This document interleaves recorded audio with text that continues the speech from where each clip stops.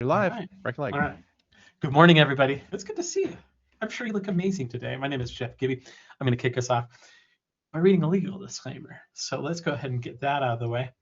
Today's demonstrations are designed to instruct you on using Metastock and the accompanying software plugins. They are not a recommendation to buy or sell, but rather guidelines to interpreting and using specific indicators and features within the software. The information, software, and techniques presented today should be but rather, the information, software, and techniques presented today should only be used by investors who are aware of the risk inherent in trading.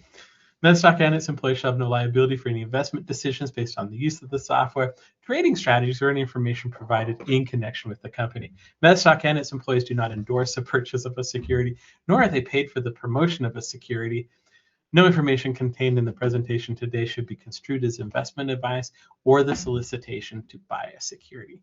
You may not guess this based on my performance, but that's like probably the 1,000th time I've read that. So in any case, welcome to the event today. It's good to see you. It's good to be here. Julie, thanks for saying hi. Good to see you. If you have questions as we go today, just feel free to ask them. You can type them. If you're in GoToWebinar, you can type them in the questions. If you're watching on YouTube, just type them in the chat. We're watching both. We'll make sure we do our best to answer all of the questions you've got, all that kind of good stuff. If you are watching this on YouTube, there's a couple of things that I would recommend. I'd recommend you like and subscribe and chat with us. Those things help a great deal, and we really appreciate them. We'd also recommend, or I'd recommend that you register for the event today, because we will be giving away prizes to all registered attendees. If you're watching in GoToWebinar, you're already registered. That's how you got the link. If you're watching us on YouTube, there is a pinned link at the top that will give you the instructions on how to use. You just click on it, put in your name. It's easy. So as we get started today, I want to say thank you to a couple of our sponsors. Stocks and Commodities Magazine is the first one I'm going to thank. So they've been a partner of Metastock for a number of years. They've sponsored our events since probably good 14 years now. Well, it's been a while. Great magazine. You can find out more about them at traders.com. If you subscribe to their magazine, not only do you get all the current issues for a year, you'll also get all of their historical archives in a searchable archive. They've got 17,000 of them. They've been publishing the magazine since 1982, and they've got 1.3 million subscribers. So if you're not one of them, I'd recommend you do it. It's great. Also want to say thank you to the Traders Forum. The Traders Forum is a sponsor of the Metastock events. If you join it, you can chat live with other about the market with other traders. There's a lot of really good traders up there. You can learn about the markets. There's a lot of really cool free lessons. It's designed to be a community of traders helping traders, and you can join for free. TheTradersForum.com. So we are, of course, Metastock. We'll be talking about Metastock all day today. We'll be using it. We'll be kind of displaying the charts, talking about how it's been rated #1 in its price category for 32 years in a row. It's great at scanning, testing market ideas. We've got a patented forecaster in there that's really cool. Pricing for a delayed version of Metastock is only $75 a month. And if you buy a month, we'll give you a second, a third month for free. All week long, you can do that. Great way to try Metastock. It brings your cost down to like $25 a month, and there's no commitment to keep it. So throughout the event, any of the time we're talking about offers here, you can go to metastock.com/conf promo. If you have questions, feel free to chat them in here. I'm looking for questions. Or you can go to metastock.com/sales chat. So that finishes up kind of the introduction. I want to say thank you for being here. Again, if you have questions, feel free to ask. We'll be monitoring those in real time. Our first guest today is a gentleman by the name of Price Headley. Price is one of my longest running friends in the market. We've been working with him for probably a couple decades now. I really like, when I kind of introduce Price, I like to talk about kind of his mentality, about how he trades, and kind of like the way he kind of looks for opportunities. He's always been somebody that says, hey, focus on the big opportunities. And I think that's something that's applicable not only to trading, but in your entire life. So without further ado, we're going to get started. Price, let's go ahead and get you going. How you doing today? Fantastic, Jeff. Thanks so much for having me. Great to kick off the conference here. Yeah, I figured we'd kick it off with a blast or a bang or something. We're going to have fun for sure. Let me go ahead and make sure my full screen is up here. Tell me you can see it okay. We're talking Tesla today to kick things off. Right on. I can see it. I can hear you. And that's a good cue for me to get out of the way. It's your turn. Go. Thank you, Jeff. And good morning, everybody. Price Headley of BigTrends.com. Thrilled to be with you today. And really, there's so many different ways you can trade today's markets, and a big part of it is having a game plan for whatever you're going to do in the markets. So that's my objective for you today, is that we can focus on one trading vehicle. One that I love is Tesla, TSLA. Now, whatever your opinion is of Elon Musk, obviously he's polarizing, right? He's sparked a lot of critics as well as a lot of massive fans, and I'm amazed, just having ridden in a Tesla recently, where I was amazed at the self-driving technology. It was like that driver assist thing where, but thankfully somebody was in the driver's seat, but he's already doing it without people in the driver's seat. But the technology is amazing to watch. I mean, just to watch people swerve in front of you and have it adjust and basically keep you safe. So to me, it's a pretty phenomenal thing. But of course, Tesla is trading even more than just as a car play, as an electric vehicle play. It's not just that; it's a robotics play, right? A robot or multiple robots potentially in every home and business, and potentially the bet that Tesla does has a technology to be a leader in that area. So point is, we want to take all those what ifs of the super long term, where's Tesla going to be many years from now, and say, I want to know where it's going to potentially go the next trading day. We're going to focus on a really short term strategy. We can hop in, hop out, use relatively short term options, but still never trade them into the expiration day, and just use a simple few price action patterns with a simple moving average filter. So we're going to keep it incredibly simple here. As we get it started, let me just remind you that the information that I share with you in today's presentation is based on our proprietary research, and it's intended for illustrative purposes only. What we talk about here should not be considered specific advisory recommendations. Of course, you know that stock and options trading have both large potential rewards, but let's face it, they also have large potential risk. And so one of the things I love about this strategy is it's got a time stop. It's gonna knock you out after 24 hours of giving it a chance to go. If it doesn't go, you don't get your price target, your price stop, you're out of the trade 24 hours later. So that's very important as a risk management tool to have a time exit, especially when you're using options, right? So remember, the past performance of any trading system or method is not necessarily indicative of its future results. Future results, we all know, are going to vary, right? They can be better or worse than the past. But the basic thing is, that the markets vary. Your job as a trader is to have a consistent execution plan. So that's why I always remind new subscribers coming in, don't shoot for the moon on your very first trade and load up on any one trade. Be really slow and steady on your capital allocations, and have a plan to just build your confidence in your execution first. Okay, so that's what we're going to talk about today, is how you could simply execute that with a single ticker on TSLA with Tesla. Our strategy, not that creatively, is called Tesla TSLA Options Trader. So we're looking at just trading weekly options on Tesla, and we'll talk about which weeklies we trade depending on how much time we have in front of an expiration. So these are all tactics I've learned across 36 years of trading experience with options myself. But actually, I don't actually fall on that to say that I should do something different the next time we get a signal. Anytime we get a buy signal, we want to buy, or an exit signal, we want to exit. The point being that we've got to follow a system too. So it doesn't matter how many years of experience I have, in the sense that I still have to execute just like anybody that has a plan. You've got to follow it. So we'll show you the success stories and works. Also, what happens when it doesn't work, right? You got to be able to manage both sides. We're talking reality, not fantasy here. So in reality, you're going to have winners, you're going to have losers. You got to manage both sides. We'll talk about both. And it really simplifies your life to really zero in on just trading one trading vehicle. I don't know about you, but I think the biggest challenge that we all face, I know the biggest challenge I face in today's world, is information overload, right? You've got so much coming at you, and a lot of good stuff coming at you through the conference, right? And you've got to basically try to assimilate all that into what resonates with you, that you can go take one of these many excellent strategies being presented and say which one resonates with you. Say, just focus on one thing after you soak in all the content throughout the week and say, how can I zero in on just one thing at a time? Then you can master that, go on to something else. So for us, it's really hyper laser focus with just one vehicle, getting rid of the need to scan through hundreds and hundreds of situations. Of course, Metastock software does a great job of basically boiling down thousands of situations into the top handful that you could trade off of any of my Big Trends tools, something called Big Trends Toolkit. I'll let Jeff tell you more about that after I'm done. Try to leave a few minutes for him to share with you that excellent Metastock toolkit, the Big Trends way.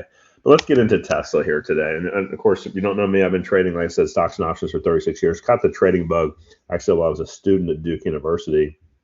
And I remember I took an investments class at Duke, and I was asking about technical analysis, and the professor said that technical analysis, there's no value in that. It's all fundamental analysis. It's what you got to do. And yet here I am, 36 years later, still trading technical analysis with it, looking for edges in the market, right? So I don't mind when conventional wisdom says that you shouldn't do something. It's all about results, right? So if you find that you're getting results, when I was trading my own money to start off Big Trends, to build my portfolio in the mid to late 90s, and basically really realized that, hey, this is working really well. Everybody's ragging internet stocks, and I was pouring on the gas on internet stocks, building up my account to have that cushion to say, okay, I launched Big Trends in November of 99. And I actually thought, hey, we might have some trouble ahead. I actually got featured in Barron's not once, but twice, saying watch out below in the early 2000s. And I knew I better have a cash cushion to ride out a potential bear market, not just personally, but as a business, right? So the business, even when people lose interest in the market, you still got to be able to say, how do you make money on the upside?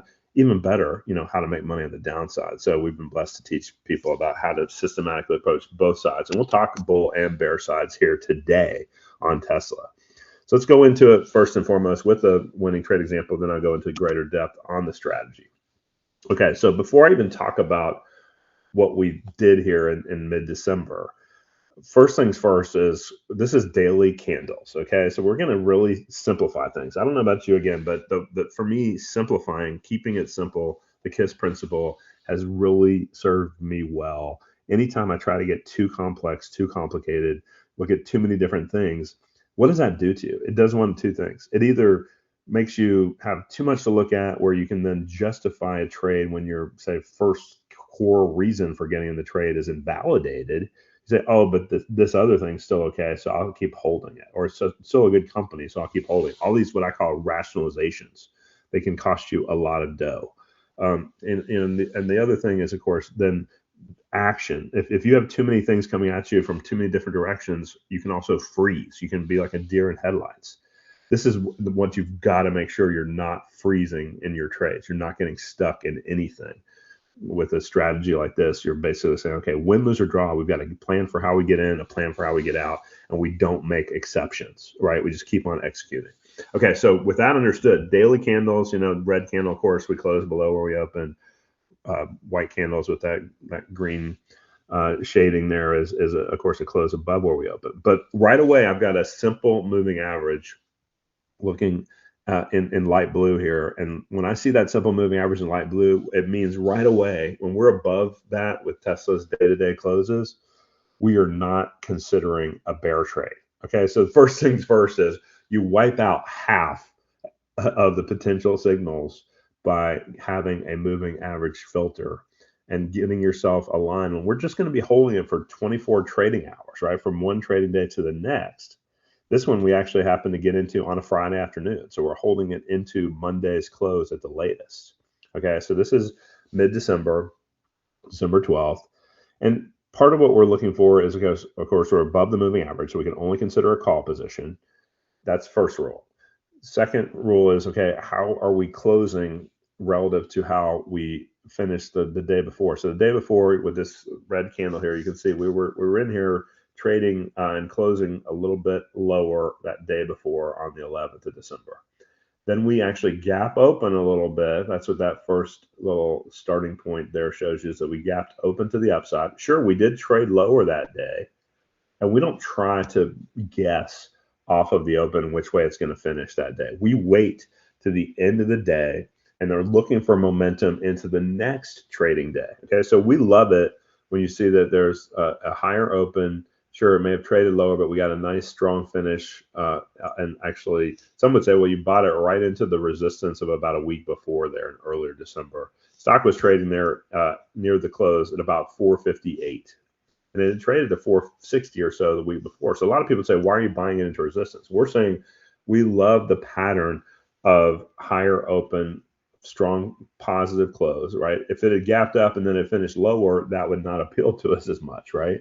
We're looking for that finishing momentum, because a lot of times when you think of the daily action, a lot of traders will, especially newer traders, will tend to place their trades right off of the open, or they may even get their stops hit right off the open, what's called the flush, which will show you a flush pattern in a little bit too. But the idea here is that the institutions, the big money, is a lot of times waiting for later in the day to see what the tone is as we finish in that final hour or less, and say, okay, we're finishing strong. That portends even more positives to come, right? If we had opened higher and then closed lower, that would have been a totally different ballgame, right? So if you chase a breakout early in the day, then it flips on you by the end of the day. You know, you don't want to be holding that into the next day's trading, right? That's a failed breakout. We're trying to minimize fake outs and maximize true breakouts. Okay, so we like this. Our system likes this higher open and higher finish, in this particular case above the simple moving average. And again, when you become a subscriber, I've got a great starter special for you at the end. You get all the settings and rules. Okay, I don't give them away for free, but I'm giving the concepts here. But I've got a great low risk entry point, I think, for you to get started later. So stick with me on that. But notice, so this is on a Friday's close, just under 458. What are we buying?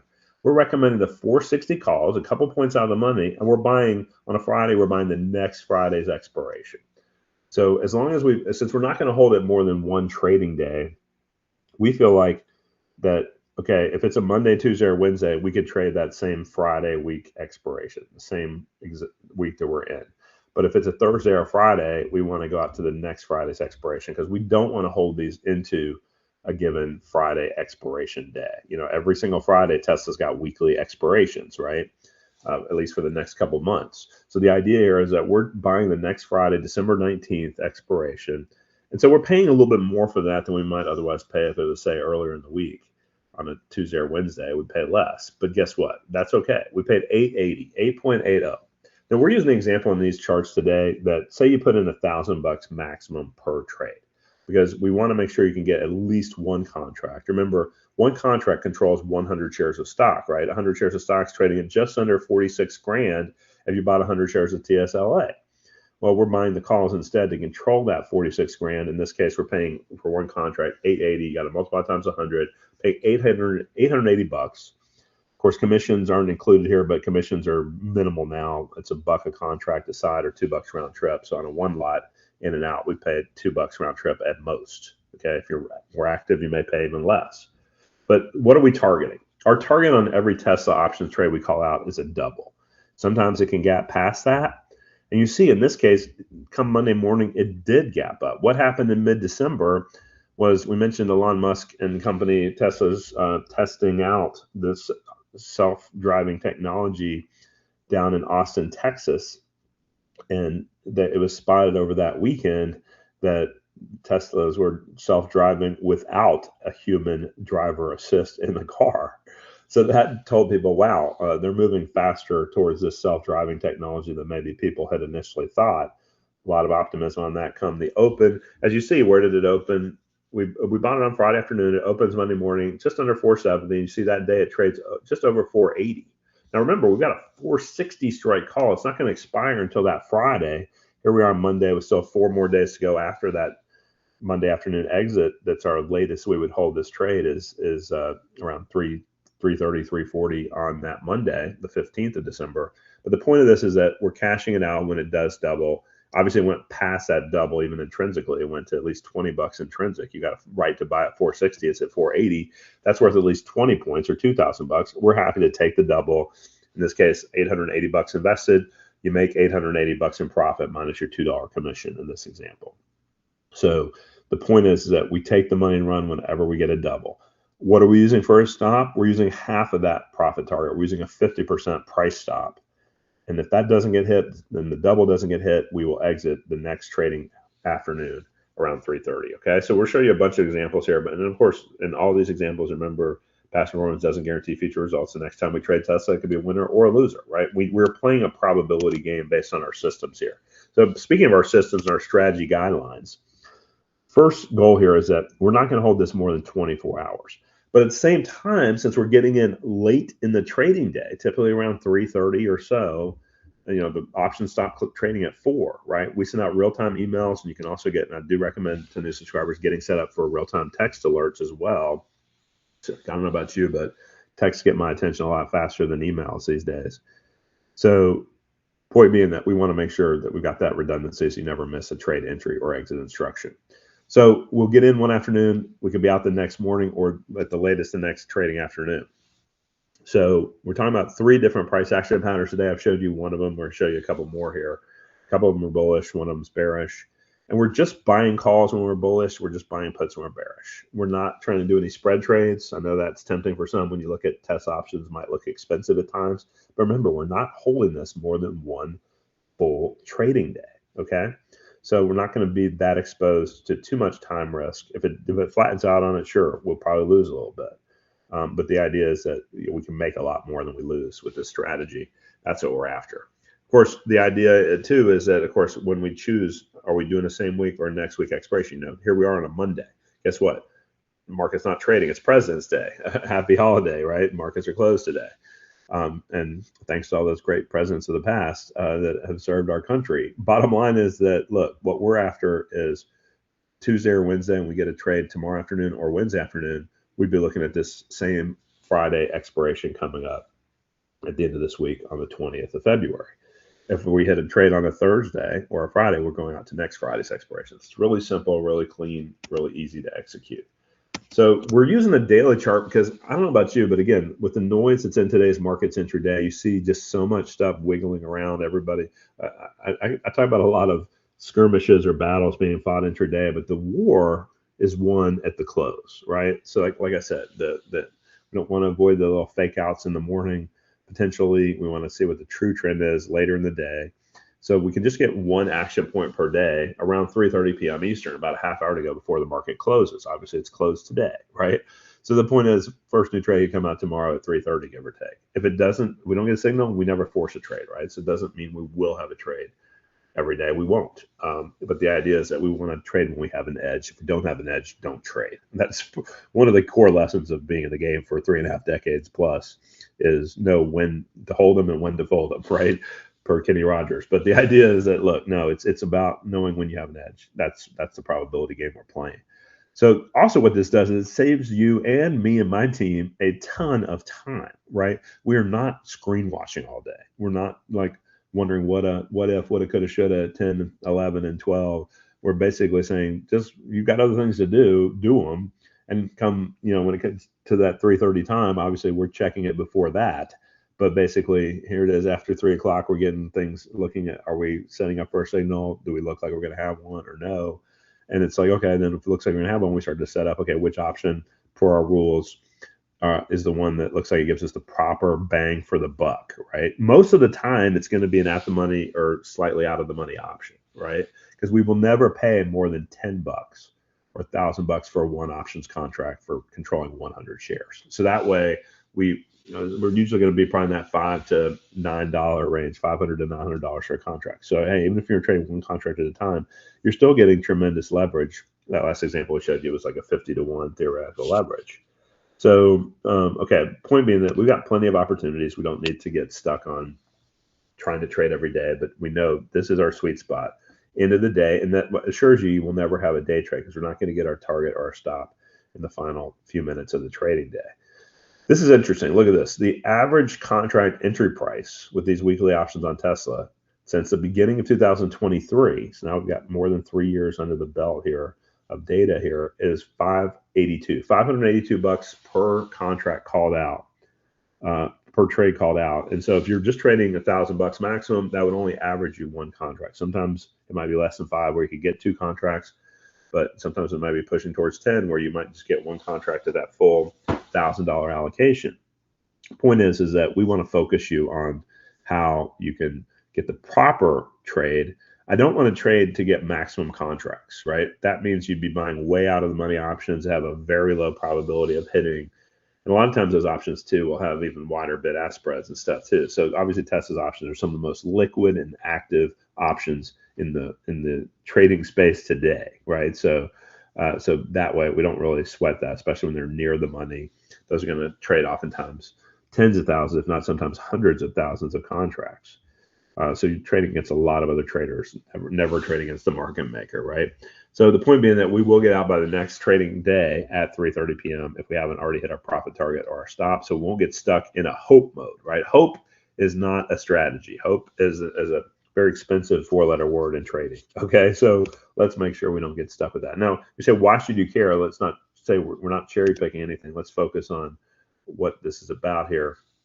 Looking back since the beginning of 2023 through the end of this past week, all closed trades, obviously, and of course, with the reminders, we look at these kind of past performance numbers. The past performance never guarantees future results, right? We know future results are going to vary, but what you want to do is have something that you're confident in to keep firing and keep on taking that edge out of the markets. Because even as market conditions change, I believe these patterns tend to remain, if not the exact same, they tend to remain similar, right? So we're looking to keep on repeating what's working here for us. So in this example, we're saying if you had a $25,000 account where you could put in, say, a fixed $5,000 a trade and never compounding that, never trying to grow the amount you put in per trade.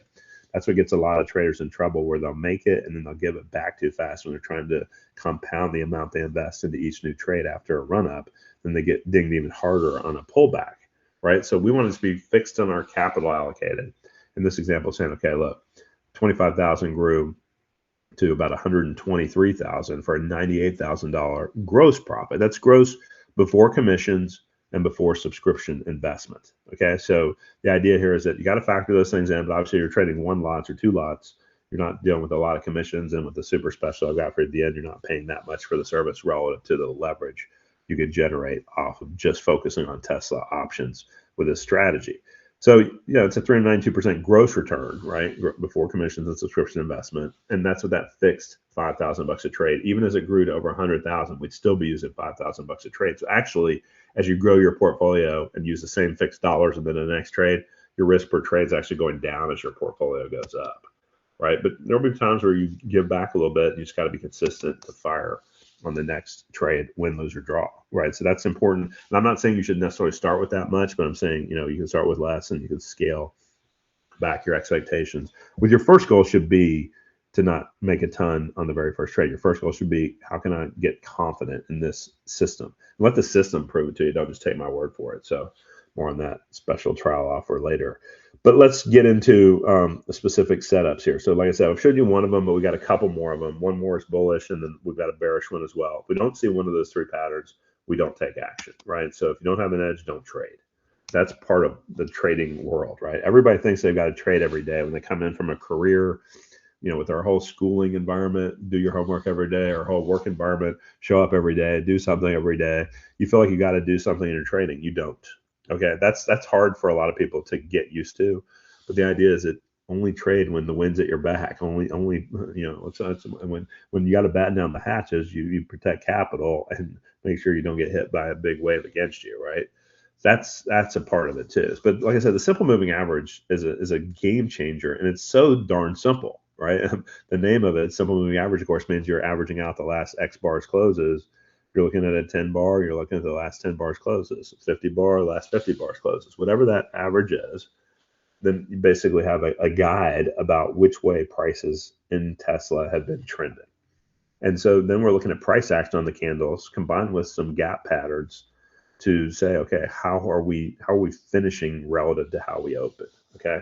But bearish trades, we do require a little extra confirmation because, of course, bearish trades can be even more profitable when you're on the right side. As they say, stocks take the escalator up and the elevator down sometimes, right?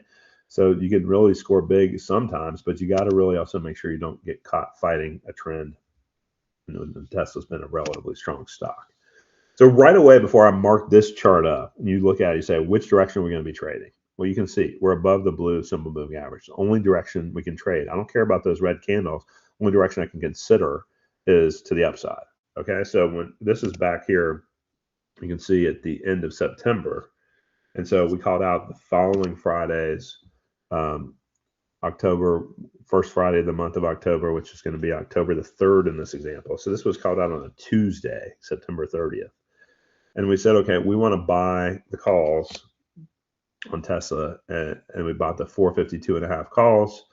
And you can see that in this example, it popped up the next day. So we bought them there when we were a bit more out of the money, right? We're just over 440. You say, well, why would you buy them right there? You can see, well, we didn't make that much progress for the day. But look what happened here, right? We undercut the prior day's low. A lot of, like I said, amateur traders will place their stops right off of that prior bar's low, right? So they're getting flushed as it ticks underneath there during the day. We're not doing anything yet here on this bar, right? We're waiting for that last half hour. And by that last half hour, most of that reversals happened where the flushies, those getting flushed, are now stuck on the sidelines, licking their wounds. And yet now the bulls are taking the ball back. It's closing right near the highs of the day, getting a nice positive reversal. So we're in there at about 442, maybe 443 even, buying the 452.5 call. It's about 10 points out of the money, 2.5% or so in the stock terms. So we're paying $755. That's $755 to control 100 shares. If you put $1,000 in, you only buy one contract. That's okay. But here's also why we don't use a tighter stop, because you can see what happens the next morning. We open a little bit lower and we trade lower than that, right? If we had finished at 442, we might have traded here on just under 440. You might have been down 25 or 30% on your option at some point that next morning during that little bit of an early shakeout. So you put too tight of a stop in there, you're going to shake yourself out of otherwise good trades too easily. So we feel like the 50% stop is much more appropriate given that we're targeting twice that. The double is our profit target. So we're still targeting twice our reward relative to our risk on average. Sometimes we can make even more if it gaps even further than that. Of course, it could occasionally gap worse than 50% against you. Both of those are possibilities. You've got to account for that. That's why I always say to new subscribers, please start small. In this example, obviously, one contract still costs you $755. You got to be comfortable enough that you're not panicking if it's trading down at $500 and you got in at 750 and it's down a third and you're going, oh, what should I do? It's like, well, you should hold until it's down 50%. You know, and by 755, you might lose $360 in that example if it's trading continuously down through your 50% stop loss or so, right? So the idea is that you got to be comfortable with that can happen. It will happen, okay? But in this example, you can see we get the bang for the buck on the upside after that little shakeout in the morning. It rips to the upside. By the end of the day, it's trading up over 460 at one point there. And you say, we bought the 452.5 calls. You think, well, that's worth $7.50 intrinsically. How are we able to sell it for 15.1? Well, we're on a close on October 1st with 2 more trading days to go, right? When with Tesla breaking out to new highs, there's probably a lot of people who think it could go a lot higher than, say, an extra 7.5 points of time value that you're also basically cashing out of there when you sell it at 15.10. Point being that we take the double, make the $755 before the $2 round trip commission total on the one lot, and say thanks very much, and we move on to the next one, back to the sidelines for cashing out near those highs. Whatever happens the next day happens, right? We can have trades though. You'll see on here where we can come back into the very next day, and we will come. If we do that, we won't buy the same option, or we won't say hold this option. We'll say we're cashing out of this one and we're going and buying a different strike to be optimized. So let's look at another example here. This was back in September. You can see Tesla really starting to launch here. And so 9/11, September 11th, we actually picked up an entry on Tesla as it just had that big surge there. Coming out of that little wedge pattern, that little sort of triangle breakout there. But more importantly, look at it closing right near the highs. It actually had gapped up as well that day. And so that was a Thursday on 9/11. We bought the calls there. We happened to buy them the next day, that day as well. That next day, as we cashed out on the 12th, we bought them on the afternoon of the 12th as well.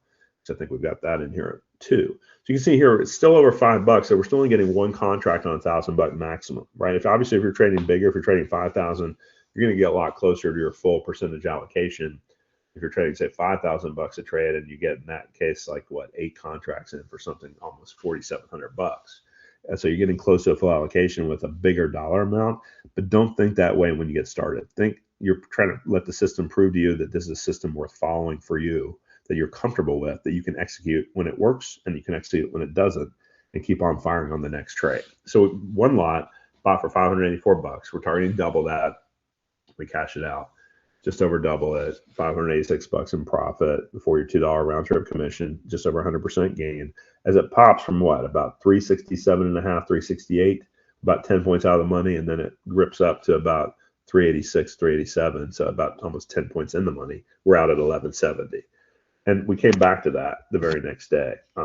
And so hopefully we've got that one in there because what that was about, here's a put example too, but what that was about was Elon Musk himself was buying up shares. We didn't know it at the time, but basically he was buying up nearly $1 billion worth of his own stock there in early to mid-September. Pretty good confidence vote for the stock, right? Well, here's a prior example on the downside. So you can see the difference here, right? When it's broken that moving average filter in light blue, you can see that's where we're going to consider downside trades. Now, we won't be early. You can see in this example here that we actually have the first trade of this sequence called out on that nasty looking candle. A lot of people will email me that are newer and say, why are you buying now? You're too late. You know, it's already down from almost 170 at the open, finishing near 161, 162-ish at best. And so it's like, man, you missed it. That's the feeling we all have sometimes with trades, right? But the idea is that no, we haven't missed it. You can see we're getting in at 380 a contract. In that case, that would get us 2 contracts in for $760. 760 is our target. It gaps down the next day and trades on down even lower. We're out at 765, taking the double and running. And then the next example here, you see we're gapping again to the downside. And you see it's finishing that day around 150. People are catching on that Tesla is plunging here, so we're having to pay a little bit more time premium here, buying a 143 strike out of the money, paid $395 for it.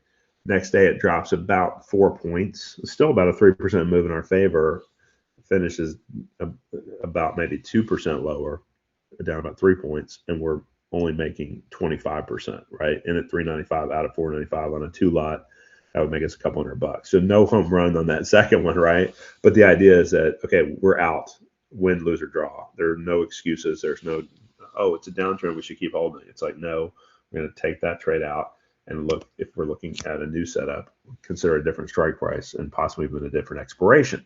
Now, other time stop examples here where trades don't get to their 100% gain. This one is an example back in February last year. You know, the market was starting to get toppy there about this time last year, and we were paying more for this option, right? We paid $965 on February the 6th. There was a gap down, and in this case, you can see while it did close back up even a hair from where it opened, you think, isn't that an upside reversal? We're saying, you know what, our system on the bear side says when it gaps down and still closes lower on the day, this was below the moving average filter, it still has more potential, we think, to the downside. So trading near 375 late that day, we're buying about 2% out of the money, the 367.5 puts. And those are not cheap, right? We paid $965. So it's going to be harder to double an almost $1,000 option to $2,000 or so, right? So we're targeting like what, 1930, I guess. But basically, we don't get there. It does trade down to what, about 361 or so, about 6 points in the money. We're out at 1375 that next afternoon, right? So we're saying we take it out. We don't make a home run. We make 42%, $410 on the one lot. And we say, okay, thanks very much. We're moving on, right? We might get back in. We might not. What does a loser look like? Okay, here's one where we did, our bullish system likes that this one was a gap down, a flush, but it did close back up above that prior day's low. Not by much, but our system said that is actually a bullish reversal pattern. We think it's going to reverse and go back up the next day. We're wrong, okay? We had bought just slightly in the money option back when it was 247.5. We bought it for 570. Still gives a one lot, not two, on $1,000 maximum. And so we're losing our 51% basically. We lose $290 minus and $2 commission, right? Down $292 on the one lot. It happens. It will happen. You have to plan for it. You have to expect that that's part of the game. That's why I always tell people, if you get in and that's your first trade, I don't want you going, man, this is a junky system. It's about a meaningful sample of trades. I'm usually looking for a couple dozen trades to start to judge a system's effectiveness, right?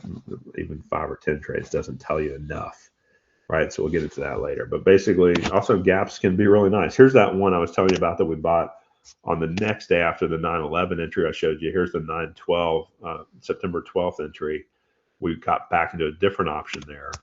Bought the 405 calls at 725. That was on a Friday afternoon. So we're buying the next Friday's expiration, right? So these options aren't cheap.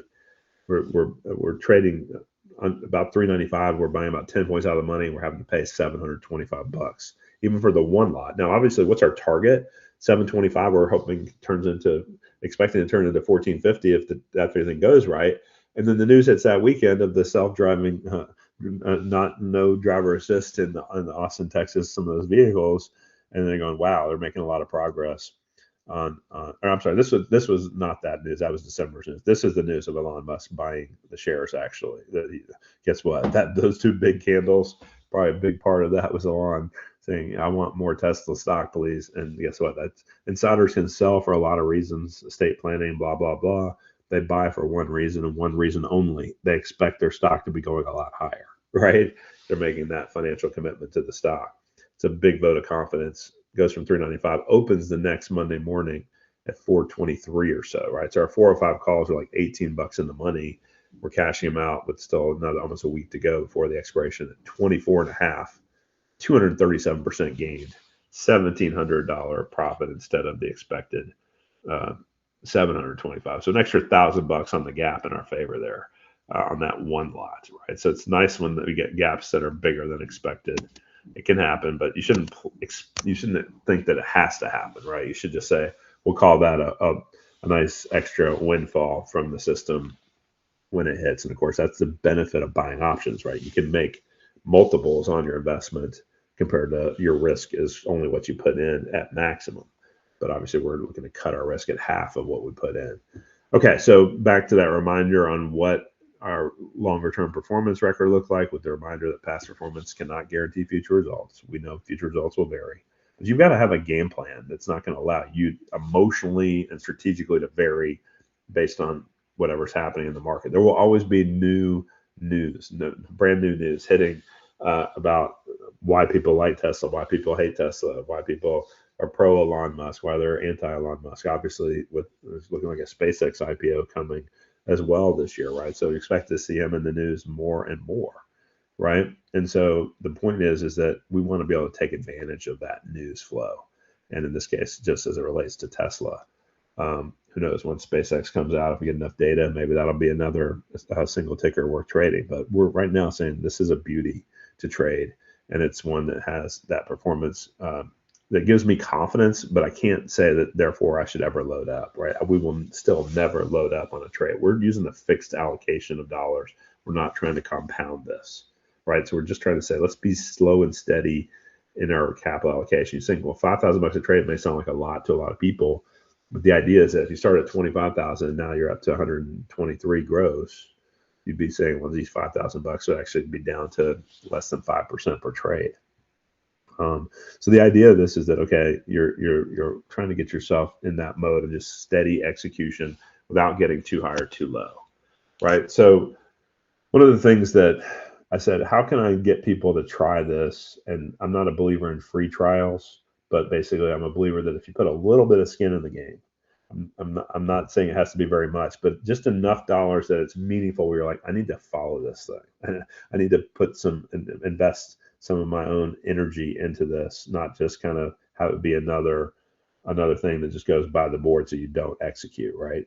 If you're serious about execution, serious about finding a simple, clean, and easy strategy to execute without a lot of time commitment, then I think you should consider this special that I've just set up for you here. So normally, if you're buying this Test Options Trader program off of my Big Trends website, you pay $297 for each month for every 30 days. And so 3 months of trade alerts would add up to like an $891 amount that you'd have in. I'm going to slash that for you today. But the other beauty of this is that I'm going to give you the same full access that I give to longer term test options trader subscribers as well, which includes access to the test options trader settings and rules. So you learn that. I think I've also even created a video that you can see kind of like a quick start on how you can follow along and understand those rules and apply them and follow along on your own charts as you wish, but you don't have to do any work. We do the work for you. I also do weekly video training for my subscribers. I'm talking about the overview of the markets and how things are shaping up on a week-to-week basis. So you're kind of continually learning the big trends way as well.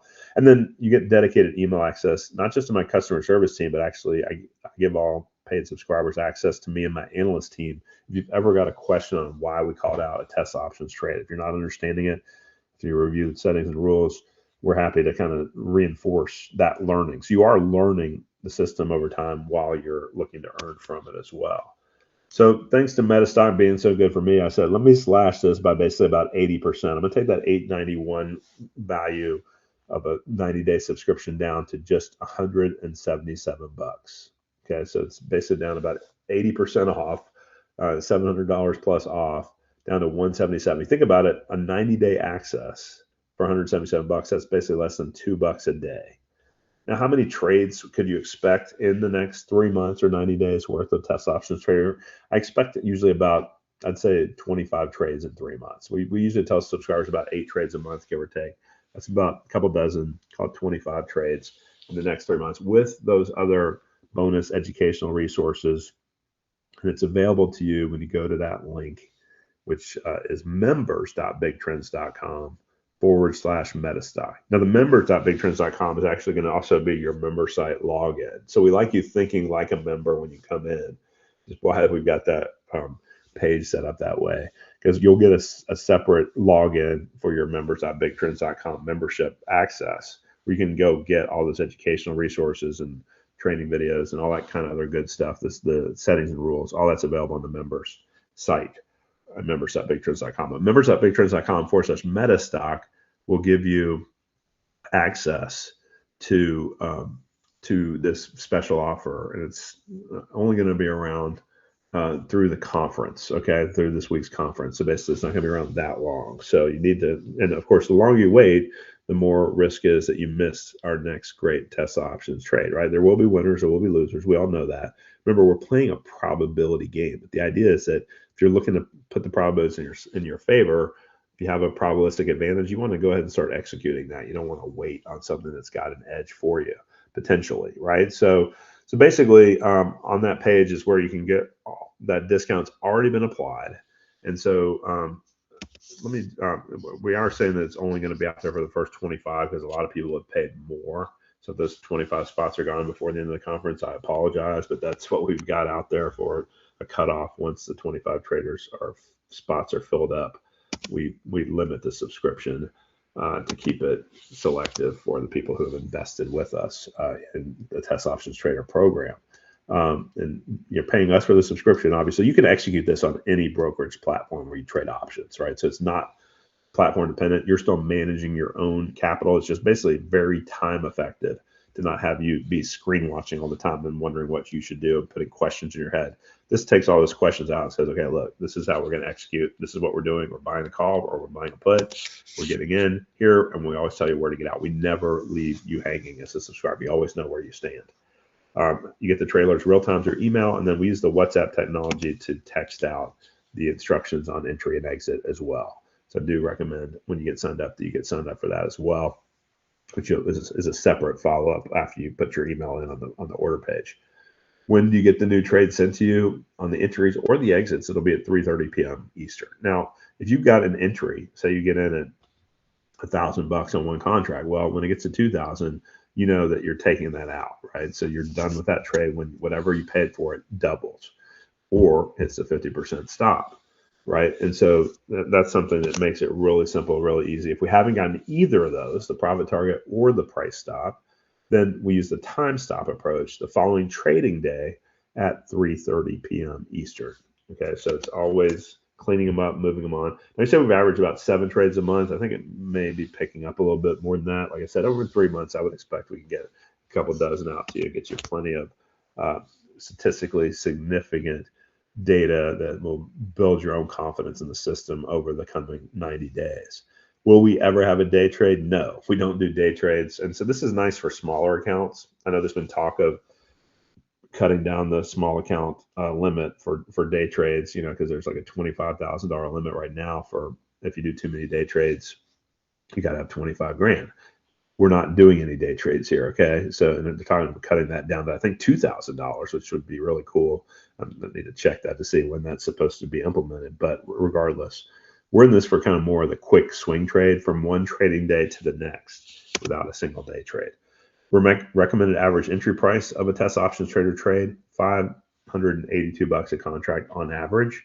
So that's what we're saying. We would recommend that you have a plan to put in up to $1,000 a trade as a typical starter amount. That way, if we have a higher dollar recommended one, I don't want you missing out on a trade that ends up being a good one because you didn't have enough capital, right? But also, if you could put in a lot more, I don't necessarily recommend you rush in with a lot more until you build your confidence and your conviction that you've seen how winners work, how losers work, how time stops work, and that we keep following up with you, right? You also get all these other bonuses, including the weekly video training, the settings and rules, and I did mention a high definition quality HD video strategy session that I did for all tests and options traders. So you can watch that as many times as you want. And of course, you can contact me and my analyst team if you've got any questions whatsoever. Remember, of course, what one trade can do for you. Just a one lot, right? We showed you this example when the signal happened there at the end of that Friday on 12/12, December 12th. And okay, in at 880, got $1,000 committed. That gets you one contract. A lot of people think, one contract. What can I do with one contract? Well, in this example, the next trading day on Monday, on the 15th, you were out the next trading day at your double, making $880 minus your $2 round trip commission. So the idea of this is that it's about consistent execution. Like we said, past performance can never guarantee future results, but looking at the past, you can see over more than 3 years of data, 25,000 grew to over 123,000. That's gross. A gross profit of over 98,000. That's gross before commissions and before subscription investment. So factor your commissions and of course with the subscription investment, keeping it very low. It's nice to get testimonials. Ewing H said, just want to let you know your test options trader is the best thing I've ever seen. I just made twice my best monthly professional salary overnight. I cannot thank Price enough. Thanks so much. And thank you, Ewing, for the kind words. And I got to say thanks to my team as well. It's not just me, right? I've got a great team. Like on our 27th year serving our Big Trends community, it's all about a committed team that's following the markets every trading day. Right now they're off, right? Because today the markets are off. I'm not off because I want to take advantage of this chance to share it with you. So basically, I appreciate Jeff and the Metastock team letting me kick things off here. So go to that link. It's members.bigtrends.com/Metastock. You'll see our 800 Big Trends number on there too. If you have any questions, you can call us or email us, clientcare@bigtrends.com too. Ways that you can reach us. They're there on that page. So I'm going to basically hand it over to Jeff to see if there's a few questions I can answer. We have tons of questions. Go ahead. Okay, I'll just start with Julie. Julie wanted to know, can we close out half of our 2 contracts to collect our gains and still have 1 contract, or do you not recommend that? That's a great question, Julie. I do that on a lot of other strategies, especially when I'm dealing with really kind of aggressive targets. But in this case, we've got a limited runway, right? We've got about a week to go or sometimes less, right? If I buy something on a Wednesday that's got a Friday expiration, I might have 2 trading days left. I'll be out by Thursday's close, but the bottom line is that limited runway means when I get doubles in this strategy, I take them, and we can roll over into a new option if we keep getting bullish signals. Like I showed you those 2 September signals where Elon himself was helping drive the chart, right? And saying, okay, yeah, if we get a new signal on that next trading day after we're cashing out of the first one, we'll go rebuy a different one, right? So that's how I kind of will keep adding exposure if the signals are still freshly valid. But otherwise, it's kind of like take the money and run, especially because you're looking at it as a risk-reward game, right? We're risking half on any trade what we put in. We're risking half our capital. That's probably more than some other traders are used to. But the idea is that if you're not familiar with that concept, then just see if you can trade it smaller, and that also helps limit your dollars at risk. But yeah, taking the double, risking the 50%, and always time stopping at the next trade day, it's been a nice rinse and repeat strategy for our test options traders. Here's a twofer for you. Okay. because they kind of are similar questions. Desert says, can this strategy be used for other instruments, including non-options? And Bill says, what makes Tesla stock so unique to structure a service around it? Yeah, great questions on both. I'll say let me do the latter one first. What makes it unique is it's so active, right? It moves a lot and it's so active, right? So we feel like it's really kind of ideally configured for the fact that there's tons of other traders out there. It's very liquid, easy to get in, and it still moves an awful lot. I mean, sure, Apple moves a good amount too, but Apple's kind of slower and steadier compared to Tesla, right? So we feel like Tesla's really even better configured than some other big names to take advantage of that. Can you use it on Tesla stock or even test it on some other stocks outside of Tesla?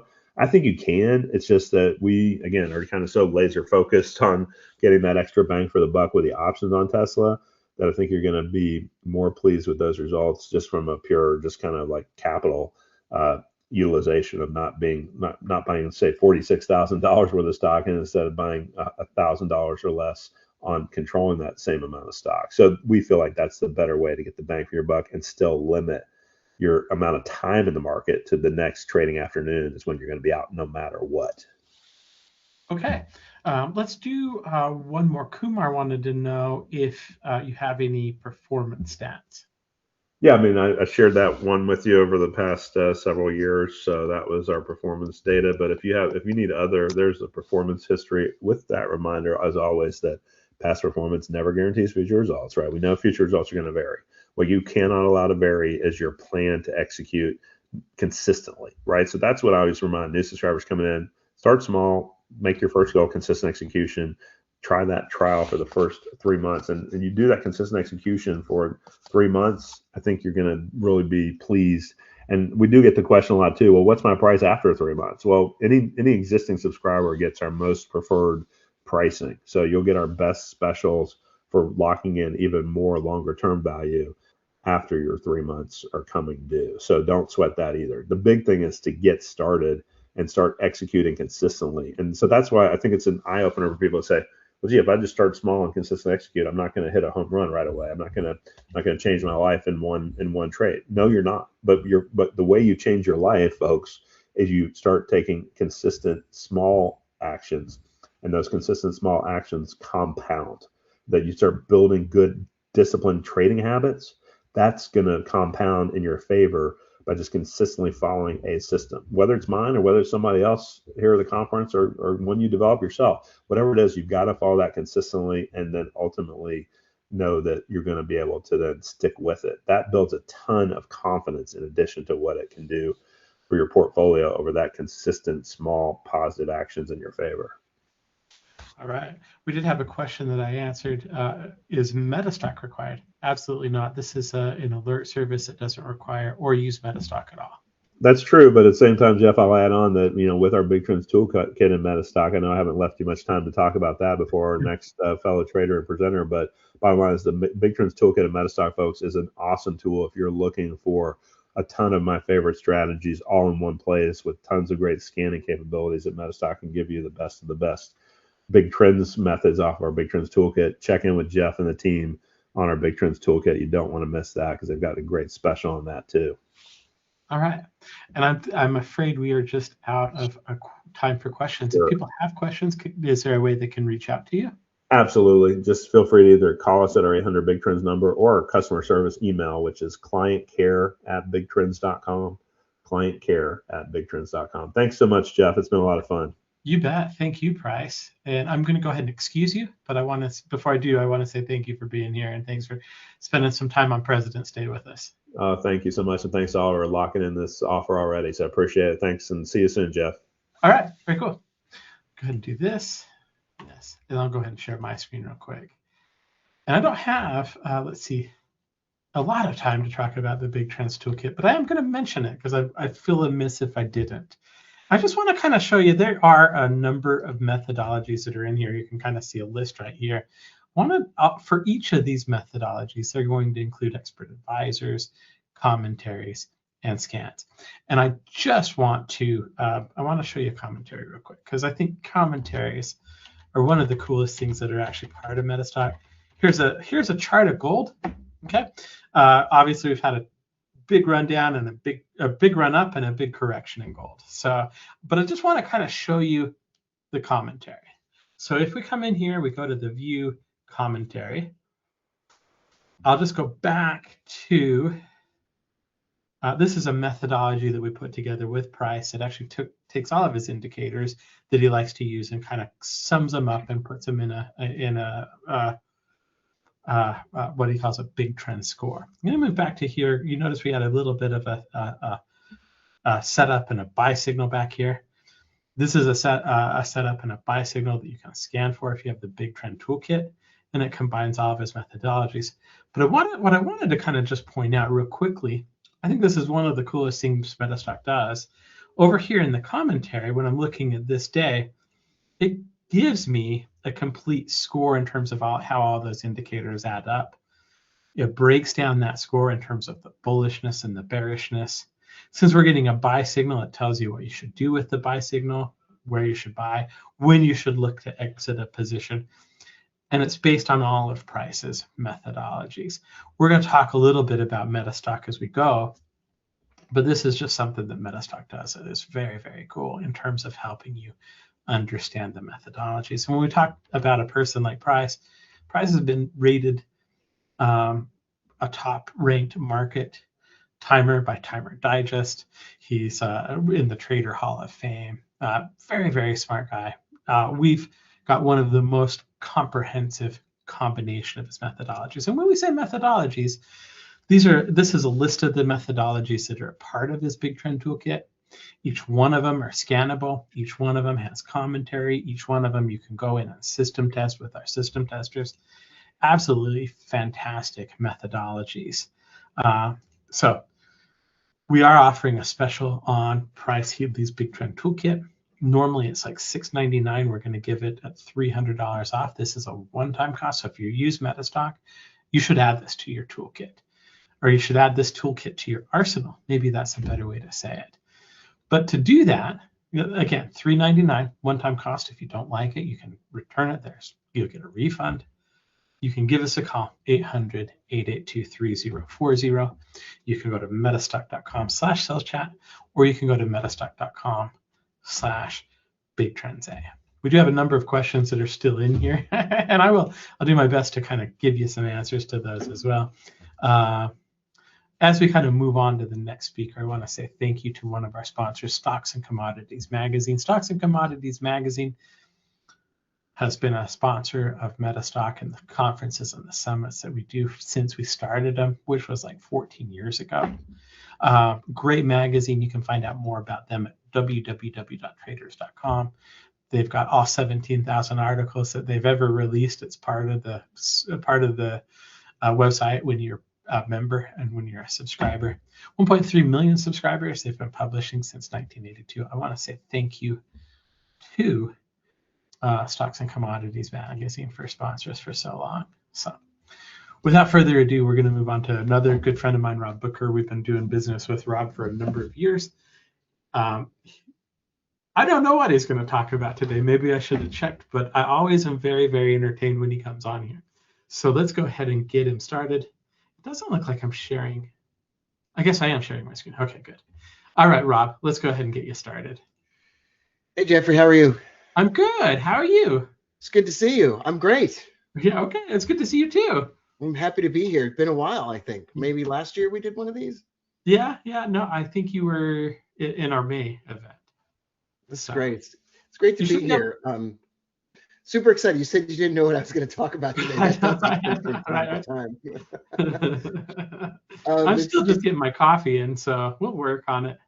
That's great. I love spending time with you, and I'm so grateful for the chance to be here. And today I actually probably over-prepared, Jeff. Okay. Meaning I've got the whole works. I spent a lot of time this weekend getting ready for this. Right on. It means a lot that you brought me on, and I'm so grateful to be here. And I see we got over 100 people here, and I'm excited to spend some time with y'all. And I hope we have some time for questions. And I want to invite you to ask as many as possible. I have some cool things I'm talking about. I've got nothing to sell today, Jeff, but I'm just excited to be here. So whenever you're ready to have me start, I'm going to try to share my screen, and hopefully I'll do this right. Yeah, I know you're a little bit nervous, but I have a good feeling about it. All right, this is great. All right, I'm going to turn off my camera and I'm going to try to share my screen here. Let's see here. All right, so I'm going to go with entire screen and share it. And you should see my slides. I saw me for a minute. That was how Yeah, that was the best part of it. That was the best part of the whole thing. All right, we can see your slides. They are properly enlarged. I'm going to get out of the way. It's your turn. Go. Okay, Jeff, you're never in the way. Hi, everybody. I'm so happy to be here. My name is Rob Booker. I've been trading for 25 years. I managed money for about 8 of those years. I no longer manage money, but I did as a commodities trading advisor. I'm primarily a short seller, and I've seen it all. I've made hundreds of thousands of dollars in a month. I've lost $1 million in a day. I've done it all over the last 25 years, and this presentation is partially a culmination of all of the stuff I've learned, plus some free stuff. As I mentioned before, there's nothing wrong with selling anything. I just don't know many of you well enough to offer you anything, and I don't actually have anything for sale. I primarily make my money from trading, and I am working on some stuff though, and I want to give all of it to you for free. And so I hope that I can help you. I hope I can serve you. I hope I can over deliver here for you today. If you're excited, you could raise your hand or send a chat in the chat box and let everybody know you're excited. I built this presentation and everything I'm going to show you together with Buddy. Buddy is I spent the last 6 months building an artificial intelligence assistant that knows everything about the way that I trade. And I'm going to talk to you more about that today. So here we go. I've been teaching Buddy, this artificial intelligence robot, to day trade autonomously. And I'm going to start streaming that live in March at no cost. And you can get information about that at scout-trading.com. We'll do more of that at the end, and I'll share more about that with you at the end. That's not the subject of this presentation. However, the results so far have been astounding. They've been exciting. They've been with real money. And I can't wait to tell you more about that later on. Once again, it's not for sale. I'm going to do it for free, and you're going to be able to watch it. So I'm very excited about that. Artificial intelligence can be kind of scary unless you manage it well and supervise it well. And so, like I said, I'll tell you more about that in a bit. But I'm going to share some things today about the stock market as a whole. And when I say the word you, I don't necessarily mean you specifically. I mean in general, because some of you, I think, most of you, I think, as I sit here with you, are sophisticated investors or traders, and you've had a lot of experience. Some of you know me already. And so I want to treat you as the at least intermediate or advanced traders that you are. And I'm happy to back up later and walk through some questions, of course.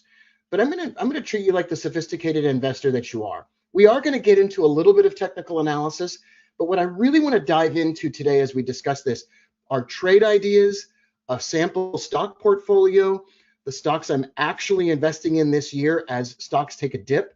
And I think this portfolio that I've built is going to be perfect for me. It may not be perfect for you, and past performance is not an indication of future results. And trading involves a substantial risk of loss, of course. All right. Most people's portfolios are making a pretty substantial bet whether they realize it or not. Number one, as we all know, the S&P 500 is 35% of the S&P 500 is just 7 mega cap tech stocks. That's way overly concentrated.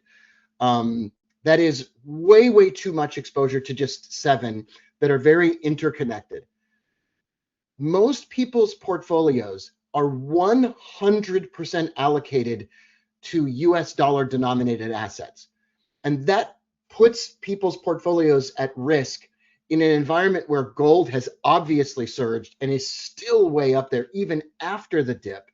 And so I think people are overweighted on dollar denominated assets right now. And this is a really important thing to say because most people's portfolios have less than 5% allocation to emerging markets or something that's denominated in other than the US dollar. And the reason I'm saying this right now is that 2026 is going to be And I have a really strong opinion about this. And a lot of time I hedge my opinions, or I say, but this is the I'm all in on this.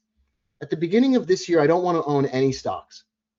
And I am expecting a significant correction. And I'm not going to understate it, and I'm not going to sugarcoat it. And I don't talk like this all the time.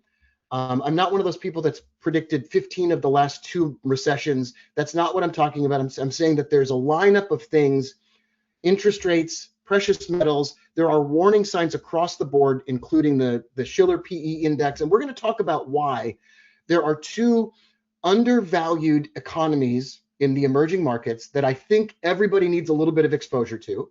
And then I'm going to talk about US dollar denominated stocks in the industry that I think is going to be the big winner for the next 4 years, rivaling or exceeding the winners in chip manufacturing that we've seen in the last few years, and the artificial intelligence labs that are really corporations that are privately held.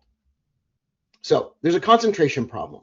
The S&P 500 top heaviness is at historic levels. So a diversified portfolio usually looks like something on the left. But what most people actually owned are the Mag 7. And most people that talk about trading education, or what I refer to as the trading education industrial complex, right? The businesses that are set up to keep you subscribed and offer you something other than tools. They offer you advice. So for example, Jeff Gibby and the folks at Metastock, they offer you tools and strategies, and they offer you a toolkit. It's like Batman's tool belt.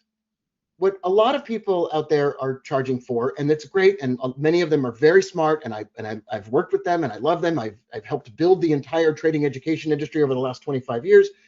But what they're doing is they're charging you for advice. And most of that advice just ends up saying things like NVIDIA. Now, that's most of the advice out there. Now, there are specializations and there are people who concentrate in other areas, but most of the news, the Wall Street Journal and business television are just ultra focused on the superficial stuff, the biggest ones, and they get all the concentration, they get all the volume, they get all of the attention, and guess what? NVIDIA is not going to quadruple in price anymore. And we're not looking for even quadruples. What we're looking for when we talk, and there's no money on the line and I've got nothing to sell you, what we're looking for are 10 baggers, 20 baggers. We're looking for stocks that are going to go up by 100 times.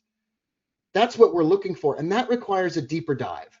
And that requires me to take a risk in talking to you about things that are as yet unproven or are still working with experimental technology. Now, raise your hand if you get excited about experimental stuff and adventures and looking for the big winners, and you understand the risks that are associated with that, because I love that stuff. So the dollar is in a critical position right now. Most investors don't think about currency, and that's the problem. The hidden currency bet is that a strong dollar has masked emergency market underperformance for years. When the dollar weakens, international returns get amplified. And currency diversification is real diversification. And the dollar index doesn't stay strong forever. Cycles matter. Look at what's happening in Japan right now. They just had a snap election. The prime minister and the government is trying to, they are the most heavily indebted as a percentage of GDP than any other nation in the world. And guess what they're doing? They're back to printing more money and stimulating the economy. There is a debt problem across the world, and there is a day of reckoning coming. So the dollar has been strong over the last decade. And the impact in emerging markets has meant that emerging market economies, that means the up-and-comers, India, Brazil, Vietnam, and these kinds of countries have done poorly as a comparison. But as you know, and everyone knows this, and I'm not saying anything new here, cycles matter. And when people forget that the cycle even exists is when it's about to rear its head. So here's the setup. What if even 10% of the rotation money that comes out of Japanese and dollar denominated assets based on interest rates, what if that comes out? What if that money comes out? Now, I spent 16 years as a currency trader. 8 of those years was managing a small $8 million portfolio as a commodities trading advisor. So this is my wheelhouse. This is what I spent a lot of time spending my time on. And emerging markets are just undervalued right now. And if money starts flowing back into emerging markets, well, that's a big deal, because valuations in emerging markets like Brazil and India are at multi-decade discounts to the US stocks. While everybody's talking about NVIDIA, Brazil and India offer some very attractive opportunities. Capital flows are starting to shift already, and demographics, as we're going to talk about, the age of the population favors emerging markets long trend. So valuations in emerging markets are at a multi-decade discount. Emerging markets haven't been this cheap relative to the US in decades. What this means on the right, the MCSI emerging markets trades at 12 times forward earnings versus 21x for the S&P 500. And if you look at the major stocks in the S&P 500, they're trading at massive price to earnings ratio. Palantir, even after the dip, is at a price to earnings ratio of 190. And if you weight that on cyclical earnings like the Shiller ratio, it's not even, it has no price to earnings ratio whatsoever. Brazil's at 7.5, lower than during the 2008 crisis. China's at 11x despite massive consumer markets and a government that is 100% committed to making sure that economy stays on track. Even India at 22x looks reasonable given growth rates in India. Mean reversion has historically rewarded patience, and nobody cares about Brazil and India, and there's all kinds of negative talk about China right now. Listen, this is an opportunity that most people will ignore, and we're going to look at the charts. We're going to pull up Metastock in a moment. We're going to take a look at these, but that's not the end of this presentation. We got a lot more here. So 2002 to 2011, weak dollar, emerging markets were up 200%. 2011 to 2024, it was a strong dollar, and the US was up 300%. From last year till today, it's time to watch the dollar. The Fed is in an argument with the executive branch of the United States government.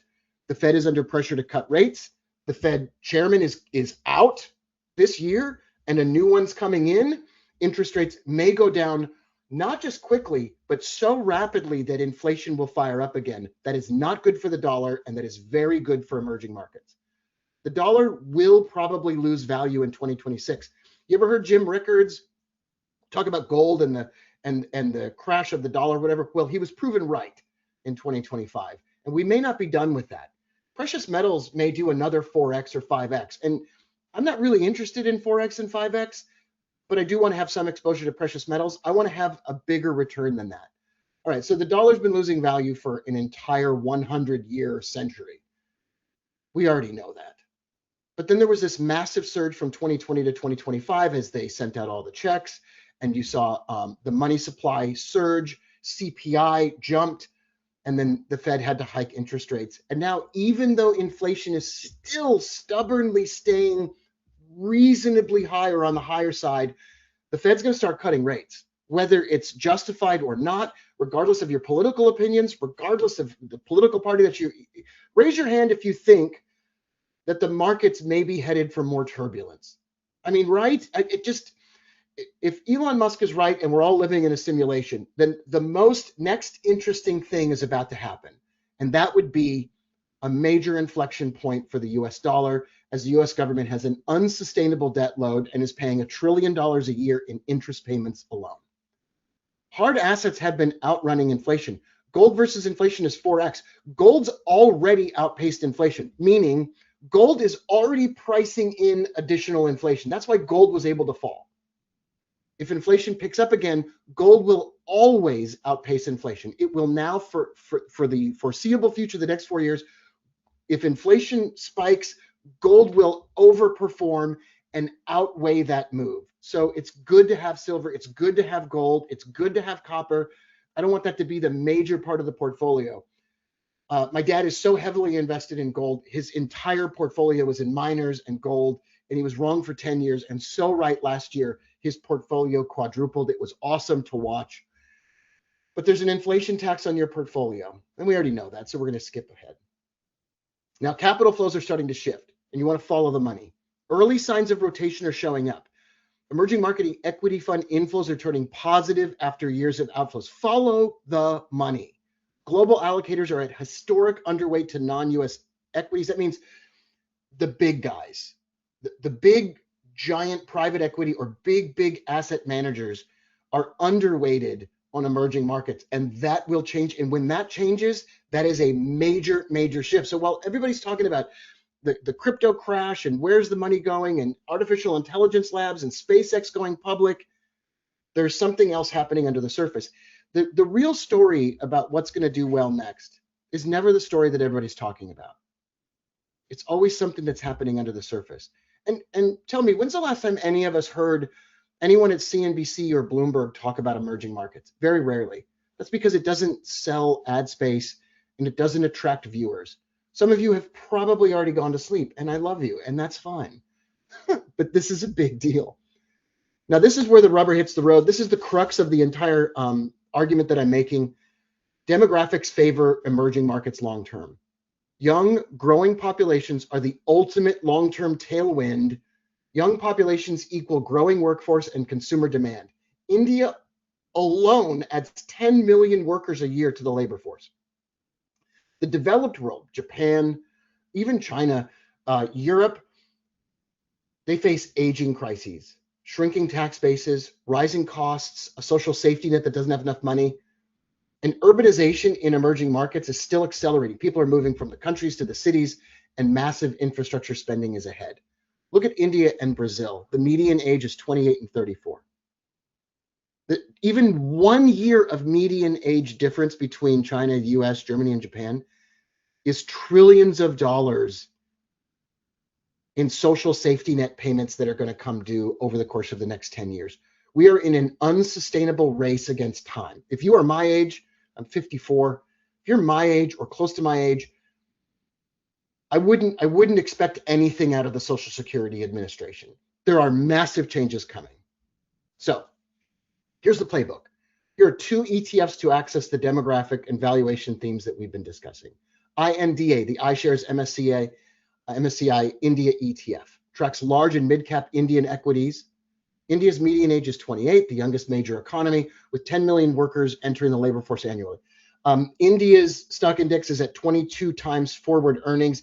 It's probably, just like the US, it's probably going to rocket to the 25s, the 30s. We'll look at India in a second. And then EWZ is the iShares MSCI Brazil ETF. This is another really, really great one.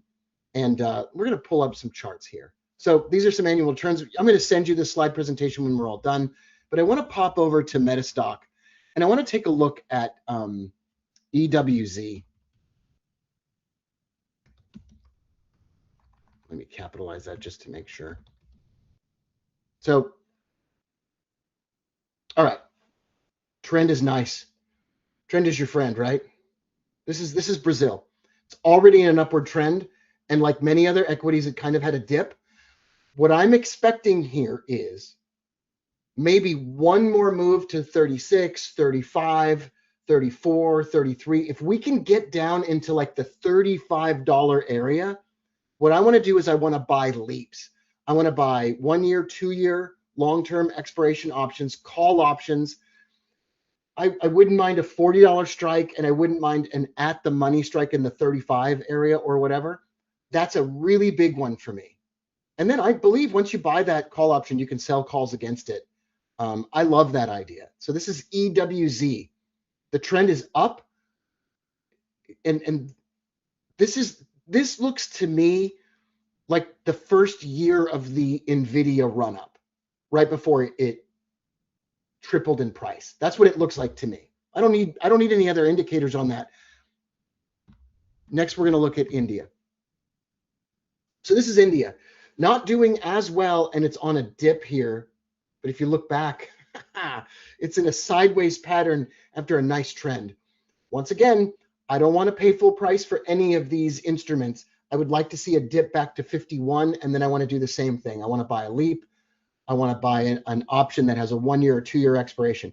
I don't want to, like, if I were working with a $100,000 portfolio, I would take 1% of my portfolio and set it aside for something like this. I'm not talking about making an overweighted gigantic bet on this. And this is the kind of bet, this is the kind of trade that takes years to develop, for which there's no patience, and for which most people don't want to look at it. This is a perfect thing to do, to set, forget, walk away, and then every year buy one more leap and then continue on with the process. Okay, we can answer some questions about that, but I've got a ton more to go. If you look at right now, the growth of $100 that was invested at the end of 2020, of course, the S&P 500 just murders it, right? It just crushes it. And if we could all go back in time during COVID, first of all, we'd take off our masks. Second of all, we'd probably buy NVIDIA. Third of all, we'd probably buy some Bitcoin, right? But we don't have a time machine. So in the absence of a time machine, it is important to remember that the trend is your friend until the end of the trend, and then it bites you in the end. And it's not going to be a happy time this year in 2026. It's probably going to look a lot more like 2022 than 2025. So I did a lot of pairs trading when I was a currency trader. I would look for highly correlated financial instruments, and when NVIDIA would go down and Bitcoin would go up, I would short Bitcoin and buy NVIDIA, for example. Well, something similar is happening now between the S&P 500 and emerging markets. There's probably an upswing happening, especially in Brazil, and a downswing happening in the S&P 500. That's a big one for me. So another trade that's possible, like I said, I'm going to treat you like intermediate and advanced traders. Another trade is a put on S&P and a call on EWZ. And I would go pretty far out. I would go 6 months, 12 months out, and I wouldn't put $1 trillion of my portfolio into something like that. But that's absolutely a trade, and it's not something that anybody else is talking about. Period. All right. So when things don't go as planned, diversification doesn't matter until it's the only thing that matters. Inflation reignites, geopolitical shock. Who thinks there's a possibility that inflation reignites?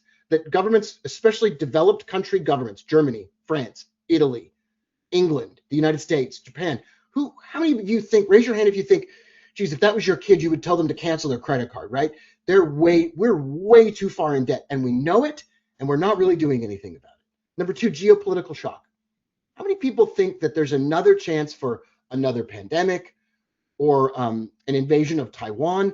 Like the number of things that can go wrong now is larger than ever before.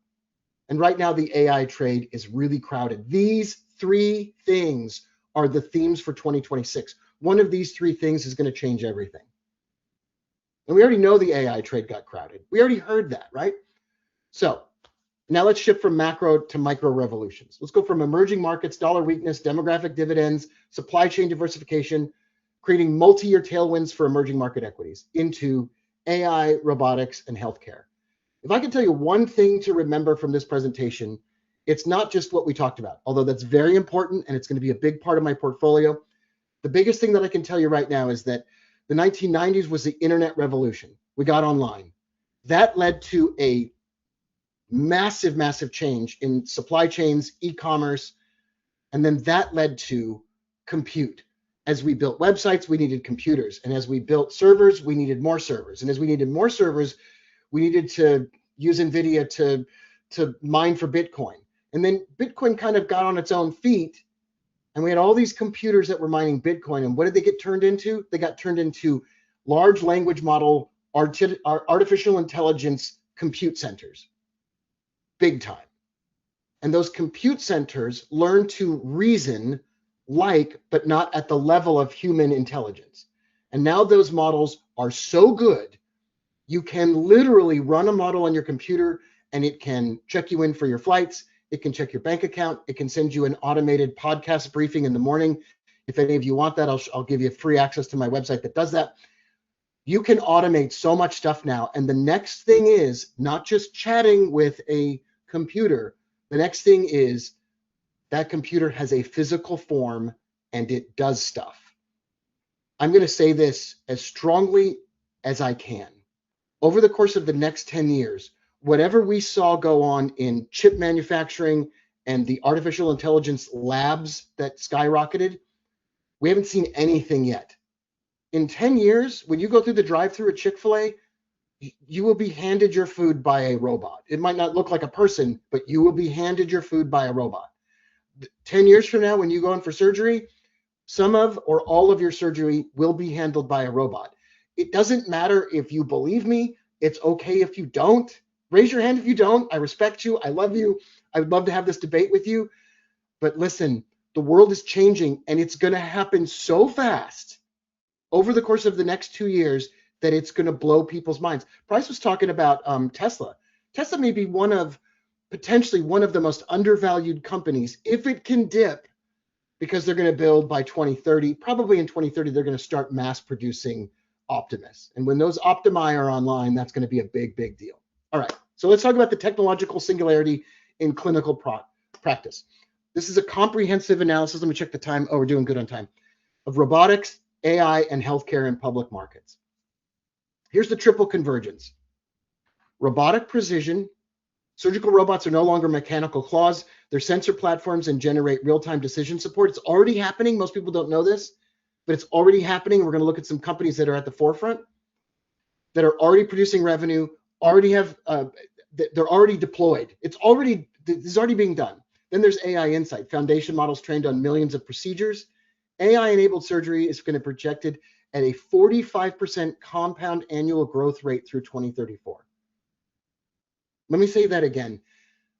AI-enabled surgery is projected to be an industry that's going to grow at 45% compounding over the next 8 years.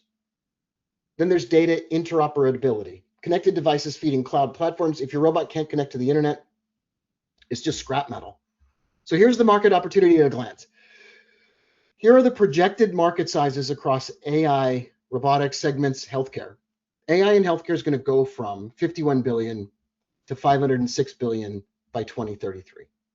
AI robot assisted surgery is going to go for 11 billion to 208 billion. That one is the big one for me. That's going to happen, period.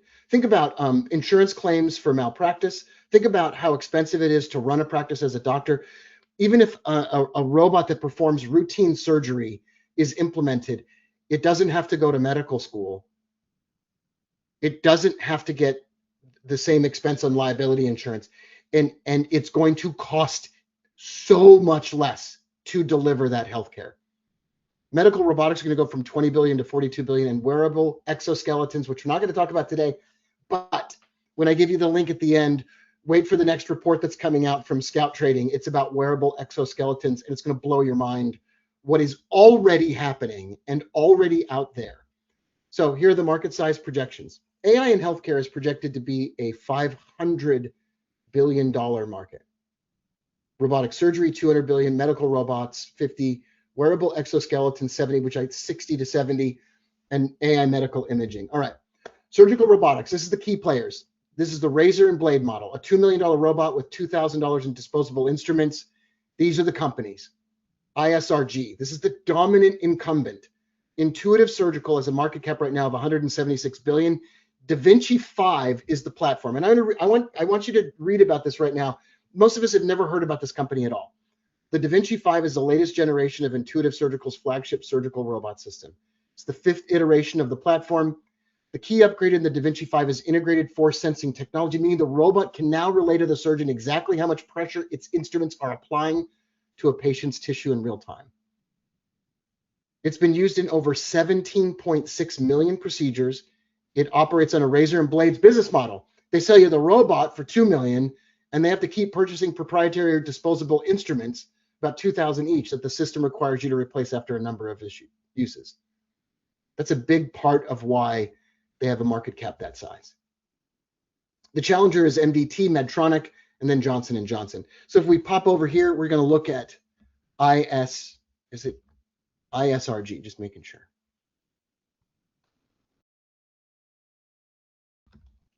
Okay, so here it is, and this is my favorite part about this one. It's dipped. It filled the gap. For those of you that are interested in gap filling stuff, it filled the gap. Now, I think all stocks are headed lower in 2026, and the baby goes out with the bathwater. I think ISRG and Medtronic and Johnson & Johnson and NVIDIA and Palantir and you name it, even the good ones, even the ones with a bright future are going to dip. I don't own ISRG right now, but I will. And what am I waiting for? I'm waiting for a dip. If the dip doesn't happen, I'm going to buy it, and I'm going to do options for all of these long-term expiration options. If it crosses $600 a share, which is the top, then I'm interested. That's right here. But if it dips down into 426, or if it dips further down into the 300s, then I'll start doing that. And I don't like to buy things at full price or at current price, especially considering the potential for a mid-year or even a next week major dip.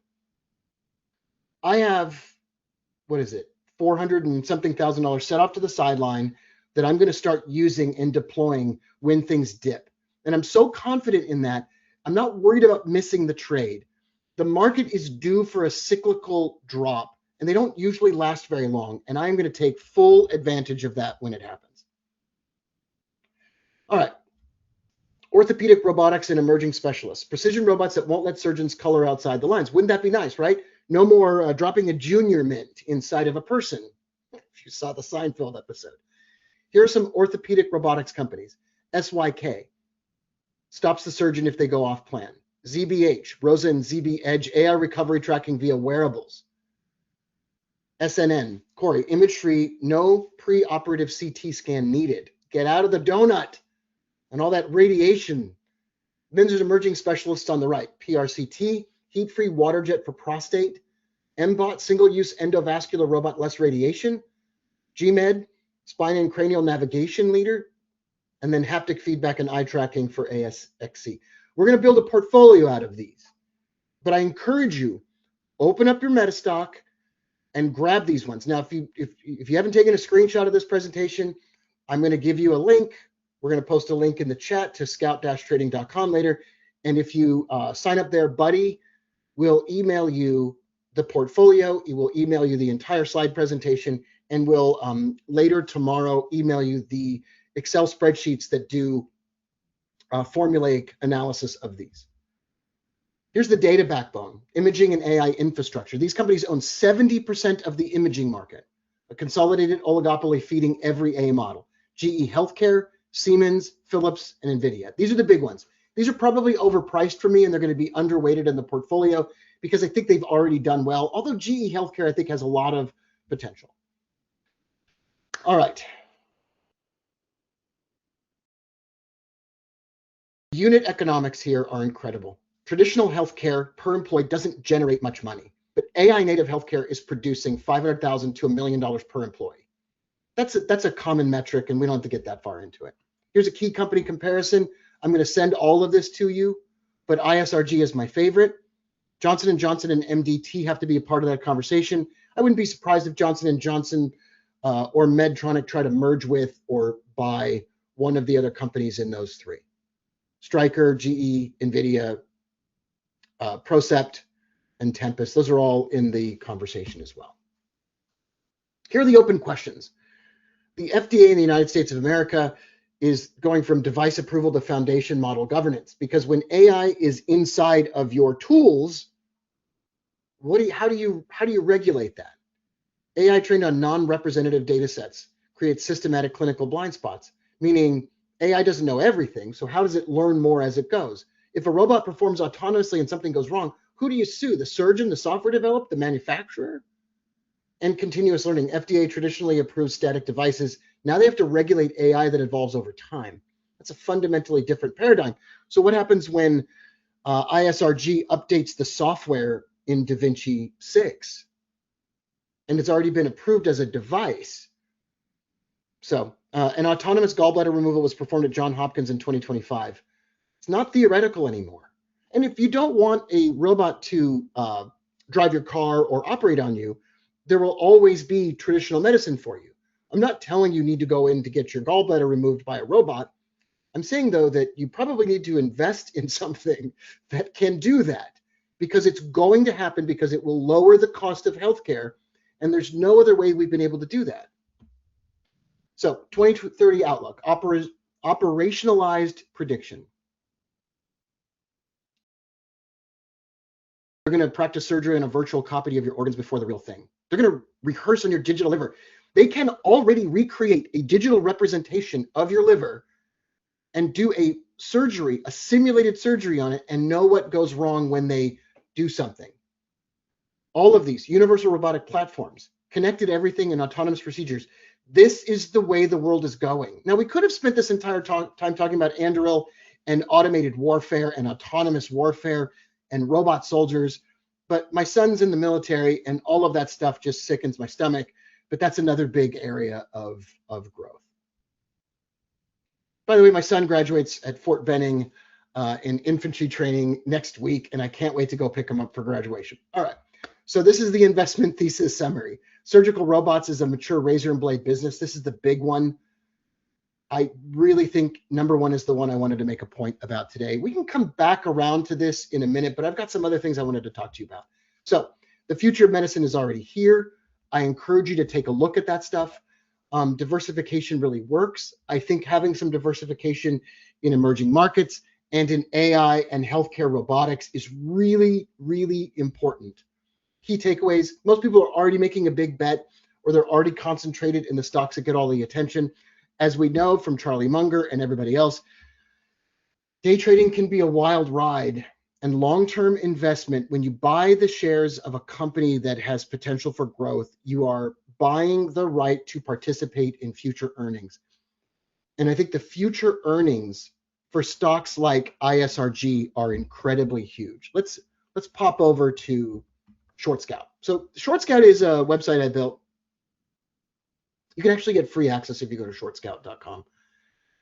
And this is Scout Ahead. What Scout Ahead does is, if you type in a stock, what it does is it does a Shiller PE index on a stock as opposed to a market.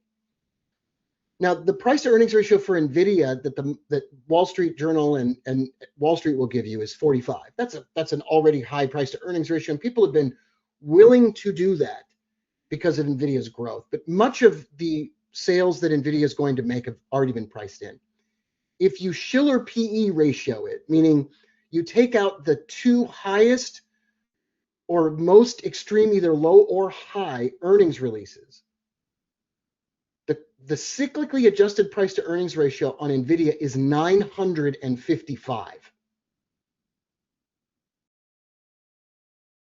It doesn't matter if NVIDIA sells $200 billion worth of chips this year. It's probably already been priced in. I'm not going to say probably. I think it 100% has been priced in. And the Short Scout mean reversion corridor could take NVIDIA back down to a 52-week low. I don't think that is a wild scenario to see NVIDIA down there. And here's where things get really, really interesting. The Scout Ahead insider sentiment tracks insiders buying or selling. I have noticed that in every case where the cyclically adjusted price to earnings ratio that I track at Short Scout is over 100, and insiders are selling more than they're buying, we get a dip. And we got a dip. So there you have it. And we could take a look at NVIDIA on Metastock here.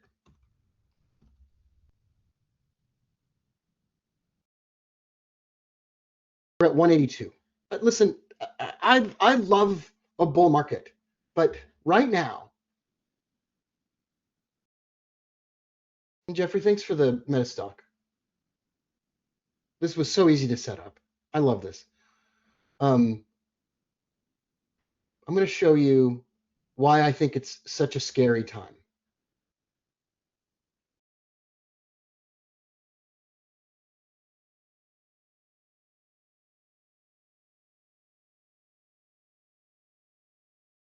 NVIDIA has printed what is a classic, no explanation needed head and shoulders pattern, with the head to the neckline measuring from 212 to 171. Traditional head and shoulders price action technical analysis, read what's his face, Murphy's technical analysis and price prediction pattern, whatever the name of that, or Pring's technical analysis and price patterns. Usually the dip below the neckline will go as far as the head to the neckline did in the first place, meaning the price target for NVIDIA is 126. I'm not a perennial all the time bear. I do not predict the last 15 of the last 2 bear markets. I'm not Michael Burry. I love him, but that's not what I'm saying here. I'm saying it's just unsustainable price to earnings ratio. The companies don't make enough money to sustain these prices. There's not enough profit to return to shareholders. And if you account for stock-based compensation, which we also have at Short Scout, most of these companies have a negative future return because they've given out so much money in stock-based compensation that they have to buy back the stock and dilute the stock and buy back the stock and dilute the stock. And then if you add in dollar values dropping, the value of your dollar, the value of the stock, the future earnings. So I have a price target of about 130 on NVIDIA. I don't want the market to crash. I don't want there to be problems. I don't want any political party to do worse or better. I'm just saying the reality is that we've reached excessive pricing and we're not a straight shot upward anymore. The dips that used to correct themselves quickly are not correcting themselves as quickly anymore. The companies that, once again, the question now is, will companies be able to make enough money from artificial intelligence, large language models to justify the valuations? Where are the sales coming from? So anyway, I could actually continue to go on and on and on about this. And maybe one more thing about this as we look at Palantir. Every year, Anthropic, the developer of the Claude artificial intelligence, every year for the last 3 years, they've 10x'd revenue. So last year they went from $1 billion to 10 billion. And this year, even in January alone, they're on pace for like a 50 or 100 billion year in revenue. So they are going to produce money, but their valuations are so high, even in the private markets, that it makes it difficult. Here's Palantir. It's already broken the neckline. It's already done it. I don't hate Palantir. I read Alex Karp's The Technological blah, blah, blah, whatever the book is. I thought the arguments were cogent and logical and whatever else, and it doesn't matter.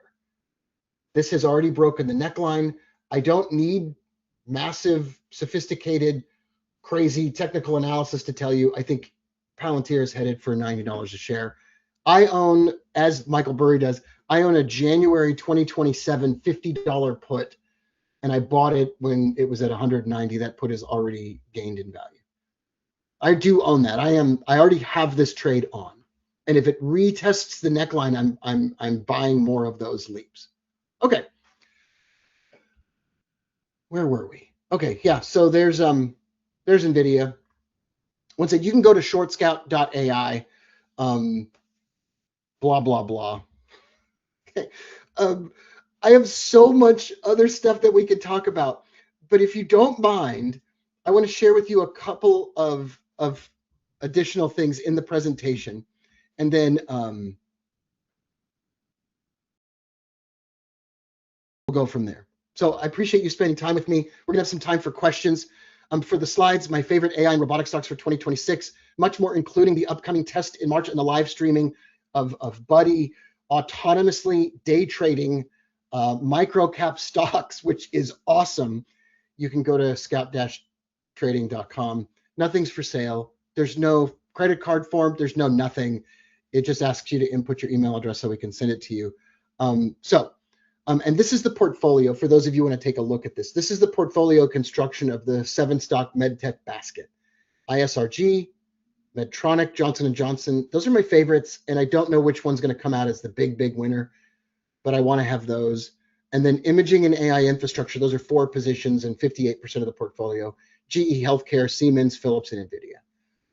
Those are the infrastructure plays that I think need to be a part of it. If Anthropic was a public company, I would include that because they're just making the most headway in industry-specific platforms. They released the lawyer stuff, the financial analysis tools. If you haven't done this yet, I want to show you what you can do. So before we get to questions, what I want to do is I want to show you what is possible. And so we're going to do a new one. And we're just going to do, I just want a new, just open me a new, oh, fine. I won't even use a new one. I'll do it in this one. We'll add another worksheet. So in the upper right-hand section, you see open Claude right here. Claude, for those of you that have Claude and Anthropic, and those of you who don't, I want you to see what's possible here. I haven't done this before. I didn't prep this in advance. But if I click this button, Open Claude, it opens up this section. This is already replacing junior financial analysts at investment banks on Wall Street massively. Huge, massive replacement. So I'm going to ask it right here. Can you do a full financial analysis on ISRG in the current blank worksheet. Give me charts, price to earnings projections, and anything else you think will help me talk intelligently about this company. If you're not already using artificial intelligence, if you're not doing things like this, it's fun. Plain and simple. So we're going to just let this, we're just going to let this go. We're going to let this build it. We're going to come back. We could watch this getting built in real time, but it's doing the work for us. If you're not doing this in your portfolio, you can literally download your portfolio from your broker, open up an Excel spreadsheet, open up the Claude plugin, and ask it to do an analysis on your portfolio. The results are not robotic and stupid. They are insightful. They are meaningful. They mix in news, analysts' ratings. They gather stuff from behind paywalls and whatever else. It's pretty crazy stuff. I could talk about this stuff all day. I got lots more AI stuff to show you if you're interested. But Jeff, if we have questions, I want to save enough time for those questions if we've got them. You've got tons. Should I just shoot them at you? I love it. Yes, shoot them at me. Julie wants to know, do you think the market will crash, or do you think the dollar will crash more? Yeah, so the short answer to that, Julie, is I built well, I didn't build it. Anthropic, Claude and I built a spreadsheet about this. The answer is yes. I did a deep dive into inflation and the money supply here. And the answer is yes. I do expect the dollar to suffer. And here's why, friends. I don't care who the president is, and I honor the office even if I disagree with the politics, whether it's a Democrat or a Republican. So this is not a political conversation. But due to the pressure that the White House is, in the United States of America is putting on the Federal Reserve, interest rates are going to come down. And they're going to come down faster and more furiously. It's going to come down so fast and furious that Vin Diesel's head is going to spin. Inflation is the result of lowered interest rates that make borrowing money easier and spending money easier. When inflation goes up, that means it costs more to buy something and the value of your dollar is declining. Yes, at least another 10% in dollar value. Absolutely yes. And I think that gold and silver eventually recover their highs and exceed them. The problem is those are such volatile financial instruments. It's more like gold and silver look more like crypto than crypto looks lately. Okay, Jeff. All right. I like this one, and I don't think it's much of a question, more of a talking point. How different is the economy from the market? The economy has not seen such a huge run up to a top bubble. Do you think we're in a bubble? Yeah, I mean, I think it's the Shiller PE index. If this is great, I wanted to answer this question, and I forgot I had stuff ready for it. So whoever asked that question, I'd love to know your name and get in touch with you and send you a little reward. The Shiller PE ratio is known as the cyclically adjusted price to earnings ratio. It's a valuation metric that compares the current price of a stock index to its average inflation adjusted earnings. As of now, it's at 40. This is the historical Shiller PE ratio. It hasn't been this high since the dot-com bubble. And it could go higher. Stocks could go up and increase that level. But we are not just at historically crazy levels. We're beyond that. So yeah, we're in a bubble. All right. Julie says, hey, Rob, I still plan to take you out to dinner from Pennsylvania. Jules. Great. I love dinner. Yeah, me too. I'll tell you when I'm there, Jules. Kumar says, where are you, Jeff? Where are you at? We're in Salt Lake City, Utah.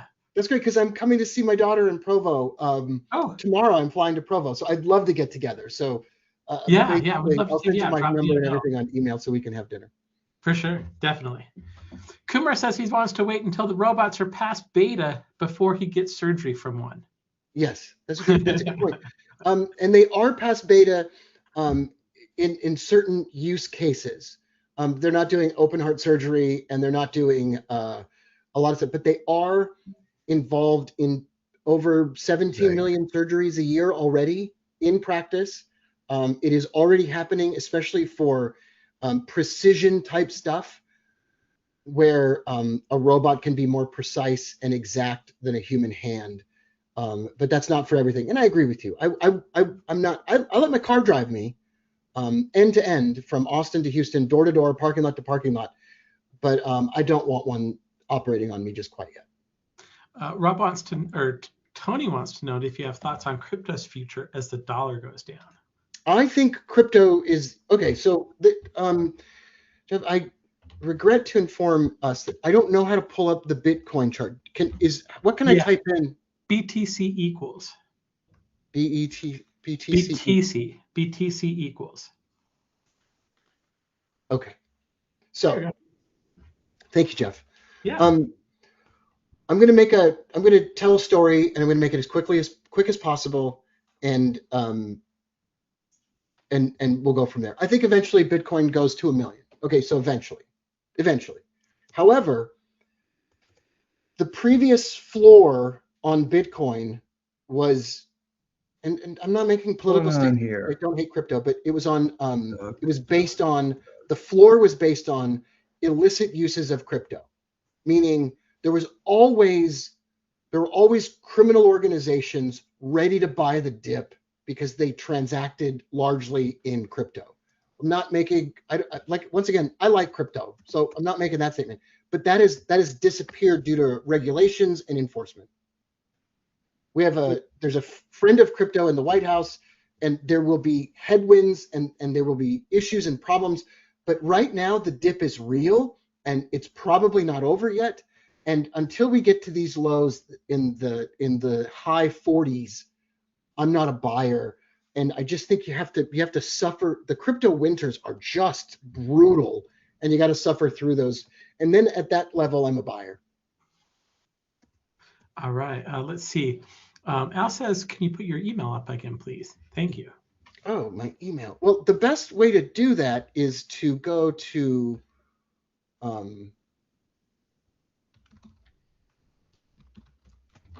if you go to scouttrading.com, you plug in your email, Buddy will reply to you, and I read every email that comes back, and you'll have the email address. The reason I'm not giving it out is because I don't know what happens if you email us at that email address directly, but so this is the best way to test that out. And I read every single email that comes in, and so does Buddy, and you'll get replies within about 15 minutes from me and Buddy both. But yes, I'd be happy to converse with you. I'd be happy to chat with you about all of the stuff in the presentation. Yeah. Cool. All right. And we might have made you exceed an error. So somebody says they're getting an AI rate exceeded error. Yeah. So I'm still collecting all those. Your email addresses are still going in there. Yeah. We knew this might be a problem. And Jeff, we know everybody that's attended, and we know everybody that's been to this presentation. And Jeff and I will make sure that you get the slides and you get everything that you were promised today, for sure. I want a copy of them. They were great. Yeah, and in fact, if you plug your email address in, whether or not there's a rate exceeded error, you can download the reports immediately on the next page. So I knew that problem might happen, so you can download them immediately I do think between the YouTube audience and the GoToWebinar audience, I think we are at a record for live real-time viewers. So that's pretty cool. Well, thanks, everybody. I'm sorry it was for me. Thank you so much. I wouldn't have it any other way. Yeah, that's awesome. That's amazing. Thank you for everybody for being here. Okay, so, turn on my sharing. Yeah, cool. I think that's all the questions. We did have one comment here that I wanted to read, if I can find it. Nat said Rob is the best, a great teacher, but he did not include 3 exclamation marks. So. Well, thank you, everybody. I don't know what I'm talking about, and I spend a lot of time thinking about all of these things, and I really appreciate you, Jeff, and everybody. the Knoxville divergence stuff, I built that indicator, Jeff, in the old Java City coffee shop in Knoxville, Tennessee in 2013. Still use it to this day, and the Metastock platform is the best platform. It shows early warning indications that a financial instrument is undervalued or overvalued. So cool. I think somebody keeps turning on their microphone. I hear some background I chatter. do too, yeah. Rob, thank you for coming. Thanks for being part of it. I'm actually going to go sign up and get a copy of those slides too. So I thought it was great. I want to review them when I have a chance. Thank you. Thanks. I promise when I leave, I will not end the webinar. I will just leave the session. Oh, you promise? Or should I just excuse you? Okay, bye everybody. So nice to see you. See ya. Okay, very good.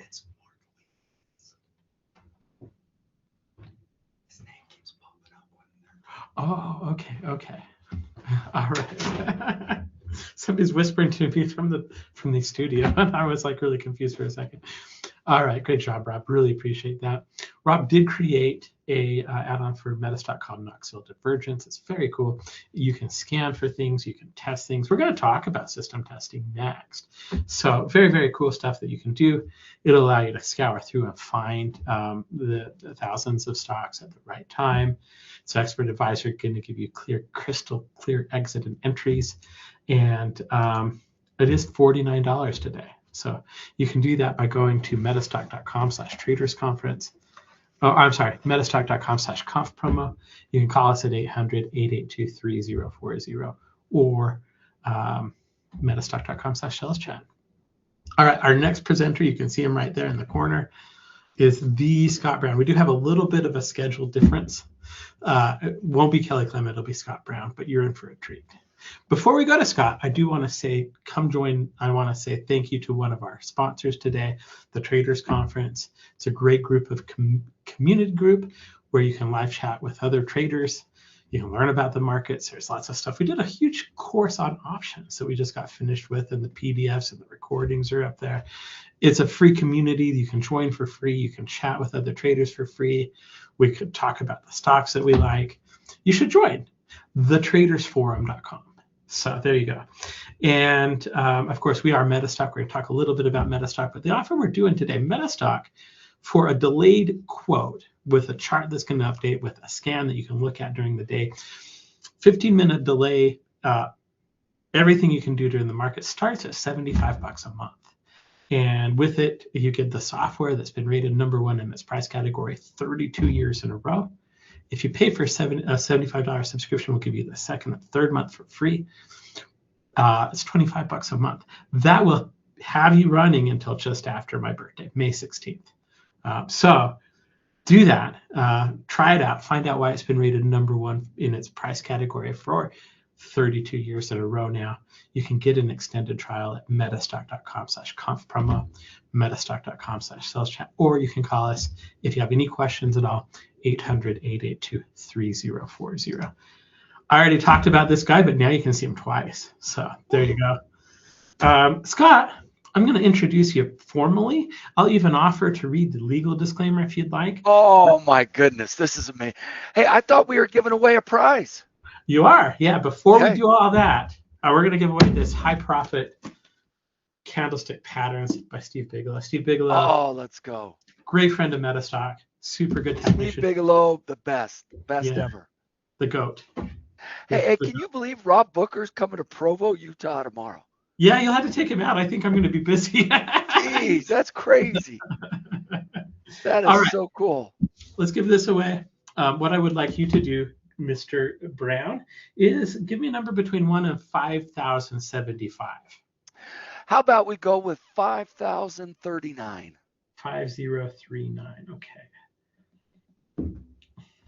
5039, right? Yes, sir. That is Rob R. And you have an Explore Media email address. So that probably is really specific, Rob.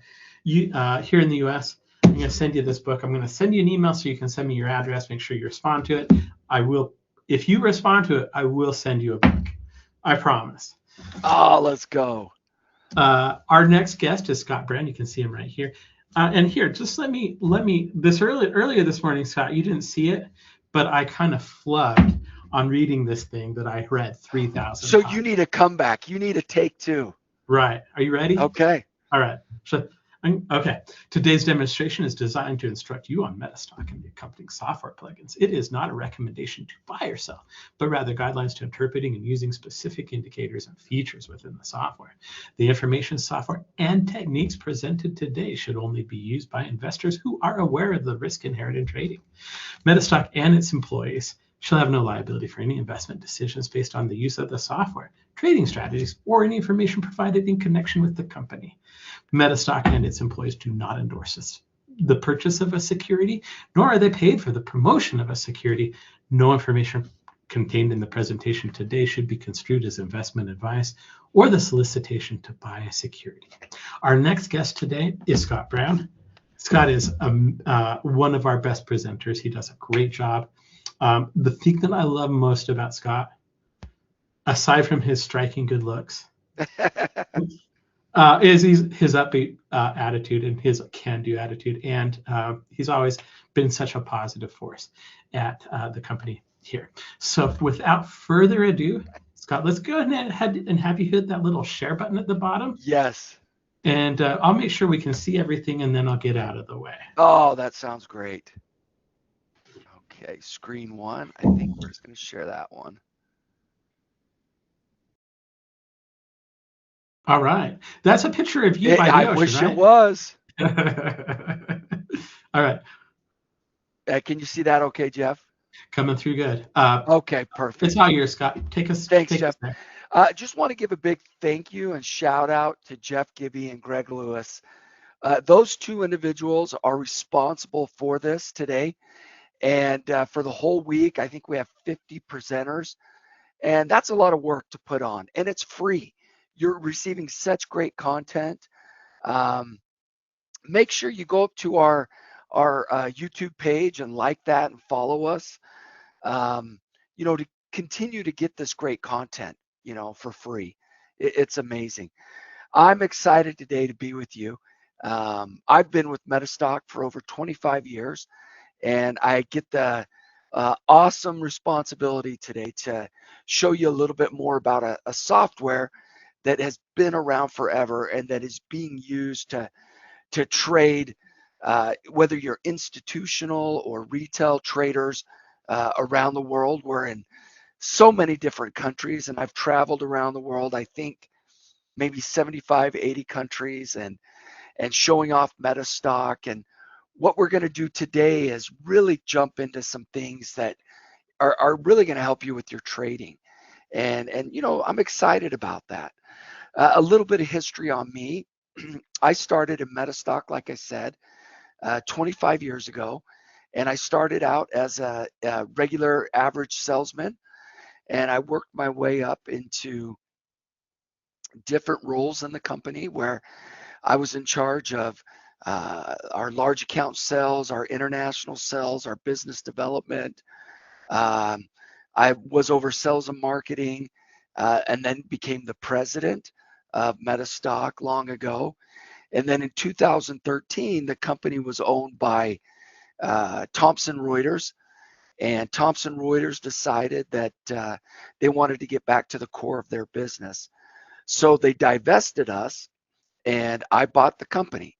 And so you're talking to the owner of Metastock for over 13 years with the company, and excited to do that. And we've added more functionality and software than definitely over the last 30 years in that 13 years.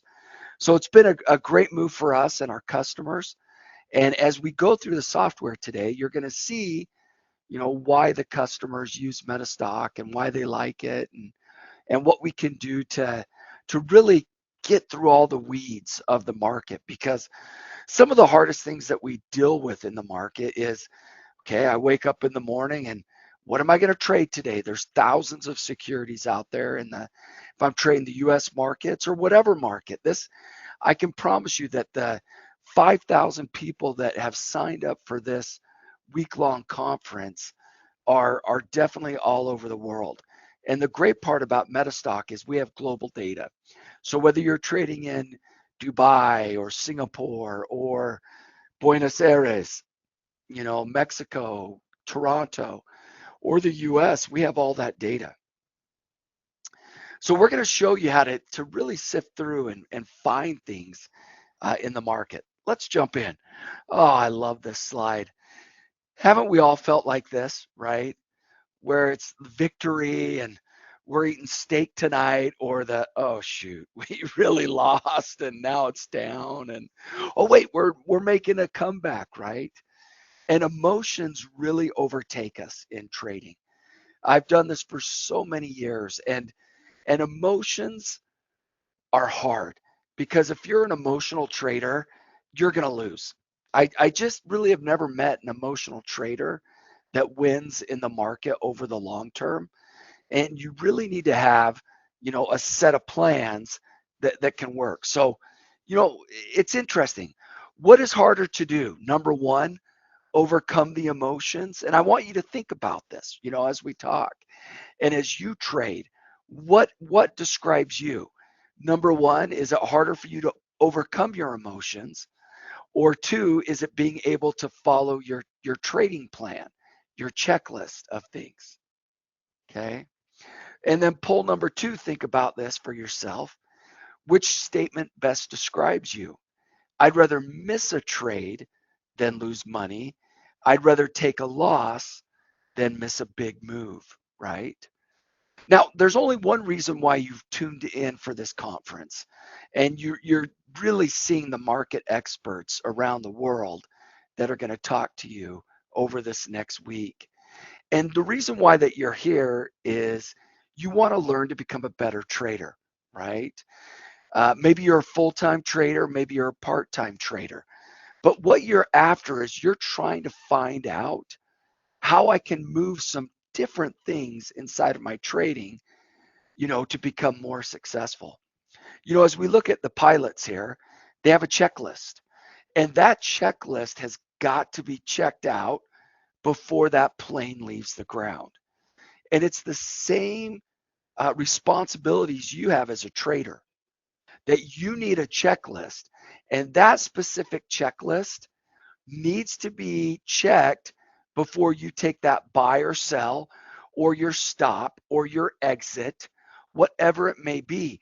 And you're going to continually learn over all these decades of trading. I'll say from experience for myself that I am still learning today after all these years of trading and fine tuning my trading plan, right? And that's the same it's going to go for you. Be open. There's going to be times where you thought you had everything, that you figured out. And then you go into some losing trades and you're like, if I were to involve this part, I feel like it would have helped me save, myself and my trading account much better. Or, hey, if I add this in here, it seems that it can add and extend my profit run. So you've got to have a tool that is successful in trading. Metastock has been around since really the late 70s. I mean, think about that. Over 50 years, that Metastock has been in business. We're used by large firms all over the world that are trading billions of dollars, right? And all the way down to the retail trader that might just be paper trading. But this is a tool that's been around. We're not a fly-by-night company, and we've been rated by Stocks and Commodities Magazine's readers as receiving the best, charting software and trading out there for over the last 30 years. So definitely, if you're new to Metastock, you're going to find a lot of things today that are going to help you. If you're a veteran of Metastock, you're going to find some tools today that really can help you. So let's go ahead and kind of talk about what we're going to do in the trade identification. What we're going to do today is we're going to find the best symbols to trade, the best securities. When should I get into and out of a trade? How to test your system before you spend your first trading dollar, and how to add clarity to your trading decisions. So Metastock, what is it? It's something that's been around for so long. It's got advanced charting and analytics. You can, in fact, create your own analytics. And when we say that, what does that mean to you, right? When we say that you can create your own analytics, you can do some really cool things. So in your trading, you're going to mature, right? And you're going to say, hey, I would love to look at the indicators of maybe a Bollinger Band and a moving average and put some volume on the bottom. And when these three separate indicators, meet and they meet my criteria, that's when I want to buy. But maybe in your future trading, you're like, man, if I added a relative strength index in there, it would be so much better. Well, we can create a trading system that has all four of those items inside of MetaStock, okay? We have our own formula language, and we've been doing this for decades. And that's why there's so many traders around the world that use MetaStock doing this. We have some of the best market scanning, and I'm going to show you that today, where we can scan the market based on your criteria. And you can scan the market, say, hey, I want to look at every stock that's above its 200-day moving average, and then take that specific list and then go to my next indicator. And I can do that like an oil funnel, and it will spit out the stocks that I'm interested in looking at. I can do back testing, and we're going to spend a bit of time on that today, on how we can go back in time and see if these trading ideas actually would make money. Forecasting is something we're going to look at later on in the week. And this is, we've patented this, and you can look into the future and it will draw a cloud showing where a specific security is going to move. I know at the end of the last session, we were talking about Bitcoin, and you could plug in Bitcoin and it would show you a future forecast of where that's going. And that's something I would highly recommend that you tune into on Wednesday. We have high-level options analysis and then an expert advisor. And the expert advisor will do a few things for you, and we'll go over that today for you. But it will provide buy and sell signals. It'll provide the technical state of your chart and also alerts. There's 4 types of indicators that we can look at today: trending, momentum, volatility, and volume. Here's some examples of those 4 indicators. You're sitting there, and a lot of us, there's so much noise, right? And you're wondering, how do I create a trading plan? How do I know where to go? And with MetaStock today, we're actually going to go through some of that for you, and we're going to dive into that. So if you're looking at a chart like this and wondering, is it trend, momentum, volatility, or volume? We're going to help you figure that out today. And in your workflows, your preferred indicators and finding the best indicators. We talked a little bit about all of these, and you know what? We're going to jump into this. Let's actually get into the software, because that's where we want to be, right? So first things first, here's a chart of the E-mini, something that is so popular out there, that is traded. And we're looking at a chart here. And this is a tough chart that could be to trade, right? You're seeing a lot of oscillating here. There's not much of a trend. You get a short trend here, right there, and then it comes right back down. We're looking at an hourly chart of the E-mini. Right here on the bottom, you can go to your interval and you can select a daily chart, and it will obviously automatically change that for you, okay? And it's going to bring that up. And you can see after an hourly chart, you can see a much better trend here, right? But it definitely is capping out here. I mean, wow, look at that. And it's really liking to hover around that 7,000 mark there, right? And then down here, we can see that really likes to trade in that range of a 5 and 7,000. Look at that. And this is from basically, a year of data that we're looking at. And you can pull in more data if you'd like. And Metastock, it has so many great charting, tools, and the way that you can look at this. You can scroll in, you can zoom in. If you want to get more data on your chart, you can just grab that bar, bring it back here, and you can see kind of how it's looked over the last 4 years, right? Kind of how that grows and how it's performed. So on this E-mini here, let's go ahead and pull up some of the different charting, indicators that we have. Inside of Metastock, as you can tell, out of the box, it comes with hundreds and hundreds of indicators. Now you're thinking to yourself, well, that's too many. But remember, Metastock is a toolbox, okay? Metastock, think about when you build a home, right? When you build a home, you're going to have someone come in and clear the land. You're going to have someone dig down if you build a basement and create your footings and foundation and then put in a basement. And then you're going to have someone frame and roof and HVAC and electrical and plumbing. Every single one of those tradesmen have different tools that they bring to the job site. And it's the same with Metastock. You need a toolbox that will handle futures, equities, options, fixed income, crypto, all of these different things that individuals want to trade. And Metastock is that toolbox that, that is so used globally by all these different traders.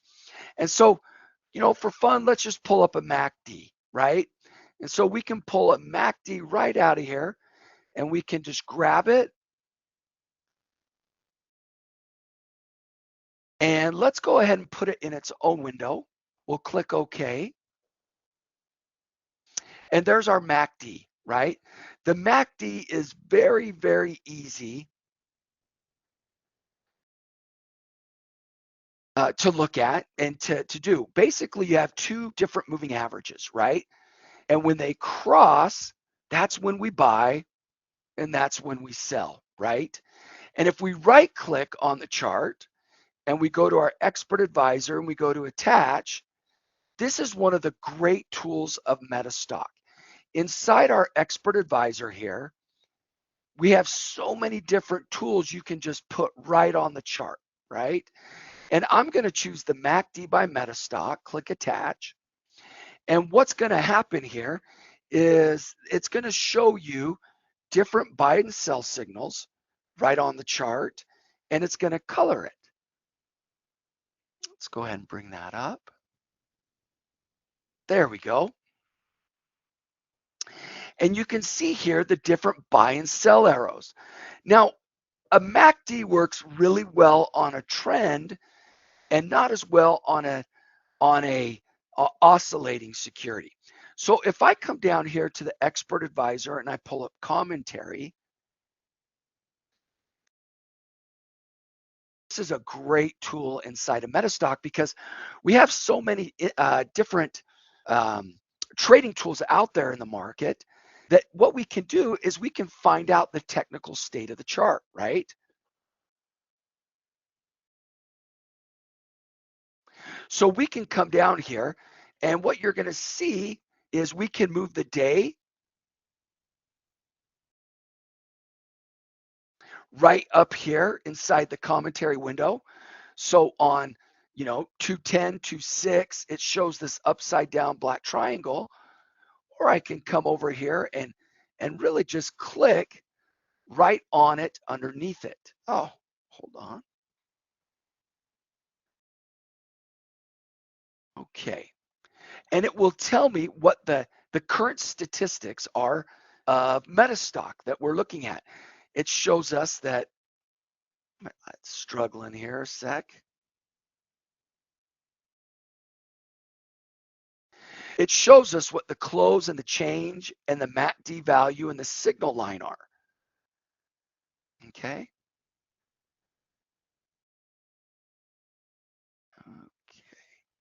Okay, so that's enough of the expert advisor, but the expert advisor is going to do those three things. It's going to provide buy and sell signals on the chart. It's going to provide the technical state of the chart, and it can also provide alerts that we have on the chart, okay? So if we want to take off the, and clean up the chart, so Metastock also has a concept of smart charts. So if I was to shut down my chart right now and bring it back up, it would show me the exact same chart here, the E-mini, and the E-mini would have the same MACD on it and the volume right down here that we've been looking at, okay? So now what we can do is let's say we want to take, the chart into the next part. And what we want to do is we want to look at our back tester. So the back tester will do a few things for you inside of here. In fact, let's just go, C1. We'll take the E-mini, and here are all the different back tests that we can look at. What back testing does is it goes back, in time, and I can specify a date range, or I could specify exactly how many periods to go back and look and go through it. It can look at your trading plans and trading systems here, and you can do it based on long trades, short trades, or both. And then if we come down here to trade options, we can come in here and say our account, we're going to start with $50,000, and we could say things like number of units, transaction cost.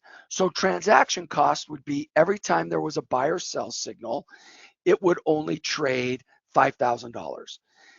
Or, number of units. Every time there was a trade, it would trade 200 shares, right? But I want to look at percent of available equity.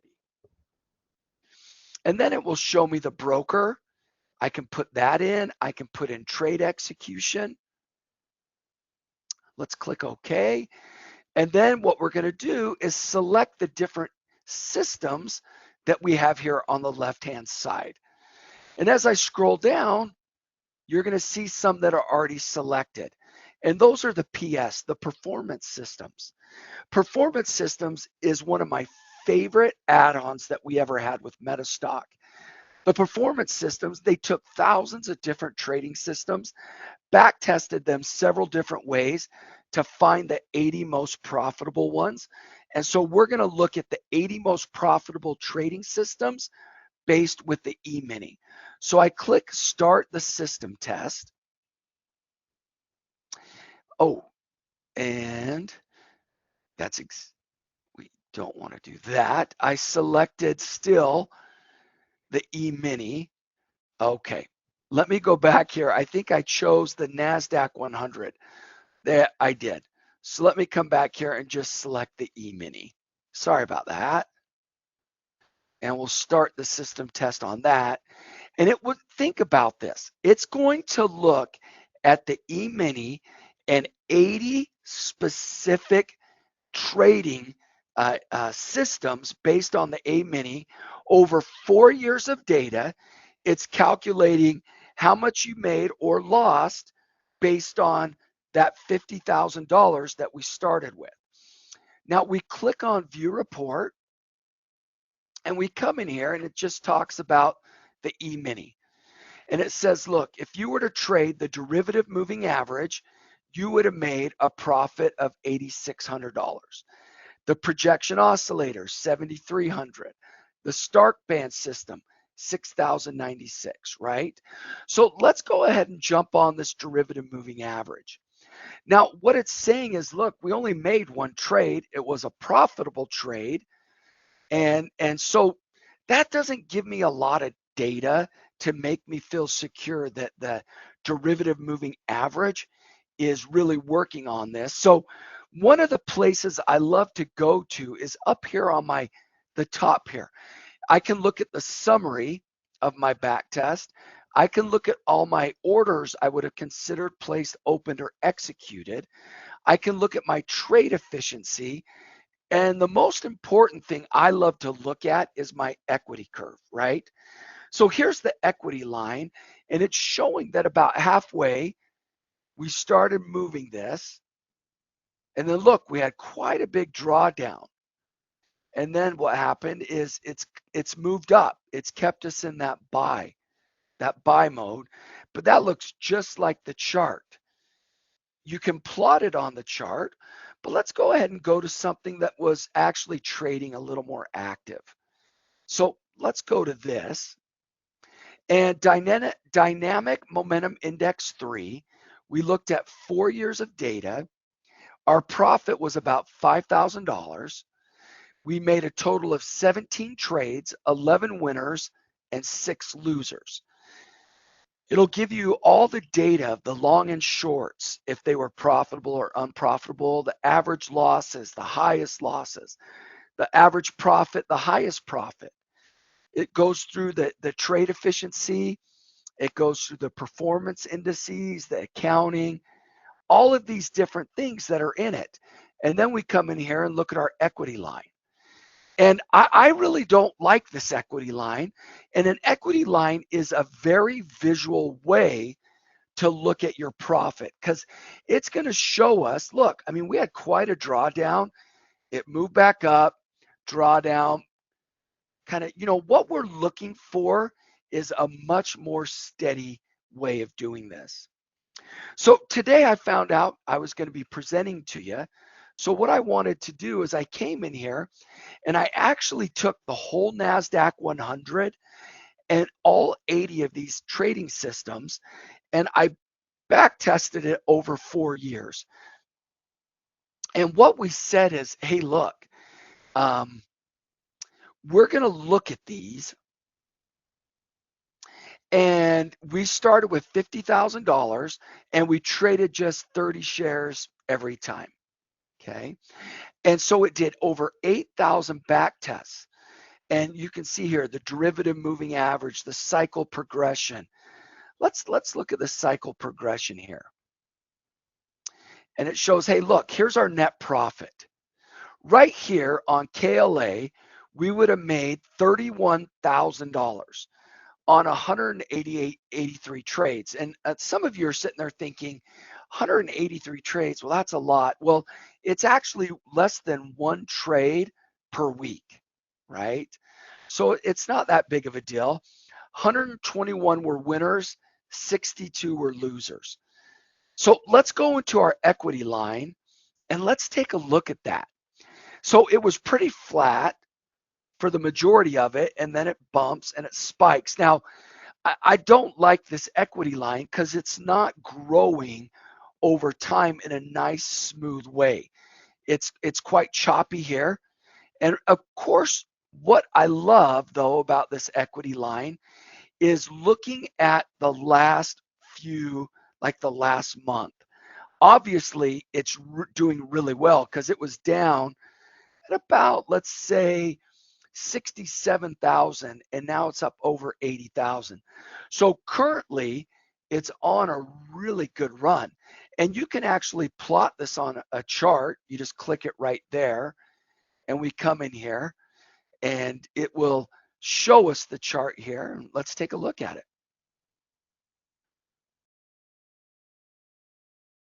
Let's zoom in a bit.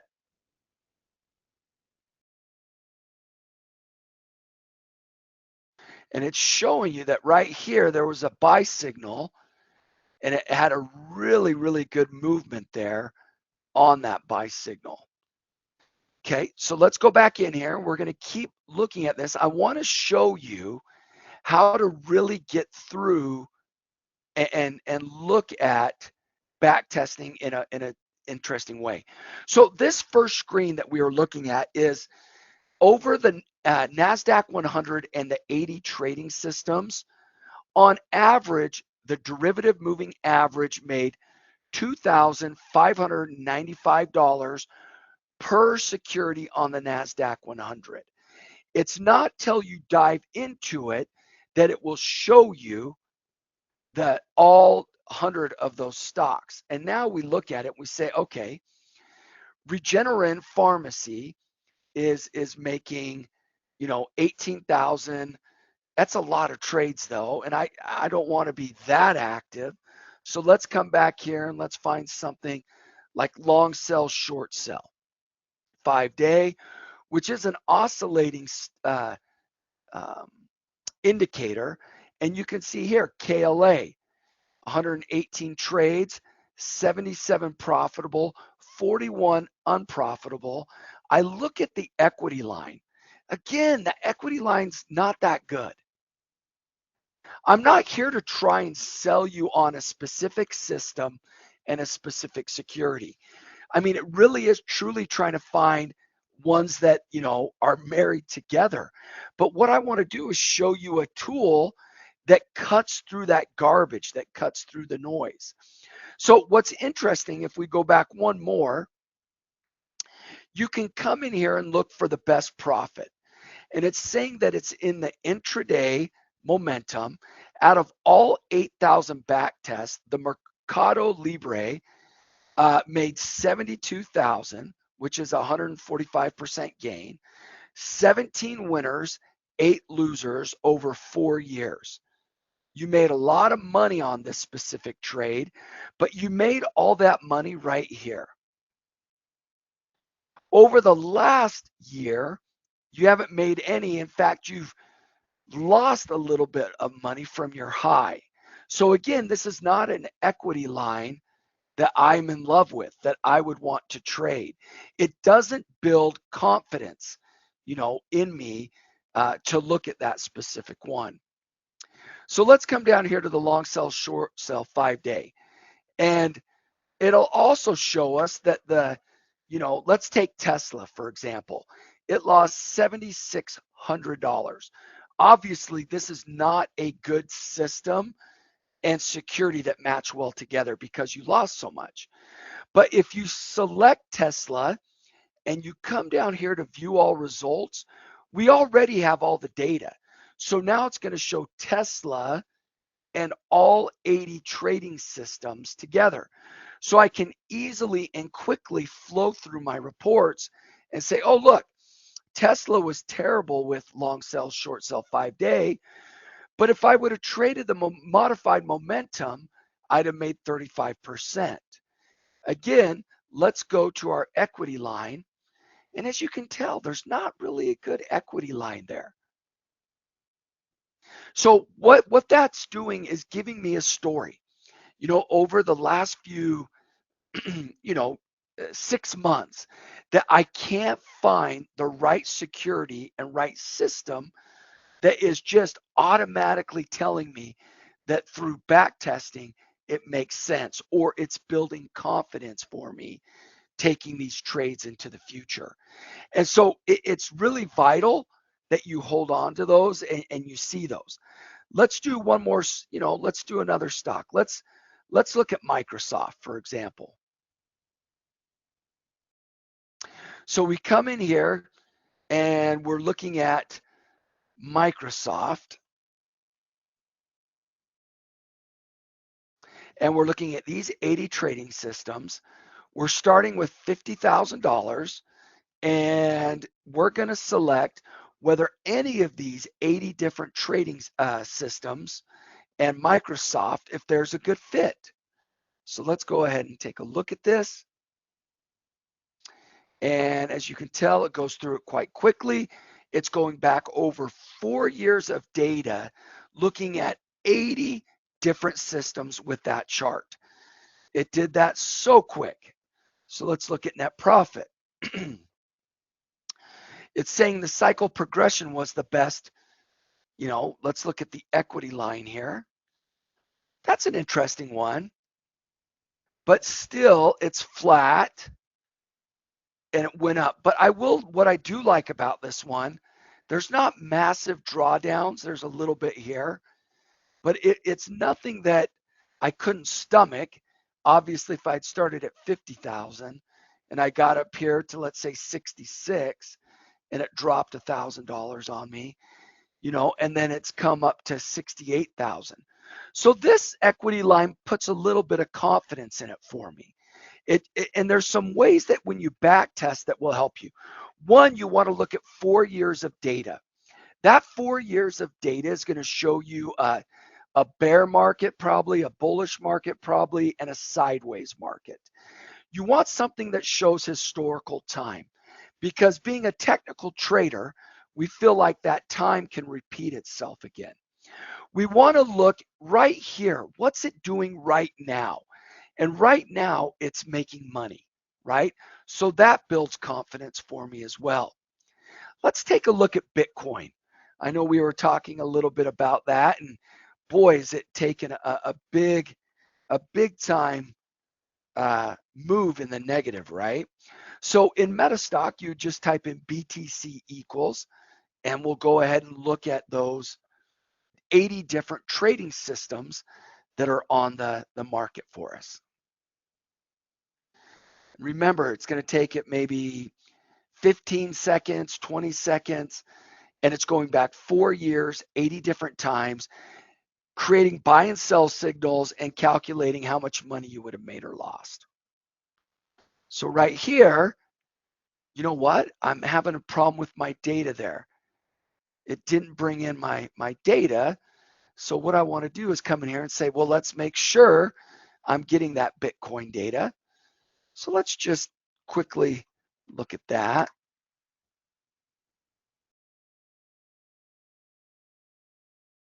And good. So I am getting it. Now that chart is all too familiar to us, right? I mean, look at that. I'm going to give you the best advice of the week, okay? This is where we sell and this is where we buy, right? No, I'm teasing.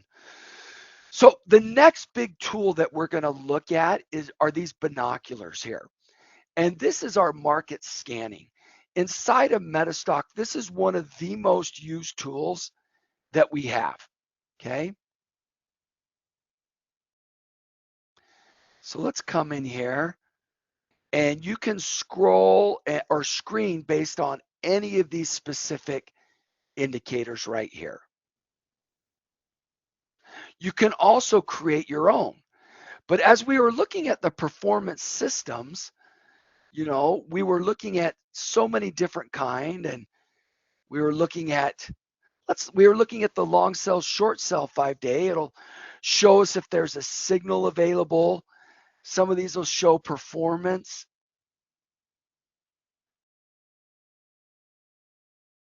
Okay. Well, let's come up here, and what we can do is, let's say you're a huge fan of the long sell, short sell 5-day that we were looking at inside of our back tester, right? Well, we can come in here, start the exploration,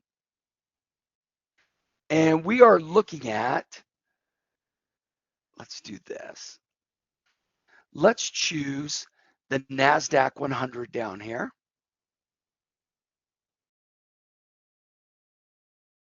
So it'll go a little bit quicker, and you can kind of just see how this works.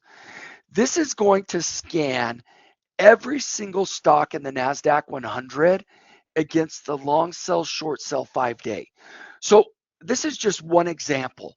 If you have your own indicators or your own trading strategies that you like to use, Metastock can put that into the Explorer, and we can find out, one, how much money you would have made or lost on performance, but two, it will also show you the signals, if there's any of those that have been generated based on that specific indicator that you had, you know, chosen.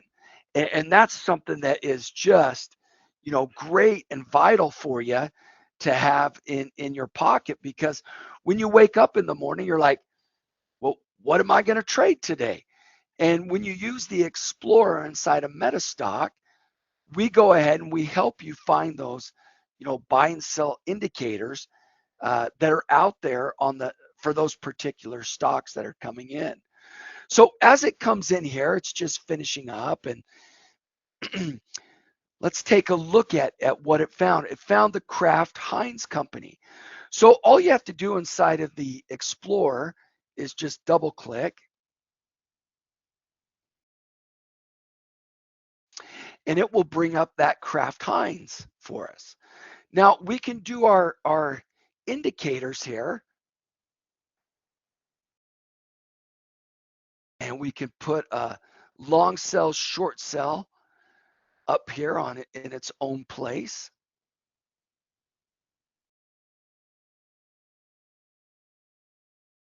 And as you can see, it's much like a relative strength index.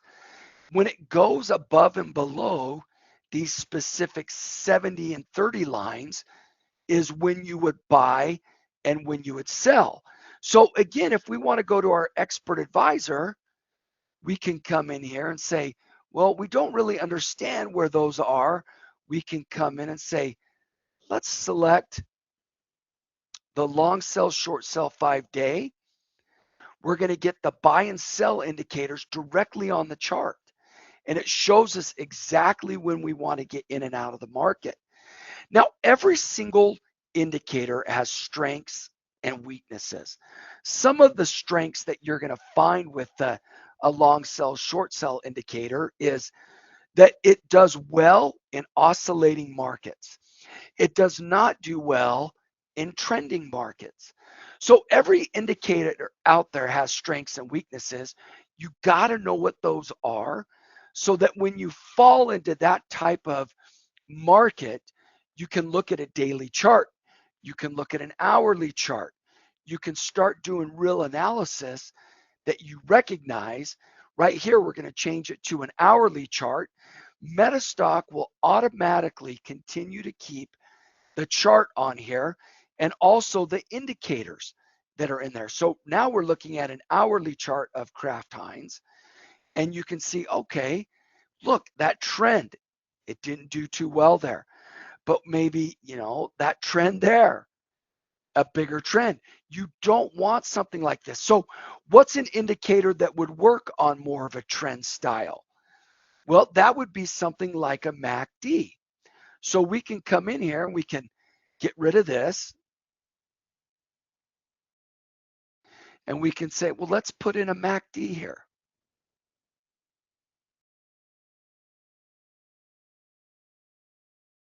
And we're going to put that MACD in its own window. And let's go ahead and put the buy and sell indicators right on the chart for you. Again, a great tool you have inside of here is you're going to know exactly where the author of these indicators wanted you to have these buy and sell signals right on the chart. And that is just so nice to have. But I mean, look at this, the difference. A buy, sell, buy, sell, buy, sell. This is where they get in trouble, is when it's oscillating. But look at that sell. Look at that buy. Look at that buy, the sell. As you can tell, this is a much better fit for this specific security on an hourly chart. We go back in here to the scanning,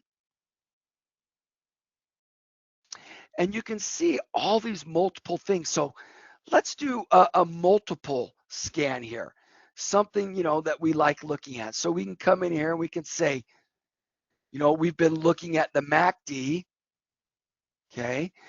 And what I want to do, let's look at the MACD expert systems first. So we go on the NASDAQ 100, and we're going to do the MACD expert systems. This is going to look and tell us which stocks in the NASDAQ 100 performed the best against that MACD that we just looked at for Kraft Heinz.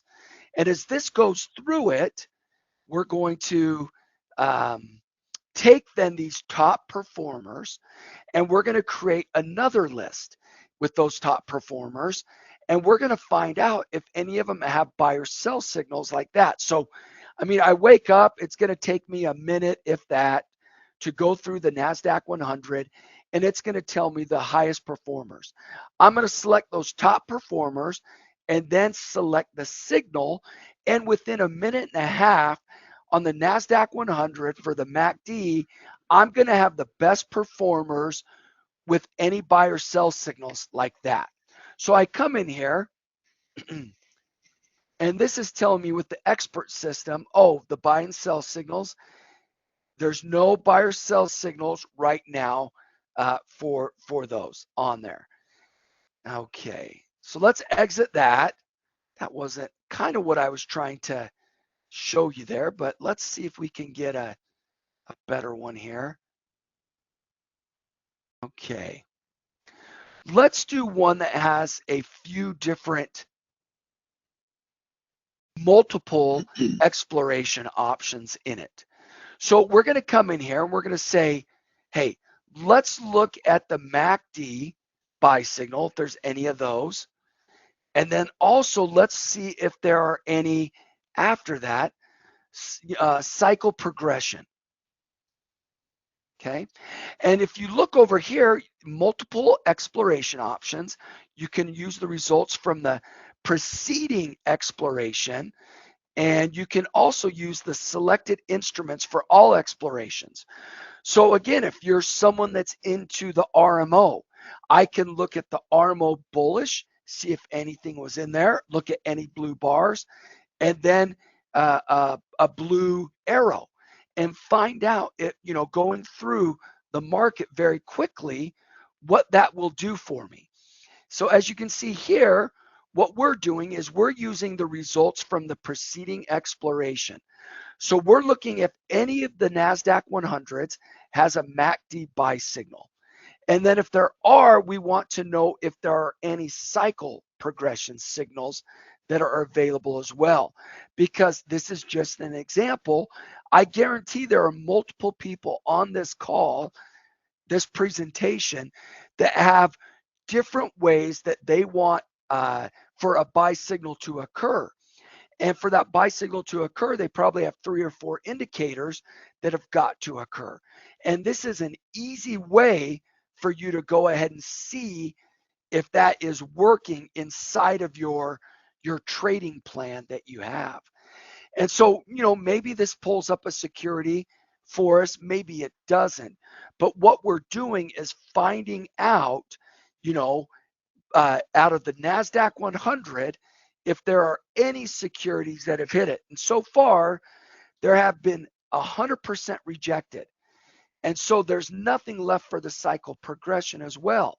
Again, this is an example to show you that you could look at every stock based on your performance of a custom indicator or an indicator that we provide, and then a buy or sell opportunity on top of that.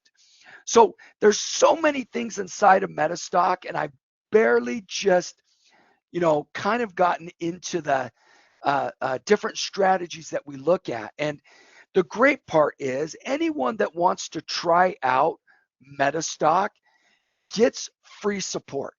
We're going to give you the free white glove setup and free lifetime support. And you can phone, chat, or email us. And everything I've done today, we have plenty of training videos that go with it. Now, the opportunity that you have right now is a 3-month trial. And it's a buy 1 month, get 2 free. You can do that for Metastock 19 daily charts or Metastock 19 real time. You get to choose the data region of your choice. So if you're in Europe, you could have Europe, Middle East, and Africa. If you're in Asia, you could have Asia Pacific. Or if you're in North America, you could have North and South America. Also, we have a great tutorial called Unleash the Power of Metastock. It's $99, and we're going to give that to you free. So you can try this out for 3 months and be like some of the thousands and thousands of users around the world, where we could be in a bank, you could be trading off a Metastock, or a retail user. And you need to call us. We have our sales guy standing by at 1-800-882-3040. Again, that's 800-882-3040. You can go on metastock.com/sales chat, or we have a landing page at metastock.com/conf promo.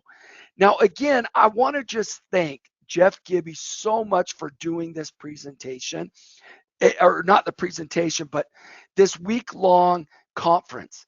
There's almost 50 speakers here. Him and Greg Lewis have put in so much time and energy on this. Make sure you thank them, because you are getting extreme value for free. And make sure you go up to the YouTube page of Metastock. Make sure you like it and follow it, because this is where we have so much of this content. We have millions of views and likes up there because we provide training that is useful to the traders around the world. I really want to thank you for, attending and listening to this presentation. But if you're a new user of Metastock and you don't have Metastock, or Metastock 19, you need to become a new user of Metastock. If you're a user that's been on Metastock and you don't have Metastock 19, you need to upgrade, because everything I did today was based off of that. So please give us a try. And that's all I have, Jeff. Are there any questions? First question is, how do I find my mic? Nilesh has a pretty interesting question that I think you're going to cover in a couple of days. He wants to know if Metastock can predict based on past data. Okay, so yeah, it's a great question. And on Wednesday, we're going to be going through the forecaster. And the forecaster takes historical data and indicators and draws a future cloud showing where it believes the security price is going to go. So yes, we do have a tool, and we're the only one in the world that has this tool. It's patented. We would love for you to attend on Wednesday. I think it's at the same time. Is that correct, Jeff? Correct, yes. Yeah, so come back on Wednesday and you'll be able to see the forecaster in action. Mark wants to know if he can use Metastock to look at and backtest 0 day to expiration option strategies. I can take a stab at that one if you want. Yeah, go ahead. So you can absolutely use Metastock to find and test intraday strategies, including strategies that would involve closing today. What Metastock is really good at is actually testing the underlying security. So it can kind of help you understand that. It can't say, well, if I bought this put and I sold this call, this is how it would have done. But it can give you a really good idea of how, if a certain situation is setting up and how well that would have worked from a buying the stock and selling the stock. It just doesn't do the leverage on it. So Jeff says, record audience, President Day helps. It does. We did do that on purpose. And I think, let's see, Mark says, okay, we didn't answer your question. Mark wanted to know if we could answer his question. We could. Also, one of the things that was noted is we should help you update your size to Metastock 20. So, but in all fairness, you found out you're doing this presentation 10 minutes before you started. So. That is true. Sorry. Sorry. You're welcome, Mark. You're welcome, Nilesh. Of course, thanks for the questions. If I missed any, I'll make sure I go back through them all in just a few minutes. So Very, very good. Very big thank you, Scott, for coming in and doing it. Thank you. I'll let you boot me out. Okay. I'm going to actually talk a little bit more about Metastock since we got a little bit of time. One of the things I find really impressive about Metastock, Scott, and we've done this over the years, is it's a software that we've just continued to work on for like 30 years. And you'll see so many times software that's out there that has like one set of indicators that the guru might like, and they might use quite a bit and that kind of stuff, but it just doesn't have the depth of Metastock. Like, you did a great job of showing the system testing and how that works, but there's over 300 there's between 200 and 300 built-in methodologies you can test.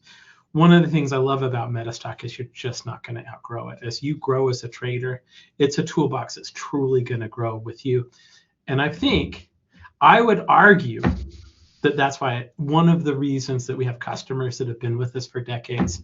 It's one of the reasons we've been rated #1 in its price in our price category for 32 years in a row now. It's such a great software program. It's such an inexpensive price. That's all I wanted to say. Thanks, Jeffrey. All right, thank you. I'm going to take the screen share now and share my screen. So let's do that. And then I will boot you right now. Yay. I mean, in the new interface, they call it excuse. I will excuse you now. Okay. All right. See you later. Thank you very much. Thanks, buddy. Yes. Okay. All right. And just to kind of highlight, I put a couple of slides together, but there are literally hundreds of methodologies that are part of the MetaStock program that you can use. In the Meta, I believe it was in 19, we included the Ichimoku Master, which I love. It helps you understand the cloud, helps you trade the cloud, tells you what's going on with the cloud. Cloud is fairly simple if you understand it, but there's a lot of stuff to keep in mind in terms of where price is in relationship to the cloud, where the buy signals are, where the secondary buy signals are. And this keeps track of it for you. It teaches you about it. It helps you understand it. And again, it's one of several hundred methods that are built into it. There's a gap identification system that's in there that'll help you identify, screen for, and find gaps. There's Michael Murmer's ETS 2.0. Jake Bernstein is coming up very next, and it has his expansion contraction indicator, just the indicator. But I call it the Swiss Army knife of all tools. It really helps you to understand that. I love the fact that every time we set up a new user, we sit down with them and we talk about how to use MetaStock, walk you through the tools. It's we call it the white glove treatment, but it's an onboarding call to just make sure everything's installed right, how you understand how to use the tools, all that kind of good stuff. So we do offer unlimited access to our support team through phone, through email, through chat. Hell, you can even send them a letter if you want. We'll respond with a letter. I think the last time we got a letter was in the 90s, but there's several venues for you to get in touch with people. They do a really good job. We keep more people in our support desk than we have in sales and marketing put together. And I think that's one of the reasons they're rated so highly. And I think that's another reason why the customers that have been with us for decades. I really think there's a people aspect to MetaStock that you don't find in a lot of places. So that unlimited access to the support. What we are offering here is if you do try MetaStock, we have the end of day version, or actually it's not end of day, it's a 15-minute delay chart version. It'll give you updates all day long. You can scan the markets. That costs $75 a month, and that's it. If you want to try it, we're going to do a special. If you pay for a month, we'll give you the second and third month for free. That's going to give you an effective cost of $25 a month. If you're not happy with it, on May 15th, you can cancel your subscription. You don't have to use it anymore, but we're going to definitely spend that time answering any questions you have, investing in you, making sure you understand how to use it. And if it's helpful for you, at $75 a month, you're going to keep it. And I think that's why we've had so many users over the years. I mean, I use it every day. I've been using it for 32 years. I love scanning. I love eliminating the opportunities that don't exist in the market and focusing on the ones that do. I do it every day. Not today, though. Probably skip scanning today. Doesn't look like the market's doing much. So to get your trial, go to metastock.com/conf promo. You can call us 800-882-3040. Or if you have questions, if you want to get more information, if you're not convinced yet, well, stick around. We're going to be talking more about MetaStock here. But you can also chat with us, and we'd be happy to kind of answer any questions you've got at metastock.com/saleschat. So Patricia said, Karen P. Polo, I don't know how to P.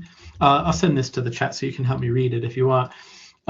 Wrote a good book on the Ichimoku cloud. I'm reading it right now in the middle of it. Good. That's awesome, Patricia. Okay. I think we got all the questions. I will make sure that we do. If I've missed any, I'll make sure I answer them as we get on with it. I do want to say thank you again to Stocks and Commodities Magazine for being awesome partners of ours. Their magazine is incredible. You're here on a holiday weekend where the market's closed to learn about the market, or you're watching the YouTube in the future. I think you're dedicated to kind of improving your game, and I think that's important. I think in life, we're either moving forward or we're moving backwards. There's not a lot of neutral ground. So the thing I like about Stocks and Commodities, they're going to send you a magazine every month that kind of has different strategies, different things you can think about that you may not have already. I think the subscription price is right around $89 to $100 a month. You can sign up at traders.com. And I want to say thank you to Stocks and Commodities Magazine for supporting us for so long and for being part of these events and part of this, the sessions. Much appreciated. Traders.com. Okay.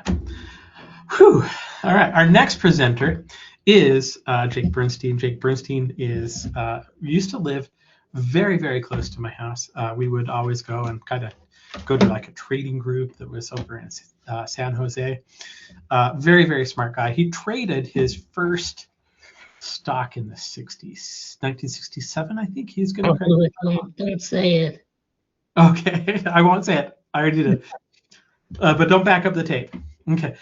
He's written a prolific amount of books. One time I said the number of books on the air and I was off by dozens and dozens of books. So I don't even say that anymore.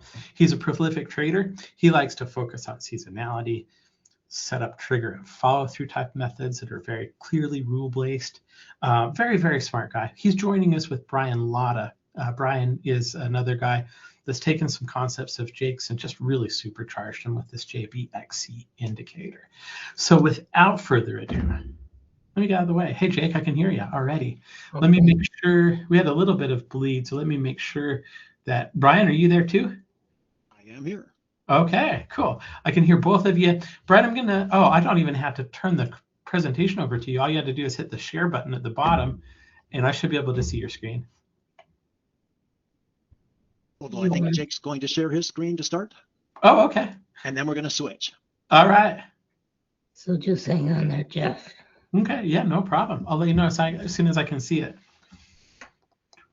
And then I will just smile and look at the camera uncomfortably. Here we go.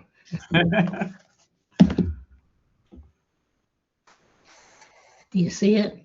Yeah, I do. I can see it.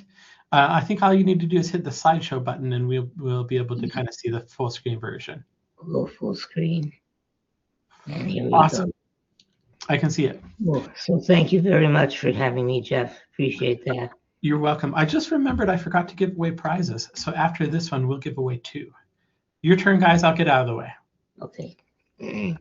So in all fairness, joining me today, of course, Brian Latta, who is the developer of the expansion contraction indicator.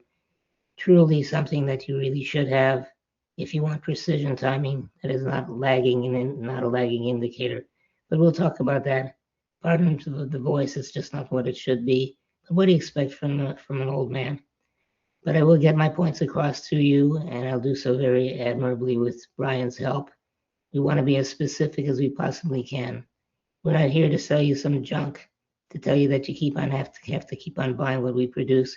It's an indicator that's been expertly, beautifully programmed here on Metastock, along with Expert Advisor, which tells you why the indicator is doing what it's doing and what you should do about it. Today, Brian and I want to cover a number of topics. I'm going to have Brian do most of the speaking because he's got most of the good information. I have some information that I hope you'll find very helpful. In the many years that I've been trading and training, and I've trained probably thousands of traders to trade, I have discovered something very interesting. I have learned more about traders than I have about trading, because every time I have a new mentoring student, and by the way, I am a real trader, I really trade practically every day. The things I've learned most about traders is they want to learn as much as they possibly can, but learning indicators and using indicators are 2 very different things. Learning an indicator from a book is like trying to learn how to drive a car from a book. Of course, now we've got self-driving cars as well as self-driving strategies. But the bottom line is this. What we're going to cover for you today is clear, consistent, and prosaic, by which I mean completely rules-based. You will never have to sit there and wonder what to do, because if you get into that point where you don't know what to do, it means you don't understand the strategy, or the strategy is not presenting itself clearly on your screen. I want to make a brief comment today about artificial intelligence. People are saying, well, artificial intelligence is going to be great, it's going to be fantastic. I've had some very important experiences with artificial intelligence in the last few years, although I did start talking about it over 15 years ago, saying, get ready. What you're going to find is this. Over the next few years, possibly even less than that, artificial intelligence trading is going to become more serious than ever before. And the machines will consistently beat you, especially if you have weak points as a trader. I'm not saying that AI is going to take over all trading and make all the money, but I am saying if you have a weakness, whatever it is, writing losses, using stop losses that are too tight, forgetting to put trades in, using the wrong orders, AI systems will find those weaknesses and take advantage of them, and you will be performing worse than ever before. As an example, I asked AI to check some of my seasonal indicators.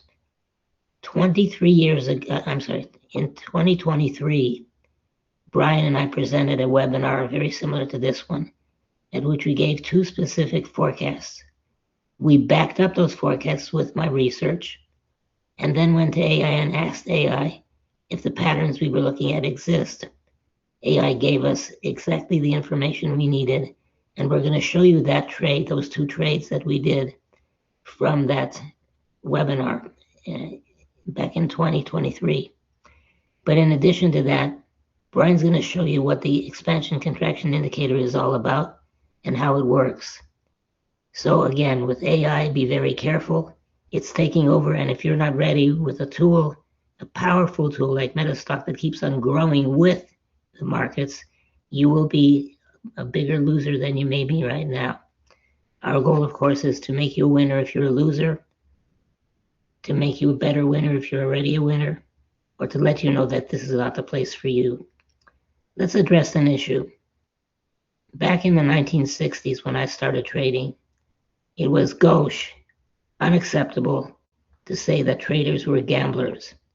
So if someone didn't like you, or if they didn't like your boyfriend or your girlfriend, the parents would say, what does he do? What does she do? Oh, he's a trader. Oh, he's a trader. Oh, you mean he's a gambler? It was a derogatory term. I say yes. Trading is gambling because you're playing the odds. So if you're going to be a gambler, why don't you be a good gambler and do what you're supposed to do? We'll show you some of those tools today. Of course, Brian is going to show expansion contraction timing, which is based on precision and the trading model, and we're going to keep everything simple. And we're going to give you examples of what I'm talking about. First, of course, the necessary disclaimer, and by the way, feel free to type us a question in the chat. I'm going to ask Brian if he can handle the questions, if they're relevant, and if they're not, certainly we give you our email address at the end of the presentation. You can always write us. I want to say, in all honesty, we have been in this business long enough to know how it works, to know what the small trader experiences, to know how the small trader loses, and how the small trader wins. And believe me, we know it's completely specific and clear. And if it's not, if you don't make it clear, if you've got 100 indicators and you're overwhelmed by that fact, wow, I've got 150 indicators, I've got 200 indicators, I have 300 indicators.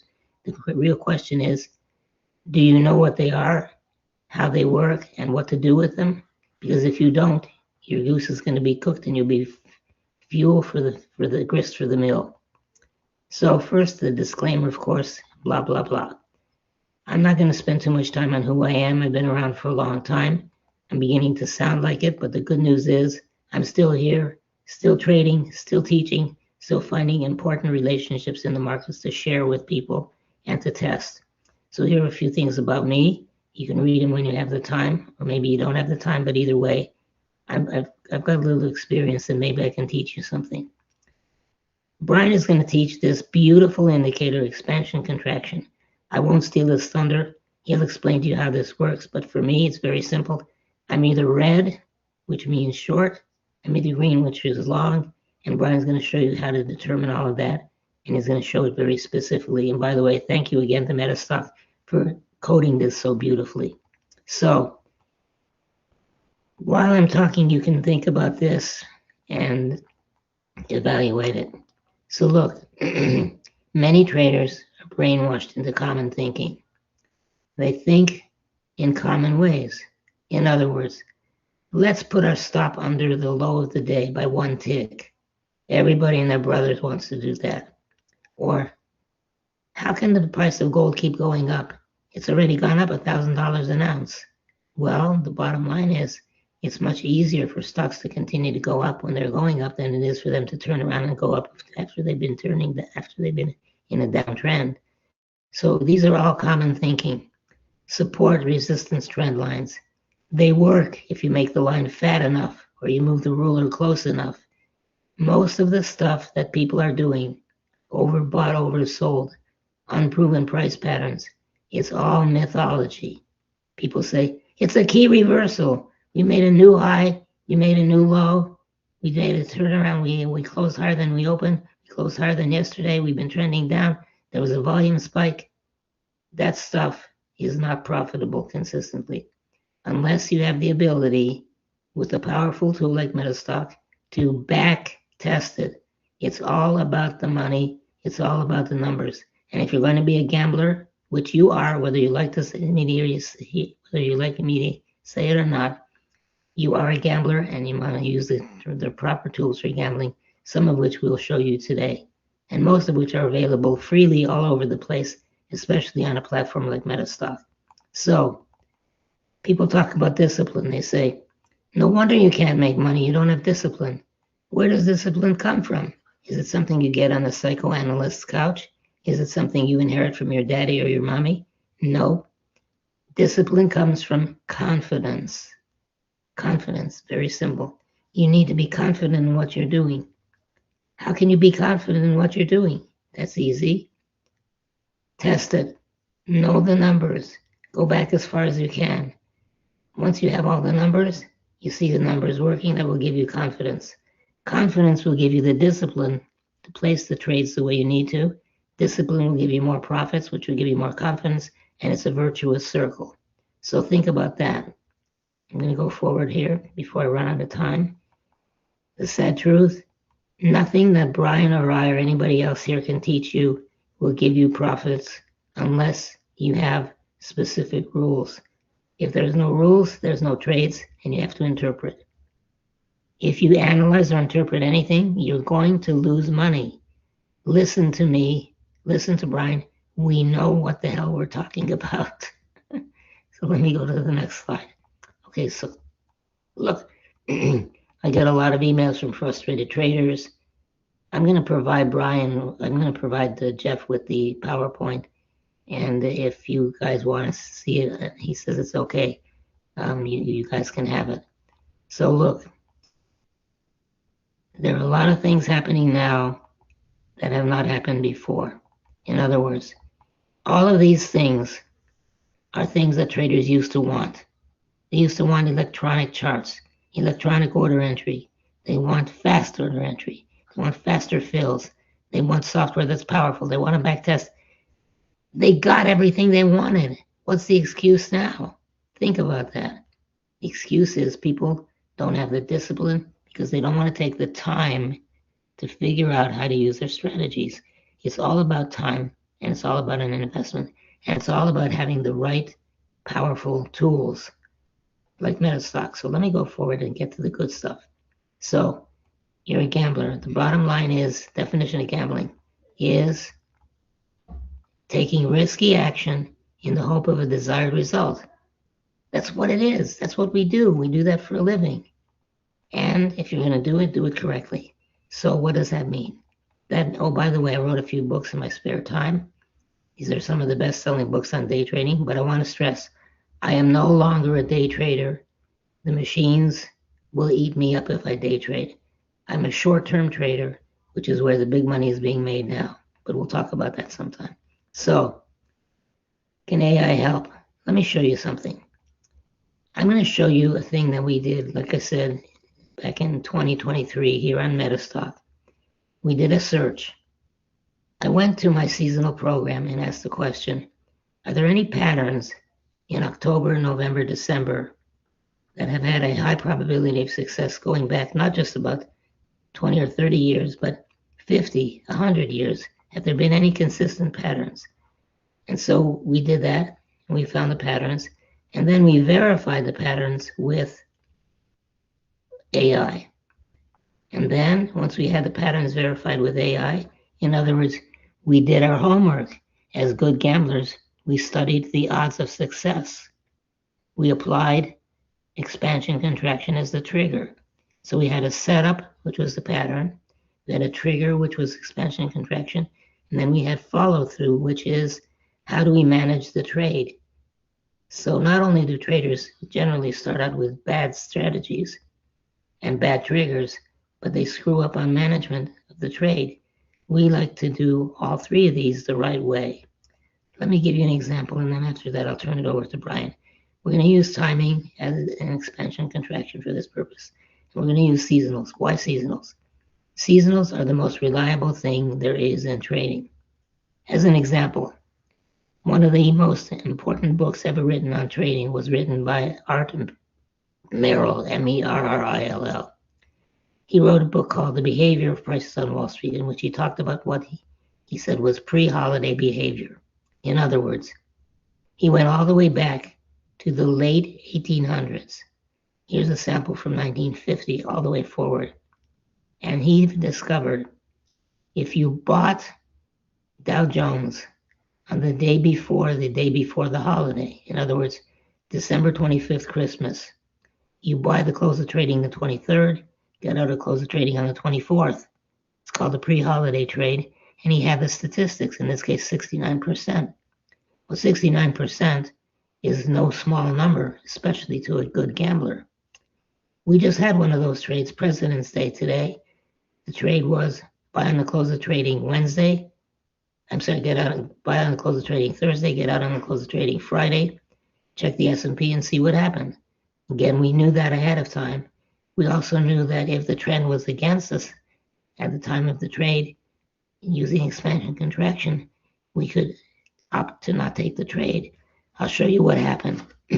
Just one moment. Here is the pre-Thanksgiving Day trade, which this year did not work, but it normally works over 70% of the time. So how did we find that trade? Easily, through research. Example, if I run what's called a seasonal composite stock chart, showing here on the screen, on a weekly basis, using data from 1901 through 2022, we're not talking about a small amount of data here, we're talking about huge data, which gives us the percentage of probability of success on the upside or downside over the course of many years using one composite chart. It's a normalized chart. We took every year and made it from 0 to 100, 100 being the high of the year, 0 being the low of the year, and made one chart that looks like what has happened most of the time. And you can see from late November, the month of December has usually been a big bullish month. So we asked the question, can we put that statistically? Running statistics, and again, statistics are the lifeblood of the good gambler. If you don't have the statistics, you've got your intuition. If you have nothing but your intuition, now that it's acceptable to use 4-letter words, if you don't have your statistics, you ain't got shit. And that's what you're going to get. So we discovered the pattern all the way back many, many years. Buying the S&P, end of day, October 26th, getting out January 16th. Now, for most people, this is a long-term trade, but over the course of over 100 years, that pattern has been right 85% of the time. We know the average profit in points, average profit in percent, everything we need to know. Maximum consecutive losers, has it grown steadily? Do we have the entire history? Do we have the seasonal? We've got everything we need, and yet people still don't want to use it. Why? They say this year is going to be different. Why is it going to be different? Over the last 100 years, we've had practically every condition, including a crash. So it's not going to be different. It's going to be the same. But as good gamblers, we want information. So we go to the chatbot, ChatGPT, and we ask a question. Has that pattern been correct? Computer does some research, comes back and says, yes, it's been right X amount of time. It tells us exact dates, getting in, getting out. It gives us the percentage average profit, percentage average loss, and we ask more questions and we get more answers, like so. predictability and so forth. So let me go back and show you something else. So we did the same thing with Alcoa, and then we talked about this live on the air here on Metastock back in 2020. We showed this pattern. It's not rocket science. The chart said that from 1970 to 2020, there's been a very strong percentage probability for the stock of Alcoa to go up beginning in the last week of November and through the month of December. And this has been the pattern. So we talked about this and showed the statistics, and we verified those statistics through AI. The computer said, yes, there has been a pattern. It shows the number percentage of time. It shows all the percentages, average profit, average loss, and so forth. And this is what that stock did this year. So here's the beginning of the move seasonally. Right over here. Here's the end of the move seasonally. And here's what expansion contraction did during that period of time, but I'll let Brian explain that. So this is the same thing on the pre-holiday distribution that I told you about.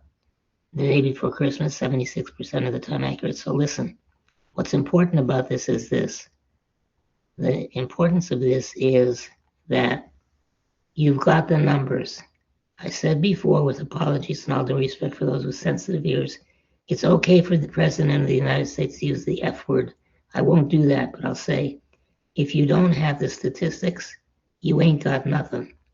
So you want to have the statistics, and you want a powerful platform like Metastock to help you get those statistics and backtest them. There is no excuse nowadays for any trader to lose money unless they don't have the tools to get the powerful indicators they need to make you money. If it's not the system, it's the trader. If the system is good and it backtests and it's not making money for you, you have to look in the mirror and say, what are you doing wrong? It's not the system, it's you. So those are my words of encouragement. I'm going to turn it over to Brian now, and he's going to show you the really good stuff. And if you need to reach us, here's our contact information, but Brian's going to put that back up later. Brian, it's to you now. Thanks for that, Jake. So I am going to share my screen. I don't know if you need to stop sharing your screen first, but let's see. Yeah, I'm going to do that. Hang on a second. It's all yours, Brian. Okay, and I should just be sharing my charts initially. Yeah, Brian, that's what we see. Okay. I was coming in to tell you we could see that too. And I've just switched over. You should see the presentation basically, which I've just jumped ahead a little bit and got to some of the basics, because we're going to assume there are a few on here that have never seen this before. But to be fair, we've been doing these with Metastock for several years now, and ideally you subscribe to Metastock and take a look at their channel, because it's all free. And again, at least if you go back a few years and work forward in this, you'd see how this process has basically evolved. But my background is in electronic manufacturing, where I've learned some statistical process control back in the late 80s to early 90s. So when Jake is talking about statistics, I'm going to just say I've over 25 years spent more time testing and programming and tracking trades and systems than I have spent trading. But that's, again, as Jake was mentioning, we learn from the past, and having learned from Jake well back into 2014 on that setup, trigger, and follow through method is how expansion contraction evolved, as I was looking for a way to measure how fast price is moving up or down through Jake's moving average channel. So we do have here with this process here, I'll pop up the laser pointer. Short-term lines are red and green. You will see a green line rising here and a red line falling over the last few days to several weeks. Prices move up or down short-term, and the red and green line are measuring the rate at which prices, say, rising above the channel, we'd be expanding up quickly. And if price is dropping quickly, this being a zero lag, indicator will rapidly identify where we're starting to contract, which would be weakness. So the name expansion, contraction, expanding markets are strong up or down. Contracting markets are consolidating or correcting, moving sideways, might even be reversing on that, but we do want to clarify that with the two components. Short-term swings are identified with green above red, and we'll code the bars or candles on your charts. We'll take a look at that briefly. And also we've got the long-term trends, which is the filter using the red or green cone or cloud in the background. And the more it expands, the stronger the trend is. And the more it contracts, we're seeing trend weakness on here. So we will be able to at least identify when we're up or down, strong or weak, short term or long term.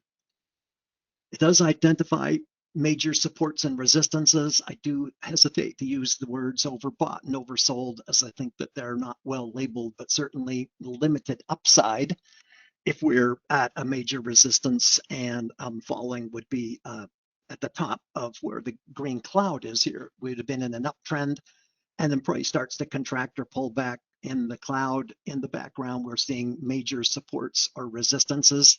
And even on here, we can take a look at where the cloud is at its lowest or highest peak for a red cloud, and it's going to identify supports on that. So again, long-term and short-term support and resistance are also defined with this non-lagging indicator. The median, that is just a center line. That's basically where this all goes. It can be a dynamic median, which is moving, or fixed. In this case, I just put it at fixed on this case. And when we're seeing the small gray dashed horizontal lines, the small dashed dot horizontal gray lines, or the large dash lines, they are using a mathematical moving standard deviation formula, because we want to know what's normal, and that would be typically inside the one standard deviation for long-term or short-term.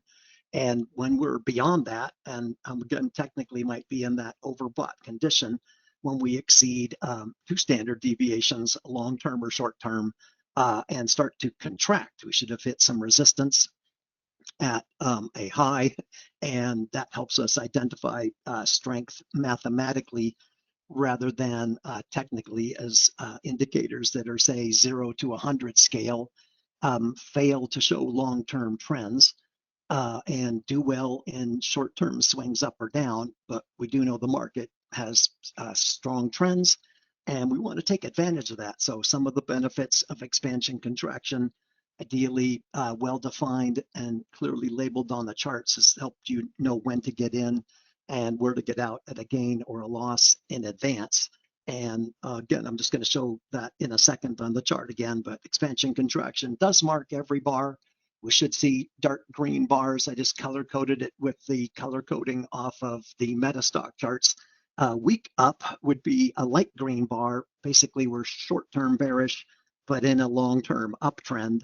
We'd have weak down conditions, which are the light red bars. We'd be in a downtrend, but currently we're up short-term. And of course, the strongest part of a downtrend would be where we're short-term bearish and long-term bearish. We'd see dark red bars or candles, and that would be a confirmation of, say, being strong down until it isn't. And that, as I said, when we're using the normal range or the standard deviation calculations, you don't need to know how that gets calculated, but you want to know what is it, what does it mean, and how do we use it. And I do like the fact if the market is outside of its normal range and we can quantify that as strong up, that is something that can be scanned for in that situation. And when Jake's talking about backtesting, yes, this is that extensive backtesting in order to identify the best markets to trade it and to find out, say, duration of this trade. Hopefully, as you're reading through this, as I kind of fill in the blanks, ideally, we'd always know when to get in and where to get out, and when to take a loss and when to take a profit. And we have all those rules. The June presentation 2025 had all the rules of Jake's and mine, and when to get in and where to get out at a gain or a loss in advance.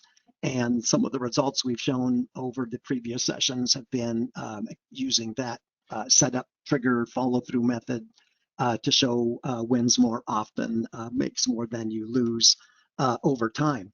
So Jake was talking about the seasonal setups, and would say the one-two benefit of seasonal setups and expansion contraction timing triggers is that when we see a pattern in advance prior to it happening historically, and then we see the setups that are occurring during that time, that helps us identify not only a seasonally high probability pattern here, taking a look at Google's weekly seasonal chart that Jake puts out at Seasonal Trader. You can see towards the June to July period across the bottom is typically where into the end of the year, Google has a tendency to trade into its high into the December period. So, in taking a look at that, I'm not real super happy about trading Google long term in the first 6 months of the year. It's more of a get in and get up and get out on the setup conditions.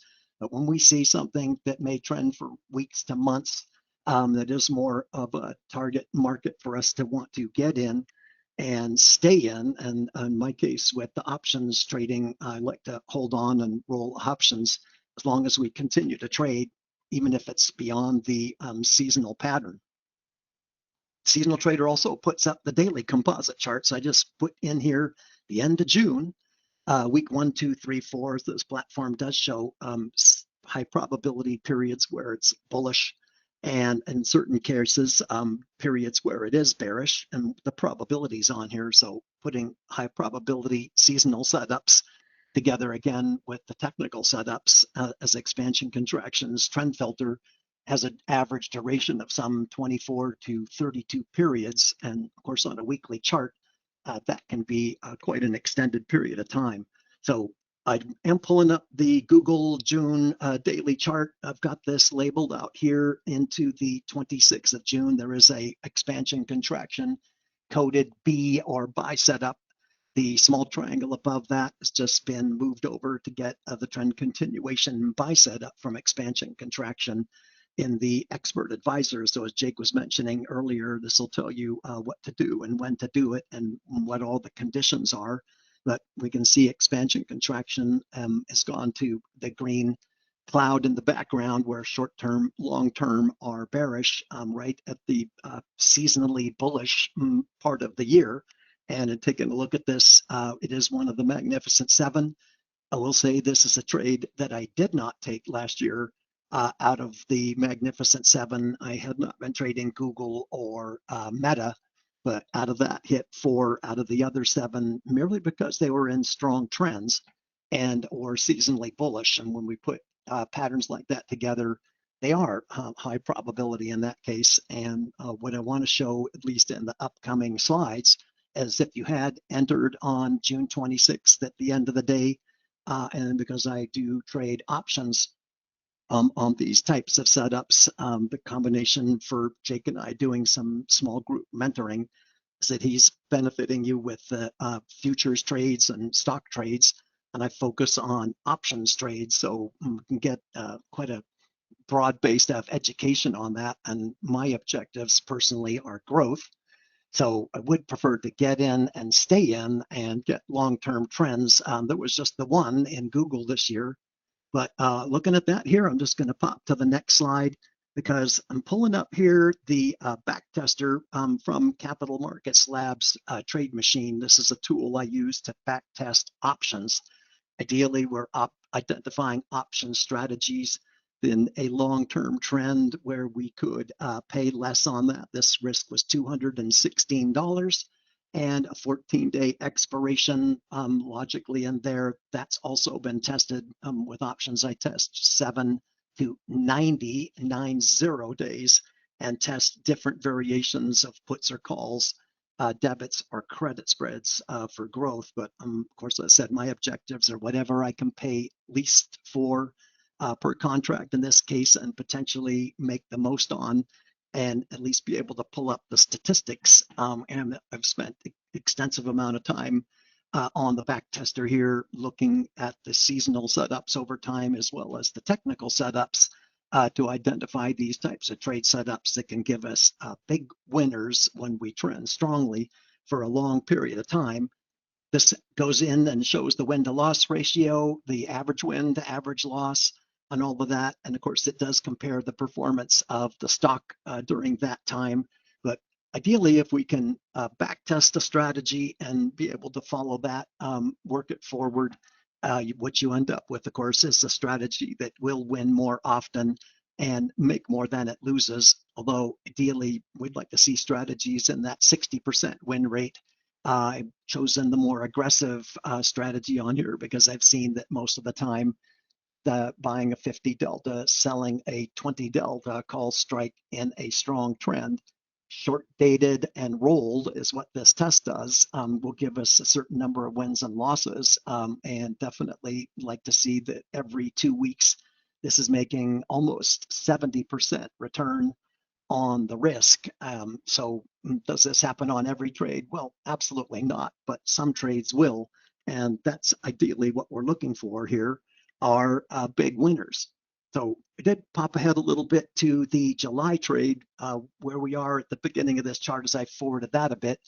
Price came down to the midline of the Keltner of the previous day, which triggers a swing trade buy on that. And 2 days later, we get an expansion contraction continuation trigger that would show in the expert advisor and taking a trade in here from this date, which would have run through all the way to June 6 on the closing dates. If you're wondering what that was on here, would have made another 706% on $400 risk. And again, that didn't have a high win rate on that, but we were strong trending and having an average loss of average win, I should say, of 850 to an average loss of 330 and an average 2-week return on the risk you're taking of 50% plus. Does show that we can still pay a relatively small amount of money and actually have a potential for a large gain should we have a technical setup that trends long term. And ideally, if you have no risk on the first trade, this is a technical setup, an add-on either on a swing trade or a continuation trade, and either one would still show a very similar result from having gotten in within a day or two apart. So I did move this forward a bit because, again, we have another setup. The expert advisor to the left here is set up on another swing trade. That day's particular low did trade below the center band of the Keltner on these setups. And again, those setups are in the June 6th. So watch it again in the history of Metastock on YouTube on that. And that trade, we'll just take a look at. Even if you just ran that and stayed in and rolled over, another 500% return on that. Again, not a stellar win rate, but we weren't looking to win more often. We were looking to get in for a relatively low cost as long as the trend continued.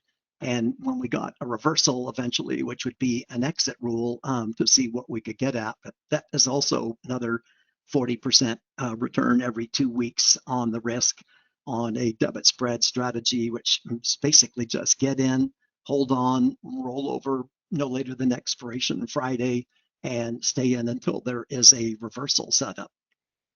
As that continued to trade, there is another trigger setup in here where the day's low on November 14th triggered a swing trade buy on there and traded higher. So I've just gone to several setups in Google's seasonally bullish pattern and identified an initial entry and several add-on trades as ideally when we get add-on trade setups in that setup follow-through process, we would prefer to add to a winning trade. In this case, we're getting a small return on a risk on here because we're getting late in the legs and a low win rate on here, but we can, as I said, accumulate some positions.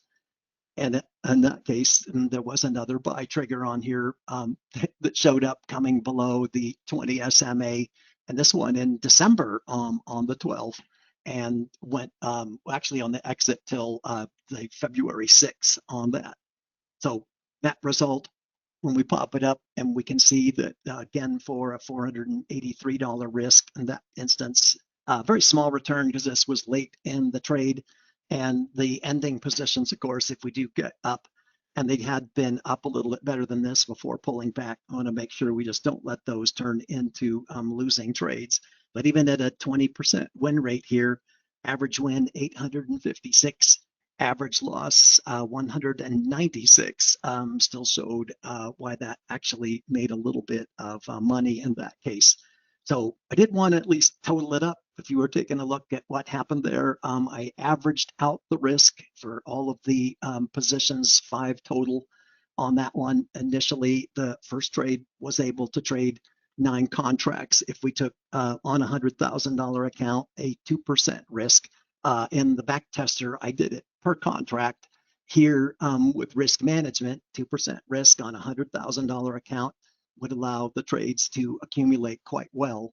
And as you can see on here, with the get in, stay in, and hold on and roll over, as long as expansion contraction continues to trend long term, then we see quite a decent return on the 2% risk for each position, calculating out, as you should, based on your account balance, how many contracts you would trade to manage your risk properly. And then, of course, since time played out, how this all accumulated out and ended up at a 64+% return on no more than a 2% risk.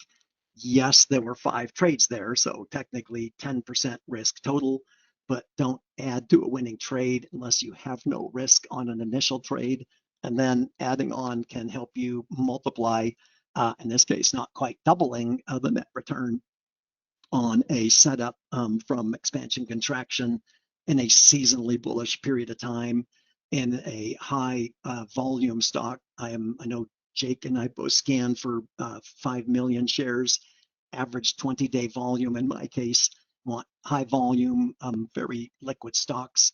Also with options, we want to make sure there's a very small bid-ask spread and keep the cost down. And that means the basket that we might be trading is pretty small. So there were a few updates from the last time when I pulled up the 2025 results on here. As again, I'm going to hold positions open past January 1st until they close out. So again, this is the mostly closed positions out on the stock basket they were trading. And so those did quite well on that. And also for the currencies, the Aussie pulled back after being down over 7% at some point, and currently is floating a large gain, as is the Euro Aussie. But these are setups from expansion contraction on the daily charts using the rules that were posted in the YouTube channel for Metastock, again, back in June and in previous months. And we walked forward results over the last several years, showing statistically that the setups on here are win more often and make more than they lose on average. And we add in seasonality, and we can identify some incredibly high probability targets on that. So just going to go back with the expert advisors, see the benefits on here. We will have clearly defined setups and entries on that based on Jake's setup trigger follow through. 100% absolutely a must, ideally back tested. Jake's process for back testing is to go back 15 years of data and do the following 10 years, optimize all your setup conditions on that 10-year sample of data, walk it forward 5 more years to make sure till present that the setup conditions are consistent with the win to loss and the profit to loss in the first 10-year period. So that's why I said I've spent way more time in analysis mode going back over, and now with AI on that, AI needs to have the same kind of hand-holding. As Jake was mentioning, that there are some contests going on right now, and I've been following those in order to see what that process is kind of morphing into. And I was actually a bit surprised to see most of the AI programs were using some reasoning or logic about the future as to why they would want to hold on to the positions.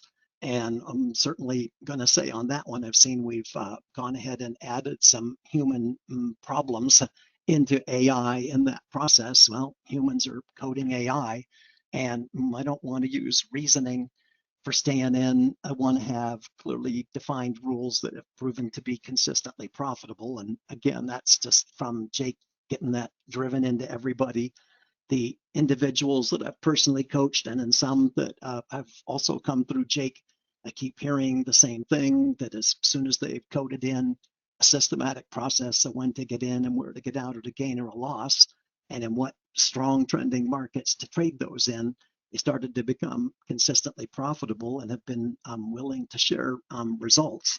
And I have to admit, some of the results that I've seen from individuals following the process have been stellar. Even this weekend, seeing one process just using Jake's moving average channel, some clients have managed to eke out a better than an 85% win rate on that, 100% coded and tradable.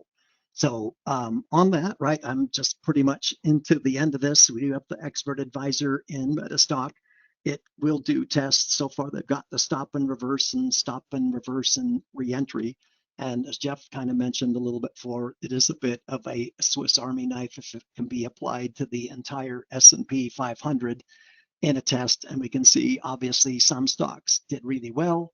Some stocks didn't. The underperforming stocks certainly didn't underperform more than the best stocks. And we're seeing a majority of the stocks in the market actually perform positively and fewer perform negatively. But in just a generic test on that, it does show the long-term trend capability of expansion contraction that on a weekly chart, as I said, if it's going for 24 to 32 periods, on that can last 4 months. And that's what we saw out of the NVIDIA trade. Palantir, one of the top tech stocks, and NVIDIA, those all had big moves. The SPY, the Qs did really well this last year. And to some extent, Tesla and Apple. And then finally, Amazon, looking at just some of the top weighted stocks in strong trending sectors to choose, and identifying seasonally bullish patterns or bearish, and using expansion contraction for the timing has helped identify a consistent process to get bigger winners and smaller losers and win more often. So that's about all I have on this so far. I will just drop into the final, how we can be reached. I know Jake had that one earlier. Jake, are you still there? He's looking for the mute button.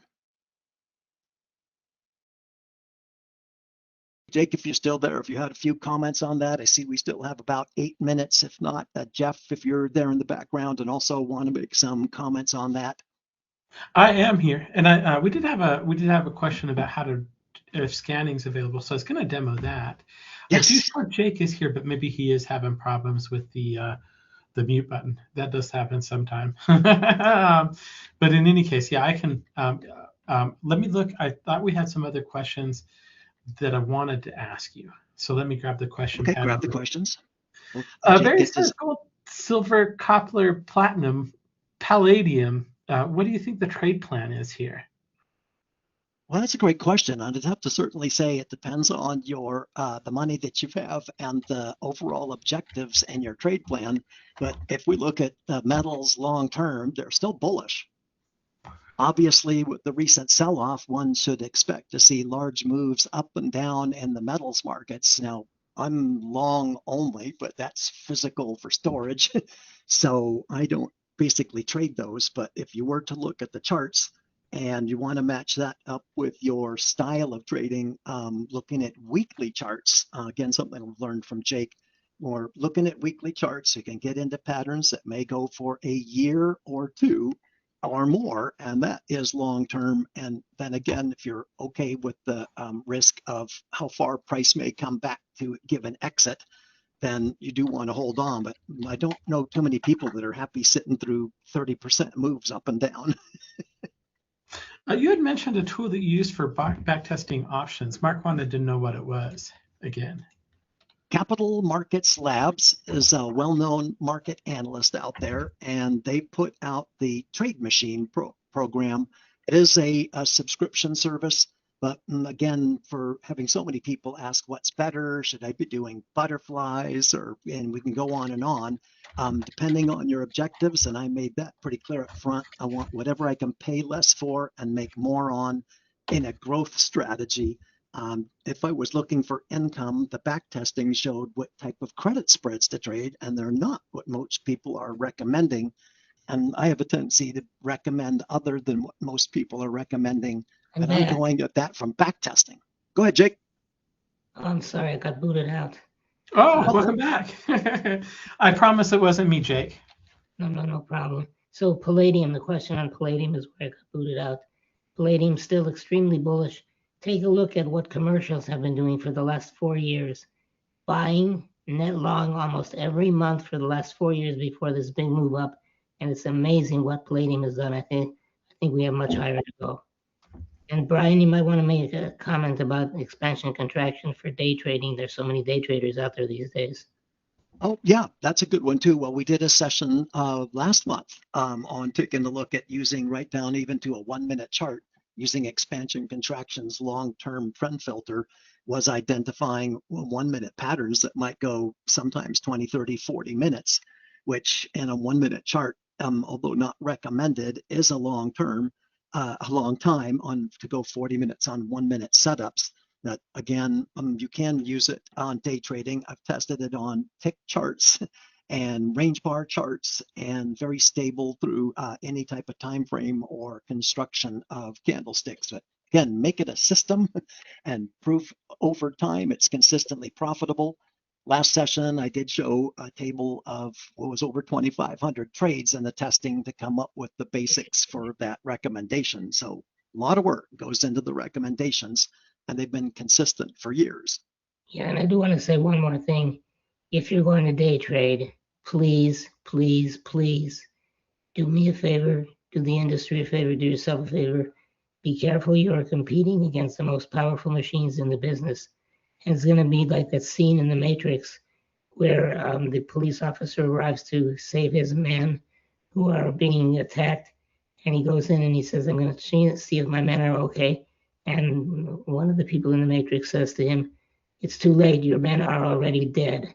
So by the time you realize that you're losing money, and by the time you realize that it's the machines that are taking it from you, it's going to be too late. So take my warning. I know what the hell I'm talking about. Okay, enough of that. I want to thank Jeff, and I want to thank Brian. Sorry, that's me. I'll leave it to you guys. Thank you for the audience for coming today.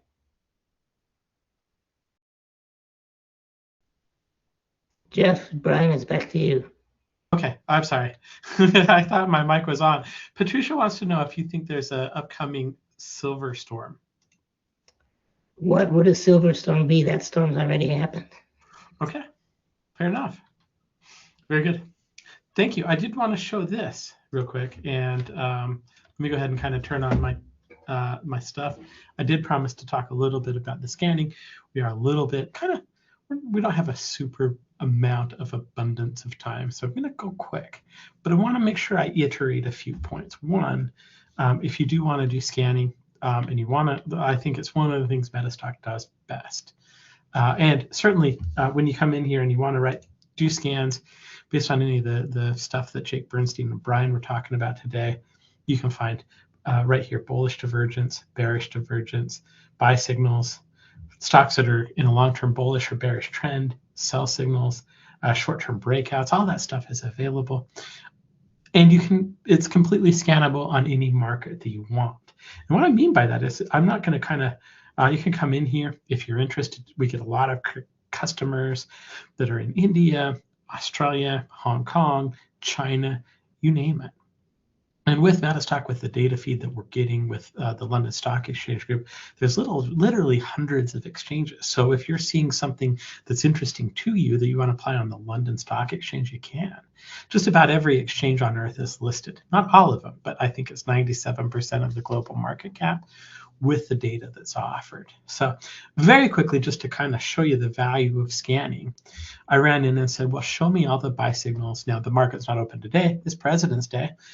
But show me all the buy signals that existed on the S&P 500. And so I did that scan. There's about 503. There's a couple of duplicates in there.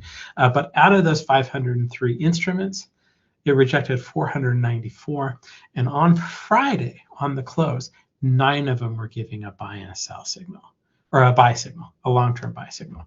So again, what I want to be able to do as a trader is, especially as somebody that I still work, I don't have a lot of time to look at 500 stocks, nor do I think I have a big desire to. What I want to be able to do is focus on the 9 that have an opportunity, and then take a look at those ones and see which ones I want to maybe participate in. So great job with this in terms of the way that it's put together. And I really do want to show off this commentary again. So we are looking at the long-term golds charts. We can see where the major, and we can see what things are looking like today, Friday. This is a GLD ETF, but you can see that long-term we're bullish, and the strength of that is the strength of that is still strong. Short-term we're in an upswing, which is strong. It's still in an expanding range, which is strong. We've got major and minor resistance. We do not have a buy signal.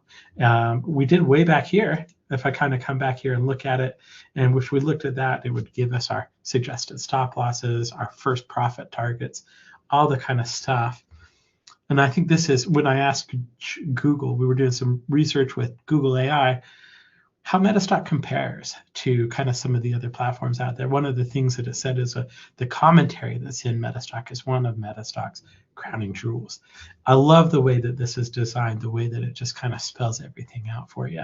It's kind of like having Jake and Brian, they're helping you. They're not really there helping you, but they're telling you exactly what's going on in the chart and why it's going on. So let me kind of switch over here back to the PowerPoint real quick, and we will kind of come in and kind of, I'll hide this too. In terms of the expansion contraction indicator, very elegantly designed indicator, designed to give you those long and short-term trends, tell you if range is expanding or contracting, show you what the support and resistance. We just looked at all this stuff. Great indicator for that. As the expert advisor, I did talk a lot about how it kind of identifies all of those characteristics for you, spells them out for you. I did really like the way we kind of settled on this dashboard view. My thoughts when we were kind of designing it out is like, this tells you so much. Let's just kind of explain everything to somebody in a very, very clear way so that they can at a glance kind of get a good idea of what's going on. And I think we did a good job with that. So we talked about the scanning and how you can use it to identify just the opportunities. Again, just like we've been kind of talking about all day, what we want to do is find those big opportunities, the profitable opportunities, and really swing at those. And for me, if I can run a scan and ignore 500 stocks to focus on 9 that work, that's the same reason I keep using Metastock over and over and over again. So anyway, it does have system testing. It has the expert advisors. There is a bootcamp training that's available instantly as part of your order. When you put in your order, you'll get a 2-part training. It's available right on your downloads page. In part 1, Jake and Brian discuss how to use the JBXC. And in part 2, I talk about setting up charts, testing, scanning, anything you might need to do to be able to successfully identify those opportunities, just like we're talking about. It is a fairly inexpensive product. It's a one-time charge. We charge $5.99 for it. Here, as part of the conference, we're going to do $4.99. We're going to back that with a money-back guarantee for 30 days. You can do that at metastock.com/JBXC. You can give us a call at 800-882-3040, and you go to metastock.com/salespchat. I love how well this is put together. I'm comfortable telling you to try it out. If you don't think it's helpful, if you don't like it, you can try it. It's risk-free. You can get a full money-back guarantee. Give us a call, 800-882-3040. Visit metastock.com/JBXC or go to metastock.com/salespchat. It's a pretty box too. Yeah, our marketing team put that together.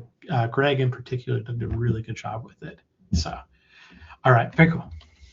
I do want to say thank you thank you, Jake. Thanks for coming in. Thank you, Brian, if you're still there. Always great to have you. I'm going to go ahead and excuse you now.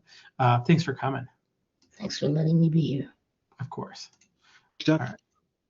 Let's go do that and do that. And the reason, okay. Oh, I made you the presenter instead of excusing you. Let's do that the other way. Okay, let me share my screen again. Won't take a second. Okay. If you haven't yet, join the tradersforum.com. You can do that for free. There you can learn about the markets, learn about different technical analysis. We do a really cool event. Jake's done it a couple of times where we come in, we just talk about what's going on in the market, how Jake got started in the market, what he thinks is going on, his opinions. It's always a really, really good event. And we kind of go into some topics. It's a podcast format. We go into some topics that you just don't normally see. We do that. We do indicator lessons every week. We talk about candlestick patterns. It's a really, really cool room. You can chat with other traders. There's some really good traders in there sharing ideas. The idea but behind the Traders Forum is that it's designed to be a community of traders helping traders. You can join it for free at thetradersforum.com. So, and I'll see you there. I'm there every day, except for today. I haven't been there much today. There's not a lot going on. So we do have a couple of prize winners. I promised to do a couple of prize winners because I forgot to do it last time. So here we go. I've already sent you an email, Jeff S. There's a number of Jeffs. There's like, I think 4 or 5 Jeffs in the list. It's spelled that way too. So if your name is Jeff S. and you're in the USA, I'm going to send you a copy of this book. It's Steve Bigelow's High Profit Candlestick Patterns. I've sent you an email. I want to make sure I have the correct address from you and a phone number. And if you'll send that to me next week when we're kind of cleaning up all the dust from the conference this week, I will go to the post office and send that to you. So send me reply to the email I just sent you. I gave away another prize. This was to Robert D. in the USA. It was Martha Stokes' 2026 Sector and Industry Report. It looks like AI tried to fix Martha Stokes' last name for me. It is actually Stokes, not Stocks. It's a $9.95 value. We're going to basically give away a guide to investing and trading in 2026 and beyond. It's expert technical and cyclical analysis. It includes analysis of industry reports. Martha does such a great job. She's going to be here. I believe it's tomorrow, but it's sometime this week. And I always love what she has to talk about. Very, very smart trader. Technotrader.com. Robert, I've sent your information over to the Technotrader team, and they will reach out to you to help you get that prize. So congratulations to the winners there. Ooh, we are a little bit over time right now. Let me go ahead and get to our next presenter. Larry McMillan is our next speaker. Larry McMillan almost doesn't need an introduction, but I'm going to do it anyway. Larry has written and does some very successful newsletters. He has a company called McMillan Analysis Corp. He's written a book on trading on options, and I just drew. I know the name of the book, but it just jumped out of my brain. It's widely considered. Options is a strategic investment. Thank you. Yeah, just pop back in. Options is a strategic investment. It's considered by many to be kind of the go-to guide on trading options. It's very, very clear, concise, and very, very well researched, I'd say too. Larry, I can hear you. Let me go ahead and I'm going to stop sharing my screen. Okay. And you should be able to just click that share button in the middle on the bottom and share your screen. I'll make sure that we can see it. All right, I gotta pick the right one here. Which not that one. I guess it's this one. Let's see. Nope, that's not it. Where's my I guess let me just bring it. Yeah. It's this one. Can you see that? Yeah, I can see it. I can see it great. It's coming in well. My apologies for looks like we're running a little bit late, but I'm going to get straight out of the way and let you take over from here. Okay, thanks. So we're going to talk a little bit. Jeff, how much time do I have here? I don't want to go over. I plan on going within about an hour, if you can. And if you can do it by the top of the hour, you'll get us back on schedule, but I won't leave that. Okay, yeah, I'll attempt that. Okay, cool. So we're going to talk about the stock market in light of option indicators, what the options are saying. Some pretty interesting stuff actually going on right now in terms of VIX and the volatility measures. Just a little bit of background on our company. We started out as a derivatives research firm like 35 years ago. We moved into money management in 2008 after the financial crisis. We had been making some pretty good recommendations at that time, and we had people interested in having us manage their money. So we're both a CTA and an RAA running a specific option strategy, although we do run other kinds of regular option strategies like cover call writing or what have you. And then we also have an option education arm where we do mentoring and other educational things like this webinar. I'll come back to this later, but we will be sending you the PDFs of this presentation. The reason I have that plural is because one will be in black and white, one will be in color. If you want to print it out, you probably don't want to waste all the color ink in your printer. And we'll come back to the offer itself later, but you can reach it through that website there, optionstrategist.com/metastock. So these are the four main indicators that I look at, although as you'll see when we get into the details, that some of these diverge out into some other places.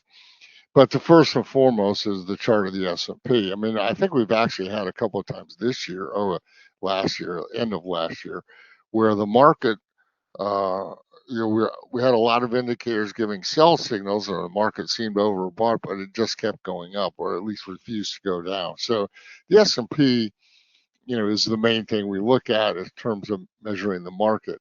I mean, there's been quite a few articles written. I think there was one in even in Barron's this week, and then others I've seen about how individual stocks are really all over the place. Some are trending higher, some are trending lower, with a lot of volatility.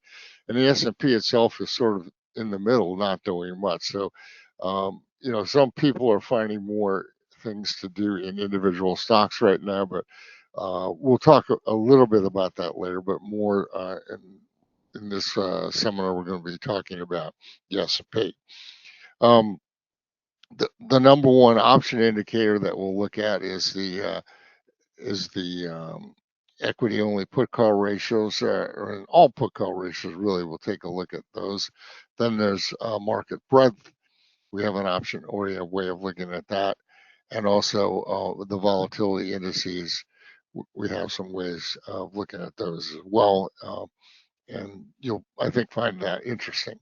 So as a corollary to pretty much everything else that's going on,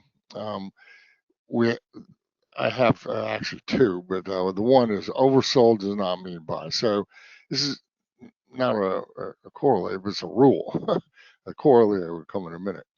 So, the market can be going down and keep going down far longer than you think it will. So it can be oversold for a long period of time. The corollary is overbought does not mean sell. So as I mentioned last year, we saw overbought indicators in a lot of situations. Market really didn't break. So you need to have confirmed signals. We follow a lot of different signal patterns. I'm going to go over a number of them today. Probably not everything we have, but you'll see that when we have an actual signal, we'll take a position in it in our newsletters. But a lot of times we're just observing and waiting for a signal to actually occur. So just because the market, let's say, is exhibiting some overbought conditions, that's not a sell signal. So here's a long-term chart S&P, a two-year chart, and the number one thing I guess about this is that there was that huge correction last April, and then we seem to recover from that pretty well. So one of the things that I found very interesting here is that right now we're struggling with this, trying to get through the 7,000 areas, and that's that green shading there. And we keep bouncing up into it and falling back. So there's good support here at 6,800. The December lows are at 6,720. We'll talk about that more in a minute. And then there was multiple tests of the support around 6,550. which also held, and you can see the 200-day moving average is now coming up towards 6,500 as well.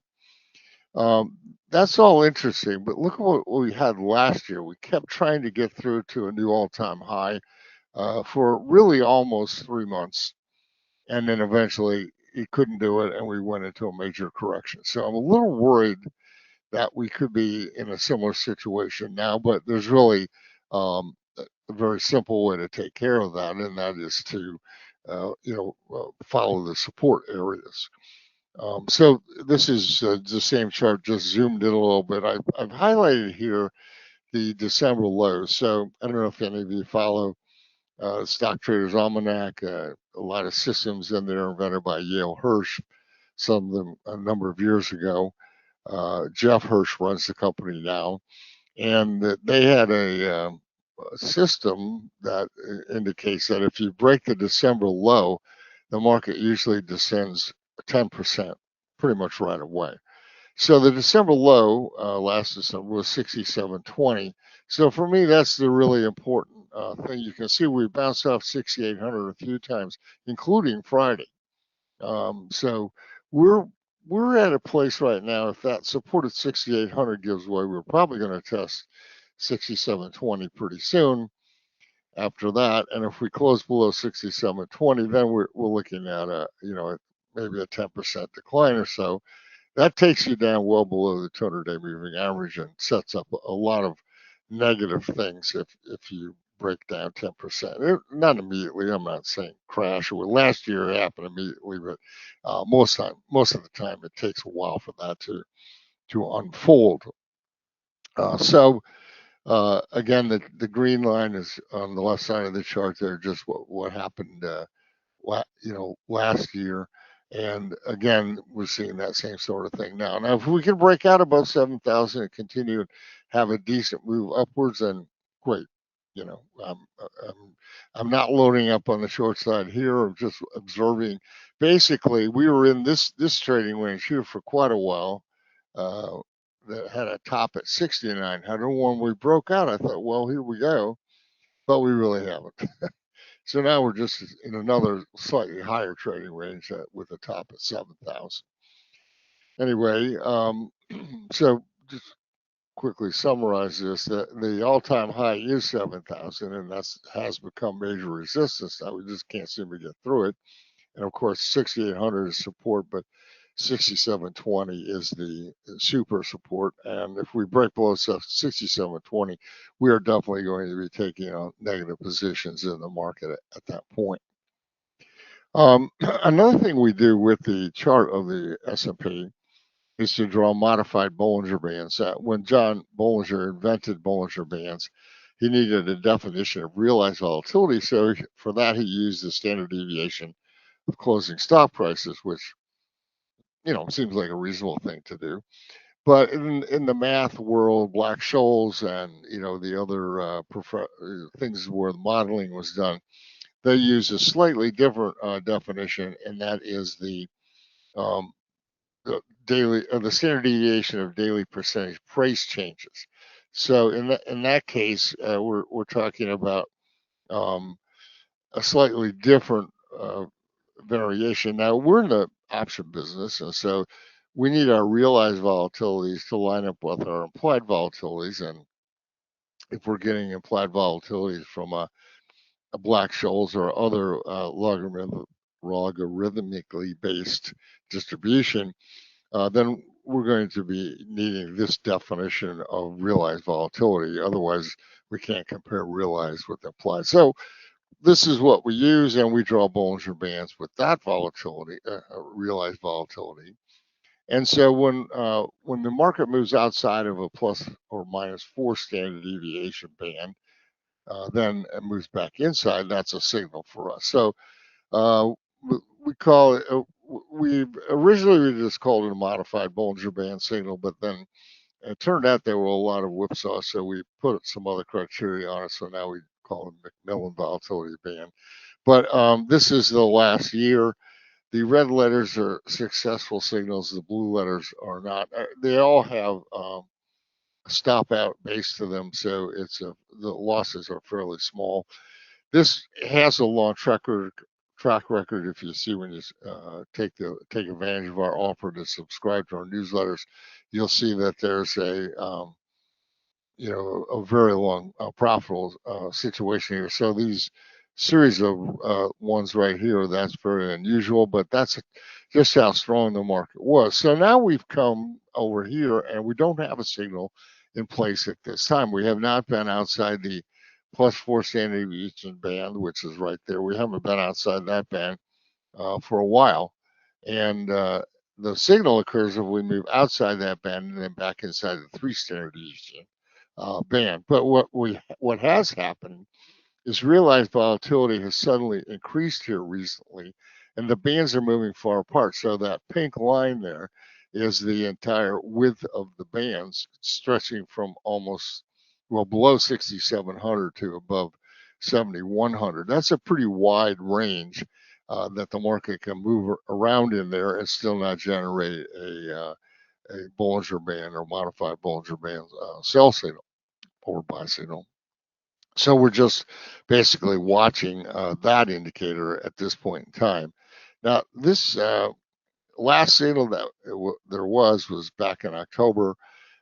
As I said, there's no signal right now. And we have a subscription service that's based on this. You can apply these bands to anything. You can apply them to stocks or futures or ETFs, indices, whatever you want.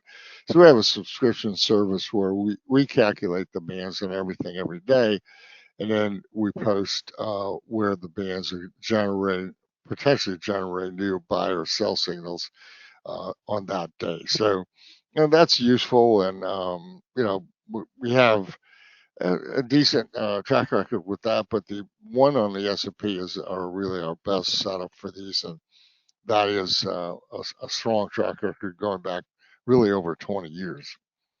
So let's move on to the next topic, put-call ratios. Now, put-call ratios were invented by Marty Zweig back in the 1950s, and in those days he got the data by just observing the amount of puts that were traded and the amount of calls that were traded by the ads that ran in Barron's every Sunday.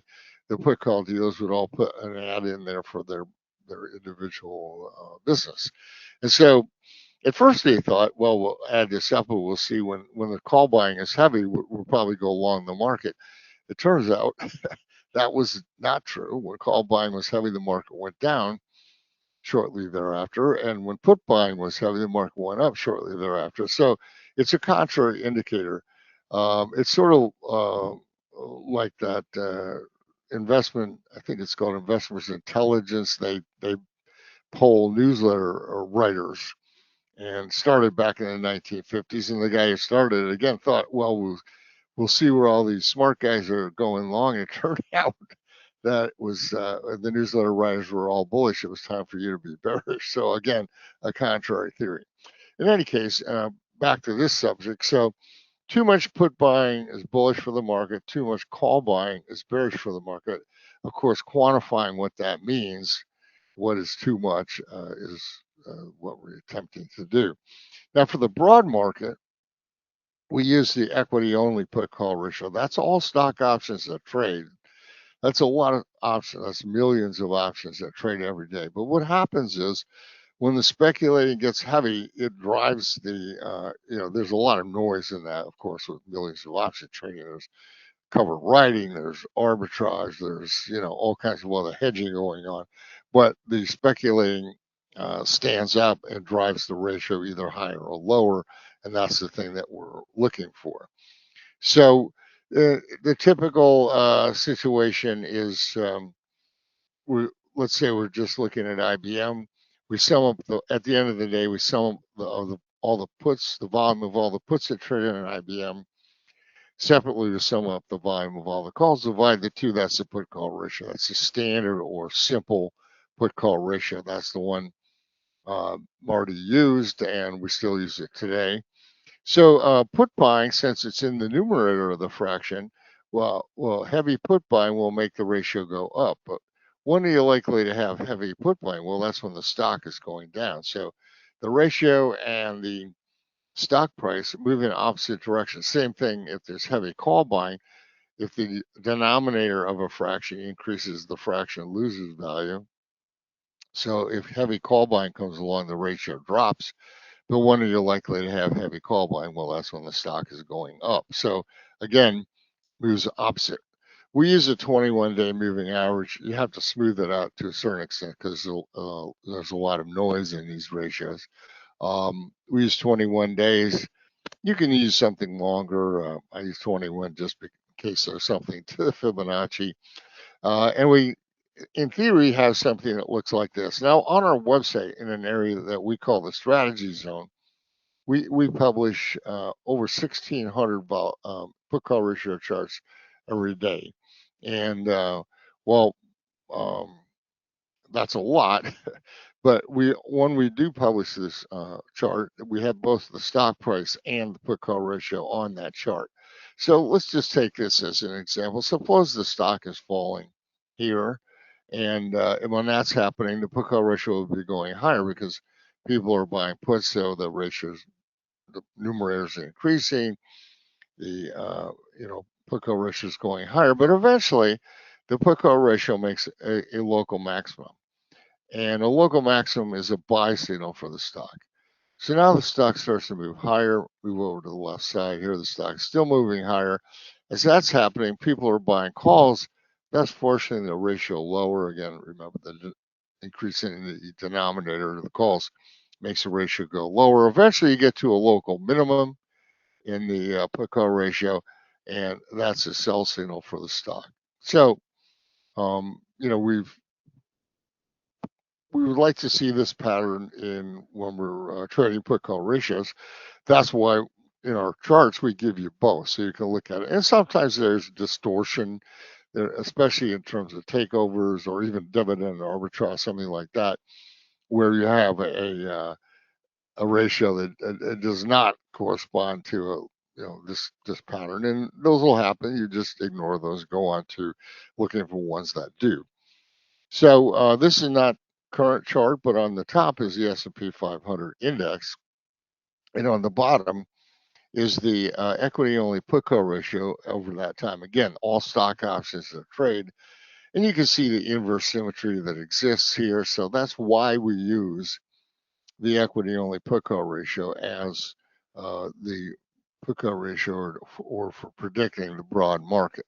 So where are we today? So here's where we are right now, and in recently here we've had the a local minimum on the chart. So the I'm looking for my pointer here. Oh, there it is. So we had a local minimum. That's a sell signal that came about 2 weeks ago. And so this ratio is moving higher now, and it's going to remain on a sell signal as long as it continues to move higher. So once we have a put call ratio signal, we control the signal not by the price of the underlying, but by what the put call ratio is doing. So eventually it will roll over to a buy signal, but right now that looks doubtful. The reason, well, I have it in green, meaning that this signal is open, but if you go back here a year ago, you can see a similar signal, and I've also marked in green. That was last year when the market broke. Now, that time when we got the sell signal in late February, the market broke right away and pretty much continued on down. This time, the market broke a little bit and then rallied, and now it's still struggling down. As you know, this is that resistance at 7,000. So not exactly the same, but a sell signal in a similar situation. And you can see the various buy and sell signals on the chart. The biggest buy signal, of course, was the one last April, and we've had a few others along the way since then. It's a little bit interesting to note that there in October, this last October, the ratio got down to the lowest ratio that he had been since November of 2021. In other words, there was a lot of call buying going on, a lot of optimism, and really that's about when the market started to struggle last October, right in here, and it really hasn't made much of an advance since then. It hasn't gone down a lot either, but it's struggling after that bout of heavy optimism was shown there. Now, as we got more into computers, we could calculate what's called the weighted put call ratio or the dollar weighted put call ratio. So the way this works, at the end of the day, every day, we take the option price and we multiply it by the volume traded. You could do this on a tick-by-tick basis. That's an expensive data proposition, though. So we do it this way. We tried it the other way. We were getting just basically the same signals. So we use this end of the day price times the total volume for the day, and we'll call that the dollar volume of that option for that day. So again, with IBM, say at the end of the day, we sum up those dollar volumes for all the puts, separately sum them up for all the calls, divide the two.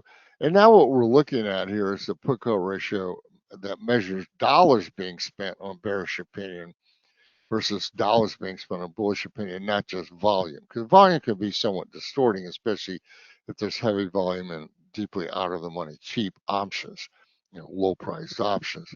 So in this particular case, here's the current ratio. Now it turns out the signals are pretty much in the same place. They just have different extremes.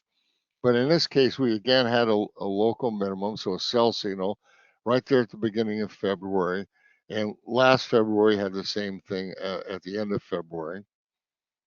And so, again, just a little bit worrisome.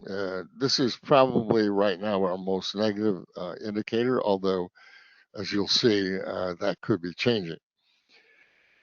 So just to summarize that, these put call ratios are pretty strong. They only have a few each year, maybe 6 or so. And we had these new sell signals that were just generated. So I'm wary of these, and we're paying attention to them, obviously. So what do we trade when we actually have, a volatility band, sell signal, Bollinger Band, sell signal, or buy signal, or this put call ratio signal? So we typically trade SPY options and slightly in the money and slightly short term. So the delta of a call option ranges between 0 and 1. 0 means the call doesn't move at all when the stock goes up. 1 means the call is moving right with the stock point for point. So that means it's deeply in the money. So, but in reality, most options that you're trading are somewhere in between. The higher the call's delta, though, the more the call option is going to behave like the underlying. So we're in the business here in these speculative situations of predicting where SPY is going. And so I want the delta of my call to be fairly high, because I don't want to have be right about SPY and then lose money because I was buying an option too far on the money. So we typically buy a slightly in the money option, maybe 1 or 2 strikes, and only going out 2 or 3 weeks.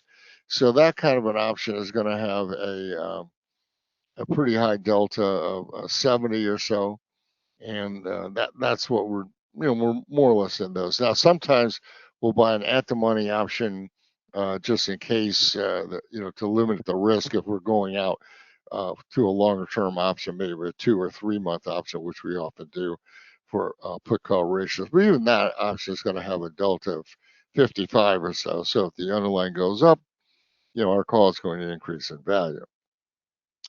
So if you watch TV with option trading, they almost always spread every option trade, which is sort of silly. And in reality, professional traders don't do that. But what I mean by spread is, let's say you're bullish, get a buy signal of some sort.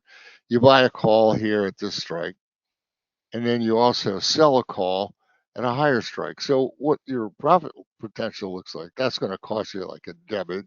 So your maximum loss is this debit. But in between the 2 strikes, as the stock moves up, you're doing great. You're making money. But then once it gets to your higher strike, you've cut off your profit potential, and that's the end of that. So why would you even do that? Well, it turns out that if there is a real high implied volatility, then perhaps it does make some sense to do this. Now, high implied volatility, we have a free volatility data we publish on our website every Saturday. So you can go in and look at the historic and implied volatility and the percentiles of those for everything that trades options. A lot of things that trade options, over 6,000 stocks a lot of futures and a lot of other things. And so you can, look up those volatilities and determine if you're in a high volatility situation. But that's not what these proponents are doing. What they're saying is there's less risk involved, but that's false. Your broker will ask you to pay for the call in full or to pay for the spread in full. So in either case, you're risking 100% of what you put up.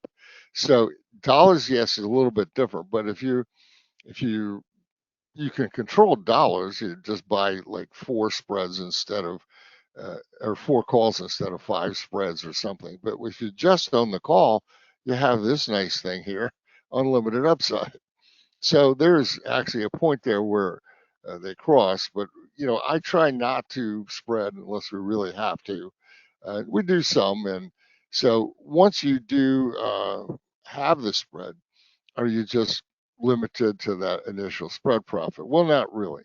There's a couple of things you can do to mitigate the negative aspects of these bull spreads.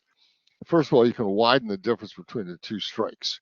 So right now, with VIX up getting a little more expensive, we're spreading all SPY calls. If we're doing a SPY position, we're using a call bull spread if we're bullish out on options that expire later than February 20th, which is just next week, next Friday. And so we're spreading those 15 to 25 points wide. But if we're doing a put spread, we're spreading that even wider, 30 to 50 points, because out of the money puts are more expensive than out of the money calls on the indices. And so these are essentially the equivalent of each other. So that's one thing we can do. And the second thing we can do is we can roll if the short strike is hit. Well, what do I mean by that? Let's say, SPY's trading around 680. Let's say you're bullish, so you want to put on a position. You're going to buy the 680 call and sell the 705 call. So 25 points wide on the spread. And you're buying an at the money call, the 680. So let's say you're fortunate enough that S&P goes up to 705. So now your spread is making money up to about here, but there's not too much more money to be made. A little, but not a lot. So what can you do to help yourself out there? Well, sell that spread and put on a new one that has higher probability going forward. So essentially you sell that spread, the 25-point spread, and you buy a new 25-point spread, also expiring in March. But now it's using the 705 call on the long side and a new 730 call on the short side. If you want a graphic demonstration of this, the black would be the original spread you bought. Then when you sell that and you roll up to the red spread. Now the red spread has a higher profit potential, and if it happens again, you do it again and again and again, and you keep clearing away on the upside, that you can keep moving up with this, even though options are quite expensive. I mean, recently we had the big move in gold. Gold options were quite expensive, so we were doing a spread, but we kept rolling it up to keep pace with it on the way up. Now you don't keep 100% pace with it, but it's not like you're limited to the first spread you put on. On the short side, I'm sorry, one more comment here. So these 680 call, 705 call, that spread costs, you're buying the 680 call for $16.50, you're selling the 705 call for $3.80, that's $12.70 debit. The most you can get is the difference in the strikes, 25. So you're paying $12.70 for a potential max of 25. That's okay. I mean, as option trades go, you can probably do a lot better, but you're trying to mitigate your risk here. The puts are actually more favorable right now, though. So if we were doing a put spread, say we had a sell signal of some sort right now, we would buy the 680 put again, and now we sell this time 50 points out of the money, the 630 put. And if it moved down to 630, we'd roll down. But here, what we're paying, we're buying the long side for $13.20, and we're selling the short side for $3.80. That's $9.40. So now we're paying $9.40, but it could widen out to $50. So that's a lot better profit potential with essentially equivalent risk. So right now, the way the market sets up it isn't having anything to do with opinion. It's all with just the way the market pricing is of options at current interest rates, the put spreads are actually more favorable than the call spreads. But that you wouldn't just buy put spreads for that reason. You have to have sell signals. So let's take a look at some individual put call charts. What we've noticed over the years is that the individual put call charts, we trade the extremes. So here, for example, this is Freeport McMillan, which we're using this as a proxy for copper. I'll show you why in a few minutes, why we're using that. But here's a local maximum kind of in the middle of the chart.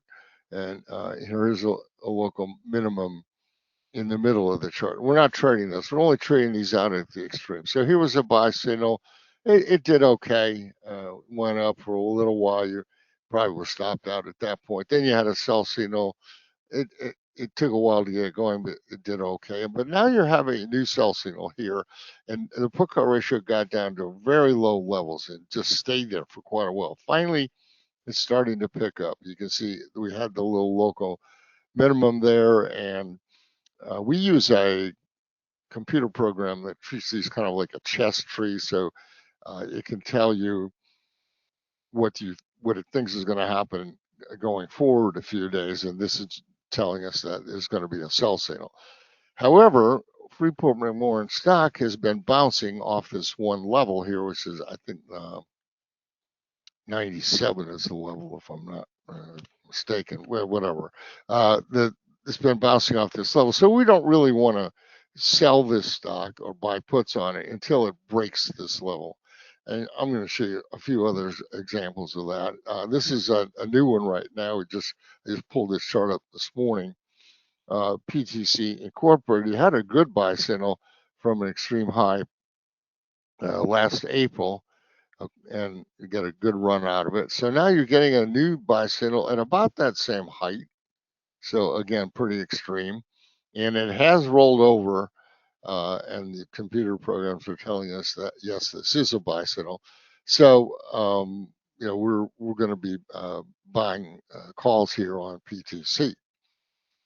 H&R Block, this is sort of an interesting one. And this was, until these higher prices in this area came along, these two were high extremes, so that's why I marked them as signals. And we had this buy signal last October, but you can see the stock had resistance at 53, so we said, okay, we're not going to buy the stock unless it can break through 53. It never did. So we never actually acted on that. What turned out to be a not so good put call ratio buy signal. Now we've got a new buy signal at a much higher level over here on the right side of the chart. And the stock has fallen sharply. It's struggling right now. I don't know exactly why. You think this would be a good time of year for H&R Block, but who knows? Mine is not. I don't really care about fundamentals most of the time anyway. So, but right now we're getting a new buy signal with a local maximum in this stock. There's another one, PSE&G. This has just broken out of a downtrend there, a little bit of a downtrend. So this buy signal has a little more credence than, let's say, the previous one did back a year ago. NASDAQ, we had a sell signal here, and again, I was saying we don't want to take it unless it breaks 97. Well, once it did break 97, it quickly went to 87 and then 77.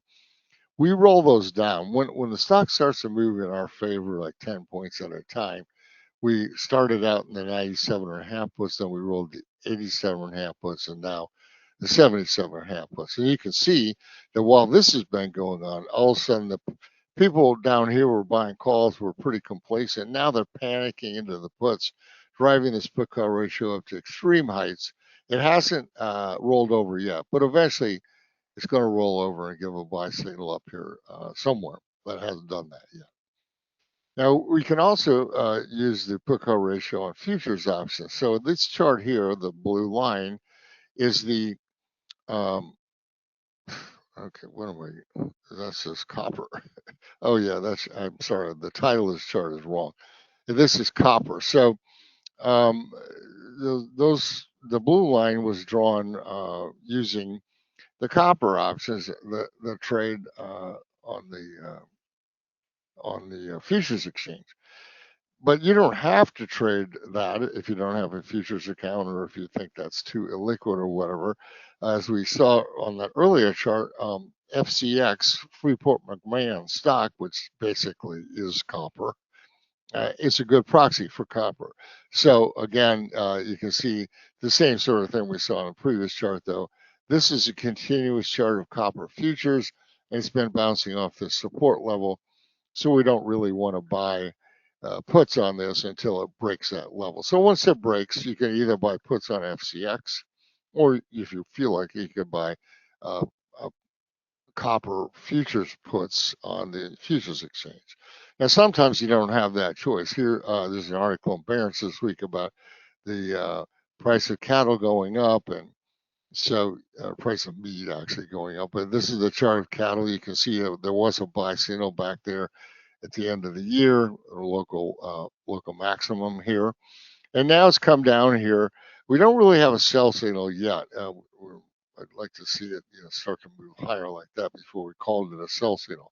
But if you do get a sell signal here, the only alternative is to trade the futures put options that trade on the Chicago Mercantile Exchange. There is no ETF or similar product on the stock side of the ledger. There used to be something called, I think at one time, meat and also cow, but those are both been delisted.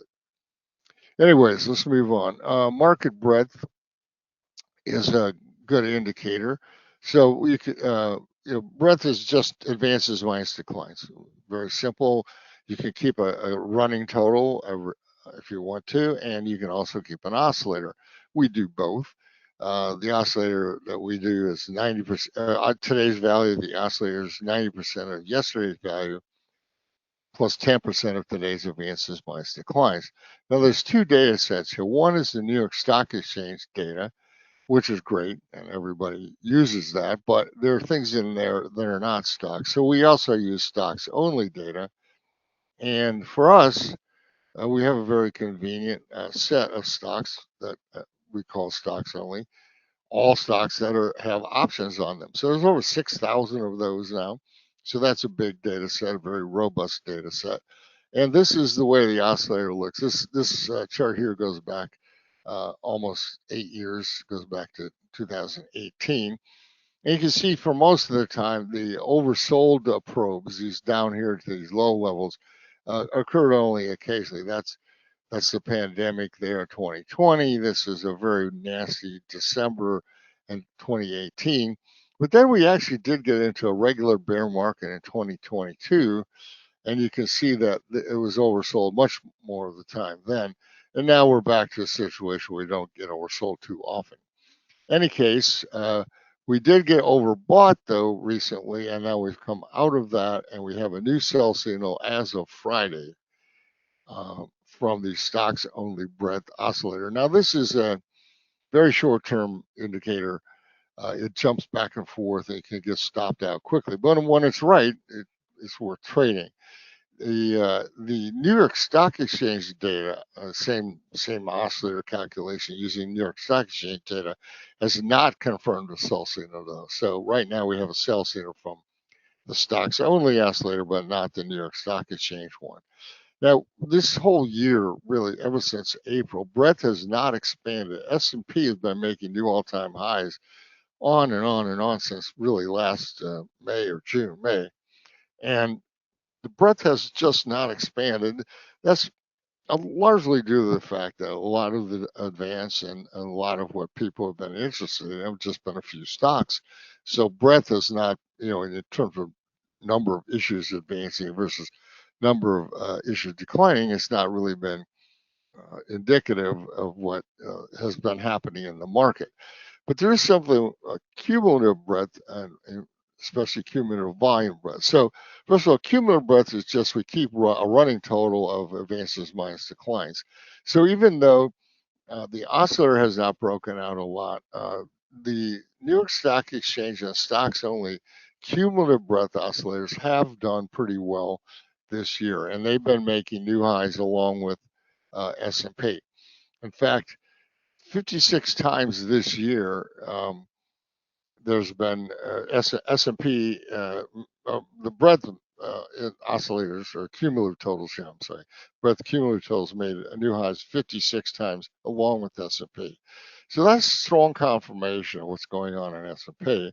The last time though was January 27th, so not exactly real recently, but these cumulative totals on the top line there, just from issues, they made new all-time highs just last week. So that's a positive indicator, and certainly sometimes this will show a negative divergence, certainly not showing any negative divergence right now.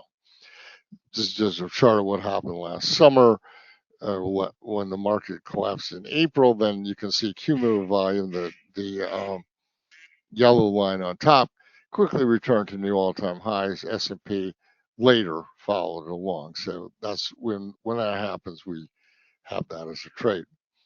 Another thing we follow is new highs versus new lows. This gave a buy signal last November. It's still on that buy signal. The red circled area is the New York Stock Exchange number of new highs, and this has been running at really extreme levels. So the market has been spreading it to a certain extent, and you can see it's over 200 on many days, and then recently, last week, 300, even 400 in one day. So even though the market S&P is starting to have trouble following through to the upside, a lot of individual stocks are doing pretty well. So this indicator is also bullish. So let's finish up by looking at the VIX indicators, and the trend of VIX is important if we look at the VIX chart. And also spike peaks are important. So here's the current VIX chart going back a year. Those are all spike peaks. We have a trading system built around those spike peaks. The red letters are successful signals in our system. The blue ones are ones that got stopped out, and the green one here is one that's open right now. So, we have that in place. Friday, VIX did spike up here again, as it's been doing a lot on Fridays, this right here, but it fell back. Now this other line here, this pink line, shows that the 200-day and the 20-day moving average are converging on each other. We try to determine the trend of VIX. Remember, I said spike peaks are bullish, so that's those B's. But also, the trend of VIX is important because the market trends opposite to the trend of VIX. Well, right now, VIX and the 20-day and the 200-day are all very close to each other, right around 18. VIX is a little above that right now on Friday. But if VIX and the 20-day both significantly rise above the 200-day, that would be a sell signal. So that's a potential. Right now, we don't have a signal from that indicator. So, this is, again, something we're keeping an eye on. The trend of VIX, but it hasn't given a signal yet. By the way, VIX was low a lot of the time last year. People will say, oh, well, that's bearish. A low VIX is not a problem. Market could go up, I think in a couple of cases, gone up like a year or two, VIX at very low levels. It's when VIX starts to rise that's when the problems set in. I'm going to back up this so you can see VIX has been rising now since late December. It's starting to rise a little more quickly. So that is a problem, potential problem. And you can't trade VIX, but you can trade the futures. So in a bullish market, if we look at the term structure of the futures, in other words, the price of the near-term futures and then the far longer-term ones, etc., it slopes upwards like this. That's bullish for stocks. But occasionally this happens. It slopes downwards, and that's bearish for stocks. So the last time it sloped downwards to any extent was last April, in the midst of that big problem going on there. There are ways you can take advantage of this and make money, and we would definitely be doing it if the term structure inverse. The big one probably of all time, or the big two, were the financial crisis of 2008 and the pandemic crisis of 2020. Term structure inverted and stayed that way for a number of weeks, and that really does create a huge profit potential opportunity there in VIX futures. So here's the current price of VIX 21.20. That's Friday's close. Here's the price of the futures. You can see the Fed futures are trading here at 2085. So if we subtract the price of VIX from, it should be a minus sign there. 2085 minus 2120 is minus 35 cents. You can see now March is trading slightly below February. That's not good. We don't really like to see that. You can see the others are trading a little bit higher. So here the term structure is sloping upwards. That's okay. But right in the front end here, it's not. So that's a little bit potentially dangerous for stocks. Meanwhile, the premium of the futures contracts is very small. Typically, we would see this be $2, $3, $4. So that's also not the greatest thing. But we were coming into a 3-day weekend. We've had several surprise announcements out of the White House or economically over some other weekend. So people are a little bit fearful of the weekend. So that might reflect that. Now, another thing, those require using the VIX futures, which you can get the VIX futures prices on the CBOE futures website. This is what the volatility indices were looking like on Friday's close. So the 1 day is useful for the next day's options. You can see that was pretty inflated. People are a little nervous about what's going to happen this weekend. Then the others slope upwards. So that part that's sloping upwards, that's bullish. But this 1 day was pretty negative, indicating that people were buying, let's say, straddles or strangles coming into the weekend thinking they're going to get a pretty big move. Now, the futures have been trading yesterday and today as partial trading, and basically nothing has happened. The future, S&P futures are up 3 points. So that whole thing, we call that the construct of volatility derivatives. It's giving some potential warning signs, and if the 2 front months invert by $1 or more, that would definitely be a sell signal. Right now, you can see Feb is trading at 2085. March is trading below that, which is worrisome, but only by 18 cents. So we'll see how that shakes out tomorrow. Last October, they inverted by $2, but that was only bearish for a couple of days, and then it went away. So surprisingly, a lot of people are still shaking their heads over that one. So realized volatility, that's also been on the increase, and that's also a sell signal for stocks in general. It's just not good when volatility is increasing. So where are we? Here's where we sum these things up. So we really only have 2 bullish indicators at the current time. One was that new highs versus new lows. We saw how many new highs there were. And the other is the most recent VIX spike peak buy signal. Over on the sell side, we saw the stocks only breadth oscillator just now went to a sell signal. Those put call ratios are rising. That's a sell signal.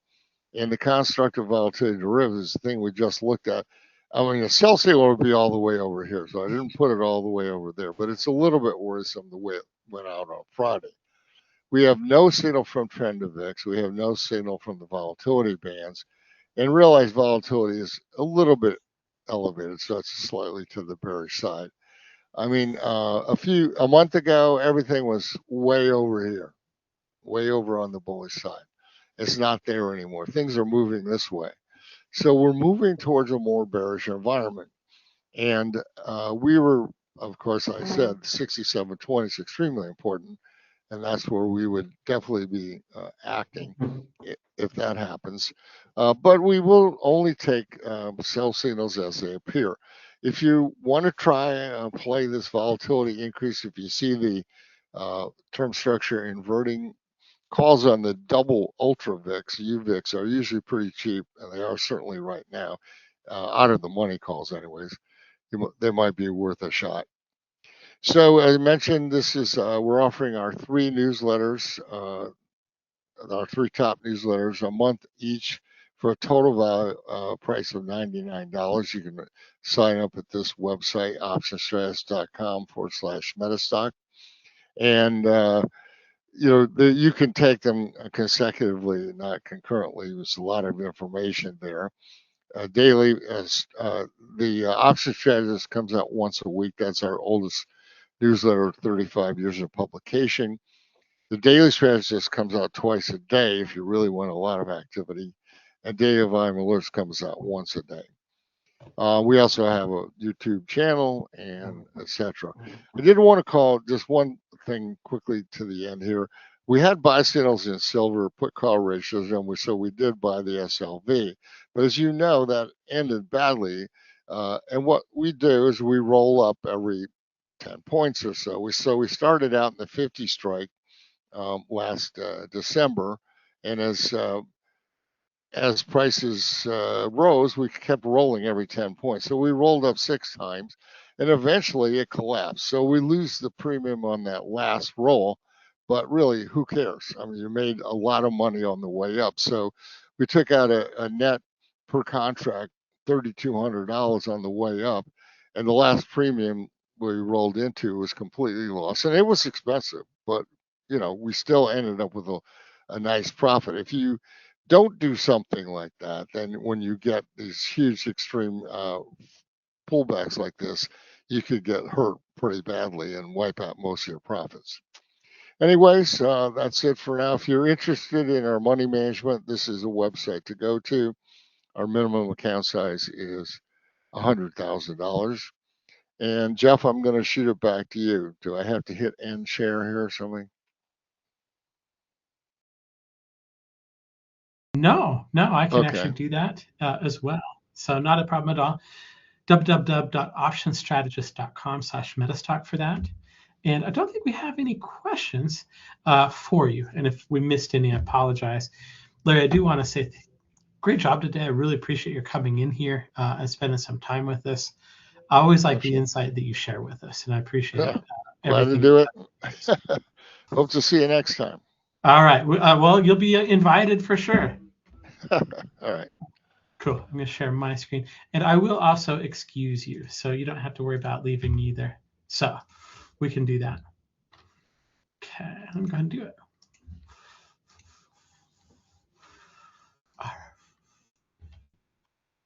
All right. That did something a little bit weird, so I'm just going to kind of fix it real quick. All right. Greg, will you let me know if you can see my presentation? And it should be the main presentation. I can see your presentation. I can also see a lovely video of Anne-Marie Baiynd. I'm not sure she knows that. Her camera's on. We've been trying to tell you. looking great as ever, Anne-Marie, but I just want to make sure you knew you were viewable by the public. Yes. Glad I wasn't picking my nose or something dreadful like that. I do want to say thank you to Larry for kind of being doing that event. I do want to thank one of our sponsors, the Traders Forum. You can find out more about them at thetradersforum.com. Emery, I do want to say that I got ready to give away a prize. Larry McMillan does have a 14-topic home study course. It's a $433 value. It has basically 14 seminars. This is wrong. It's 14 seminars. They're broken up into novice, intermediate, and advanced. The winner of that prize is Brittany R. in the USA. That kind of got a little bit, that was my typing error right there. So, but I've already sent the information for you over to McMillan, so they'll be reaching out to you with the prize information, but congratulations. I want to let you know, if you're watching this on YouTube, what you'll want to do so that you can make sure that you win a prize when we give away a prize is in the chat section at the pin comment, there's a place where you can register. You just go up, put in your name, your email address, and you'll be registered. And then that way you too could win a prize. All right, very cool. Jeff, can you hear me? John, yeah, we don't have you on for a little bit. Oh, tell me what time I'm on, because I got multiple words. Okay, sure. Let me look real quick. I have you on at 5 p.m. Eastern, 3 p.m. now. I'll be back. The all right. Argentinian time zone did not correspond to your schedule. Interesting. Okay. All right. Well, we'll see you again real quick. Yeah. Cool. All right. We're having all kinds of fun today. Thank you for being here, everybody. Appreciate it. Want to remind you, all of the bonus offers that we're talking about, everything you can find at metastock.com/conf-promo. My next guest is one of my favorite as well, Anne-Marie Baiynd. Anne-Marie is so smart. about the markets, about things that we talk about. She's had some really, we've done a bunch of different ticker talks with her. We've had her do a bunch of lessons. And one thing that always amazes me about Anne-Marie is kind of the wealth and the depth of knowledge that she has when it comes into the market. A lot of times somebody will ask about a stock ticker I've never heard of, and she'll be like, oh yeah, this is what they're working on and this is what they're doing. Definitely. Do I want to say the word book nerd when it comes to trading? Which is my favorite kind of nerd. So without further ado, Anne-Marie, let's go ahead and get you started. I understand you just want to do a little bit of a chart today. You want to look at some charts and you want me to run them, right? Yes, please. All right. Yes, please. I've got and for those of you that are spending the day really studying and learning about other stuff, I'm so glad you're here. I'm glad you're here with us. And if you've got questions, if you've got stocks that you've said, oh my gosh, what's going on with this? Love talking about it. And so just shoot your thoughts out there. The gents will get me that info while we talk about what's going on in general. What I like to do when I get on here with Jeff is really try to give folks a wide angle view of how to look at the market and then how to think to yourself with your great technical tools. Am I looking at everything that I need to? And am I thinking about the chart as an investor or a trader? Am I doing that? And if you are, you're going to have a lot better time seeing what's going on in the market space. And so a lot of folks, we just heard Larry talk about, well, I love that scene in that town. I believe it's in Switzerland. I was in Zermatt a couple of years back and drove right by it, but I cannot remember the name of it. Anyways, sorry, I saw your picture flash on the screen. Okay. So that being said, let's talk about the market. Larry was saying, hey, there are a lot of things that were really looking very strong and not so strong now.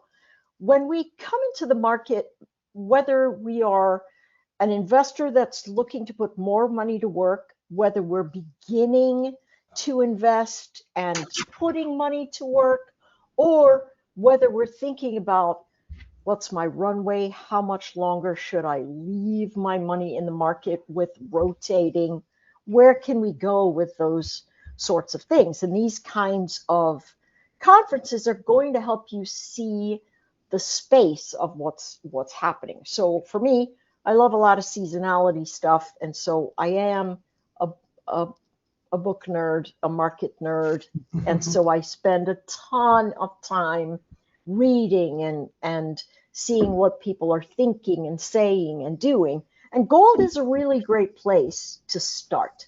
If we're taking a look at the chart, we know that it's run up really high.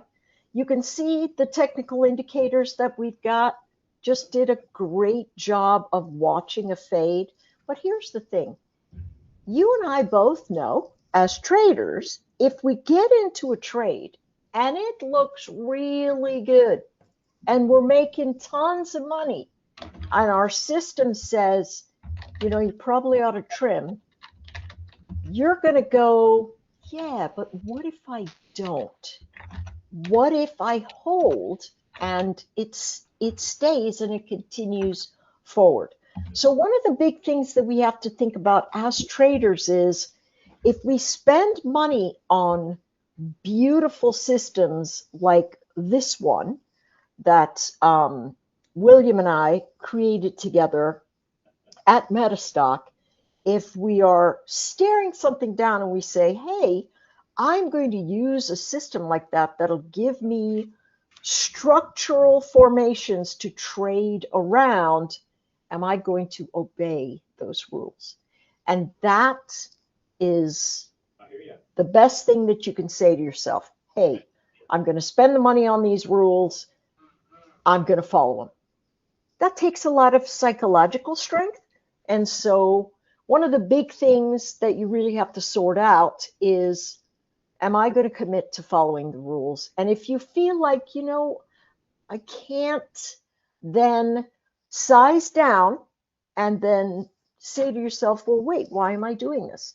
Why am I listening to people that have spent 25, 30, 40, 50 years in the market and sharing great things, but not implementing them myself? And so that's the big thing. This time's the time you're going to say to yourself, you know what? I'm going to invest in myself, going to invest in my future, and I'm going to follow those rules. I'm going to look at it really, really well. So one of the things that trapped a lot of people is this gold move up. And here's something that I want to share with you. Media runs cycles because they get paid for eyeballs. We know it. It's true. They get paid for eyeballs. So what happens if we hear a story over and over again? After about the fifth time, because we are so bombarded every day with data and news and sources, we get bored with seeing the same type of information that says, hey, gold is going to do this, silver is going to do this, AI is going to do this, and so on and so forth. And so the media cycle runs like this. They'll pick a story up, a lot of people will race in, and then they'll trim back on that story. So maybe 2 months ago, all we could hear about was anything like silver, gold, platinum, everything just running upside like crazy. And now it's just not so loud. Now it's software as a service is the worst possible thing that you can do with your money. AI is never going to make any money, blah, blah, blah, blah, blah. So let's share a few things about seasonality and what happens in these cyclical motions, especially as we come into a presidential +2, which is a mid-year cycle. The markets in a mid-year cycle actually follow very specific patterns. Industrials tend to take a dip. So if you've got Caterpillar, if you've got Deere, if you've got whomever that is heavy industrial equipment, around about April, they really start to unwind and grind downward. And the thing that actually gives us that room to wind and grind in certain directions is actually the earnings candle. So what I'm going to do is I'm going to ask, yes, could you put Meta on the weekly chart up there for us? Yes, ma'am. Thank you so much. I appreciate you. Same. I appreciate you. Okay, here comes a weekly. All right.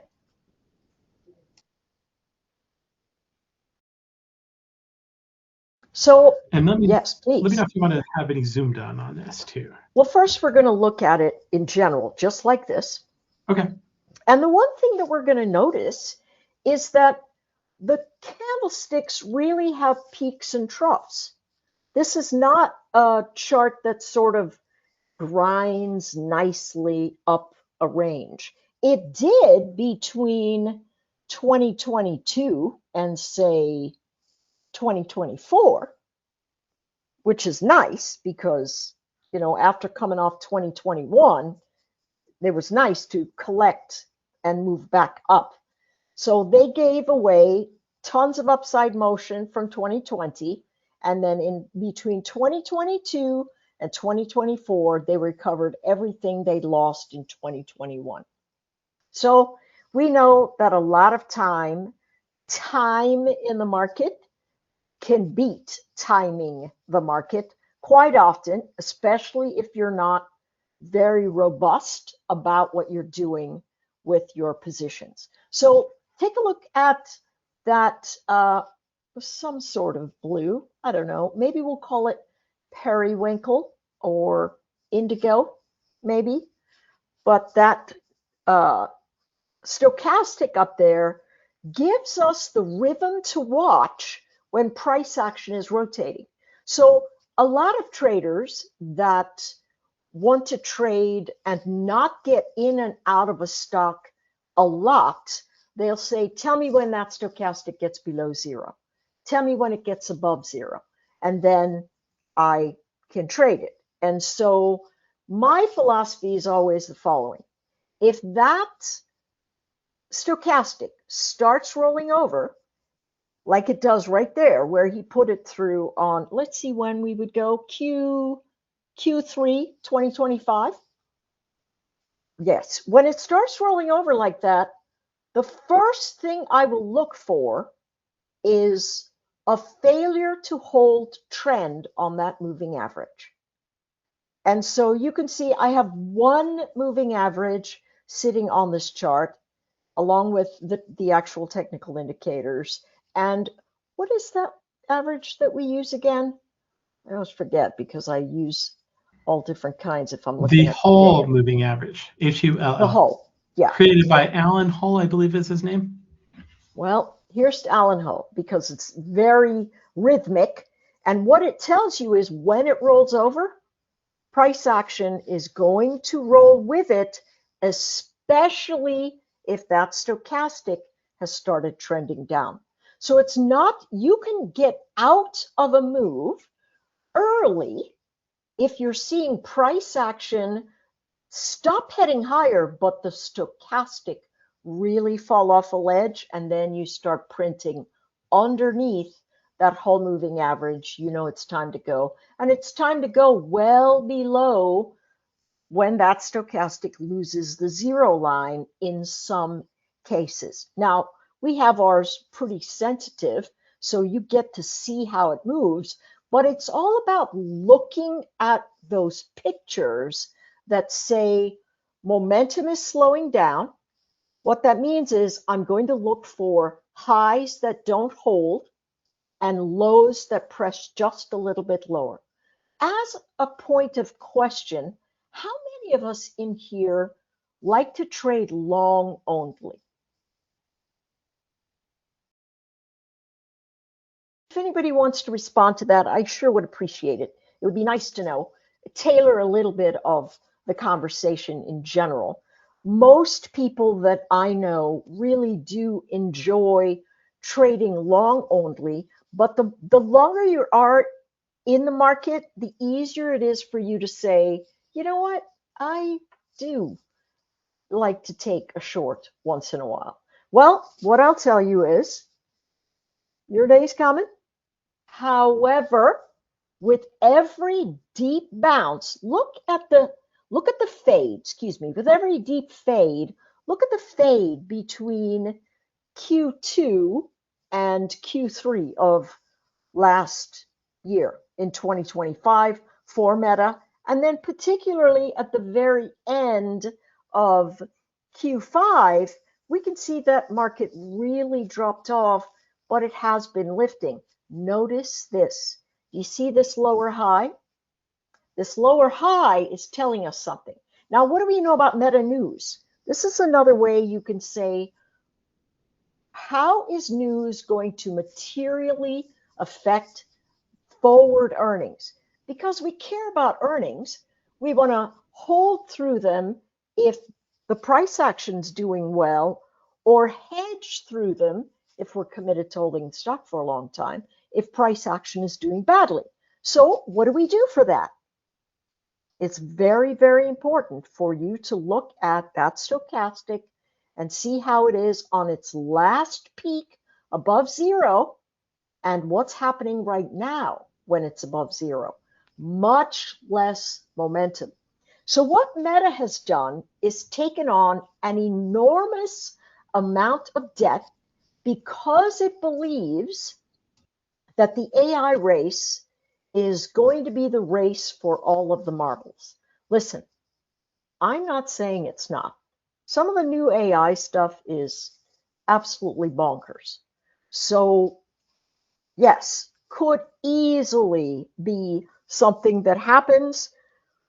The question is, Are they taking on so much debt that it's going to take a while for it to do something? And I think that answer is yes. I mean, Google just issued a 100-year note. That's crazy. There are no, listen to this, there are no stocks in the S&P 500 that were here 100 years ago. Not in the S&P 500. So, that being said, I'm hoping that that's right. Yes, I believe that that's right. So, the fact that they are trying to sell debt for 100 years makes me go, wait a second. Obviously, you're kicking the can down the street for a long time, but how's that going to materially affect price action now? And what we are seeing in the movement of stocks underneath is the repricing of risk. And repricing risk is something that happens every time a market gets in front of its skis, just before it's about to get into some brand new ray of sunshine. And so as a trader and an investor, you want to be wise about where you put your dollars. And one of the very interesting things about this particular stock is that when it reports earnings and begins to move, in the last year and a half, every single move has pushed it back into an earnings candle that's been there in the past. And we can really see that because legitimately since Q4, if you'd bought Meta in Q4, at the very beginning of Q4, you'd sort of be, break even, potentially. You'd be break even. And so that's a lot of time money's being sloshed around and you've got no net return. So moving on those cycle events is going to be much more important. So let's jump to a stock that has just reported. Let's see. Let's take a look at Teva, T-E-V-A. Teva is a generic pharmaceutical. It is the largest generic pharmaceutical in the world. And it's had a significant breakout. Beautiful price action event. Absolutely phenomenal. Now the question is, will this price action hold? And am I seeing anything that says, wait a second, how can I position for this post-earnings event? And let me open something else up here so I can see what I'm looking at. I have a bunch of answers to whether people like to go long. Yes, let's hear it. Peggy says mostly. Tony says I prefer long only. But he does like to take puts. Okay, perfect. This is going to go right into his wheelhouse. Patricia says I like shorting more fire emoji. And Iqbal says I used to trade long only previously, but now I do both. And Punit on YouTube says he does longs but not shorts. So those are the answers we got. Excellent. Thank you so much for participating, and thank you so much, Jeff, for bringing me those answers. It really helps me engage. I don't know how many of you have actually spoken to a screen and had to pretend there was another human on the other side. So it gets kind of lonely. So that interaction is great. I always get sad when Jeff takes his picture off the frame. I'm like, wait. So sorry. So here we are. We're taking a look at Teva. And if you could expand this chart, so we take a look from Q1 all the way to present. Q1 2024. So we've got a nice stretched out. Yes, here we go. So a couple of things. This is a very solid, well-performing company. It's got, look at the volume spikes and how well those volume spikes have given us forward directional motion. So it's just it's a great place that says, hey, listen, if there's a candlestick that really moves on a lot of volume, we've got to watch for it to get to brand new highs. And if it doesn't, and it loses the low of those candlesticks, you just want to get out. So what's happened to this chart since November of 2025 is that it's had a tremendous run up. Now, a couple of reasons. That could be fundamentally they're very well managed. It could also be that the products they use in their fillers are cleaner than the products of other pharmaceuticals. Plus, a lot of pharmaceuticals we were getting from other countries with sources that weren't as clean.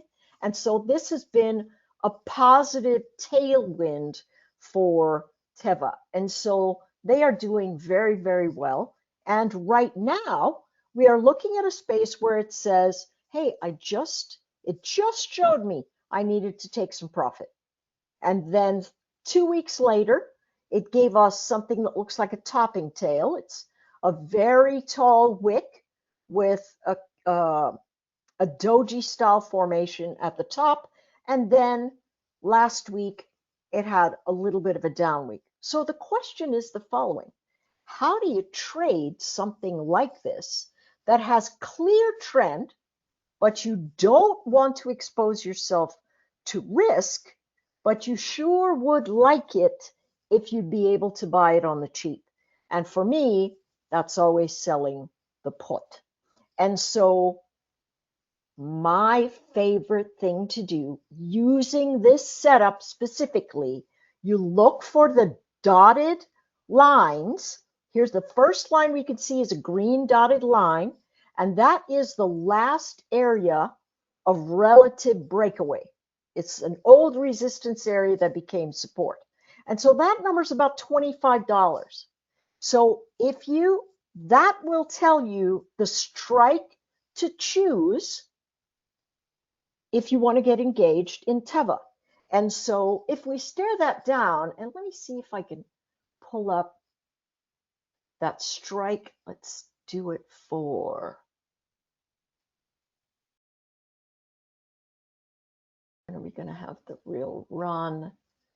We could do it to January, and there's not a lot of interest there, but you can at least get a couple $100. And if the market does what it does every single midterm year, it fades into the summer. That's where sell in May and go away comes from.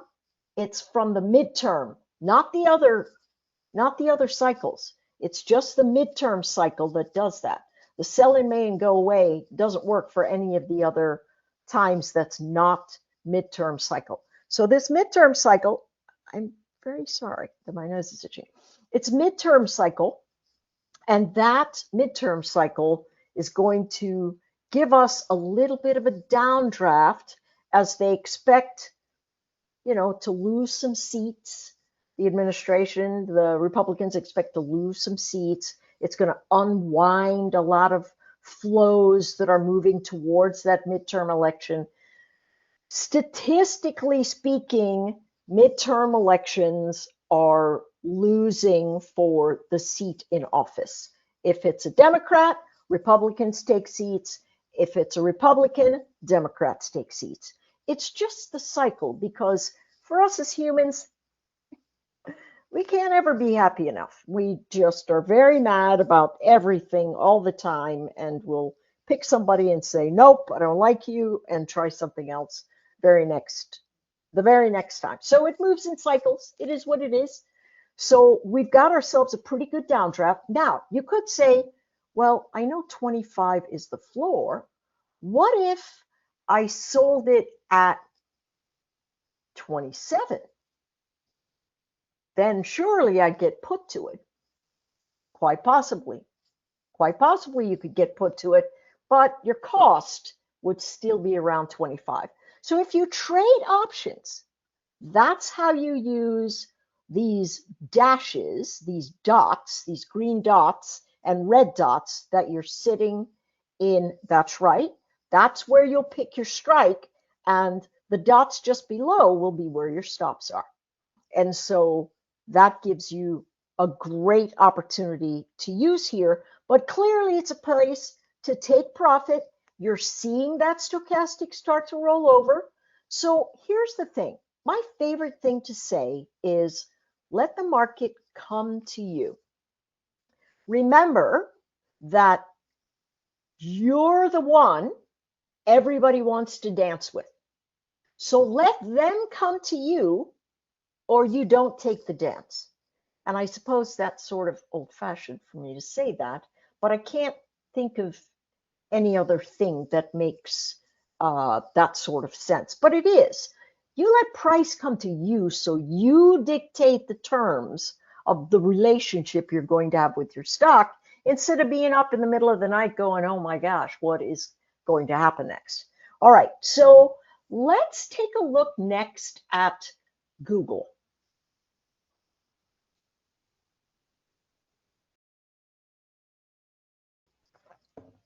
Could we look at GOOGL? The chains are much more robust in that one. If you No are worries. in, Wow. yeah, in Happy the to option have. space. Thank you so much. And Yep. we can go to the weekly, Okay, we are. and we can expand it from Q2 of 2024. We notice this little pattern about 2024, right? It's sitting in a zone that, for the most part, gave us a lot of sideways traction. Remember, when you open up your charts and you go to whatever system you choose inside Metastock, because they're all phenomenal. They absolutely all are phenomenal. I like mine because it made sense to me, but choose any of them and you'll be in a better space than you were beforehand. So if we're taking a look at Google, what we can see is, just like Meta, it had a pretty sideways 2024, even though it was grinding upwards into the edge of the year. And then 2025, it just had that great run up like everything else has. So Google has Gemini. It is positioned well. Gemini's positioned well. I think it's positioned much better than ChatGPT. But a user of AI, I use it constantly all day long. I run right into my thresholds even after I'm paying for them. I run into my limit thresholds because I use it so actively for data crunching. When I compare Gemini with ChatGPT with Claude, if you're doing very heavy data analytics, Claude wins absolutely, hands down. Claude wins. If you're looking for something to parse complex readings, PDFs, abstracts, that kind of stuff, Gemini is your guy. And then chat is sort of okay for everybody else, the normal ones of us. The thing is that Google already has an engine that creates revenue through its advertising arms. And so Gemini's got a lot of cushion, whereas maybe Chat and Anthropic, who owns Claude, might not.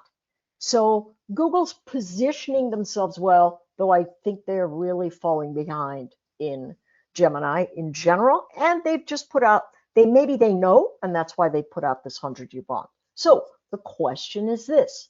You're taking a look at Google. It's been a powerhouse for literally 20 years. Literally 20 years it's been a powerhouse.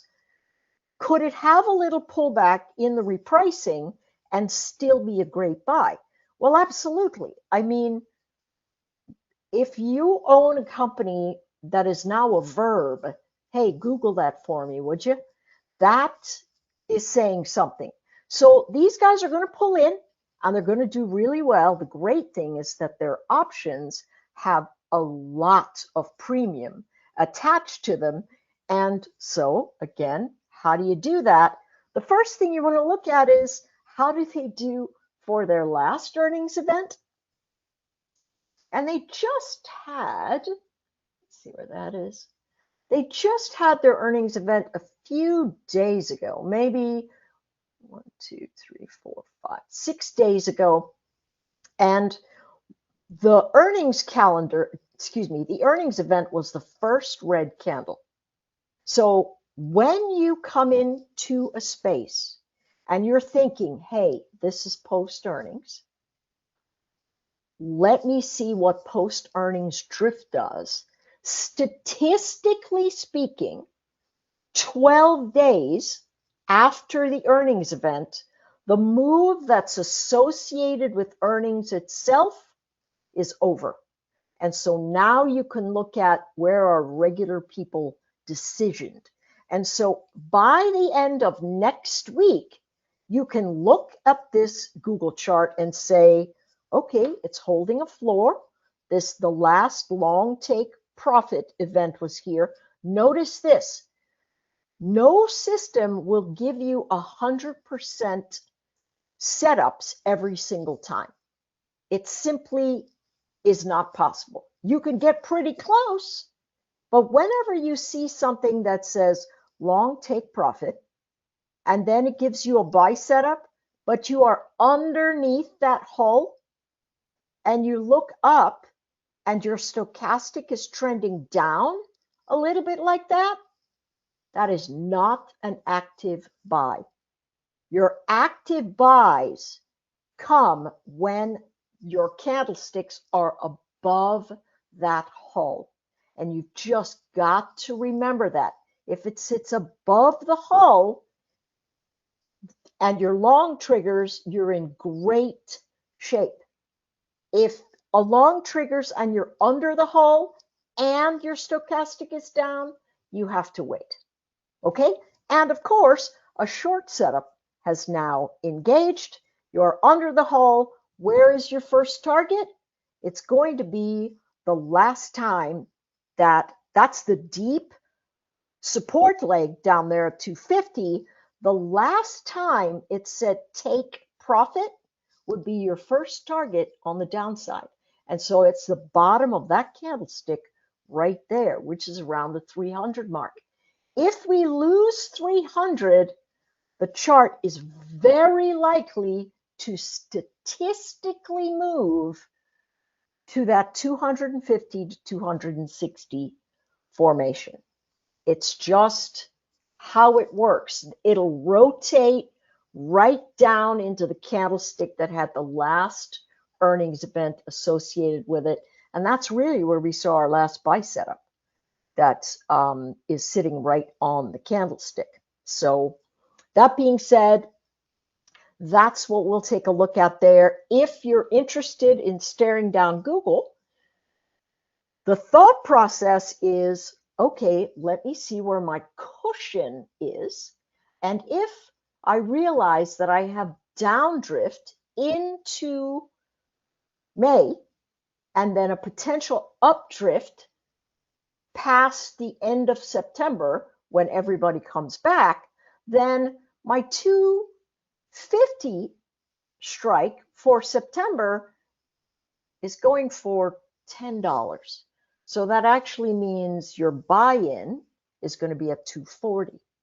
Now, if you go, hey, I don't want to buy a $250 stock, my account's not that big, you could also sell a put spread, which is very reasonable to do.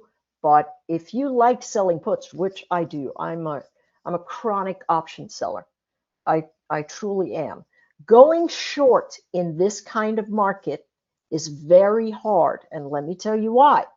There's a pervasive bid underneath all of this pricing because the participants still feel the Fed is going to lower interest rates, and that's going to somehow flood itself into the market. On a side note, if you're wondering what liquidity looks like, listen, more liquidity, markets go up. What does that mean in common terms? That means you and I, as Joe Normal, we say to ourselves, hey, it is, everything's moving up. I'm making tons of money. I'm going to cover some of this, or I'm going to pull some money out of somewhere else and I'm going to put it in the market. So liquidity is money being put into the market. When liquidity dries up, it means money's being taken out of the market. So what kinds of things are affecting money being taken out of the market? Well, the repricing of risk, that's number one. The yen carry trade, which I believe we talked about the last time we were here together. And then you can really see that sort of thing if you're staring down a chart of Bitcoin, because it's the most speculative money that you can spend is in the crypto space. And when liquidity starts to dry up, that's the first place that leaves because the spikes become so sharp. I mean, it's ultimately lost about 50% of its highs in the last little bit. So what you're looking at with Google is a pullback that gives you a potential buy zone down there in the 250s. Listen, it could be that it never gets down there, that it holds the 300 and moves to the north again. That's my suspicion. My suspicion is that it bounces here at the first pass, but every brand new high at this stage, I believe, gets sold off. So buying a breakout high in any market at this time seems to be ill-timed in the near term. Just what I'm seeing, But this one is very, very solid. Let's take a look at who else should be in the top here. Let's take a look at Amazon. I do have a few requests. Oh, I love the questions. Give it to me. We'll look at Amazon first. I'm interested, and then we have somebody that want. Amy would really like to look at Nvidia, and Maverick would like to look at CNQ. All but right. We'll do Amazon first. Absolutely, yes. We'll run through all three of those.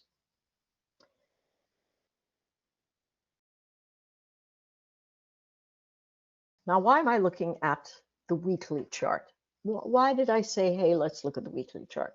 Because the weekly chart is telling us the battle that big money is fighting. Remember, it's very expensive to transact hundreds of millions of shares across different ETFs and funds. And so they're not going to be in, out, in, out, in, out, in, out, in, out. They're going to make decisions monthly. They're going to make decisions quarterly. And we just finished a quarterly setup. And today, as a matter of fact, the 13 Qs are out. Remember, Jeff, you and I were talking about this on Taker Talk. The new 13 Qs are out. And as soon as I do that analysis, I'll send it over to you so you can see what all the big money has rotated to or from. It'll be very, very interesting. You can share it with the folks at Taker Talk. But for Amazon, a lot of people think Amazon is going to hang on to the spot that it's in. But look at what's going on. If we stare at that from a big picture, can you see how important the $200 price tag is? It's huge. It's very big. So now let's do the same thing. Let's go from Q2 of 2024 all the way to present. Let's just expand it out. Beautiful. Right? And so now what we can see is every earnings event that this chart has had over the last, what would we say, 7 or 8 quarters maybe. Hang on a second.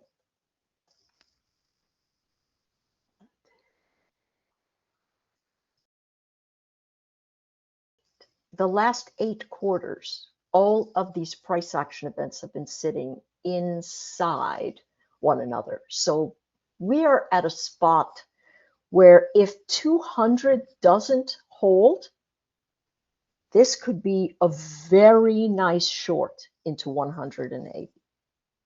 Very, very nice short into 180.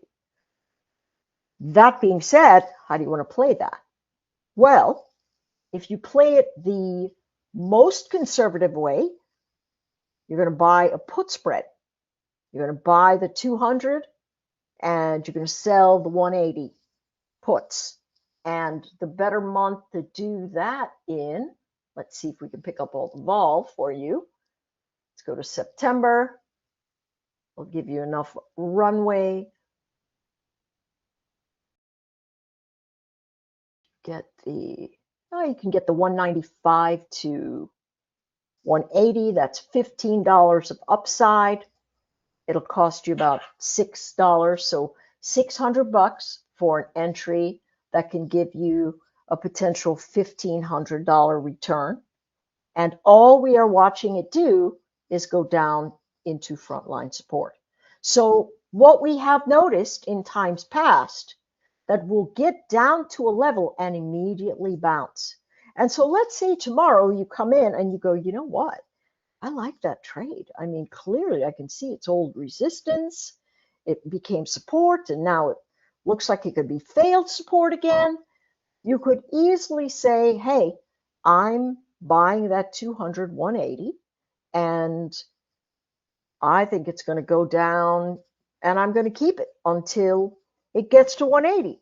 It might dribble around for a few weeks, maybe a month or two, but you get to decide when you get out of that position. Here's my thought.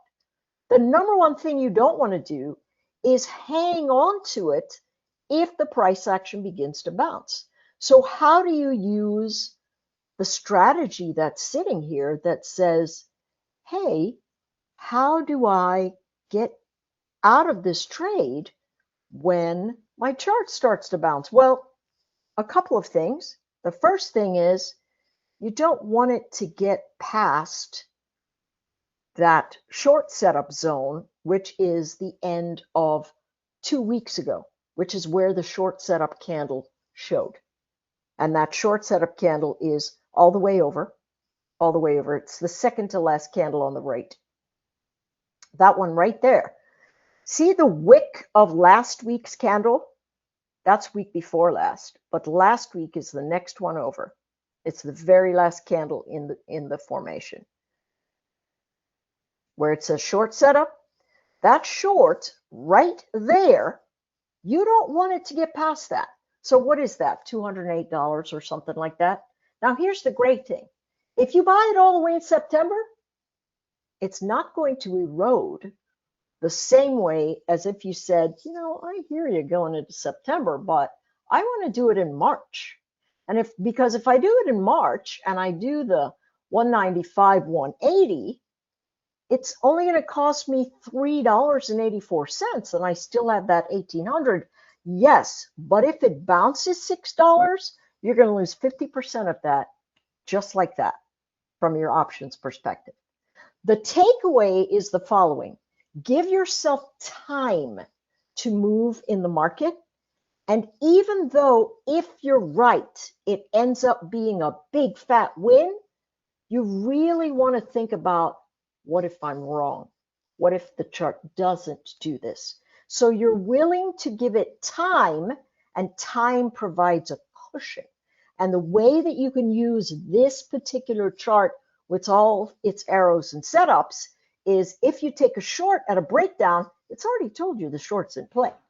If you take the short at the breakdown and it begins to bounce, the second that it gets up over that candle that closed the week prior, and I think that's probably $208 or something like that, you need to get out. Just take your lumps and leave. It might cost you $1.50 if it starts to move like that. On the flip side, if you go, well, I believe in Amazon, I think it's going to bounce here. You could easily buy the 200, 220 and give yourself that same kind of motion. Again, you want to give it time to bounce. And if it begins to bounce and then it can't get past, see that green line just under, where would we see? It was, yes, thank you, sir. Right there. It needs to get up. Price needs to get up over that one. It's what, $215 or something like that. If it gets up over there and stays, you're in great shape. If it bumps into that line and rolls off, you get out of the trade. You get out of the trade. You don't give it time to leak like you might be able to give it time to leak if you had a credit spread that was far away from the money. And that's really just mechanical flow for you. Okay, the next one is CNQ, or which one is next? We'll do CNQ. And then the one after that was NVIDIA? NVIDIA, yep. Oh, all right. Okay, there we go. CNQ is coming. Okay, so Canadian Natural Resources, I believe once we get this business sorted with Alberta, this is going to continue to be a solid stock. Now it is a dividend bearing stock. Also, I believe it is. Gosh, my memory. I've had a head cold for like weeks, and my memory is falling out with, no, they don't have dividends. That's strange. I thought they were dividend bearing stock. Anyways, they've got great recent trend. Look at this breakout. I mean, it's been savage for the last 1, 2, 3, 4, 5 weeks. Massive upside motion. It looks beautiful. It's got momentum that's strong. Where's it headed to? So here's what I mean by think like a trader, or that's exactly right where you've got it, Jeff. That top edge right there at Q2 2024, the last high that the chart had. I find it interesting that that's where it stopped last week. Oh, yes. And there's a reason for that. So here it is. Let's say you looked at Q1 2024 and you saw March and April just running like a clip, and you're like, oh my gosh, this thing is finally breaking out. It's going to go to 100. And you're like, I'm buying 5,000 shares, whatever you buy. And then it starts fading. And you're like, well, it'll hold support. It'll come in and it'll hold my frontline support, and I'll be okay then. I'll just add some more. And it falls again. And then it falls again. And it falls into the heavy congestion that we can see in 2021. See the lows in 2021? They're just right where the congestion, is it 2021? 2022, excuse me. 2022 lows. We can see those lows holding up here in the 2025-ish zone. And we're like, all right, okay. And it stays there for months and months and months. What are you going to do if you bought a ton of it in April or March or even the beginning of May here? What are you going to do when you get back to break even? I know what I do, and I'm a seasoned investor. I say, I am getting out of here. I'm not holding this any longer. And so what you have a tendency to have are two types of people sitting in this space. The first one says, hey, I see that over there. I am taking my profit right now. I'm taking my profit. I don't really care. I'll wait for the next good setup, but at least I dodged a bullet and I'm knocked down 40%. And it comes, and it'll come right back down into that 35-ish area potentially and hold unless it doesn't, and then it'll come all the way back to 25. But the people that bought over here in Q2 of 2024, they want to get out. Also, the people that bought at $30 are going to look at this and go, I'm getting out of here. That's old resistance. And that old resistance is going to show its head up, and then new shorts are going to come in. So how do you play this mechanical game of cat and mouse?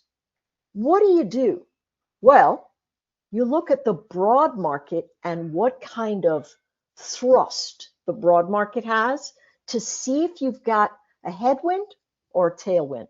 And right now, we've got a headwind because we're not headed higher, and we are sort of grinding around in this space. You want to hold some exposure here if you're long this stock. At this juncture, if you still want to hold on to it, I would sell calls against it. I would sell calls against it to give a cushion to the price action. I just simply would. If you don't like that idea and you're saying, I'm just going to hold it, then that's up to you. For me, I make decisions based on data. That's really the easiest thing for me to do. It's not how I feel about it, how much I love it, or in the case of Goldman Sachs, how much I hate it. I'm not going to care. It's just going to be, I'm going to see and trade what I see. And what I see is a headwind in the broad market. We're not making brand new highs and holding them. And a prior high in this chart that's saying, pump the brakes.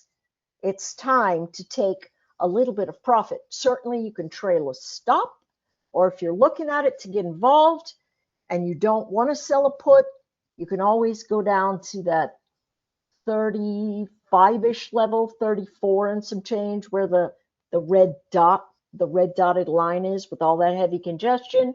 You're going to be able to see an area that you can say, you know what, I'm going to put a buy order in there and I'll get it, 15% cheaper.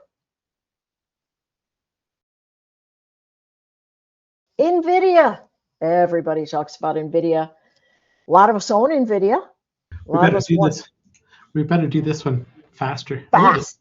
Yes, I will. I've got my clock ticking, and I know I never want to crouch into my fellow mates. So here's what we have. We've been talking about all this stuff. What do we see? It's sideways. So what happens when a chart is sideways? Traders are accumulating inventory. What does that mean? They are buying inventory in order to sell it higher, or selling inventory in order to buy it back cheaper. What do we have to do? We have to wait for the break to tell us what's going on, or we'll be either catching a falling knife or getting in front of a steamroller. So that in general is what I would say about this. I would suspect that NVIDIA's earnings, which are, I don't know, they don't report until April or something, right? I can't remember. Maybe it's March sometime. But I would suspect that 150 is much more likely in the near term than recapturing 200.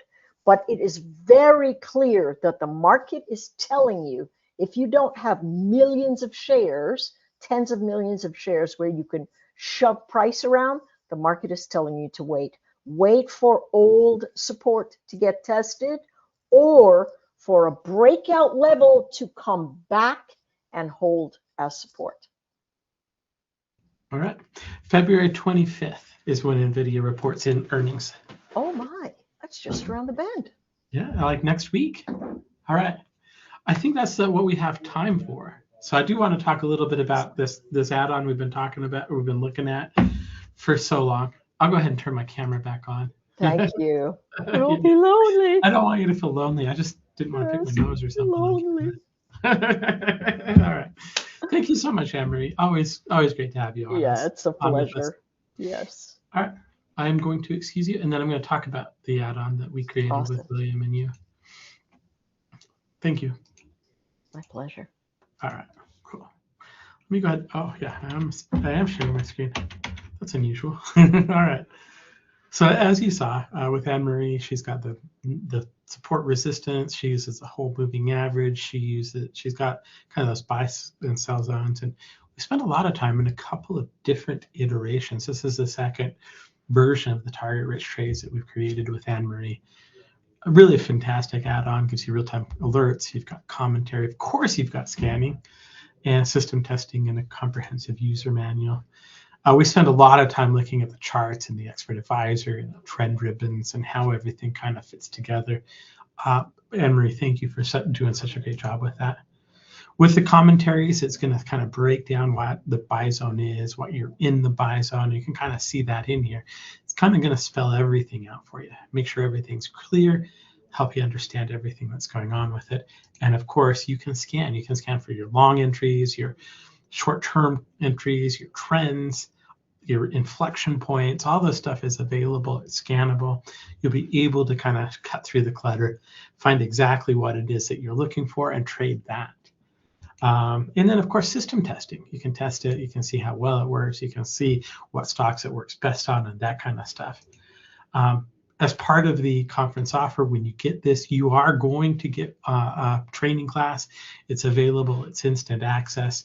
Normally, this is a one-time cost, and it normally just costs only $499. At the conference, it's going to be $399. Where if you need a free trial of Metastock, we'll give you free access to it. We want you to be able to kind of use it, make sure it's helpful, make sure it's useful for you. It'll include that white glove installation that we're talking about, the training class, all that kind of stuff, and of course, unlimited access to our technical support. So if you want to do that, you can go to metastock.com/AnneMarieA. You can call us at 800-882-3040. And you got to go to metastock.com/saleschat. I love the work that we've put in with these experts to kind of get you these techniques put into the program. I love the fact that we offer them to you at a very, very low cost and that we back them with a money back guarantee. I'm sure you're going to like it. If you don't like it, if you don't find it useful, if it doesn't pay for itself, you can just get your money back. So 800-882-3040, metastock.com/AnneMarieA, or metastock.com/saleschat. All three of those will get you where you need to be for that. So I do want to say again, thank you to Stocks and Commodities Magazine. We've talked about Stocks and Commodities Magazine all day. I really appreciate all the work they've done in sponsoring the events that we've done for so many years. And I do appreciate them. They do a really, really good job. And we really, like I said, we appreciate it. So I'm going to leave it on this screen. And I am going to ask for a little bit of help from Greg Lewis real quick. Oh, really? Welcome, Greg. How are you doing? That AI had pretty much taken over my job and you didn't need my assistance any longer. That could be further from the truth. We always need assistance. Excuse me while my camera is deciding if it wants to actually turn on correctly. Okay. All right, let's give away a prize. My hair's messed up, Jeff. I wasn't ready. Oh, I'm sorry. Tell me.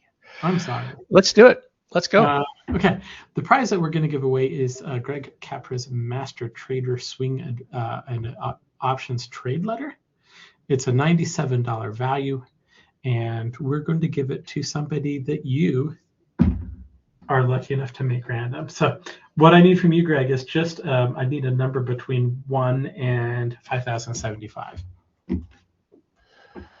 All right. According to the Google number, see how the AI wouldn't have made that mistake. It wouldn't have blundered through the sentence. It just would have done it. The humanity makes it real. Maybe it's just time to.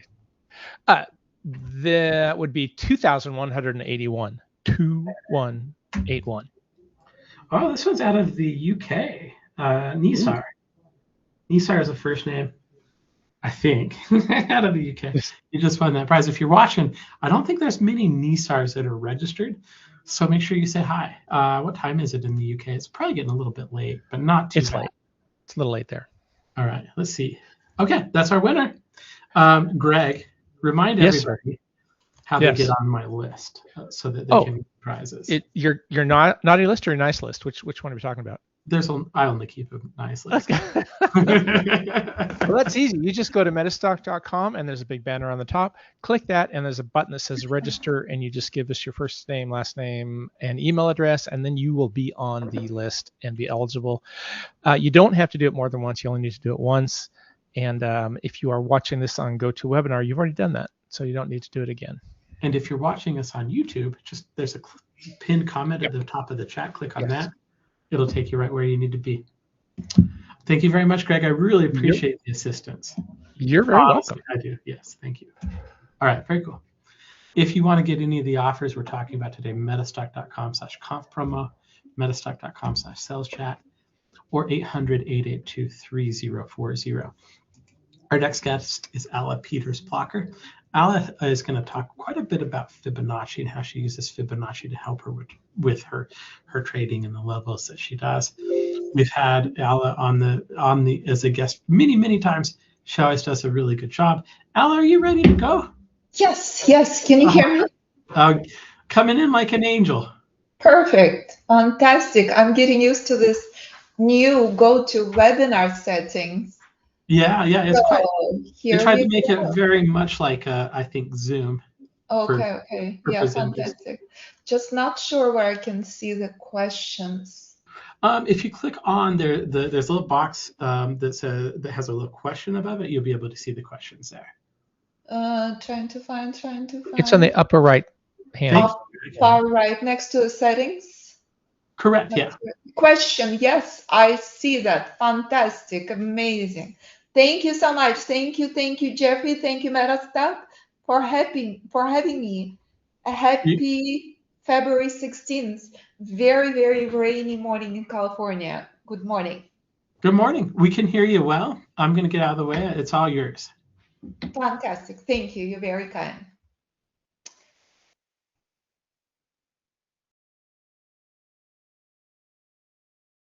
Hello, traders. It is my joy and honor to present to you webinar about predictive alpha Fibonacci method.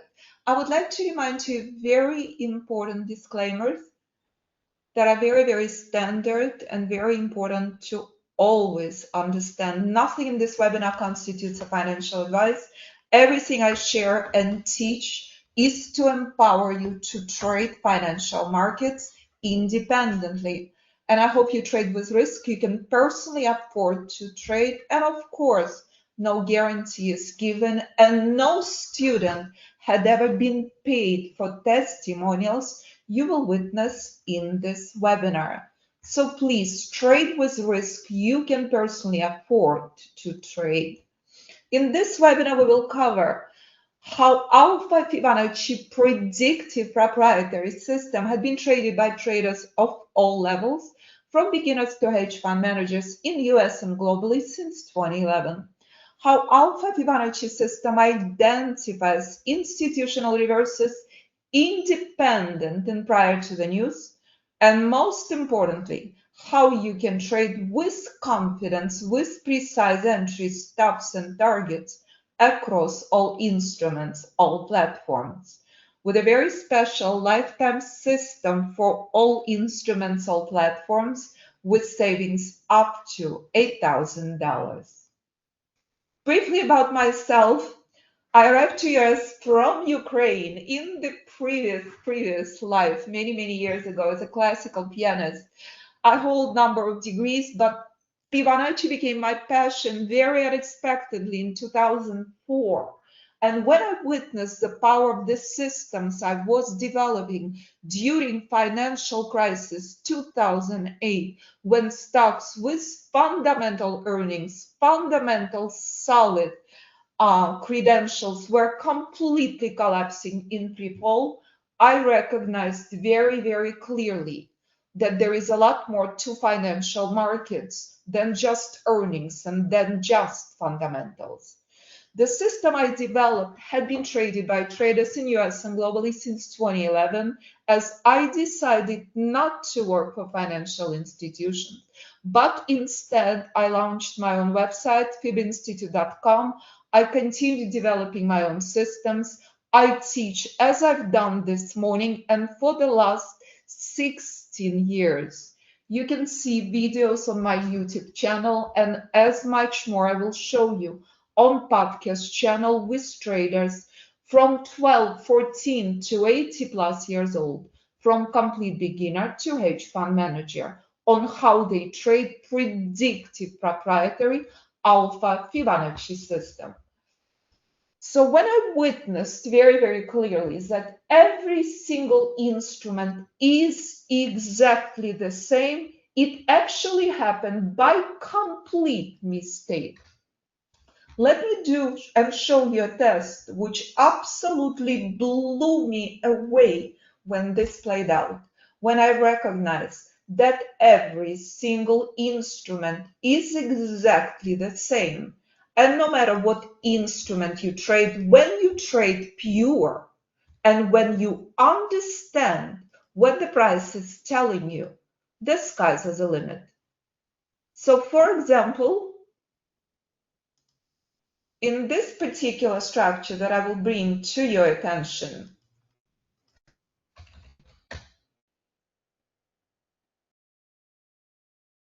I will just show you something very, very simple, especially if you just start trading. But if you've been in financial markets for many, many years, what is very clear on this chart? You see its price, correct? But no one, unless of course you see the label on my left, would ever know. Is this 5 minute? Is this 15 minute? Is this daily, weekly, monthly? So when I will change and go to the next instrument, no one would ever know, is this Bitcoin? Is this euro? Is this gold? Is this platinum? This was the biggest shocker of my life when I recognized, my goodness, every single instrument is exactly the same. Only difference is liquidity and volatility. And this became the core of every single strategy I developed in more than 20 years. So when you're taking a look on all of these charts, they're all completely different instruments, completely different time frames, but no one would ever know what this is, when in fact this is silver. My goodness, but this is oil, but this is S&P, but this is Apple. So every single instrument, every single system I have ever developed in the last 22 years applies to low instruments, all time frames, all platforms. This is how financial markets form, by pure price for entry and proprietary alpha Fibonacci retracements. I do not use standard retracements. I developed my own, but you can easily insert those on Meta stock and apply the rules on Meta stock with ease, as you will see next. So that should absolutely show you with a very powerful and very important clarity that pure price is the answer. And when I see how much Goldman appreciates my work, as for many, many years, top financial institutions had been courting me, but I choose to teach traders in US and globally how to trade proprietary system. And when students invite me to their weddings, and when students fly from all over the world, and I travel the world meeting our students and our global community, and fathers bringing their children, and husbands bringing their wives, and friends bringing their friends to the course, this is the reason I live and breathe what I do, and I always invite you to visit our trading room. So when you come to the website, please see, when you see the invitation to our trading room, I will be open tomorrow morning. I'm not sure where to post the message. Posting to everyone, hopefully everyone can see what I'm posting, not sure where to post. So, and when you come to the website fibinstitute.com, this is where you can listen to our traders all over the world, and I will walk you through in much more detail next. But this is what Alpha Fibonacci system is based on, pure price, and it allows you to focus on trading predictive institutional reversals with precise simplicity. Because if 12-year-old can do this, if 14-year-old can do this, as complete beginner can do this, as you will see next, anyone can. And absolutely you can do this on MetaStack, on any platform you choose to trade. TradeStation, Ninja Trader, whatever platform, but MetaStack is a phenomenal platform that allows you to use the charting, allows you to use Fibonacci retracement tool and place the trades on any brokerage account. So when you understand the power of the institutional entries and institutional exits, and you trade on any chart from micro to macro, from futures, stocks, to crypto, to ETFs, to options, to commodities, to mutual funds, let's review various instruments, shall we? As again and again and again, any instrument you choose to trade is 100,000% your personal decision. As students trade wheat, soybeans, platinum, silver, trading stocks in Saudi Arabia, in Dubai, in Monte Carlo, in France, anywhere, if the instrument has a price, proprietary alpha Fibonacci system applies. So let's start with S&P in 2025, shall we? This is the start of the bullish rally. Everyone remembers that? This was the absolutely shocking event, correct? Because the vicious tariff war is on. Agree? Everyone remembers that? The scandal and fight between Elon Musk and Trump is on, correct? But bullish rally starts with vengeance. So let me show you how predictive proprietary alpha Fibonacci system spelled this out many months in advance.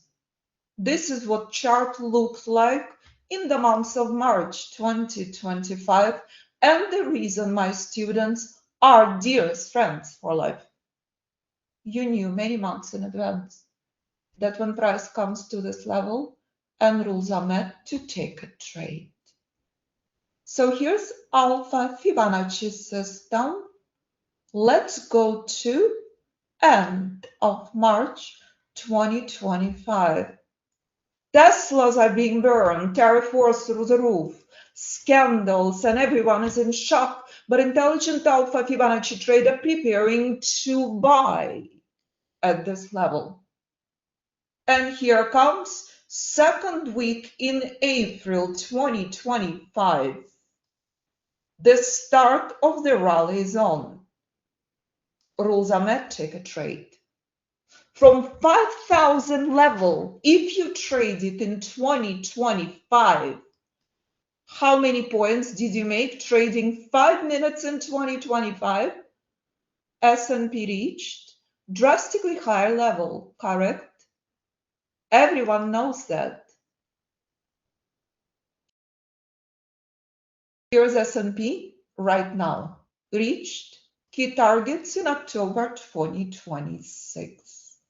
From 5,000 that you knew many months in advance, despite tariff war, you are prepared to buy. If Goldman appreciates the power of this, if 12-year-old can trade this, if beginner trader can trade this, 5 minutes in 2025, whatever you're trading with options, S&P fund, S&P various derivatives index funds, or you're trading holding micro futures, or you're using LIPS, this rally was vicious. And this is a stunning reminder why students invite me to their weddings and flying across the country just for lunch and moving across the country and bringing their children, as you will see next.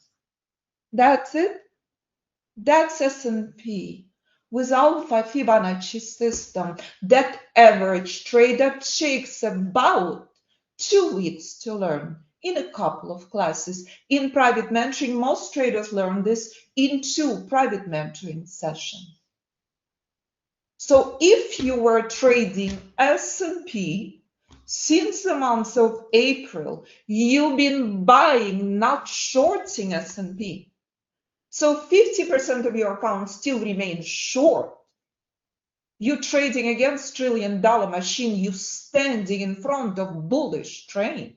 But intelligent trader also understands we are in massive institutional bearish correction. S&P is a lot less bearish than NASDAQ. So let's take a look what NASDAQ have done in 2025. This is NASDAQ, the start of the bullish rally, correct?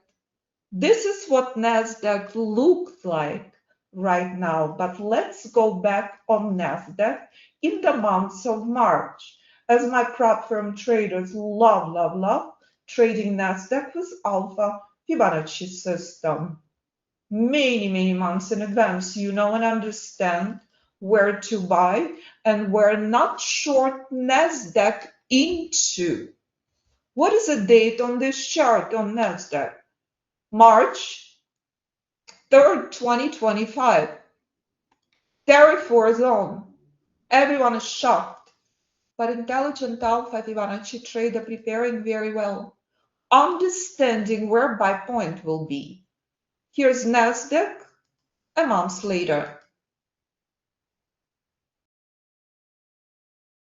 If you spend 5 minutes trading alpha Fibonacci system on QQQ with leaps, with options, with any instrument you choose to trade derivatives of NASDAQ, or you are a day trader, since the month of April you've been buying, not shorting NASDAQ until NASDAQ reaches alpha Fibonacci reversal zone.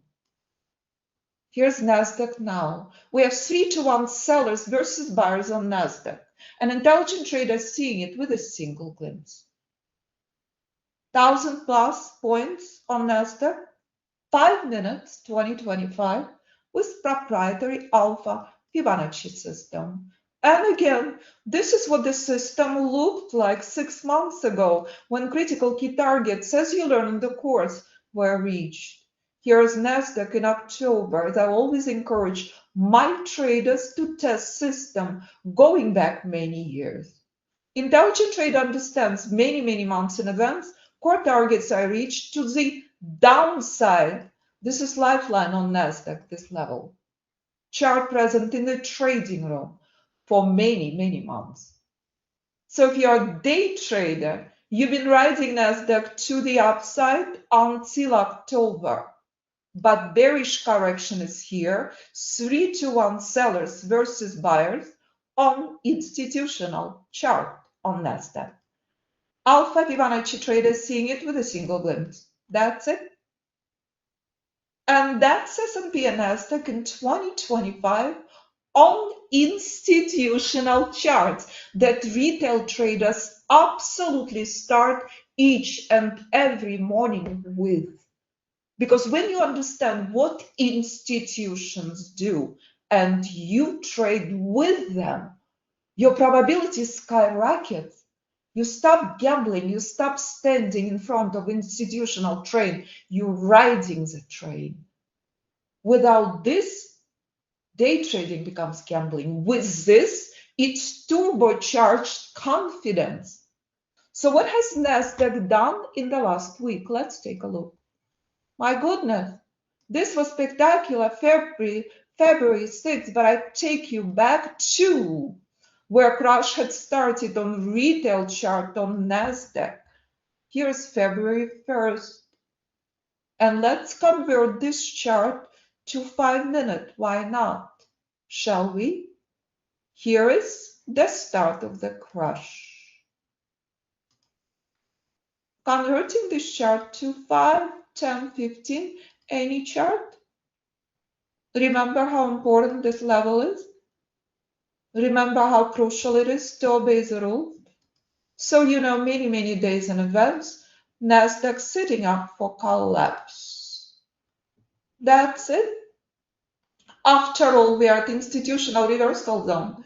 Correct? You're not buying reversal zone, you're shorting reversal zone when rules are met.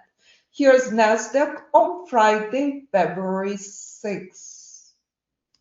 You buying the bottom on NASDAQ, correct? That's it.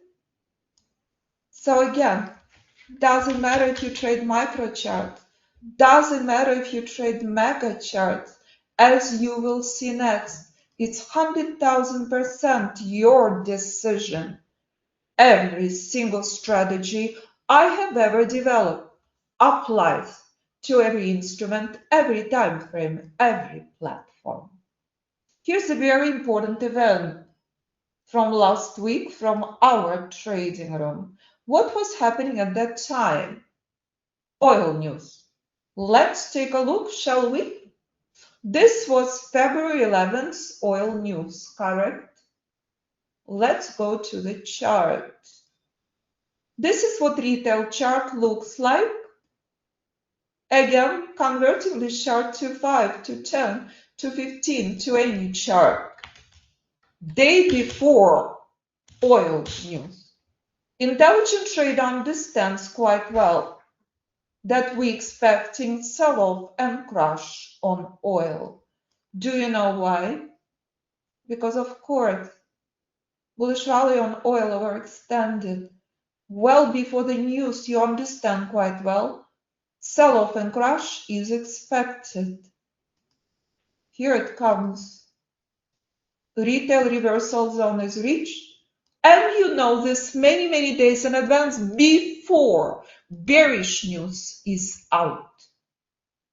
And when you understand the mega power of institutional levels, this is the reason oil sold off. It reached core institutional target. On oil, this is key level. On institutional chart, oil still bullish if this level remains intact. But again, oil sold off because it reached core institutional level in combination with retail reversal zone. Identified days in advance, identified many months in advance. But my favorite event on this chart last year was what played out between the US and Iran. Let's walk through this event so you witness predictive precision of the alpha Fibonacci system. So I never imagined in my wildest dreams I will have student in Saudi Arabia who taught me so much that in Saudi Arabia, you're not allowed to short financial markets. You're only allowed to buy financial market. So here's oil in April 2025. Institutional chart. How beautiful and perfect. Traders in Saudi Arabia can buy oil. Oil at critical key, buy point. This was the month of April. So Trump starts negotiating with Iran, and the world is in shock. How is this possible? So before I leave town, we're discussing with students that when oil comes to 72, expect crash and sell-off because no one saw it coming. No one expected US to bomb Iran. Here is oil in mid-May.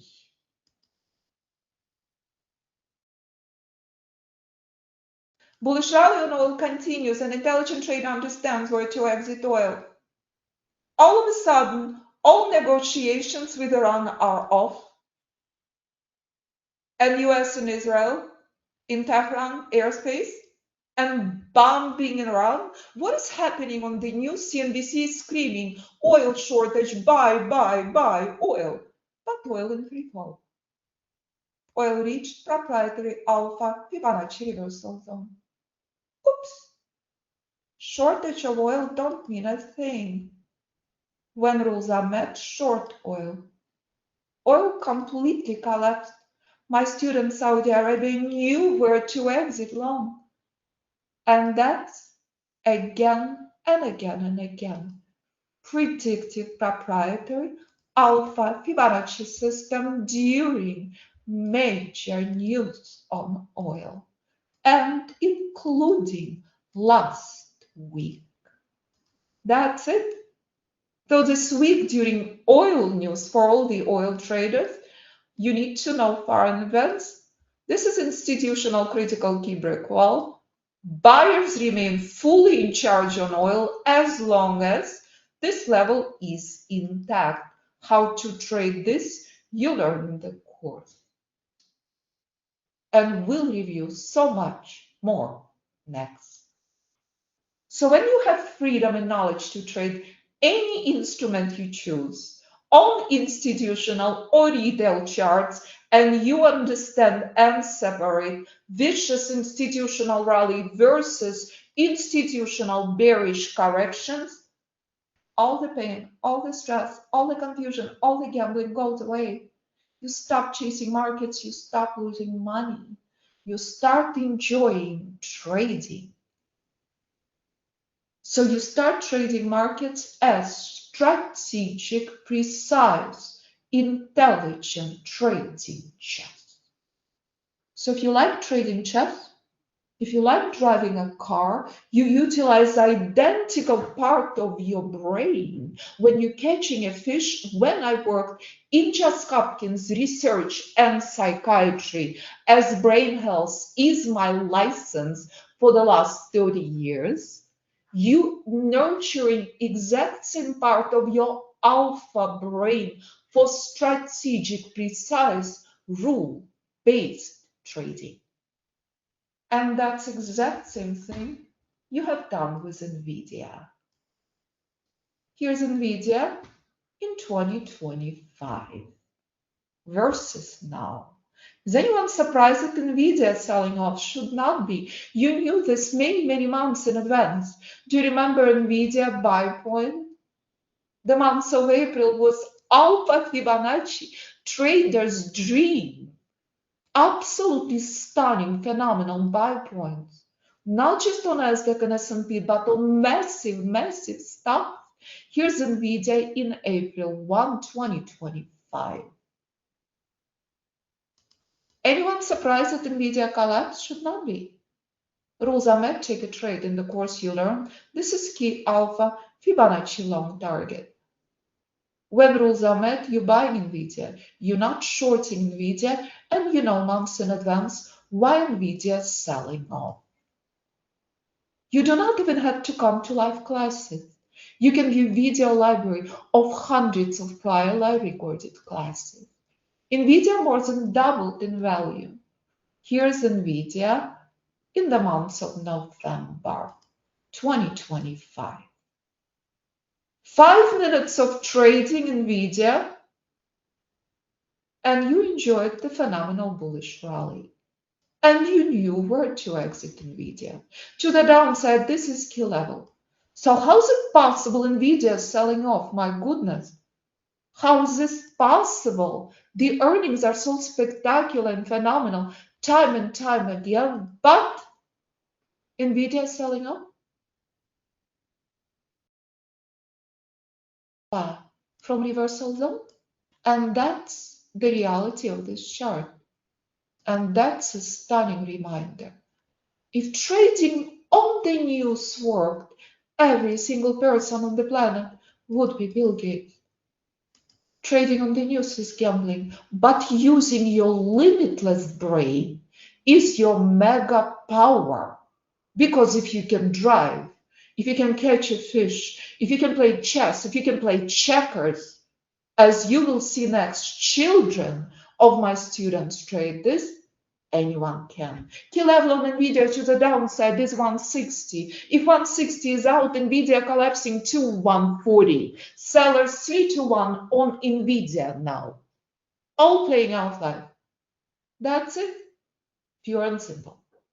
And that's key institutional chart on NVIDIA despite phenomenal earnings. And that's NVIDIA doubling in value since the month of April. My favorite, absolutely favorite event of 2025 is Tesla. Take a look on Tesla and let's walk step by step with the news and dates. I'm taking you back all the way to before the election, as I always encourage my students to test the system going back many, many years. Here's October 2024. My goodness, Tesla rallying, Elon Musk celebrating and promoting Trump, correct? Here's October 7th, 2024. Take a look on this chart. Tesla moving up, correct? And you know where it's heading to. So when the richest man on the planet and the most powerful man on the planet are no longer friends within 4 months when tariff war starts and Tesla in free fall and Teslas are being burned all over the streets, what does the intelligent trader knows? Get ready to buy Tesla. How is it possible?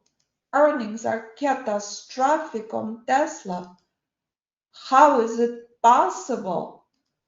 Absolutely endless drops non-stop. It's horrific, but Tesla is rallying since the second week in April and more than doubled in value. Voila. So when Tesla's skyrocketing from alpha Fibonacci buy point and reaches reversal zone, what has happened in the month of January when Tesla comes out with excellent earnings? Tesla actually sold off. Did you know that? So when you're trading alpha Fibonacci system and you're using your magnificent limitless brain, the skies are the limit as you're trading markets as intelligent chess. Quadruple catastrophic earnings with Tesla's being burned, with Trump and Elon Musk fighting, but Tesla doubled in value. Phenomenal earnings and Tesla sold off. This is key level on Tesla to the downside. Move on Tesla is down, down, down. This is a crucial key level that's been obeyed this week, where Tesla just bounced from. Correct? We're stuck in bearish correction on Tesla at reversal zone. So here comes another very powerful reminder. When you have freedom to trade any instrument you choose, rules keep you safe. Rules are simple, rules are not complicated. When you trade with precise entry, stop and target, you are absolutely free to trade 5-minute futures, tick chart, range charts, any instrument you ever choose to trade. So is anyone shocked and floored that despite phenomenal earnings, Amazon in free fall?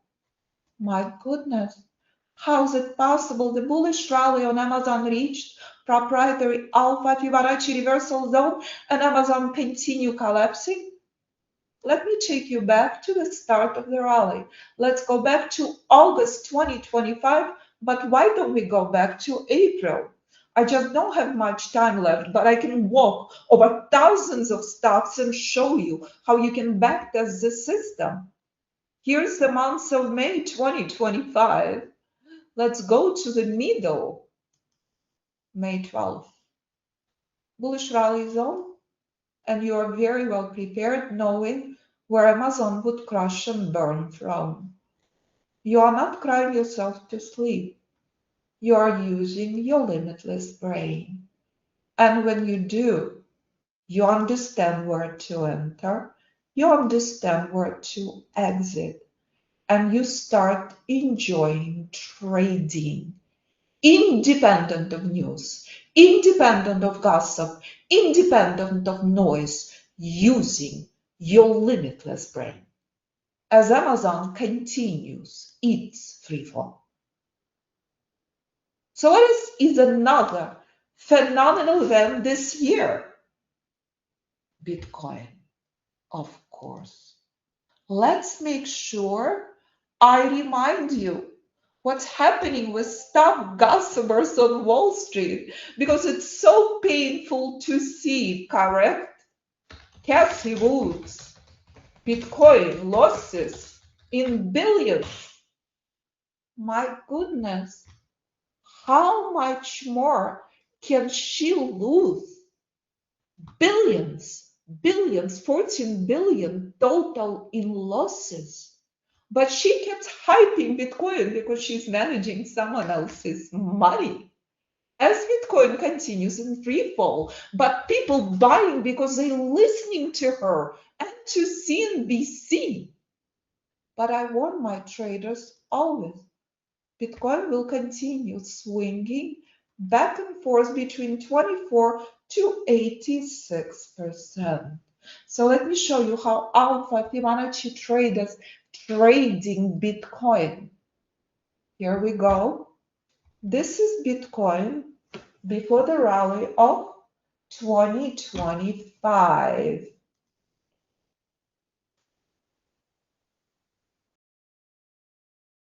Here's March 2025. That was magnificent crash in Bitcoin, stunning, but intelligent trader understand this is critical key level. Rules are met by Bitcoin at 77, correct? Bitcoin moving back up. So rules are met, take a trade, correct? Here comes January 2025, Bitcoin selling off again, correct? Did you know to exit your long position? Did you apply alpha Fibonacci rule? Or did you cry yourself to sleep? Because top gamblers on Wall Street keep screaming, bye-bye Bitcoin. This level is out, catastrophic crash continues on Bitcoin. Bitcoin collapsed from 120 until. But if you know how to trade Bitcoin with Alpha Fibonacci system, you know where the bottom is. This time around, 77 is not obeyed. Absolutely not. And it was black and white.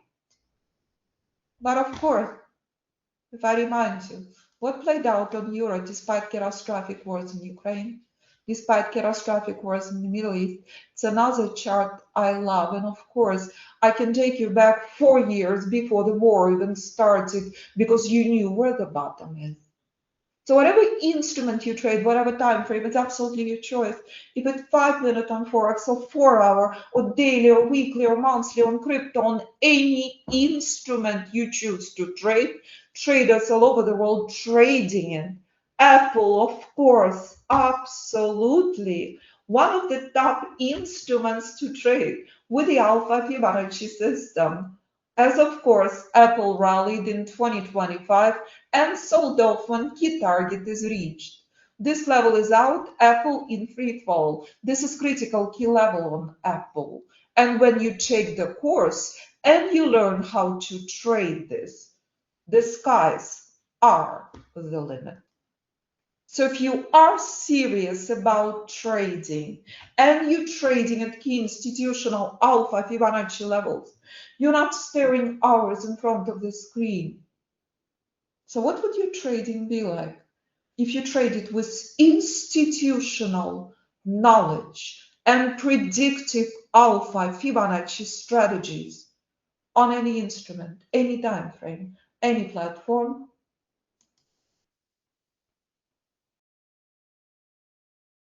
So I promise you, when children of my students can do this, anyone can. So 99% of thousands of traders I worked with since 2011 have been trying for many, many years, trading with speculative delayed indicators, random entries, being brainwashed that trading is so difficult and trading is so painful, when in fact, all the pain, all the stress goes away when you're trading with simple alpha Fibonacci predictive rule-based proprietary system, using charting on MetaStock, placing trades on any brokerage account. All you need, Fibonacci retracement tool, and your limitless, magnificent effort and brain power. Because when you trade with pure price for entry and proprietary alpha Fibonacci for exit, the sky's is the limit. Michael been my student for 16 years. He brought his daughter to trade when she was 12. She's 17 right now. Trading crypto, Michael is a prop firm trader. Trading futures, trading stocks, trading options. He just moved across the country to become my neighbor. That's the ultimate honor. So when Terry calls me, almost on the verge of tears, saying that he's so done and fed up with trading, what did he say? Gone weeks at a time without losing trade. Alpha Fibonacci system prepares me to trade each morning with precision, allow me to take advantage of market moves accurately on entry, stop placement, and profit targets. I am an accomplished trader now. Another dearest friend for life. That's it. But that was trader's journey at the start in July. From July to September, Terry made that phenomenal leap. So every single one of my traders, different background, different account, and of course, children of my students, hedge fund manager in London who brought his son to the course. And when you listen to their podcast, then he says, this is so easy and so fun to do. If these traders can do it, so can you. Dominic was bored out of his mind during COVID. This is after a couple of weeks in the course. And when Pablo comes to me, stressed out, hating being an attorney, not anymore. He closed his law practice. He's a prop firm trader trading, not just futures, but stocks, options, Forex futures. I don't know what he does not trade. He trades everything. And that's our global community of students all over the world with literally zero marketing. This is my first webinar this year. First. No Instagram, no noise. I don't have any energy for it as my students bringing their friends, their family to the course. All of my students constantly texting me and reminding me how much pain there were before, like Sue in Dallas. Not anymore. Patrick, another legend.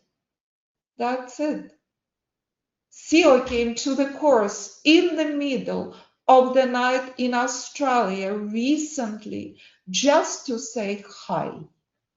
And here comes another very, very shocking event. Absolutely mind-blowing, as we had a student whose accountant was so impressed, absolutely so stunned by how much money he was making. So what did William do? He bought the course for his accountant. That's it. That's it. Every single one of my traders, different instrument, different time frame, different platform.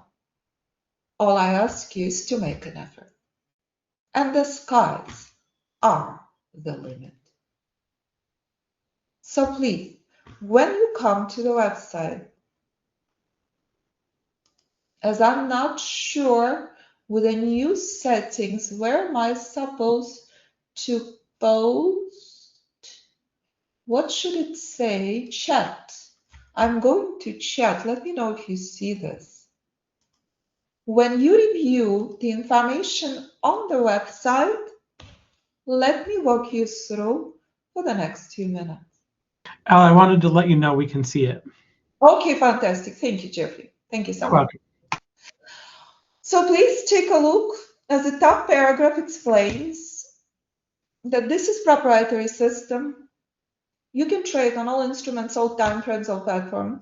And when you listen to these traders, you see very clearly, Emmanuel brought his wife to the course.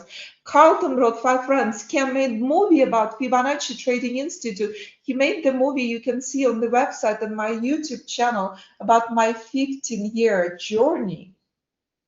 I keep promising to him that I will send him materials.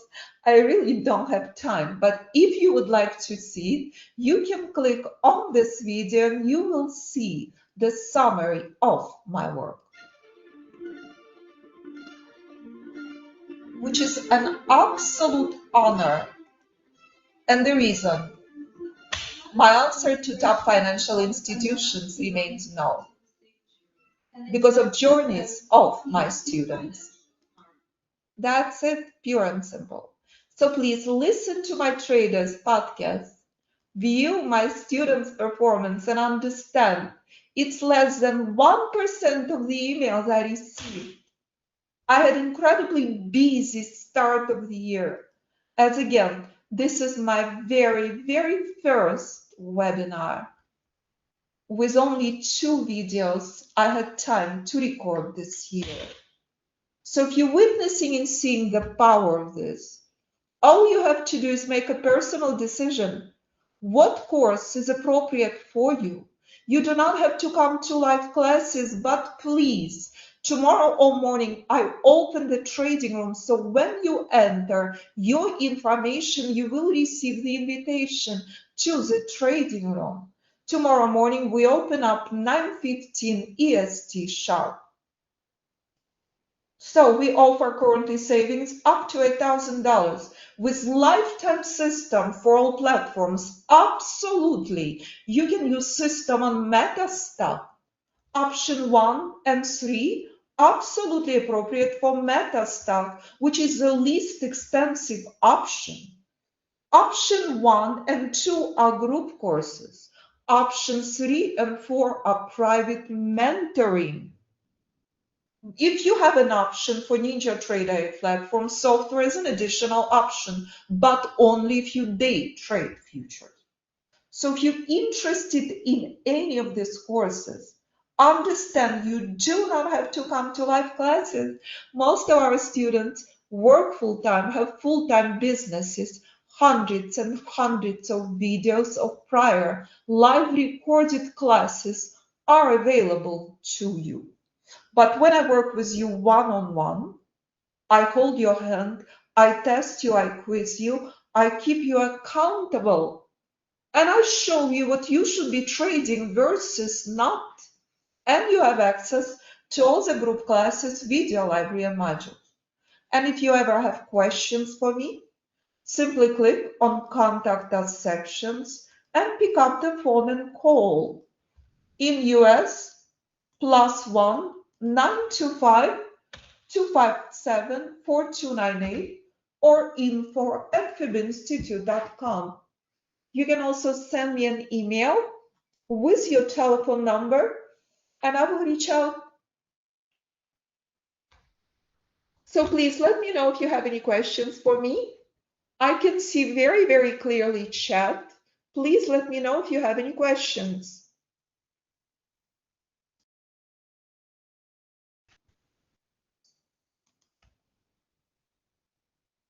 No questions? I hope everything is clear. Yeah, there was a question for the invite link again. I'll go ahead and type it in here. It's www.fibinstitute.com, right? Uh-huh.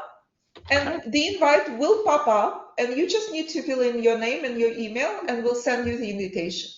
Cool. Let's see if we had any more. It felt like we had a few more. Patricia just says, I use Fib in many time frames, watching for clusters, lines nearly matching. Tony wants to know if you can use the system on Yes, TradeStation. I see the questions now. I found the place. Absolutely. Oh, right on. TradeStation, of course. Like trader like Pablo, he's on TradeStation. Just on top of my head, of course. Alla, please, how you set up Fib levels? Amy, this is not the class. This is a webinar. This is what I teach in live classes. Or you can simply view videos 24/7. But just to show you the nutshell is, again, I don't use standard Fibonacci levels, but I promise you, if 12-year-old can do it within 5 minutes, anyone can. Here's where levels are. I use Fibonacci retracements, and my critical key levels start with number 0. 0 is my favorite Fibonacci number. All the other numbers are numbers I developed. I do not use Fib 50, Patricia. None. Larry, yes. When you come to the website, simply type in fibinstitute.com and the invite will pop up. I do not use Fib 50. I do not use Fib 61. I do not. I promise you that. I use 0. That's my core, my favorite Fibonacci number. Any other questions? Please do ask. Hold on, let me scroll up. Absolutely. This is available on Metastack. Yes, Jeffrey? On Metastack, Yeah. Fibonacci retracements, of course. That is correct. Fibonacci retracements available on Metastack. The answer is yes and yes and yes. You take the course, you learn the levels, you apply the levels on Metastack. Yes. This is package 1 and 3 for Metastack. 1 is a group course, 3 is private mentoring. Any other questions?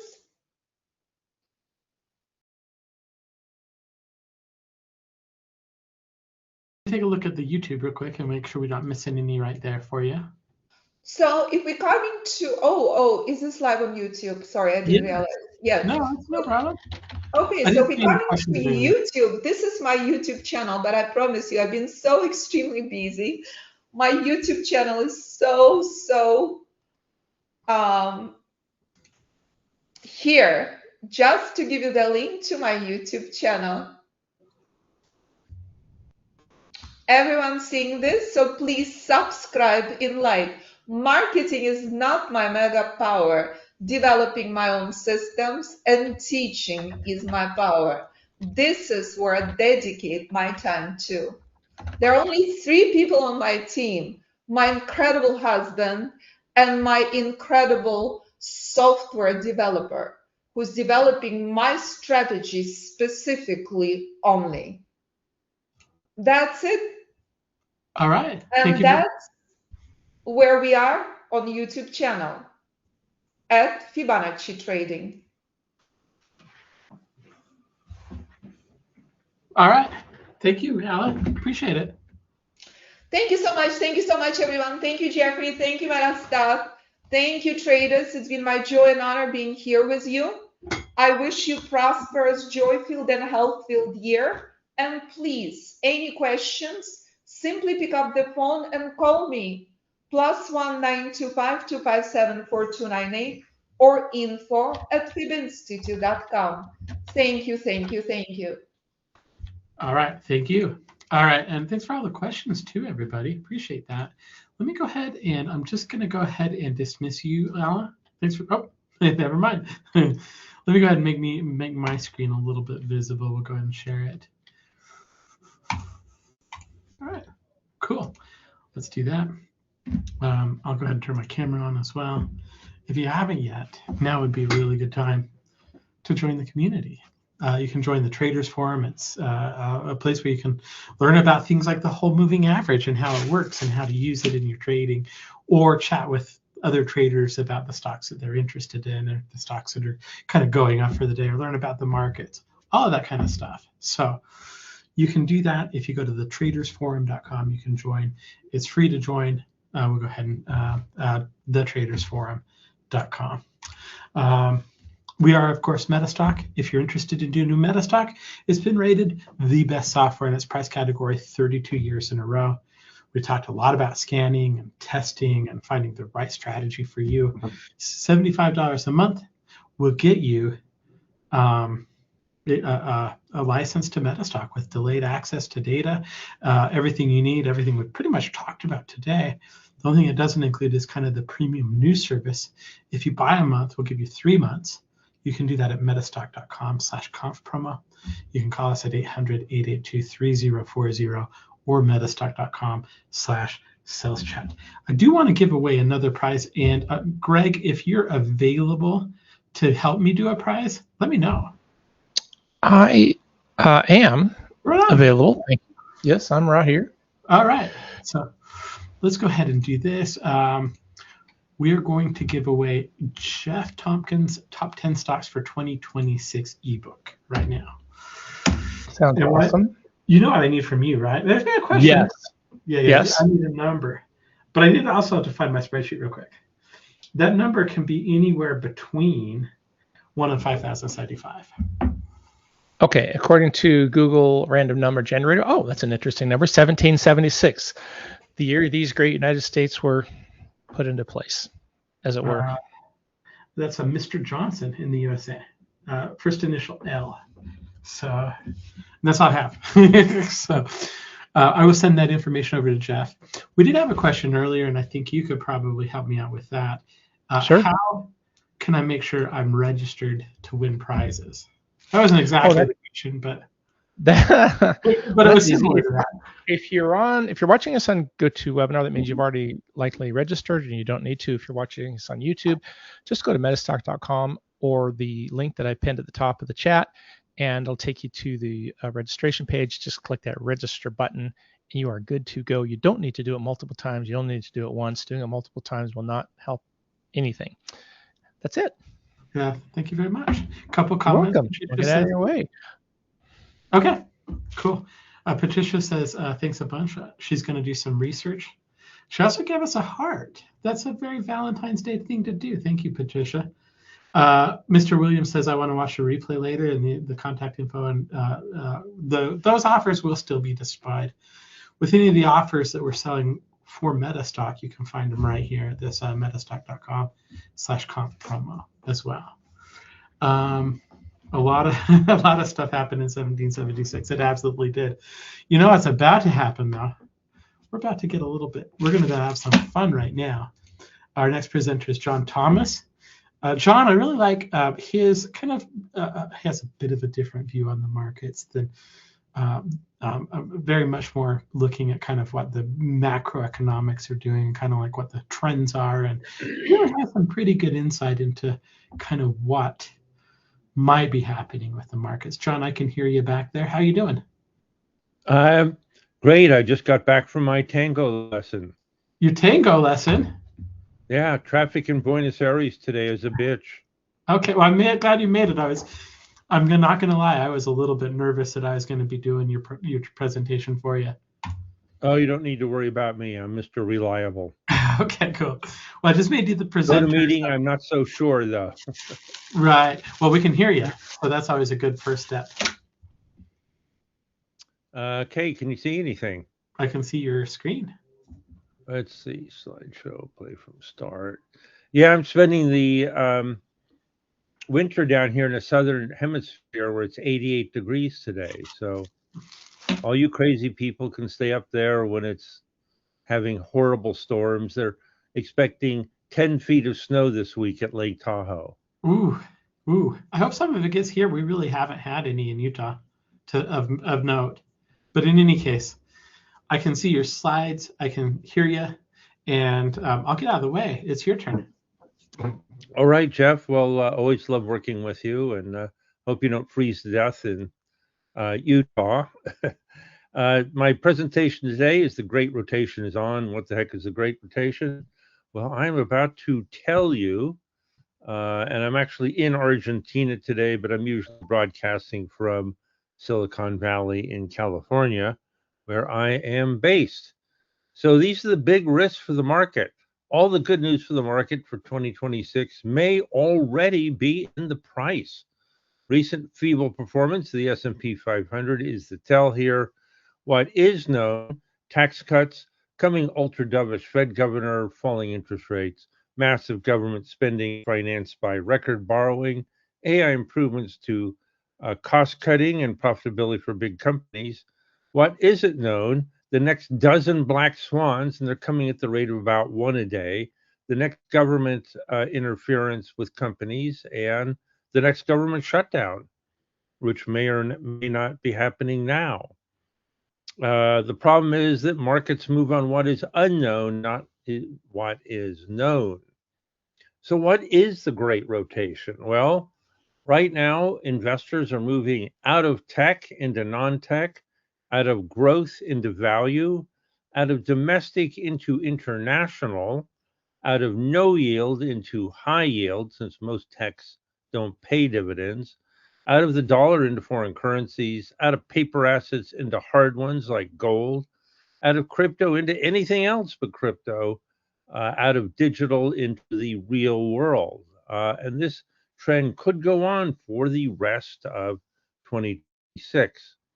So there is a method to my madness. With the government shutdown and a Supreme Court decision on tariffs looming, markets have stalled at high levels. All precious and base metals have retreated from extreme overbought levels. Bonds are dead in the water with a 42 trillion national debt overhang and 45 trillion if the tariffs fail. Long-term bull arguments of super liquidity, AI, falling interest rates are still the market drivers, but much is already in the price. Jobs data remains dire. There have been zero job growth in a year, and no manufacturing job onshoring has happened whatsoever. I know this because I have 5 kids, and they're all having a hard time finding jobs. There's a huge oil oversupply weighing on prices there. U.S. dollar is hits new multi-year lows, and this could go on for another decade. Bitcoin crashes, falling to 58,000 as all the whales are bailing. So take out your pen and paper to take notes or start typing into your smartphone. What I'm about to tell you will blow you away and change your life, for I am in the early retirement business, your early retirement. Learn what to buy, when to buy it, and why. So how'd you like to trade for a living full time? Well, I have 55 years of experience in the global financial markets, 10 years as the economist correspondent in Tokyo, Japan, and later the White House, 10 years running the international equity division at Morgan Stanley.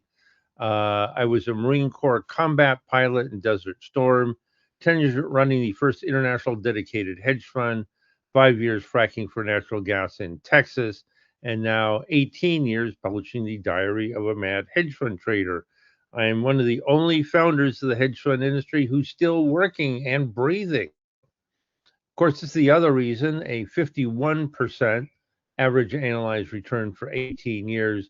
We're running at a roughly double the S&P 500 performance. This is our monthly. We've actually run 2 years now with every single month being profitable.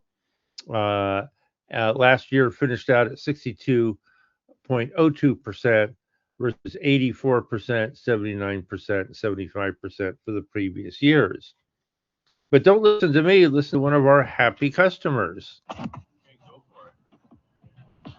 Hi, my name's Wilson, and I've been with the Mad Hedge Fund Trader and John Thomas since 2019. I caught the phenomenal returns in 2019 and 2020, somewhere in the order of the 80-90% returns on both of those years. I caught all of those trades, NVIDIA, the TLT, the Teslas, and so many more. And then in 2021, I started trading in some additional accounts, and I have caught almost all of those trades as well, and have been getting almost the entire returns that John has received, and it's been just fantastic. And thank you, Wilson. And how did Wilson do this? Well, he made 482% on NVIDIA, another 811% on NVIDIA, 421% on Berkshire Hathaway, 412% on JP Morgan, 394% on Palo Alto Networks, 350% on Vertex Pharmaceutical, 113% on silver, and another 87% on JP Morgan. Of course, these numbers are far in excess on what the underlying stocks did, and how you can do that is something we're more than happy to teach you. Of course, this is our secret weapon, the Mad Hedge Profit Predictor. That is our AI-driven market timing index.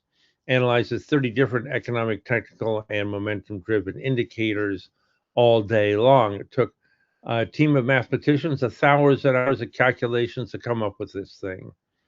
Why do you need an algorithm? Well, why use a toolbox missing its most important tool? Algorithms become so dominant in the market, you should never trade without one. Does the work of a seasoned 100-man research department in seconds, runs real time and optimizes returns with the addition of every new data point far faster than any human can.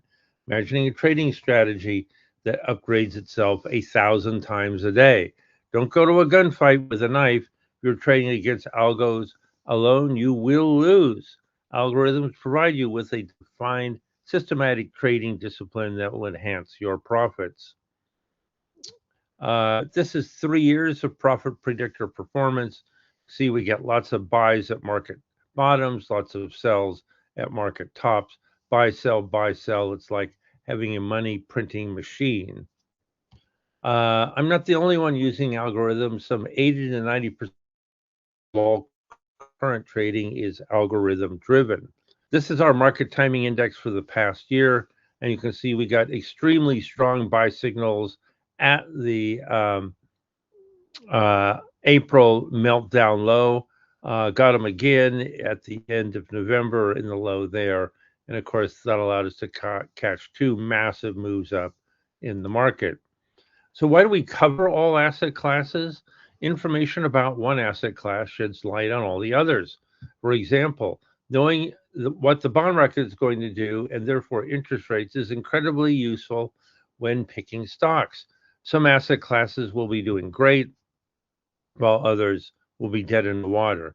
It will provide you, it will point you to where to trade the winners and avoid the losers. Give yourself every advantage. Know what is happening all the time, everywhere. So what happens when the euphoria in the market wells off? Well, it's time to become a bear market expert. And I'm sure many of you would like to know how to hedge your long-term portfolios. And I'm about to teach you 8 ways how to do that. For a start, you can buy the SDS, which is a short S&P 500, a 2X. So for every dollar you have invested in this ETF, it'll increase in value $2 for every $1 the S&P 500 goes down. So it's a great, cheap hedge for the market. And if 2X on the short side isn't good enough, there's a 3X out there, the Ultra Pro Short S&P 500, the SPXU. You can sell call options against your existing either covered or uncovered call options. In this case, in October, we sold the Tesla 470 calls at $38 per option. That means we collected $1,000 for each option as long as the stock stayed below 370 or lower. And of course, it's well below that now. So that worked. And of course, having a 60% implied volatility on the options with Tesla gives you a really big payoff. You can also buy the volatility index, the VIX. You can see the last time we had a big meltdown in February, the VIX rocketed from 14 all the way up to 60. I mean, that is a 4-fold return, and you can buy this at any time. So again, buying the VIX on dips, right now we're at about 20. You can also sell short recent IPOs. And of course, IPOs do terrible in falling markets, as you can see here during the February crash, and they do great in recoveries. You can make it on both sides. So again, sell short the IPO ETF. You can also buy momentum. You can short it going into down markets, buy it in up markets. And right now, momentum is peaking out. And of course, there's always the high beta ETFs. Beta collapses in falling markets, rises in strong markets. We're right in the process of rolling over right now. And of course, like everything else, there's an ETF for this, the SPHB. That is the instrument to play. And you can also just buy a hedge fund that tries to be short in falling markets and long in rising markets. And here we have the HDGE hedge fund. You can see that they caught the downside with massive returns when the market was crashing, and then slowly gave that up as the market recovered. So, and of course, there is the safest of all hedges, and that is to put all your money in 90-day Treasury bills, which right now are yielding 3.76%. These are government guaranteed. They have endless liquidity. They trade like water. They offer 100% collateral value if you want to own other stocks on margin against it. You can lock in a guaranteed income, can be sold anytime, you get paid interest up to that day. They'll survive any bear market, but you need to ask your broker how to do this because not easy to execute in your own online platform. So stocks, indifferent to say the least, getting close to rolling over. There's been a massive move towards defensive sectors, which is undeniable, going into consumer staples, utilities, high dividend paying stocks like Verizon and REITs. U.S. equity fund inflows are collapsing.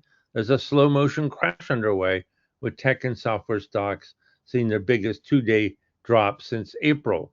Coca-Cola drops on the weight loss trend. Stellantis shares massive $26 billion write-off on their EV business as all the subsidies went to subsidy heaven. Shipping companies are getting slaughtered on the collapse of international trade. Rare earth stocks are jumping on a proposed government stockpile. And Southwest finally, after 46 years, got rid of their open seating plan. Turns out all the money is made in the airline business in the 6 seats up front in first class. Southwest finally figured that out. So there's the buy right now group. I've separated the world into 3 different groups. We'll go through each one of them one at a time to tell you what to do right now. You want to buy Brazil, of all places. Brazil was a great performer last year, probably be another great performer this year. There's a big pro-business election coming up. Interest rates are falling sharply. The currency is appreciating, and Brazil is replacing the U.S. as a major food exporter to China as the trade war demolishes all U.S. exports to China. So buy now at 38, could hit 60 by the end of this year in the EWZ, the Brazil ETF. And you want to buy emerging markets in general. This is one of the top performers last year, will continue this year. We're looking for the EEM to go from 61 all the way up to 90. Then there's the buy the dip group, and these are stocks we believe are on major long-term uptrends, which are taking a rest right now, but not for very long. These include JP Morgan, which we see going to $400 a share, Citigroup going to 130, Goldman Sachs going to 1,000, Morgan Stanley going to 200, and BlackRock going to 1,500. For some reason, people suddenly thought that all these companies would get replaced by artificial intelligence. It isn't going to happen. It's a fantasy. These companies are as good as ever and will keep appreciating once the uncertainty gets wrung out of the market. Interactive brokers making a killing on exploding option volumes. Here's the second half of the barbell. These are technology plays. These are the wait for a much bigger dip group. These things have been leading the market for the last 4 years, ever since the pandemic. They are due for a rest, but tech always comes back. So all of these tech stocks have been in major downtrends since October. we expect that to continue for quite a while. They include NASDAQ itself, Tesla looking for new lows. They're not going to have a profitable robot for 5 or 10 years. Microsoft getting melted as part of the software disaster. By the way, these pictures on the right are all planes that I have flown in air shows over the years. This is a B-17 bomber made in Seattle, Washington. Meta also looking for weakness, and that is a B-24 Liberator also, which is made at the Willow Run Ford plant in Michigan during World War II. Amazon, 0 gains in a year, despite having one of the best business models out there. Looking for more weakness, I'd buy the dip. And again, that is a B-26 Marauder. 850 caliber machine guns in the nose. Don't want to get in the way of that. NVIDIA flatlining now for almost a year. And this is a P-51 Mustang, which I fly about once a year. And you saw Tom Cruise fly that plane in the last Top Gun movie, which he owns. Alphabet has had a great run, looking for a sell-off here. And we're eventually moving back to 300. Palo Alto Networks, leader in cybersecurity, also looking for a double from here.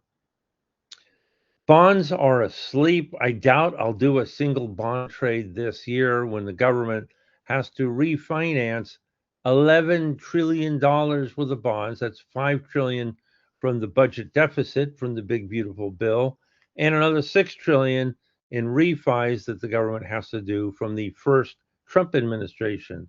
That is roughly 4 times the largest amount ever borrowed by the U.S. government.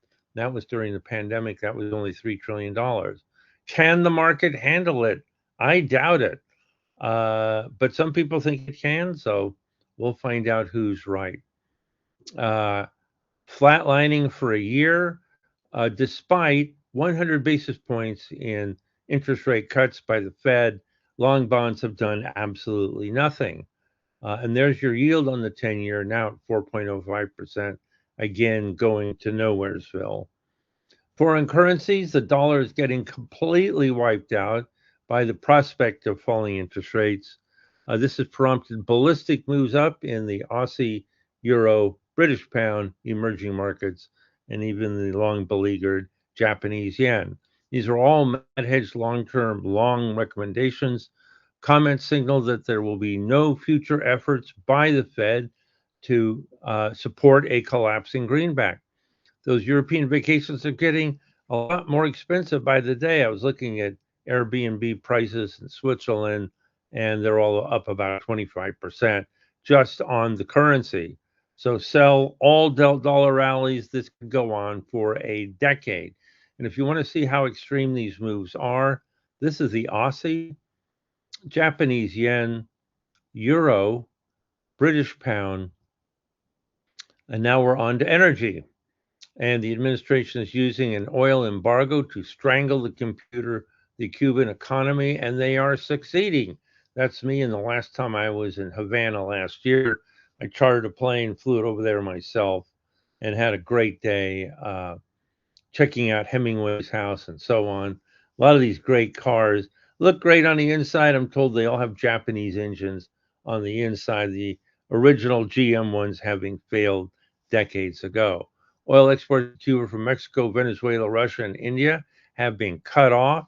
The result may be a flood of new Cuban refugees headed for the U.S. I'm sure that's just what the administration wants as the Cuban economy collapses and food sources dry up. The Ukraine war also continues, but when it ends, there's a huge Russian inventory of oil will get dumped on the market, crushing prices. Venezuela production also could improve. They're currently making 600,000 barrels a day of oil. That should rise to 4 million if they ever get their infrastructure working again. So this is the long-term oil price. We see it eventually collapsing to $10 a barrel. We're right up in the 60s right now. And of course, if you really want an energy play that works, that goes up, you want to buy uranium or Cameco, CCJ, the largest uranium producer in the world that are based in Canada. We've been in this thing for a couple of years and it's been a great performer. Precious metals, I know you all made fortunes to buy gold and silver last year because we told you to. However, we hit extreme highs. We got the biggest sell-off in precious metal history, wiping out all of the leverage traders. Sell-off came when Kevin Warsh was nominated as Fed governor on fears that he would raise interest rates, which is very bad for gold. I doubt he'll do that, so it does set up kind of a nice entry point if you miss the gold bull market the first time around.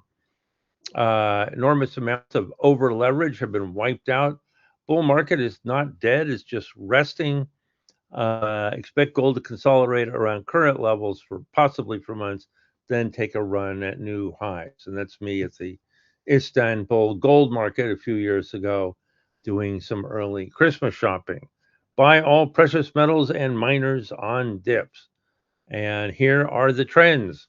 Gold headed for 6,000 this year. GDX, the miners, headed up. Barrick Gold going to new highs. Newmont Mining headed for new highs. Silver headed for 200. And silver miners doing just as well. Wheaton Precious Metals, the Royalty Trust, also headed for new highs. So the harsh truth is you really need my help. The majority of individual traders lose money.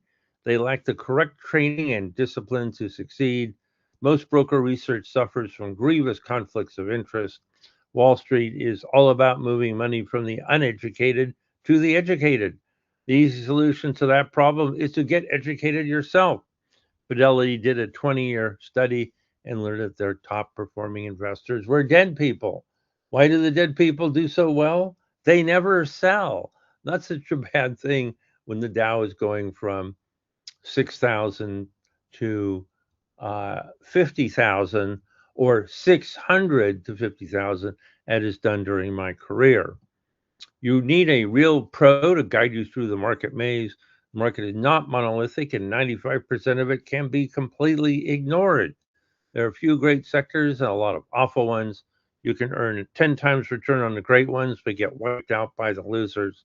Let a 55-year veteran steer you to safe waters. Let me sit next to you and guide your hand on every winning trade.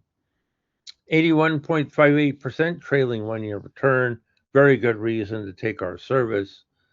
Richard made millions religiously following my trade alerts.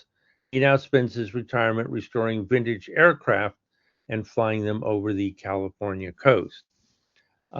Greg turned 100,000 into 3 million solely on my trade alerts. He bought a new home in Orange County in California with a Tesla solar panels, Tesla Powerwalls, and a Tesla Model 3, and still had enough money to send 3 kids to college. Bob turned 500,000 into 27 million in 2 years, and let's hear how he did it. This is Bob. I live near Denver, Colorado, and I'm hiking on top of the Continental Divide. 9 months ago, I joined John's Global Dispatch Service and was so impressed with the profits I made that 2 weeks ago, while hiking in the Dolomites, I joined his concierge service. And in 2 weeks, it is 100% paid for it, and I couldn't be happier. Life is good. John really helps. The other day, I had a text message exchange with him regarding some concerns I had with TLT. Put spreads, he encouraged me to stay in. I did, and today they went out at 95% of maximum potential profits. And that's the way it works for me. I hope you all do well trading yourselves. Thank you. Well, thank you very much for that, Bob. So what do we do about this? Well, stocks, you want to buy the big dips. Bonds buy even bigger dips. Commodities buy every dip. Energy stand aside. Currencies buy dips. Precious metals buy dips. So if you were not up 81.58% in the past 12 months, as I was, you are reading the wrong newsletter or following the wrong trade mentoring service. 50.97% average annualized return for 18 years versus 28% for the S&P 500. You do get those kind of numbers, you get to do things that other people can't do, like take the owner's suite in the Queen Mary from New York to England. And once you get to England, you can take the Orient Express to Venice. Here is the very long view. The 2000s and the 2010s were the hard decades for making money. The 2020s and the 2030s will be the easy ones as a global demographic wave brings on a new golden age. 85 million millennials will become big spenders over the next 15 years, while 80 million baby boomers, a drag on the economy, fade from the scene. That'll create an enormous economic boon that will last a decade starting in 2023. So, how would you like to see the Dow go up 20 times in 18 years? That is exactly what it did from 1983 up to 2000. Are you ready for a deep replay? That's exactly what happened last time we had an identical demographic tailwind to like we're getting now. If we go up 20 times from the 2009 bottom in 18 years, that takes us to 120,000 by 2030. And if you think I'm crazy, we're already 3/4 of the way there. We've gone up to 50,000 from 6,000. Just a little more than a double gets us up to 120,000. So, except this time it's different. We have the AI tech turbocharger. Technology is hyper accelerating on all fronts simultaneously, and the pandemic greatly sped up the rate of change. AI-based products and services are just starting to roll out. The development of fundamental quantum computers means that computational ability is about to increase trillionfold at no cost. The world's major computational challenges will shortly be solved, like weather forecasting and cancer cures. Needless to say, barbell stocks dominate in this scenario and will account for the bulk of stock market gains in our lifetimes. The 90s had cheap computers, cheap operating software, and a new internet. The 2020s will have 10 times this number of new technology drivers. So, who will show you how to play the next 80,000, or actually it's really only 70,000 Dow points now? Sit with me, John Thomas, the Mad Hedge Fund Trader, and my Global Trading Dispatch. Discover how you can tap into the top performing trade mentoring service in the industry, up 81.58% in a year. Follow my research and market beating trade alerts, and you will rake the profits in. Let a Marine combat pilot steer you to big profits. We trade single stocks, options, and ETFs for global equities, bonds, foreign exchange, energy, commodities, precious metals, and real estate. This is a typical month for us. We did 11 trade alerts, 10 made money. We made 16.3% on the S&P 500. We made 8% shorting treasuries, 14% buying the Russell 2000, 12% on Amazon, 7% on Apple. Oops, we lost 21% on Biogen. We stop out of losers very quickly. So it's just a matter of time before barbell stocks break out to new all-time highs. Watch this space melt up going into 2026. Get ready to start reeling in those whoppers with Global Trading Dispatch as your guide. This is how it works. A few years ago, we put out a trade alert on NVIDIA, told to buy at $520, which in today's money is $52 pre-split. And this is what a trade alert looks like. Buy NVIDIA at 480 or best, opening trade, and on this trade, you needed to buy 21 shares to get a $10,000 exposure. What happened? Well, NVIDIA went up 45% in 22 trading days, so we sent out another alert saying sell. And this is what that looks like. Take profits, sell NVIDIA at $695 or best, closing trade, and on this trade we made $4,500 in just 22 days. So these are our 10 baggers that we've accumulated over time. We made 10 times our money on Zoom. 10.6 times on Lam Research, 25 times on Square, 40 times on Moderna, 100 times on NVIDIA, and of course, the big granddaddy is 178 times our money on Tesla. I gained financial independence for life, and so can you. All of this can be yours. Discovered how to make thousands of dollars a year in extra income. Go from complete beginner to seasoned pro in weeks. Learn how to quit your day job and trade for a living full time. Trade from anywhere, anytime. Supplement your retirement income with the satisfaction of booking winning trades by the hundreds. And that's me sending out a trade alert from the coast of North Africa.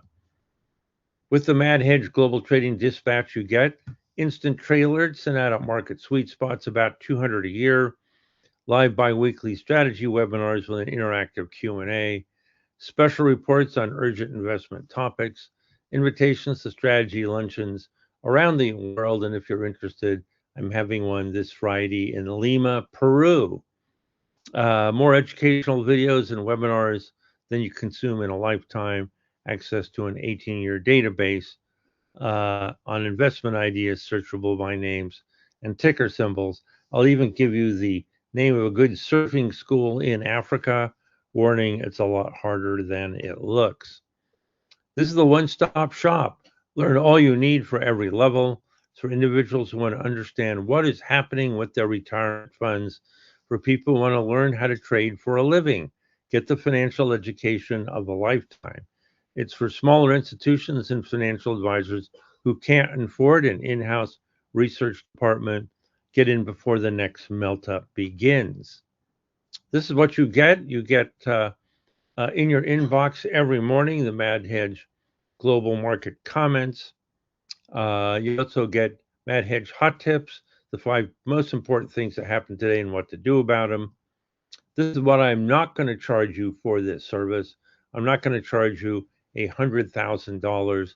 That's what I charge my big hedge fund clients, and they're happy to pay because I make them millions of dollars. And I'm not going to charge $12,000. That's what I charge my concierge customers who get my personal cell phone number so I can act as their investment 911. And I'm not going to charge $3,500. That's the full price of what we charge on our website. Today and only through this webinar, creating this product cost me millions of dollars. With the best customer service in the industry, running it costs millions more. 6 months for just $997. That is a 71.5% discount to the website price. This is a limited time offer. We only take 25 new subscribers at a time so we don't overwhelm the market with our trade alerts. It's first come, first serve. I can't wait to make you a top drawer trader. Just click on the link in the chat box on the right. And Jeff, you can go ahead and post that right now. Let me make the money for you to pay for your subscription. You make the trades. Discover how an experienced hedge fund manager finds and exploits the best sweet spots in any market. Just click on the chat box on the right. 6 months for just $997. Buy now and you will instantly receive a trade alert with an extremely high probability of success. Then you can execute immediately and make some of the most serious money in your life. Don't leave good money on the table. 90% of these trade alerts make money immediately. And just to give you a tease, this is the chart of the trade alert, which we are about to send you if you subscribe to our service. What I won't tell you is this a buy or a sell.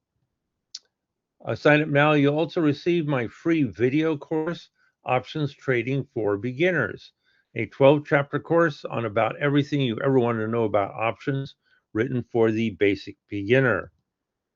So a little bit about myself. If you're going to work with me for the next 6 months, it's good to find out who I am.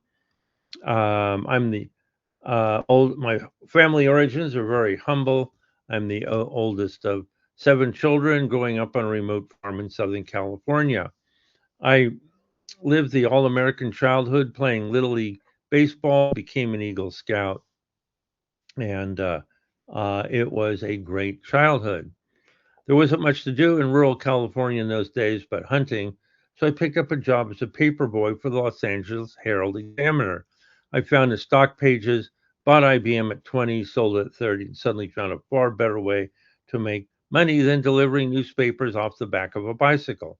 By the time I was 16, I earned enough money to fly to Europe.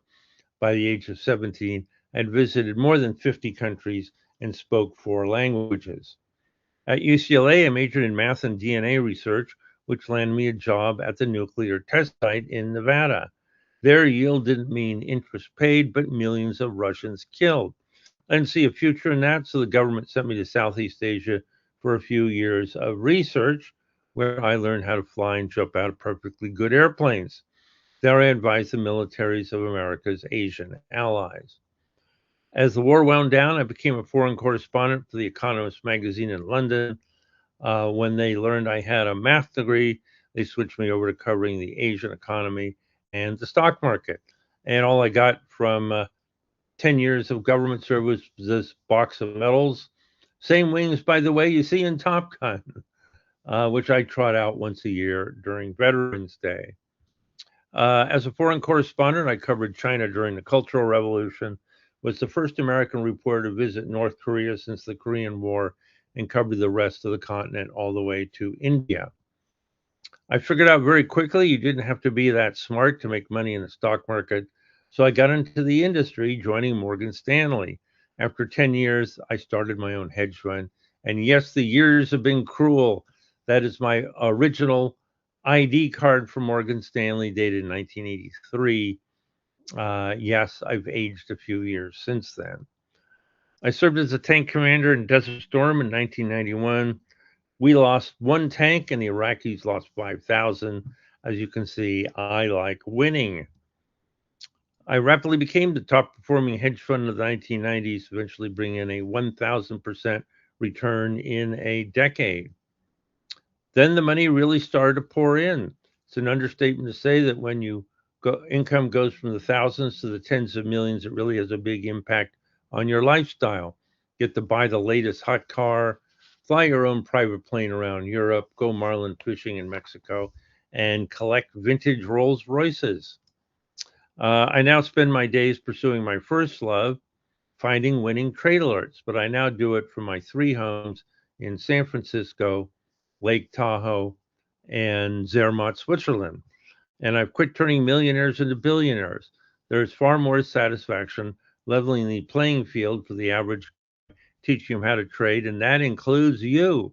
If I can take a $50,000 account, turn it into $500,000, that is more job satisfaction than I could get anywhere. In the little free time I have left, I pursue my other love, flying vintage aircraft on weekends. If you see an old plane flying loops over San Francisco these days, it's probably me. Ultimate luxury, of course, is to give those who need it. As a Marine Corps veteran, I volunteer for grief counseling for widows and orphans, and I'm a major donor to Wounded Warriors. When wildfires hit California, I visited the main evacuation centers, handed out $10,000 in Target gift cards. So let's go flying for a moment. When you make millions of dollars for your clients, you get a lot of pretty interesting invitations. $5,000 cases of wine, lunches on super yachts, free tickets to the Olympics, and dates with movie stars. So it's in that spirit that I traveled to the famed World War II fighter station at Biggin Hill in England to meet Mad Hedge concierge member Peter Musk, and that is Peter right there. And that's that's a P-40 Warhawk, by the way. Peter was a poorly paid pilot for Ryanair when he first signed up for Global Trading Dispatch. After doubling his money in the first year, Peter upgraded to my concierge service. Then the money really started to pour in. Peter plowed his Mad Hedge trading profits into restoring a 1940 Battle of Britain veteran, a Supermarine Spitfire Mark IX, in his backyard, begging, borrowing, and trading for parts all over the world. He eventually built a fleet of 16 flying aircraft which today are worth over $65 million. When Peter invited me to fly one, I jumped at the chance. It was a mild and blustery day when we took off and headed for the English Channel.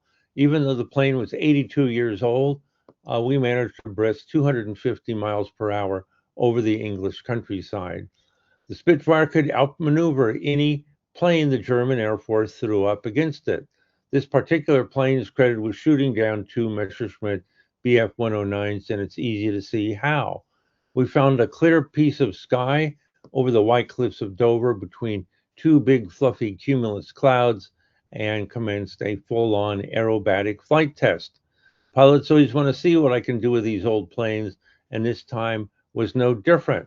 I executed multiple loops, barrel rolls, chandelles, lazy eights, Immelman turns, and wing overs, careful not to exceed 1G limitation, or the wings might fall off. Spitfires can dive like crazy. We dropped from 8,000 feet to 2,000 feet in seconds. Then it was back to Biggin Hill for a perfect 3-point landing and a pint of beer at the local pub. Let me make millions of dollars for you, as well as I have done for thousands of other customers over the last 18 years. I look forward to working with all of you. And let me just check my store and see how many orders have come in. I see we got one from Jay in Petersburg, Florida. Thank you very much, Jay. Check in your inbox. The trade alert should be in there now. It's a holiday, so you can wait for tomorrow's opening to execute that order. Got an order here from Karen in Cody, Wyoming. Another in Eric in Flagstaff, Arizona. Eric, if you don't see your trade alert in your inbox, check in your spam box. If you're a brand new customer, sometimes orders will go into spam. We have John from Douglas, Georgia, just signed up. Thank you. And let me let these other orders come in. Okay, so I can take your questions now. Jeff, if you have any questions come in on your side, go ahead and shoot. And I've got one here. Go ahead. Yeah. Tom wanted to know what barbell stocks are. Well, we have basically split the market into 2 sections.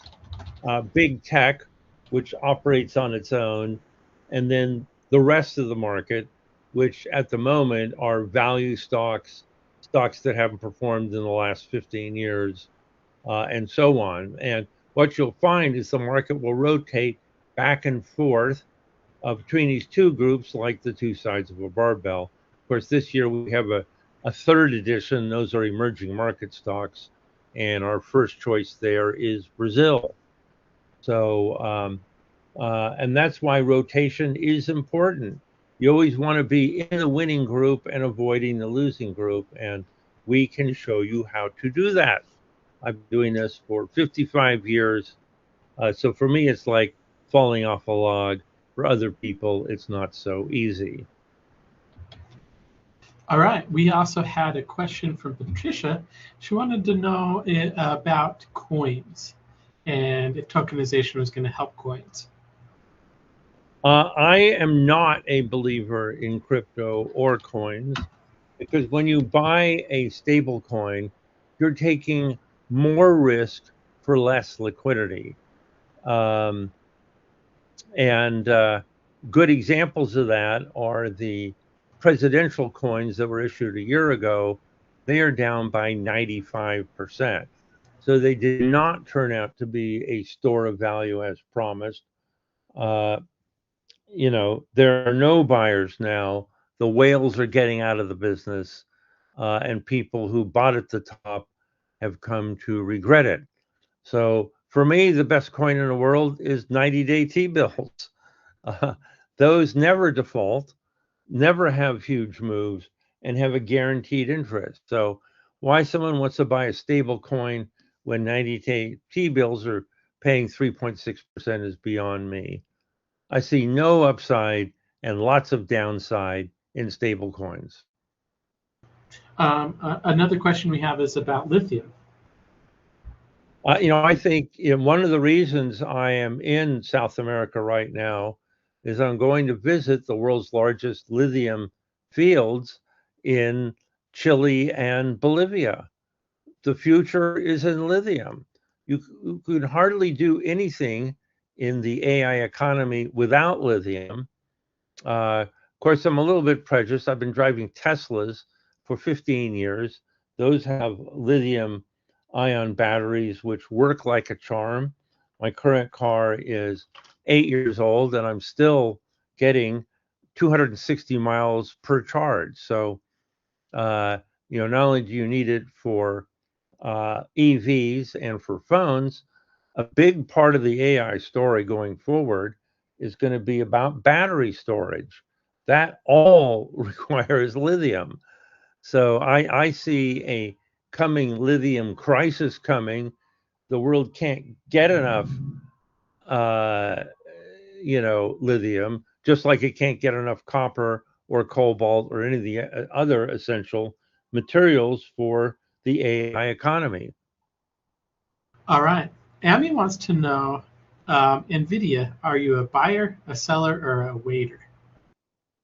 I'm a waiter at this moment. We basically have flatlined for a year. On the other hand, it's tough to be negative on a stock that keeps growing its earnings by 50% a year. And now there's a lot of stories in the press about the chip crisis, the chip shortage. People can't get deliveries of chips they bought, kind of like silver was a month ago. So I would wait for a bigger dip before I get involved in NVIDIA again. And that said, it's currently one of the cheapest stocks in the market. PE multiple of low 20s, growing 50% a year. If you took the name off and showed someone the stock anonymously, they'd be buying it with both hands. But the fact is, it has had a tremendous run from $2 to 200 in the last 10 years. By the way, we did get our people into NVIDIA at $2. So back when it was just a simple video game stock. I remember those days. Those are the end of the questions, John. Yeah. Okay. Well, we always have a lot more here. Another question. Are your trade alerts for stocks, bonds, or all of the above? And the answer is all of the above. We cover stocks, bonds, commodities, precious metals, real estate, energy, and both long and short. And while in a bull market you have tons of long recommendations, nobody gives recommendations for you to sell short at tops. We made maybe a third of our performance last year shorting the market in February and covering in April. And we had people literally turn $5,000 into $100,000 just buying deep out of the money put options. So, if you're a hedge fund trader, you have to make money on both sides of the equation. Most people only know how to buy. Okay, just had another order come, actually a couple orders come in. Let me see who these are. And we have an order from, drum roll please, Steve from McLean, Virginia, which I happen to know is CIA headquarters. But don't worry, the CIA has long been a subscriber to my service, so I'm used to having them poke around. Got another one here from, let's see, where's the name? Michael from Brentwood, California. Well, plenty of money there. Michael, check your inbox to make sure you got the trade alert. Execute it first thing tomorrow morning because its earnings are coming out in 2 days and it might get a pop on that. And I happen to know one of your neighbors just passed away. Robert Duvall, the great actor, died at the age of 95. Another Brentwood native. Okay, we've got a ton of orders here. Okay, I'm going to have to shut off the store pretty soon because we're going to hit our 25.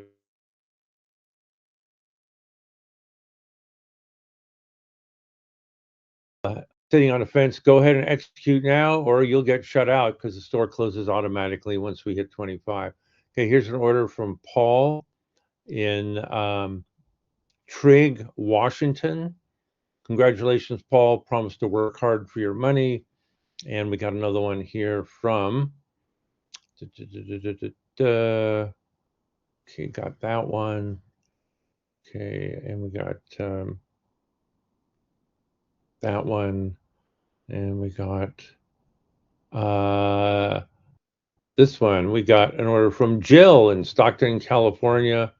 Thank you very much, Jill. Check your inbox and get ready to start making money. Another order here from Ruben in Culver City, California.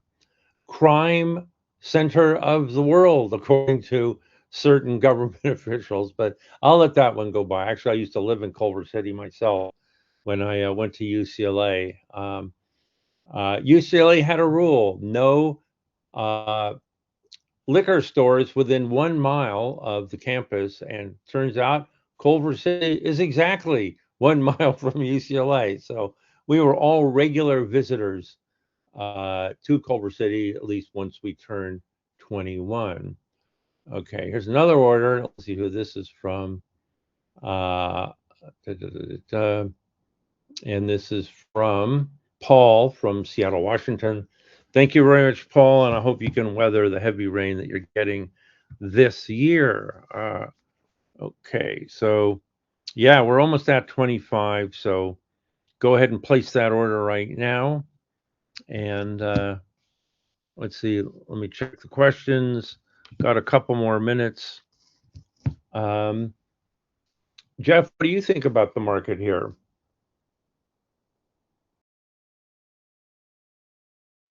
I am a waiter. Yeah, you're like 100 million other people. Yeah. I mean, we keep grinding higher. The dips keep getting bought, but we spend so much time trying to break that it's kind of giving me a little bit of pessimism, if I'm honest. Well, notice the grinds are getting smaller and smaller, and that is a sign of a market that is getting ready to roll over and die. Yeah. They always say that topping is a process and bottoming is an event, and I think we're topping. Well, that has certainly been the case in recent years. We took almost a whole month to top in February last year. And guess what? Traders have memories. They remember what happened in February last year. The market dropped 20%. So this year it may only drop 10. I mean, who knows? Downside momentum is a tough thing to gauge, but all of a sudden those deep out of the money puts on the S&P 500 looking pretty cheap. I would definitely take a look at some of those, especially if you're already running large, long stock portfolios, especially tech heavy ones, which I know a lot of you are. So, and meantime, other stuff is going up, like Brazil, like emerging markets, like Germany. So, yeah, there's plenty of other things to do. It isn't just all about U.S. tech stocks, which has been the story for the last 4 years. Okay, another order coming in. 2 orders, make that 2 orders. Okay, let's see who this is. So I can thank them, and that's Michael from San Diego, California. Thank you very much, Michael. And I love San Diego. Let's see, what else have we got here?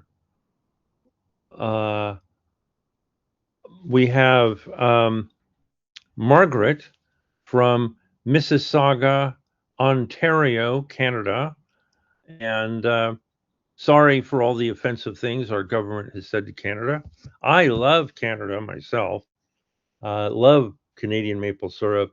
And in fact, hitchhiked from Vancouver to Montreal in 1967 so I could go get a job at a hamburger stand in front of the Russian Pavilion. Great experience for a 15-year-old, which I'll never forget. I write about it sometimes in my letters.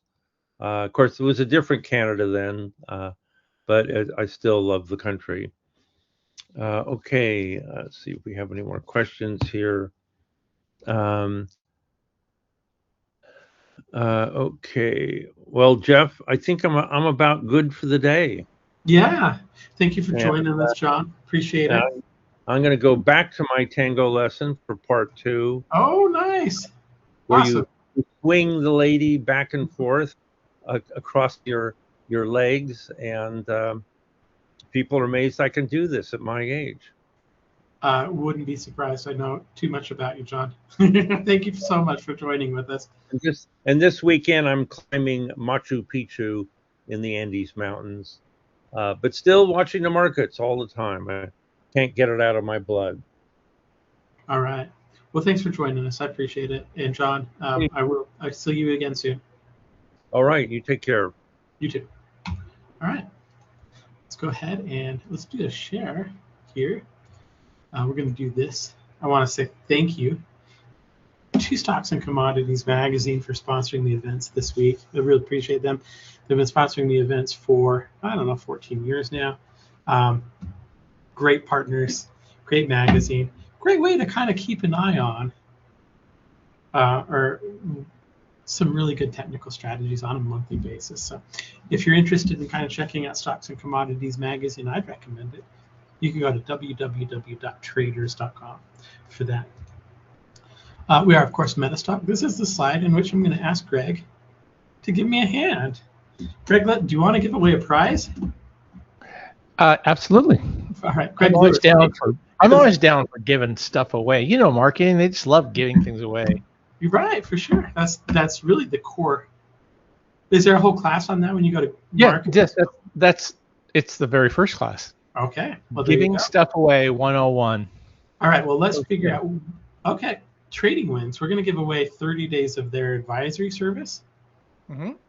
Trading Winds is Vince Vora, is Rahul Arora. They've been partners of Metastock for a number of years. Great people, great partners. I really admire kind of Vince and his view of the markets and the way it looks at the markets. Pivotal to kind of the way I learned how to trade. Rahul also been a great partner of ours. 30 days, they send emails with their trading ideas. They do weekly sessions. All of that stuff is going to be included for 30 days to you if Greg likes you enough to call your number right now. Well, I should say I like Vince enough to use his victory method still as my primary trading system. All right. Number 1 in 5,075. Yes, that number is 678, according to Google Random Number Generator. Okay, and that would be Ken J in the USA. Kind of rhymes when you say it that way. Oh my goodness, what a day! You got that marketing thing going yourself, huh, Jeff? I think you should help me introduce the next speaker, Oscar Carboni. Mr. Carboni, one of my very favorite speakers and people for that matter, and whose place I very much enjoy visiting. I think it's funny because you've once called Oscar Carboni the chart whisperer, I think. But no, I believe that's an accolade he's given himself. I call him a force of nature. Yeah, that's true. And I think we both know, I don't think Oscar has ever whispered. No. Is he here? Oh, yeah, he is here. Oscar, let's go ahead and get you started here. I'm going to, Oscar. Break a leg, Oscar. I'll get out of everybody's way. Oh, so, hey, can you hear me now? Because imagine this. As you're introducing me, I lost the internet. Oh, I can imagine. I went, oh, no, this can't be happening. It's only when you need it the most, right? I could hear you, too. Let's see if camera and microphones are working. All right, we've got both. There you go. There you go. Very good. There's a lot of you on the screen right now. There is, huh? A lot of you, too. All right. I'm going to go ahead and turn off one of your pictures. So, I had to wait till 6. The anticipation, I've laughed, I've cried, I've played the drums for an hour. I was thinking of elective surgery for no reason. How was I going to kill this time? Well, I'm glad you made it back because we love having you on there. I don't know if you heard us introducing you, but one of your bios that we have for you calls you the chart whisperer. But I don't think I've ever heard you whisper. There's probably not a lot of whispering going on in my voice, but only when I'm viewing the charts with my eyes. Right on. If you hit the right below at the bottom in the middle, there's a share button. Got And it. if you hit that, you should be able to choose your screen and we should be able to see it. For those of you, while he's coming on, you want to stay tuned for this. Oscar does such a great job. We love having him on here. I'm going to go and find my notepad so I can take some notes, and you will too. So, Oscar, I can see your screen. I can see you. I can hear you. Everything is working good, and your internet is here. So It's back. I'm going to get out of your way. Your turn. Thank you so much. Traders, thank you for waiting till 6 p.m. I know that's a long wait, but there was some really good presenters before me. The gentleman before me actually mentioned lithium. I got to give him a round of applause. He's paying attention. Good job, sir. Anyway, if you don't know me, my name is Oscar Carboni. I usually start with something like this. Good morning, good afternoon, and of course, good evening, traders from across the globe. Welcome to Short-Term Trading Live with Oscar Carboni. Traders, I've been working in markets since I'm an 18-year-old kid on the exchange in Manhattan, Comex, NYMEX, you name it. Worked as a clerk, runner, then you develop into something called a ring clerk, then you become a broker. So I did that my entire life on 4 exchanges, you know what I mean, down in the thick of it. And the interesting thing about when I started was technical analysis. Not was it only considered voodoo, but it was done on paper and pencil. It was called point and figure charting. And there were only 2 people in all of the downtown area that I worked in on the commodities exchange that were doing analysis. And, it didn't have a good rap back in the 80s. But then I showed up and I was a very computer savvy kid, even though computers weren't up yet. We didn't have them on desktops. There was still big IBM mainframe type things in air conditioned rooms. But I was a programmer waiting for the day when I started at 12 programming stuff I'd never be able to use anywhere, right? Because we had no computers. When I was a computer geek and just got into it, and when we hit the exchange, I saw that they were doing point and figure, and I really got into that and made that my life. But then computers came out and I was able to take basically the first chart, get it on a computer and show it to the exchange on this old monochrome screen. And boy, oh boy, life just got better and better. I've been working with charts since before anybody cared about what they were. And I'm going to show you a couple of great things. My name is Oscar Carboni. I do YouTube videos just about every night. In those YouTube videos, they're geared to tell you what will happen in the markets the next day. Then you will find me in a live trading room all the time where I am literally right now waving to you. I'm always there, acting out the very same trades that you will have seen in my nightly video. None of this costs anything. There are no credit cards required. Let me just give you a quick briefing on what a video might look like. This lunatic will come out every now and then, just about every night practically. Well, good morning, good afternoon, and of course, good evening, traders from across the globe. Welcome, welcome, welcome. We got then, after speaking about what should happen, the spigots have been turned on. I start showing analysis on what is going to happen the next day. And of course, no one knows that for sure. Trading is risky, so we put our stops in first. But you'll get a video from me like this just about every night. Now, I've got viewers all over the world. I have literally had websites since 1994, and I used to send out my analysis by fax, kid you not, back in the old days. And one of the things I like to do before these Metastock webinars is to take a poll of everything I'm reading from my Omniacs around the world, emails, posts on my YouTube videos, you name it, stuff they're writing in my trading room. And I like to see exactly what's going on. What's the biggest question I can answer in one of these presentations?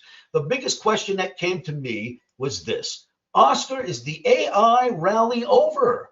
Is AI over? Are we going to see an AI sector market crash? That basically was, in a nutshell, the biggest question I thought I could answer in tonight's presentation. So, interesting thing about that is this. I created an AI portfolio in 2023 for a Metastock webinar and my Omniacs around the world in October of 2023 when AI was a year old. And I said, anyone following me NVIDIA is too expensive. I'm going to show you a bunch of really cheap entrances into the AI revolution. And that's a very interesting thing, because what I do now, ever since 2023, every one of my presentations, I go over, the first thing I'll do is go over the AI portfolio so that all of you can see where those charts are now. Have we removed any? A lot of traders around the world had put these on 2 years ago. So I want to start with an update there. If you like what you are about to see in this presentation, you can join me in my free live trading room, one I just showed you here. There are no credit cards required, although the gentleman before me mentioned something that happens to all of us now. If you go to my website, you join, you're probably going to get your first email ever off the spam. Unspam it. You'd be in my trading room like that. We'll talk about that later. I hope you make some sound decisions and take smart positions based on this presentation. If you really, really like what you see, I host a 4-day camp, Omni Camp seminar live with me. That's going to happen in Amsterdam. We can talk about that. But for now, I'd say forget about all of that. I've got nothing to sell you. So relax, kids. Let's go on a ride. I say let's go on a hunt and see for ourselves. Is AI about to crash? Let me just say one thing about everything I've been reading. Two things about every weekend I read a stack of newspapers, always, as much as I can. And in those papers, I will tell you, there's two themes. One, that AI is overbought, it's overdone, too much has been put into it, AI's got a problem. The other theme is I could not find a single bad article about the economy, about anything. And you know, they don't really like the administration in office right now. Nothing bad at all. I was like, dear Lord, not even they can find anything bad to write about. And now let's go look at these charts. Why? Because charts are a visual look at everything going on in the trading industry. I'm talking reports that are going to come out, reports that did come out, cookbooks, CEOs that decide to jump off the bridge in the morning. Anything you can think of is basically inside of a chart. A chart is a visual look at everything that could possibly go right or wrong. So the charts tell you everything. And with that in mind, let's go hit the AI portfolio. Traders back in 23, now this purple line on every chart represents when the Omni came out with a webinar for Metastock to say we're interested in specific AI stocks, ETFs, you name it, the AI revolution. So I came out with this one chart. It was NVIDIA, but NVIDIA was 1,050 at the time. Very expensive. A lot of people missed it. Everyone's crying, Oscar, what do we do? You know, NVIDIA, of course, has, you know, they've cut their shares many times, and now they're only, what are we now at, 182? However, Oscar, what do we do? How do we get into this? We missed everything about AI. And I said, no, you did not. And I came out with this portfolio. Let's rock. Welcome to the AI revolution is what I said in 23. And why is it a revolution? Because I got to personally live through, trade through, and analyze through the two revolutions I witnessed prior to the AI revolution. What was that? The computer revolution. Before computers were on desks, you couldn't get them, as I mentioned a few moments ago, and everyone was using point and figure on paper. Computers finally got small enough to be purchased on desktops, and I'll tell you what, the market rallied for 7 straight years. Nothing goes straight up, but we had a 7-year bull run before finally we had to pay for a little bit of that insanity. The internet decides to come out, 1994. We have, I know this because I started my first website in 94, and I've never, ever not been on the website since 94. So I know this to be true, March of 94. We rallied in the markets all the way till the dot-com bubble of 2001. How many years is that? Can you do the math? Same, right? Then I said, so now I'm going to show you the AI revolution. It's all brand new, and it's only 2 years old. It was only a year old when I was showing the first webinar. It is just turning 3 now. It's in 2 full years, November of 22, November of 23, November of 23 to 24, 24 to 25. We just finished 3 years. That's it, out of what's expected to be a 7-year revolution. And I promise you, you can give this dip that we're seeing in the markets any name you want. Come up with any fancy name you want. I'll show you in this presentation why we're having a dip right now. It is called an adjustment, and that it is not wiping out the AI. Watch this. So NVIDIA, we liked it down here. All right. Let me get rid of that. We liked it down here, talked about it, too expensive. I'll show you a whole bunch of cheaper ones, and here's what we did. By the way, people are asking about NVIDIA. You know, nice head and shoulders right there, if you ask me. But it might have a pullback. There'd be a reason for that if it did. One step at a time. Let's go look at the portfolio. Now, we couldn't afford NVIDIA at 1050, so I showed everybody else other stuff. I said, okay, let's go to this AI play called AIQ.O. It is the Global X AI Technology ETF. And we started liking it here at the purple line. I did my first webinar for Metastock at that purple line and said, put this one in your portfolio. You will not regret it. And it has gone up dramatically since. Now, there are a lot of other things that happen in these charts that Wall Street plays like you have never seen. They watch for it, they wait for it, and I grew up on Wall Street. So let me show you some of the simplest tricks that they use. They use geometry as the simplest trick you'll ever see in your life, because watch this. I drew a trend line from here to here. Nothing else existed. We dropped down, and I came out with the Omni likes it here, and we put this in our webinar. Then the chart grew. And then you extend that very same trend line, which I do not move at all. Watch this, and I'll show you what Wall Street does. This is an amazing thing that you're going to see right here.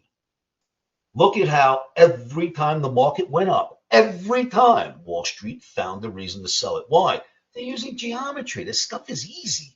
All the way up through. Then when it finally got above, it tested and held, came back, tested and held. There's a red rectangle right here. And the words needed adjustment. Let's think, keep it in the back of your mind. We'll talk about that later in this presentation. But for now, look at the geometry that Wall Street used on this all the way up. Now, we liked it at the purple line. If AI is falling apart, these stocks are an excellent barometer of whether AI is ready to crash or not. That is not a stock that looks ready to crash. It might have a pullback. You'll understand why we might have an adjustment by the end of this presentation, but that doesn't look scary. I wouldn't look at that and go, that's the worst stock I've ever seen. You know what I'm saying? Not me anyway. So that's the first example. Watch this. Gets even better. Look at this bottom blue line. I drew a line from one low to the next.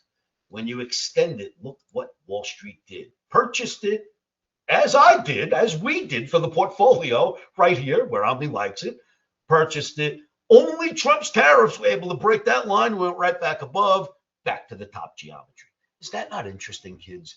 Simple things I want to teach you in this webinar that you can go home and use for yourself, and it won't cost you a single dime, I promise you. So watch what we're going to do next. So this is called resistance, when the market hits a spot like this and can't go up past it and drops back down. Support is the blue. Geometry. Wall Street loves it. But the point is, AI portfolio stock number one looking great compared to the rhetoric on the street. Let's go to the next one. Now, this is, don't forget, we put these in our portfolio in 2023. This is absolute proof of whether or not AI is falling apart. We liked it down here where Omni zeroes in.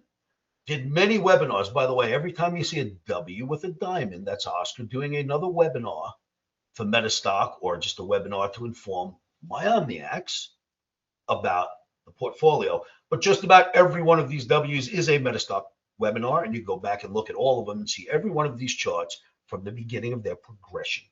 So Omni zeroes in down here. This one could be in your portfolio, BOTZ.O on Metastock.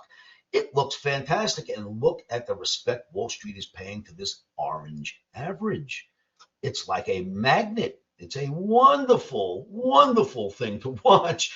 And Wall Street is more simple than you might imagine, because Wall Street programs into their algorithms simplicity like geometry and things like moving averages. Why? Because they know everybody else is out there using it. So if you use what's most popular, you get to call this correctly.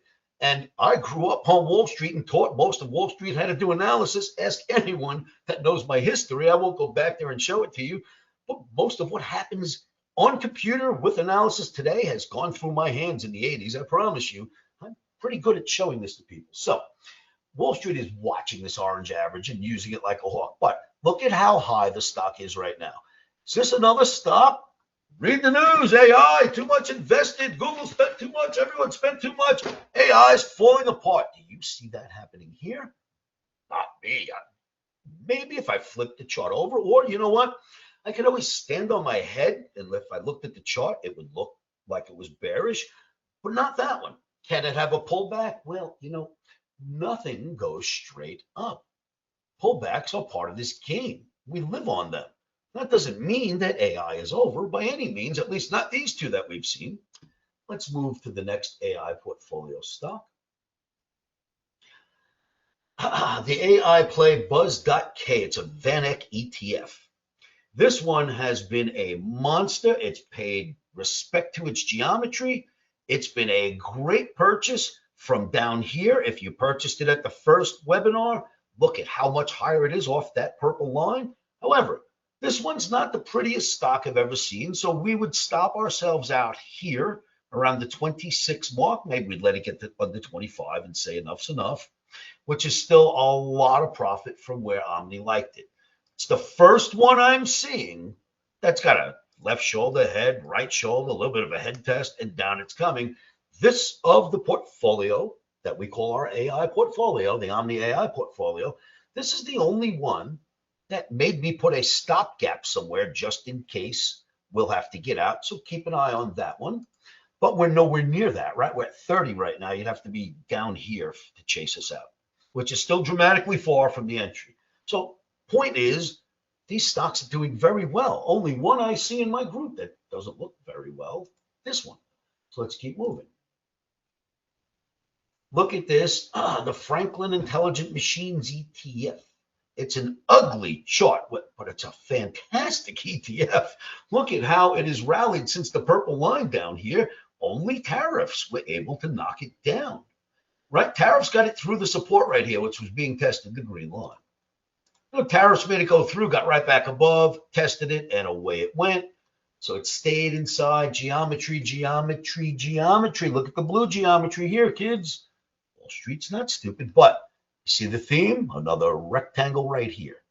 Keep that rectangle in mind for a little bit later in our presentation. Traders, if you like what you see and you want to hang out with me and train with me for 4 days in Amsterdam, if you're from Europe, omnibootcamp.com is where you can fill out an application. My classes are very small, 5, 6 people max. You know what I mean? Very intimate, 4 full days with me. I'll be in Amsterdam. We'll talk about that later. Anyway, this one looks fantastic. We only seen one of our portfolio stocks that was questionable so far. This one, if you recall, I like to show you the ones that we also removed from the portfolio. And of course, we did a webinar to show you that we're removing it. This one was removed from the portfolio right back here. Omni started liking it down here, right, where it says Omni. We got out of it there, or at least told our OmniX to remove it from their portfolio. And, you know, lo and behold, even though it had a rough ride, it still went up pretty high, right, for the AI technology that's supposed to be falling apart. Even the laggards we removed did really well. Watch, there's another. We removed this one from the portfolio, and I have to say, look at how high it went afterwards. But I don't like being threatened. We liked it here. It started looking ugly here, so we removed it. It did threaten and went through. So I'm glad we removed that one. And of course, when I show you where we removed it, a webinar was done at that time to show Metastock fans and my OmniX that we did remove it. So I believe we removed 3 in total of all, and this should be a third. We also had UBOT. Why did we remove it? Once again, it started to break major trend lines, major averages we didn't like, and boy, it went down a lot, but it only got back down to where Omni liked it to begin with. And even this one that's no longer in our portfolio has moved up dramatically, and it's near its all-time highs right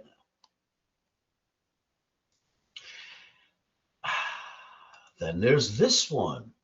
Look at this one. What a fantastic trade this has been for anyone that's been listening. If you bought it in 23 and you've been holding on, the Robo Global AI ETF called THNQ.K, think.K. So,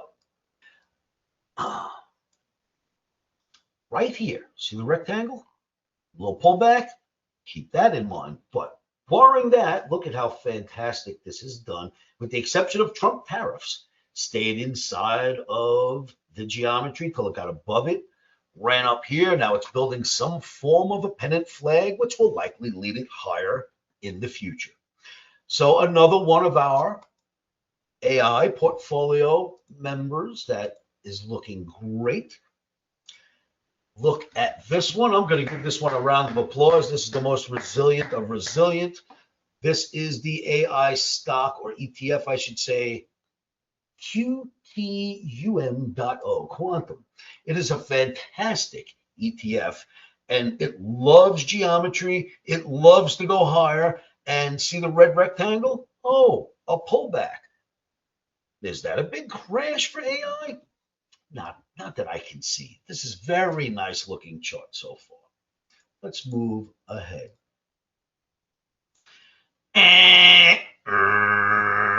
This is a bad stock, traders. If you own this stock, MSTR, please get rid of it. Here's why. All right, so we liked it back here at 184. We gave out targets, 277, blah, blah, blah. Came back down and we exited from the portfolio back here, I think in my last webinar. There's a reason why I exited more so than technical. Right around here, I read a report, then I watched an interview. The CEO of MSTR came out and said, we've got a strategy. In that strategy, if you're the way we handle our back end trading, mysterious, in MSTR for Bitcoin, the most volatile asset on the planet. If you invest in MSTR, we have a way of, when Bitcoin goes up, you make money. When Bitcoin goes down, no one loses. And I went, oh, that is the most BS statement I've ever heard anyone make, especially in public, in my life when it comes to trading. That's even worse than in April last year when the CEOs of big banks came out and wrongfully called a big crash coming. This is worse. You know why this is worse? Yes, CEOs listen to the banks. This is worse because this guy made up something that others would believe unless you've been in the business as long as I have. You've got a volatile asset like Bitcoin that moves thousands of dollars in a day in any direction. It is impossible to make money on one end and tame the other, that it won't lose. Impossible. Impossible. Not improbable. Impossible. And when I heard that, I went on a rampage. I told people in my videos, this stock is crap. Get out of it. They are lying through their teeth. It is impossible. Get out of MSTR. No one can do that. You know, index funds can do that on a stock that moves like this, right? It moves like this for 10 years. Index funds can figure out a way. We're on the way now, we don't lose. On the way up, we make a few bucks. You talk about Bitcoin, and you're going to tell me you've got a strategy that captures one end and doesn't lose on the other? Oh my God, I wanted to go there and choke this person. We immediately got out of that and called for the fraud that they are. Stay away from that company. Sorry to say MSTR, but you people are frauds. All right, just my 44 years of experience makes me say, if they had my money, I would have gone to the office and taken it from someone physically. That's how upset it made me when I heard that stupid ass statement. Anyway, let's keep moving. Those emotions are in, baby. I don't like when somebody as responsible as the CEO of a company this big would just lie to us traders, and most traders are going to fall for that. You know, I'm so against that. I just don't like when they do that. Anyway, let's keep moving. So the gentleman before me mentioned lithium. You know what? Before we do this, let's just step back for a moment. We're going to add something to the AI portfolio because you cannot have AI without lithium. And now it has gotten so big, the need for lithium is there. AI, lithium, they're married. You're not going forward with AI without lithium. So, of course, we've got some lithium stocks to show you. What were you thinking was coming next? Check this out. On Metastock, it's the ILIT.O, Lithium Miners and Producers ETF. Look at this monster. I mean, look at this thing. Now, what do you need lithium for? You don't need lithium to have the factory up and running for AI. You don't have plenty of electricity. You need lithium if something goes wrong. You cannot have a blackout and let AI or the internet go down. What do you have? Huge amounts of storage batteries. They have lithium in them.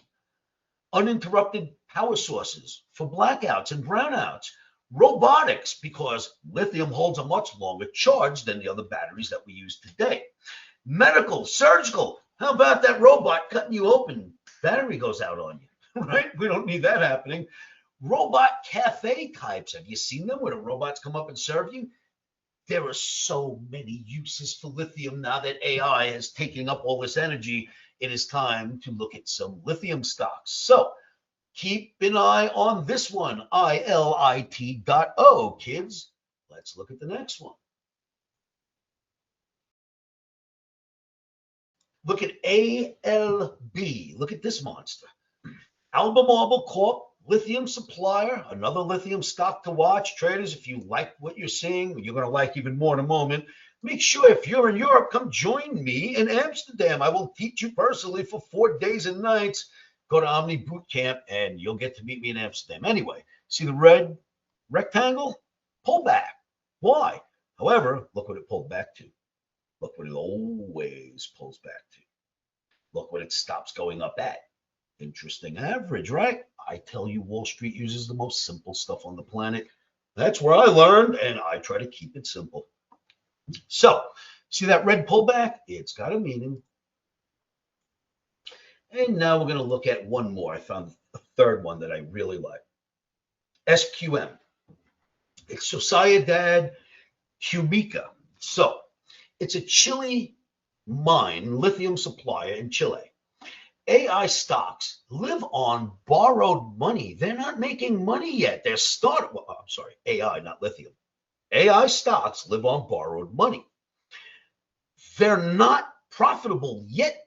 They will be, but they live on borrowed money. What is borrowed money? Well, when you have a company, just about every stock company who's listed on the exchange, unless they got tons of their own cash stockpile, does this.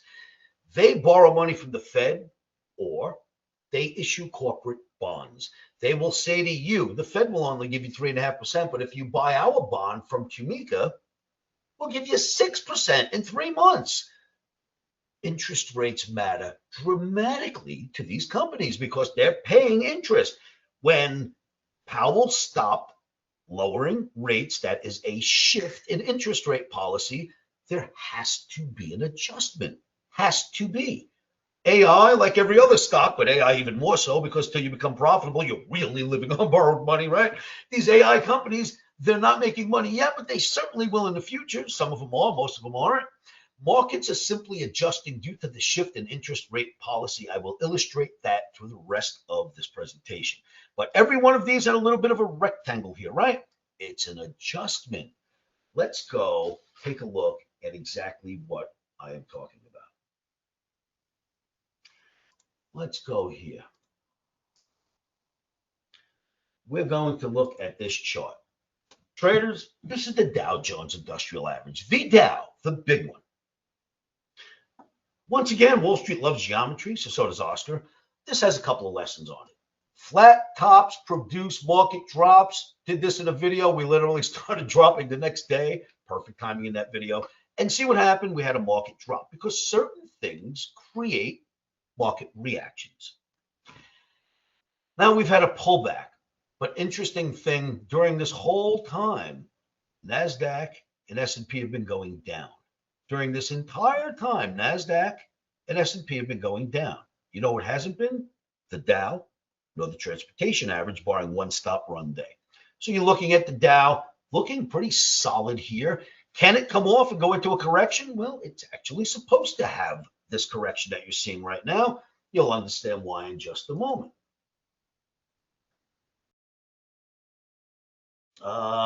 Transportation average. Here's what I'm going to tell you about the transportation average. It is the leader of U.S. indices over time. It leads, it jumps out ahead of time. So that doesn't mean that if the transportation average is up today, you can run and buy S&P because it's going to follow it. That's not how this works. However, it is the Pied Piper out there in the forefront, giving us signals on what's coming next. The Pied Piper has been going straight up through the entire pullback in S&P and NASDAQ. Straight up, straight up, straight up. It had a one-day stop run. One day. A one-day stop run does not mean the market is over. It means the day before the holiday, somebody had a chance to run the stops. All right, these things happen. It's part of the game we're in. So a lot of money got made by some fund right there. They ran the stops. It does not mean the party is over for the transportation average. Now, why would the transportation average lead? Well, if you've got a factory and it builds anything at all, if it builds these stupid mute buttons. I think you're on mute. All right, if it builds a mute button and you get a whole bunch of orders for next month, you need a mute button. What's going to happen is you're going to order raw materials. They're going to get transported to your factory. You're going to have people showing up at the factory, maybe more than usual. They're going to transport themselves there. You're going to make that product. You're going to transport it to a distribution center. Then the distribution center, someone has to transport it from there out to final delivery, or people, trucks, you name it, have to come get it. The transportation average tells us that there's future business happening. That's why it's a leader, but it's a lagged leader, so to speak. It's out there before anything else sees it, and then sometimes it pulls back, and then the move takes place with the laggards that were not following this transportation leader. All right, so it's not always leading every day, but it's giving us an indication that there's a lot of purchase orders taking place in the future, barring a one-day stop run. A one-day stop run is nonsense, but we have one, right? Boom. All right, no big deal. Actually stayed inside the geometry, which is really interesting. So none of this is telling us that we're about to crash, but there is something that is happening. We must adjust. Let me show you what that means. 21. Traders, this is the weekly E-mini S&P chart. You have been hearing about AI pullbacks and about the stock market pulling back, and are we maybe in a recession and there's this big pullback? And let me show you something.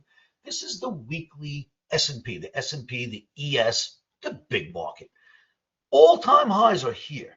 We have dropped to there. That's it. That is all that's happened. Where on earth is the panic coming from?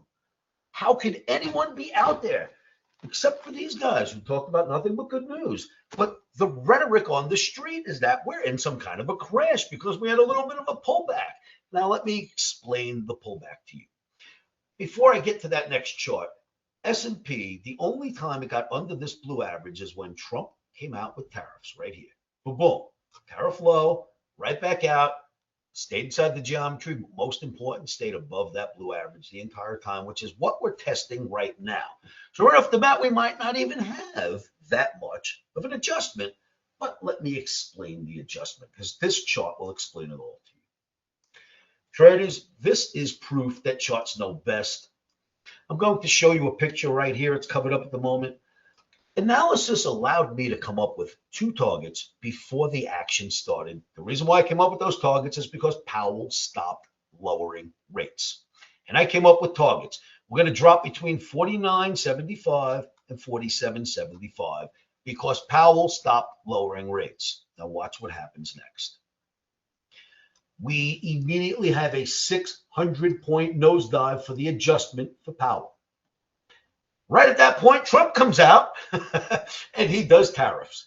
And that finishes us off and goes right to the projected number. 48.32 was the low. 48.75 to 47.75 was put out when it looked like this. How could anyone know unless charts are the actual roadmap to what's going to happen? How could I have known that?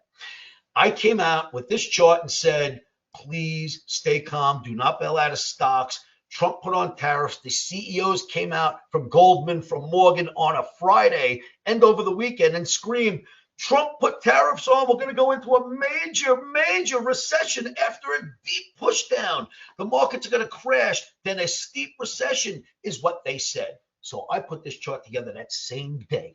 Came out that weekend before the markets opened Monday and said, don't listen to any of these CEOs. Do you know why?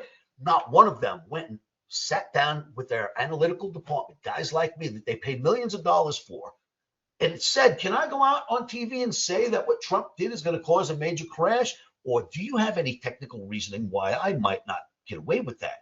Well, they didn't ask, obviously, because if I was asked, I would have said, no, boss, don't go out and say that. Go out and give them this target. We dropped right to the bingo target, which was technically set before the markets dropped. We've rallied out of there so far, 2,211 points, up to 70.43. Now, let's go back. Let me explain why this chart tells it all to you. First of all, it's proof that charts are way better than the CEO of Goldman's rhetoric, because you didn't bother looking at the chart. Second, Powell stopped lowering rates. I immediately called for an adjustment that day, and we got an adjustment. Powell stopped lowering rates right here, and I immediately called for an adjustment, and an adjustment is starting. This is merely an adjustment. Don't listen to any other label. Don't listen to any other rhetoric. The charts are proof. Now, can the analysis shift and change? In a heartbeat? But at this moment, what I am showing you is not supposed to make you think that this market is falling apart. It doesn't tell me that. It tells me that just like the last one, when Powell stops lowering rates, there'll be a pullback. All right, maybe not as long this time, maybe as long this time. Trump added to it with tariffs, but that's not going to happen again. This time, you're just going to get your pullback. Now, it may already be over. I don't know. Let's go look at some daily charts. Here is your E-mini S&P. Traders, an interesting thing happened on this day. Powell turned off the spigots in a meeting, said no longer lowering rates. Oscar came out with a video that day and said a price adjustment is warranted, but do not fall in love with the downside. We're going down now. Powell turned off the music. An adjustment will be necessary, and I gave a pause. And what did we do? We've adjusted so far. We've adjusted down to this black average, which holds just about every time. Will it go through? Maybe. And then the adjustment obviously needs to go a little deeper. Are the markets crashing? There is no reason. There's no reason here. And there's no reason in the charts I showed you that we should be in for some kind of a crash. I'm sorry, not happening. Could it turn around and start to happen? Yes. Then the naysayers can come out, reassess their charts, and maybe have an argument. For now, I promise you, what you've seen here is exactly what we're seeing now, no matter what label Wall Street puts on it. It ignited a 600-point ES drop when Powell stopped lowering rates last time. He stopped lowering them here. We're not in big trouble, not from anything I can show you. Now, I want to leave you with a couple of gifts. I got to show you a few things. And by the way, this argument gets propelled a little bit by this chart. Let me show you if I can. Look at this T-bond chart. Did you know that when 30-year T-bonds go up, interest rates automatically go down? Automatically?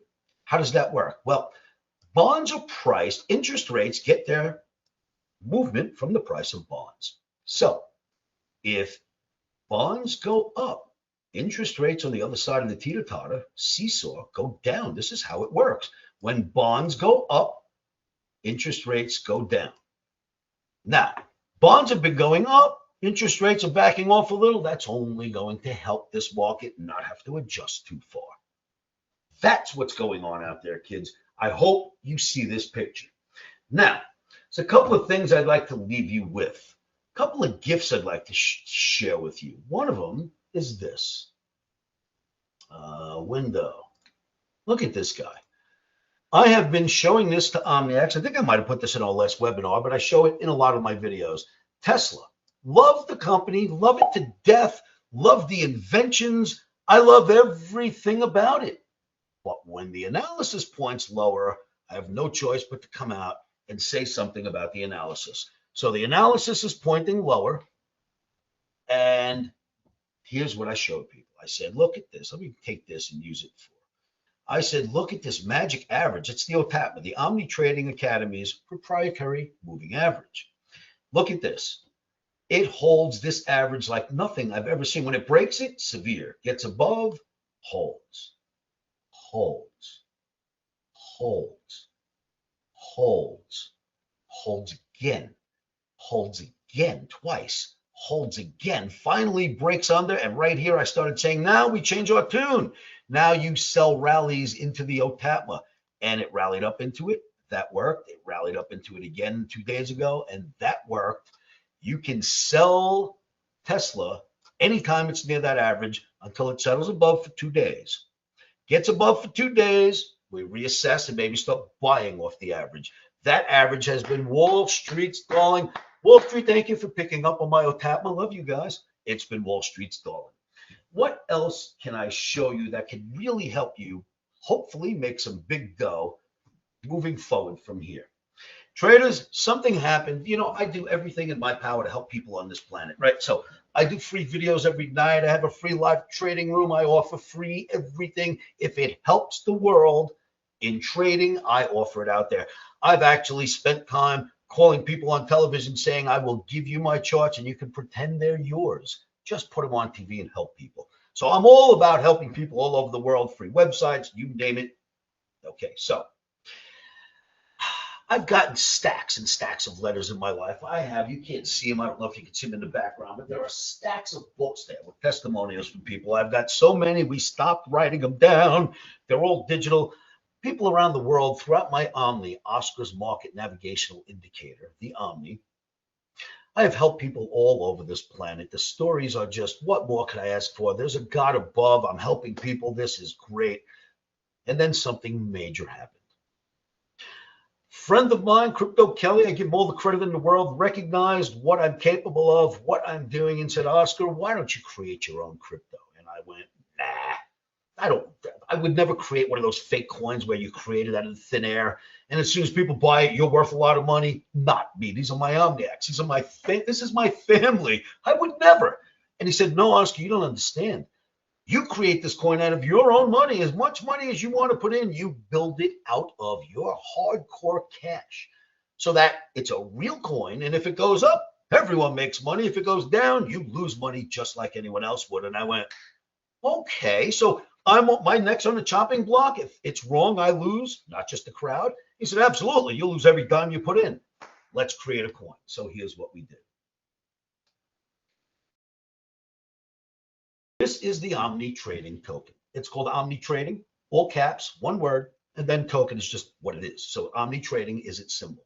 It is built on Solana. I spent ridiculous amounts of money to buy Solana and create this coin, knowing that now I've created a coin that's real. It's built on real money. Mine, I know it's real.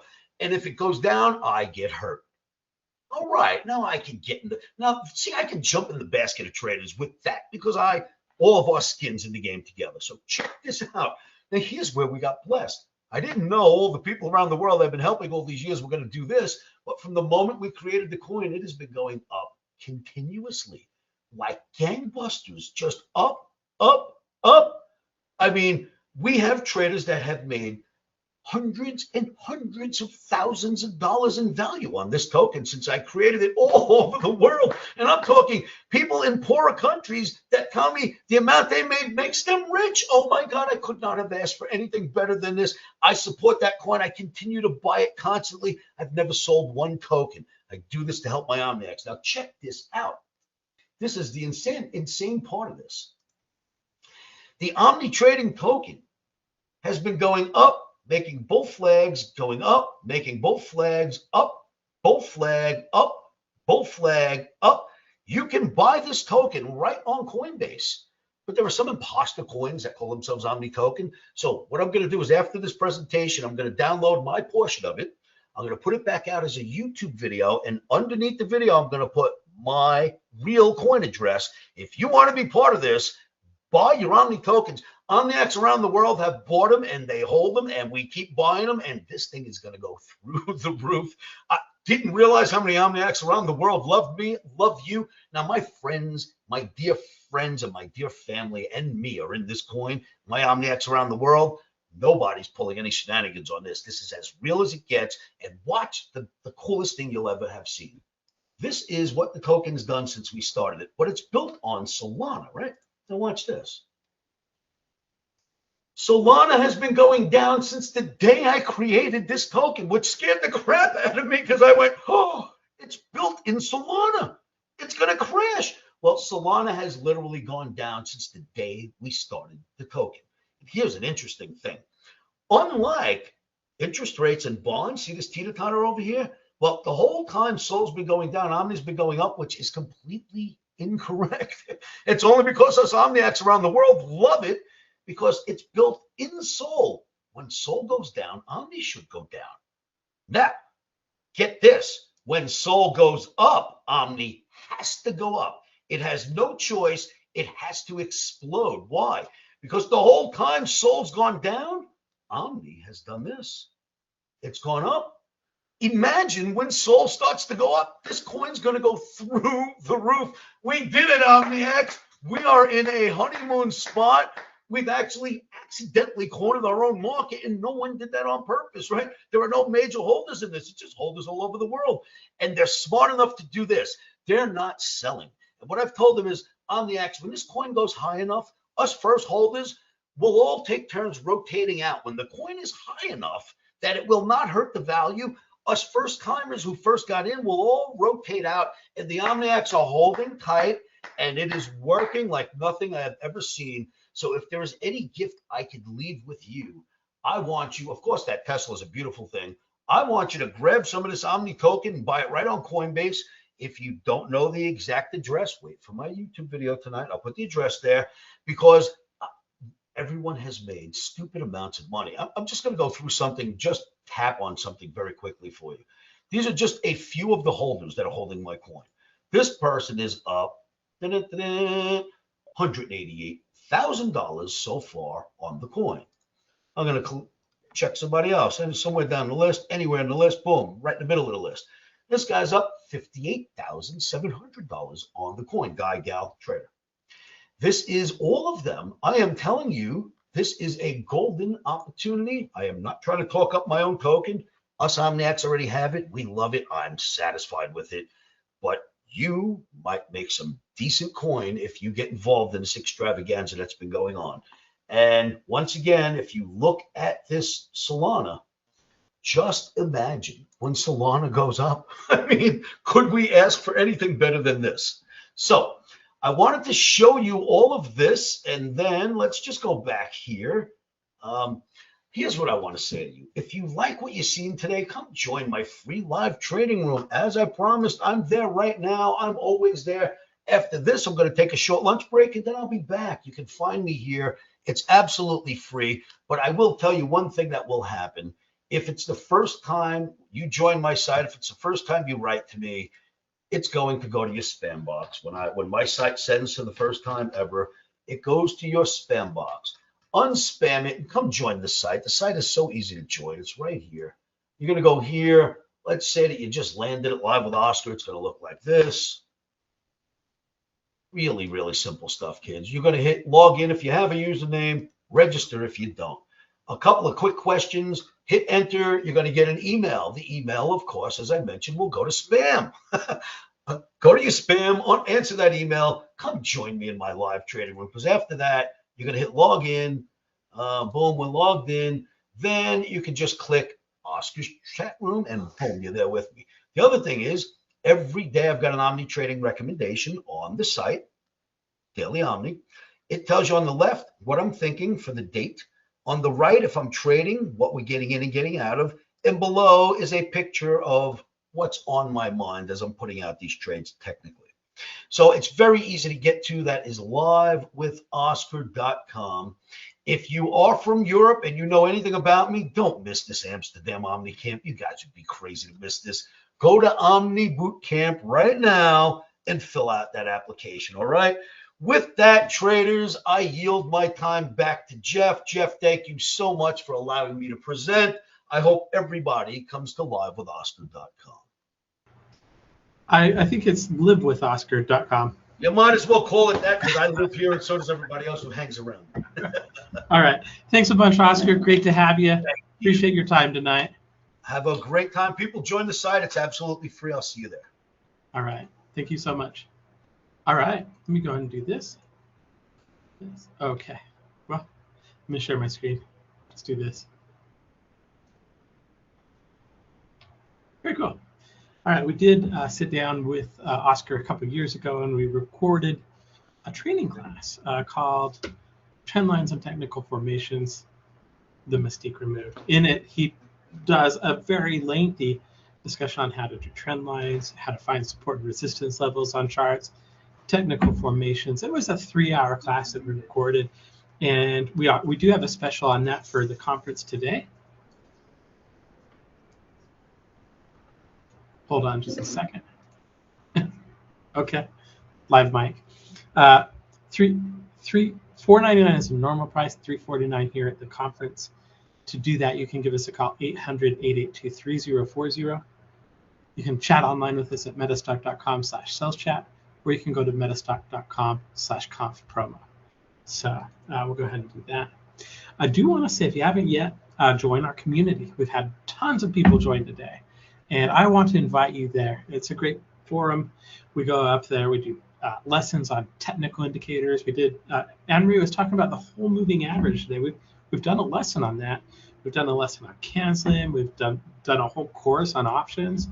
All of that is free. We do ticker talks with a lot of the guest speakers that we have here today, and they'll come in and talk a little bit about what's on their mind, what they're thinking about the markets, all that kind of stuff. It's a community of traders. It's built to help traders, and you can even live chat with other traders about what they're interested in, what they're doing, what they're looking at. All of that is free if you go to www.thetradersforum.com. All of the specials we've done today you can find at metastock.com/conf-promo. If you have any questions, you can give us a call, 800-882-3040, or visit us online at metastock.com/saleschat. Greg Lewis, not Greg Capra, Greg Lewis, I'd like you to help me for a second if you don't mind. I don't mind at all. I should mention that you advertised Oscar's training for $349. In fact, it's $249. Which is what we actually discussed earlier today. Yes. So an extra special discount. Like a special offline discussion. And you made that decision, and I changed it on the website, and then you went and told people it was $349. It's $249. Yeah. Metastock.com/conf-promo. And yes, sir. It's okay to make mistakes if you're going on 10 hours with broadcasting. It is okay. I didn't mean to criticize you whatsoever. You're doing great, by the way. And we're all behind you. Sam, you're doing awesome. It's the mega prize of the day time. Oh, that's my favorite prize of the day. Yeah. And usually with this one, we'll do it a little bit differently. As you may know, we love it when people ask questions. It indicates that they're paying attention. They're with us. It really does help the YouTube algorithm quite a bit too. So if you have any questions, make sure to ask. We do our best, and I think we've hit most of them today, although earlier in the day we're getting a lot of questions. So, but what I'm going to do now is we're going to give away a prize. It's going to be Metastock, of course. We're going to give away the real-time version of Metastock. I'm going to let you talk a little bit about what Metastock is, Greg. Surprise! Metastock answers the 3 great questions that everyone should be asking themselves when they're trading is, when should I trade? What should I trade? How can I test my trade? And more. Metastock's been in business for over 30 years, and the data we use is world-class global data. Is that good? That's good. Is that a good elevator pitch?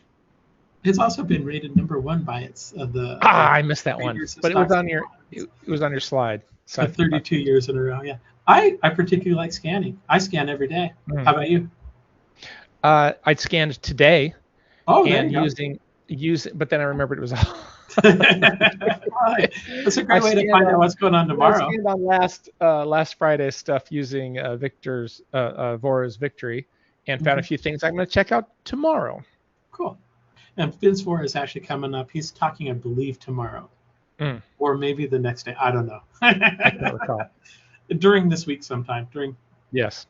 During this week, he's definitely talking about Victory 2 too, or as well. It will also include 3 months of Metastock Zenith. Metastock Zenith is backed by some of the Reuters news infrastructure. It was built to be a competitor to Bloomberg. If you know anything about Bloomberg, it's now $3,000 a month. It's got hundreds of or thousands of news reporters and hundreds of different news bureaus.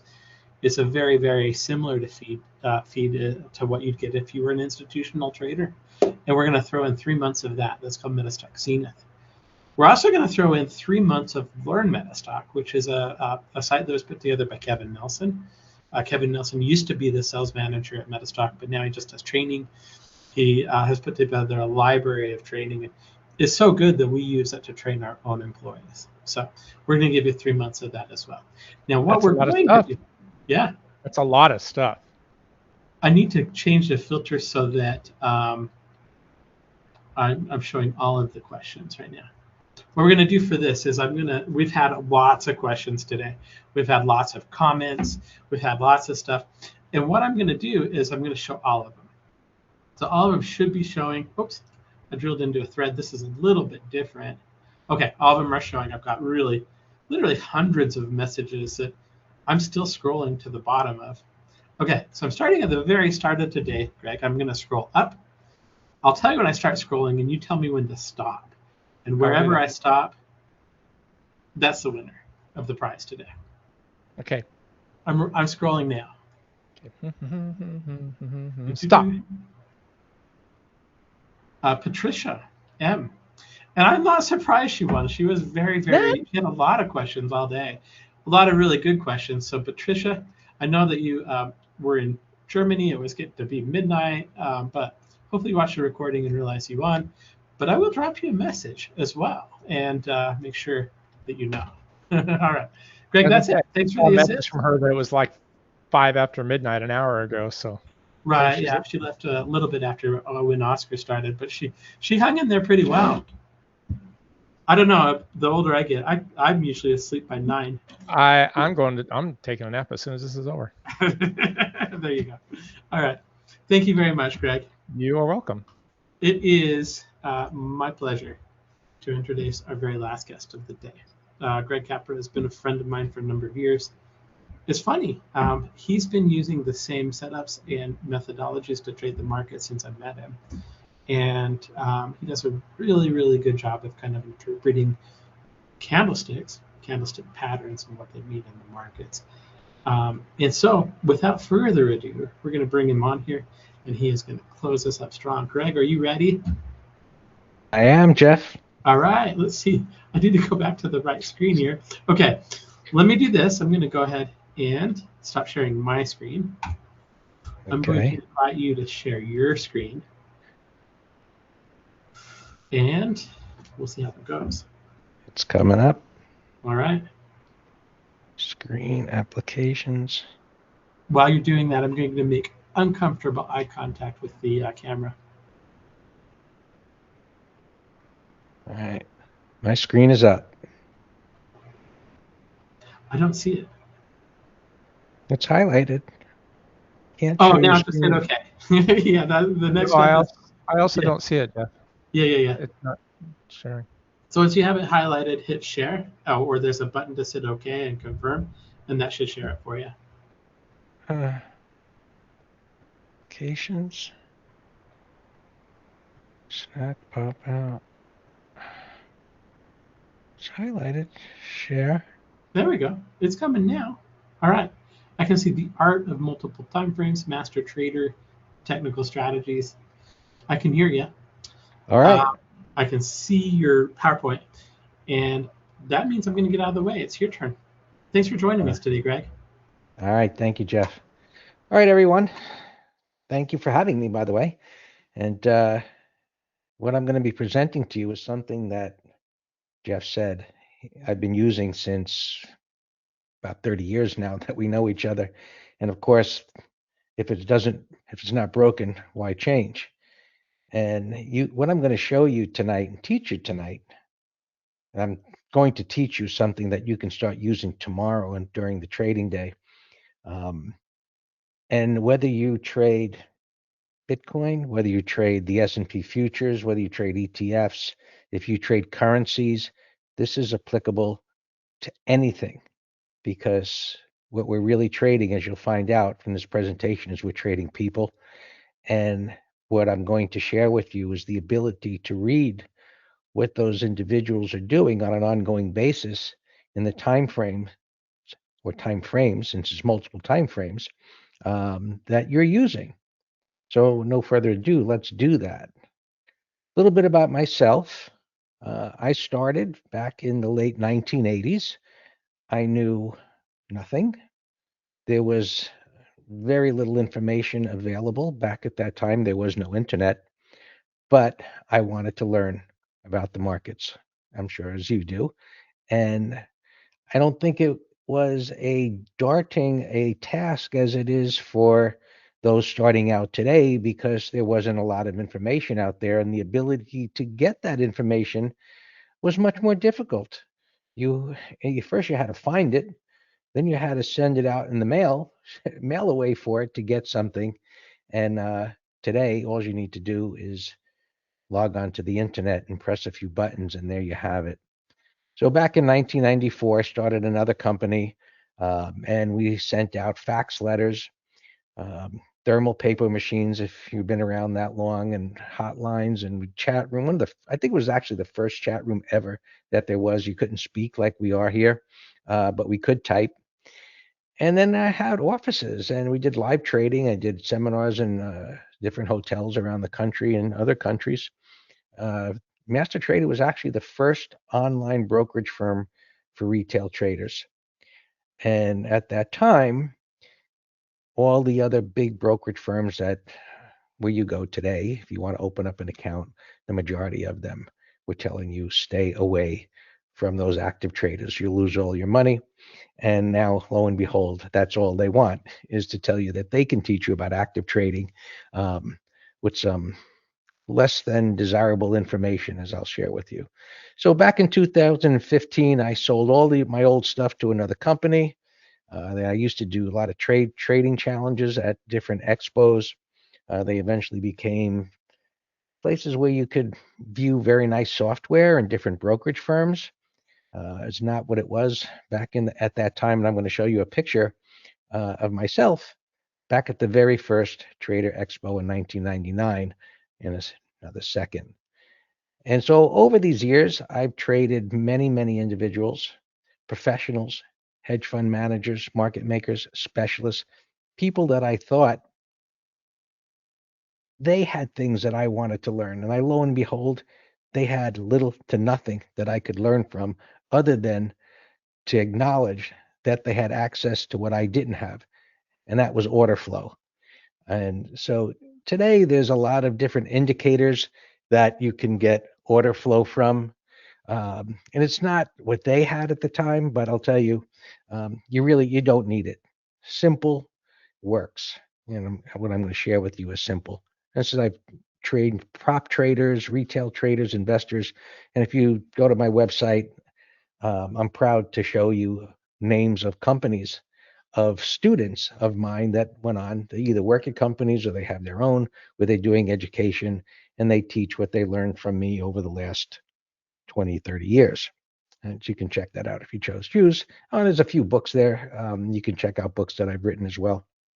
They're available on Amazon. So there I am, right? Much younger, over 25 years ago, the first trading expo, and the theme was training, trading, and technology over 25 years ago. And it's still the same thing today. Starts with trading. You begin to learn about trading, and the technology today is light years from what it was when I started out, with 286 computers and 2400 baud modems with phone lines. Today, you can just open up a software platform, connect to the internet. Lo and behold, there's your charts. So I said the Pristine Day Trader was the first company. Master Trader was a brokerage firm. I eventually sold that. And today, Master Trader is educating Master Trader, and investors are making them, creating them on a daily basis. So where do we start? Well, we start with the concepts. And the concepts are, as you see here, I'm going to see if I get a little thing here to pointer. Turn that on. See if it works. I'm trying to draw. Oh, there we go. That's pretty cool looking, huh? So what I'll tell you is price is king. You can see a lot of things to put on your chart. A lot of lines, a lot of oscillators. Been there, done that. Doesn't work for me. Basic stuff that I'm going to show you. No matter how you approach the markets, you need prices. So why put things on that are derivatives from prices? Some people will say, you know what? We're going to smooth out the noise. The noise is the key to seeing what's happening. I don't want to smooth it out. I want to see it. And I look at it in the candlestick format. Why? Because it just creates pictures. And that's the essence of what we do as technical traders. We look at pictures. Now, how are you going to interpret those pictures is the question. And I'll show you my approach. And I do that. I look at those candles in what I call a bar by bar analysis. So what does that mean?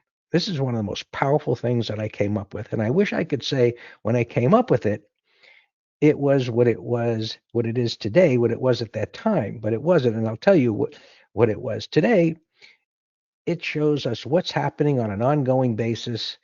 And what you find is once you come to a conclusion that you're going to trade something, now you're dealing with what's happening in the moment. It becomes a bit more difficult. And so bar by bar analysis was a concept that I came up with that was to control emotions. Today, it's much more than that. But once in a trade, it was like, oh, there's a red bar, or there's different candles, whatever you might call them. It's like, oh, that's going to go against me because, when you're starting out, you're trying to figure out what works, and it can become an uneasy process or path that you're on because you don't know what you're doing. You're trying to figure it out. You're learning to different individuals. Do they know what they're doing? Does their method work? And so it's kind of like walking on eggshells, so to speak, as you're trying to figure this all out. So bar by bar analysis was meant initially to, hey, Greg, that red bar, put it within the context of what preceded it. Is the trend still up? Did it violate any support? Well, maybe it'll be ignored. Just let prices do whatever they're going to do and do that on an ongoing basis. Trend analysis. I had to simplify that for myself. I'm going to talk about that. That's without connecting dots, drawing trend lines. And, recently I spoke about a book that I read many, many years ago. I was doing another presentation. It was called Winner Take All by a fellow named Gallagher. And he was a commodities trader. And his point was people that do technical analysis to trade, they're still like little kids connecting dots in the coloring books that their mother gave them. And they would connect the dots to try and figure out what to do. And I thought to myself, isn't that a slap in the face? And I was like, I didn't want to accept that, but it certainly made me think about the subjectivity of technical analysis and how most approach it by connecting dots. And so I began to question the things that I was doing, connecting dots, Fibonacci levels, trend lines, Gann lines, and all of these types of analyses that are available to us. And now multiple time frames, what we're going to be talking about today. And putting that together was a big hurdle because as you change time frames on your charts, the pictures change. And one picture may not match the other picture, and that can be confusing. And if you're looking at too many time frames, too many pictures, it runs into analysis paralysis. So all of these things, my goal was to simplify this. Multiple time frames, support and resistance, without tools, connecting dots, or however else you want to approach it. Relative strength and weakness. Everything's about simplification, moving averages and volume. I say they're secondary. Why? Because I don't need them to trade. A lot of traders or investors will make a big deal about volume. Well, for me, what I found out was in my process of learning, I read a lot of different publications. Barron's was a big one, and I can remember to this day reading several page publications and how it talked about volume and how the bull market was over. It can't go up on low volume. And lo and behold, it kept going up on low volume. So there's a lot of concepts that have some validity to them, but they all can be questioned, and markets can move however they're going to move on high volume, low volume. Volume spikes I scan for, that is worth paying attention to because that means there's a lot of activity and money has changed hands. Broader markets, what's happening in them? Pay attention to that. Are they trending? Are they not trending? Is one market trending and the other one chopping sideways? So all of this, if depending on, are you an investor? Are you a swing trader? Are you a day trader? All of this information has to be applied to the time frames that you're going to trade. And we're going to be looking at that. Market internals and intermarket analysis. As you delve deeper, especially into swing and day trading, what's happening with market internals, how we measure sentiment and breadth, that is a big part of our analysis. Intermarket analysis. What is oil doing? How does that affect airline stocks? What are interest rates doing? How does that affecting Home Depot, Lennar, home builders?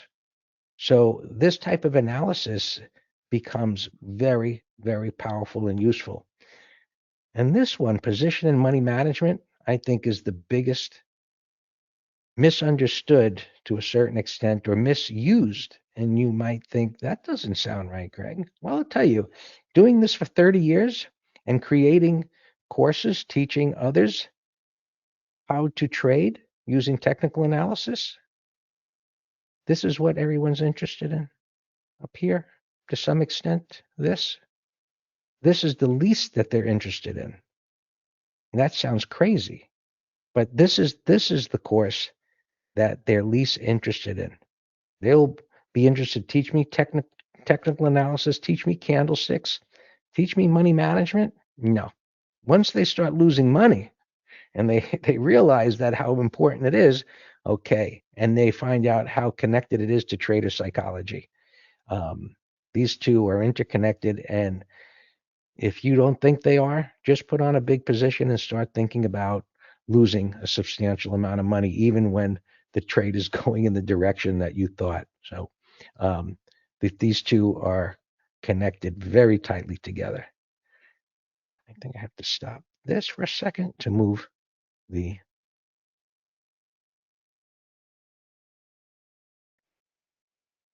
Okay. So all of these concepts, they're not strategies. We have to put these together, and we put them together in what I call a thought process. Now, we want to approach technical analysis from this point of view. I already told you they're pictures. They're pictures of what others believe and what are their expectations created with money. Charts are created by what you and I and others believe.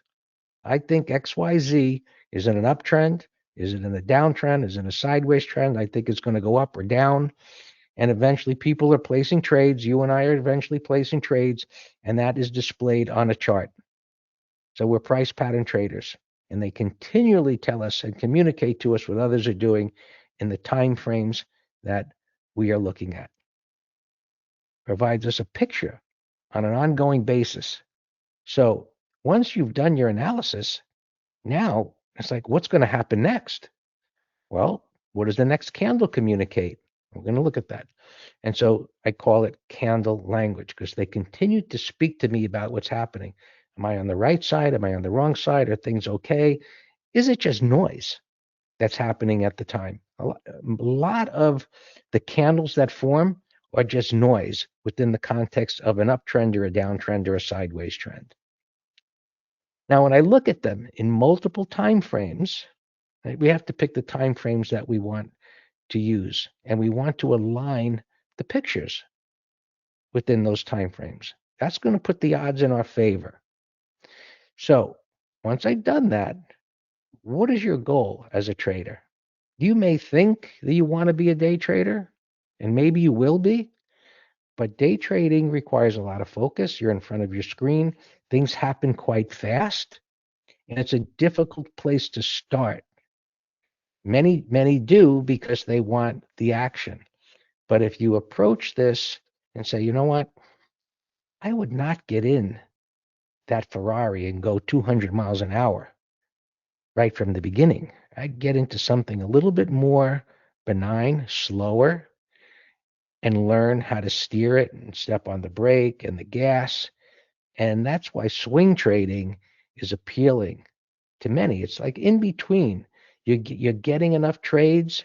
You're in the action. It's not happening too fast. Investing, if you're using weekly and monthly charts, your setups may not come too often. So this is kind of a sweet spot with swing trading. But for day trading, we do that every day. I have a chat room. We call it the green room. We got a lot of great traders in there. I've got a few traders that have been with me since the middle 90s, late 90s, and been trading for a living. That's something you can take advantage of. Take a trial to the green room. You can just go check it out on my site. But if you're doing swing trading and investing, why would you look at a 5-minute chart? It's just going to be confusing, and it's probably going to make you do things that you probably really shouldn't do. You don't have to.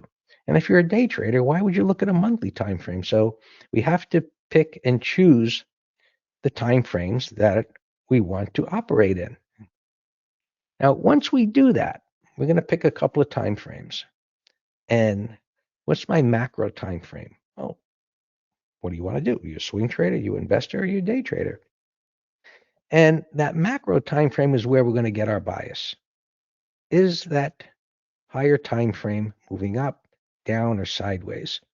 And sometimes, like if we were to look at the S&P 500, it's just chopping back and forth, and it's just creating, a trading range of support and resistance.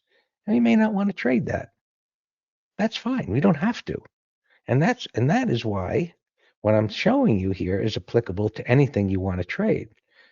I'm not going to tell you that trading equities is the best and only thing. I'm not, someone might tell you that Forex is the best thing to trade. The best thing to trade is whatever is trending, and the majority are in agreement with each other in multiple time frames. That's where it's going to be relatively easy to trade. When you have multiple time frames in opposition of each other, that's confusion. You got a lot of bars overlapping each other. That's confusion. You want to stay away from that. So we determine what we're focused on. Is it trending in a higher time frame? Then we can go down to a lower time frame, which is just expanding the data. I'm breaking up the data, saying we would to use a weekly chart, whereas as a swing trader. Now when I go to a daily time frame, I'm just breaking up each bar into 5 pieces, and I'm going to see more information. So when I look at those candles, they're going to communicate to me what's happening in that moment, and is it aligned with my bias in the higher time frame? It's that simple. So what you're seeing here, the higher time frame is trending up. The lower time frame, there's going to be more bars. It may be moving up and down like this. And when they're aligned, that's where we're going to be able to take positions when we get the appropriate price pattern, candlesticks. I'm going to explain that in a second. So if you're a day trader, I like using the 65-minute chart for my bias. And I like the 5-minute chart for my entry points. If price action gets choppy in the middle of the trading day, I'll compress it into a 15. I can take positions from that. So that's another rule, is that if a lower time frame becomes erratic, compress the data. That will hopefully clear up that noise that's going on, and you could then move on to the higher time frame. And then as things begin to come together again, and this is what we do in the green room during the trading day. We've got swing trades happening, and they're just on autopilot, so to speak. The stop is in. We're watching to see what they do. We've got credit spread trades and option trades, and then we've got day trades where we will focus on futures and leverage ETFs, and we're trading those. And much of the time, we're just waiting for things to line up. And as they line up, then we put on those day trades. And when I say day trades, I'm not talking about scalping necessarily, getting in and out for a few seconds. There's usually trades that are going to last, 15 minutes, an hour, sometimes several hours. It depends on how the prices are moving. Let's simplify candlesticks. I'm not going to tell you about haram eyes and dark cloud covers and all of that stuff. Everything's about simplification. And what we're looking to do, right, is getting used to this pointer here. I kind of like it. Is determine whether we're looking at big candles or little candles. What does that mean? Right? What does a big candle mean? You just have to look at it and you see it on your chart and you say, oh, that one is big compared to all the previous ones. And we call that a wide range bar if it's a up bar closing near the high and above the opening price. If it's a big red bar, and you can color these anything you want, right, and it opened up near the high and down near the low and it's a big bar, that's a wide range bearish bar. And big wide range bars, especially if they're accompanied by a lot of volume, are created by institutions. And if we see those kind of bars on a breakout or a breakdown, and sometimes they also will tell us that a trend is coming near its end, because as I said, these candles are a representation of what others think. So if a big green bar happens out of a consolidation, that tells me that during a resting period, prices we assume were being accumulated, it then breaks out, and that means it's likely to go higher, and vice versa to the downside. Whereas if prices are trending for a while and then they accelerate higher and there's a wide range bar, historically that leads to stalling of momentum, consolidations, and retracements, right? Some kind of correction, sideways or pullbacks. Narrows are just that. They're small compared to the big ones. And we're going to put these together into little groups and sometimes bigger groups. And we have topping tails and bottoming tails. And the topping tails, we view those as that sellers took control. It was an up bar and it turned into a bar with a tail on the top. In other words, there was a deep retracement. It went up and it went down. It went up and it went down. Now you can call this anything you want. Doesn't matter. The focus is that it was up like this, and now it looks like that. So there was a lot of selling within that time period. As I said, where this happens, that's the key. Right? Because if this happens in the context of being at a resistance area and it's in a downtrend, the combination of those concepts put the odds in my favor that it's likely to continue to go down. And just the opposite with the bottoming tail bars. Do they happen in an area of support, multiple time frames aligned, where it's going up, where it was going down, and now it's got a tail on the bottom, which means it was accumulated and it retraced all the way back up again. So as you can see, you can get small bottoming tail bars and big bottoming tail bars. So I refer to these as range expansion bars, and they're very powerful. And they communicate to us that, as this says, buyers took control. And at that point, if it's in an uptrend, I'm looking for it to go higher. All right. Now, as you know, the arrangement of these candles, how you put them together, is endless. But if you go and you read a candlestick book, they have all of these names for different candles.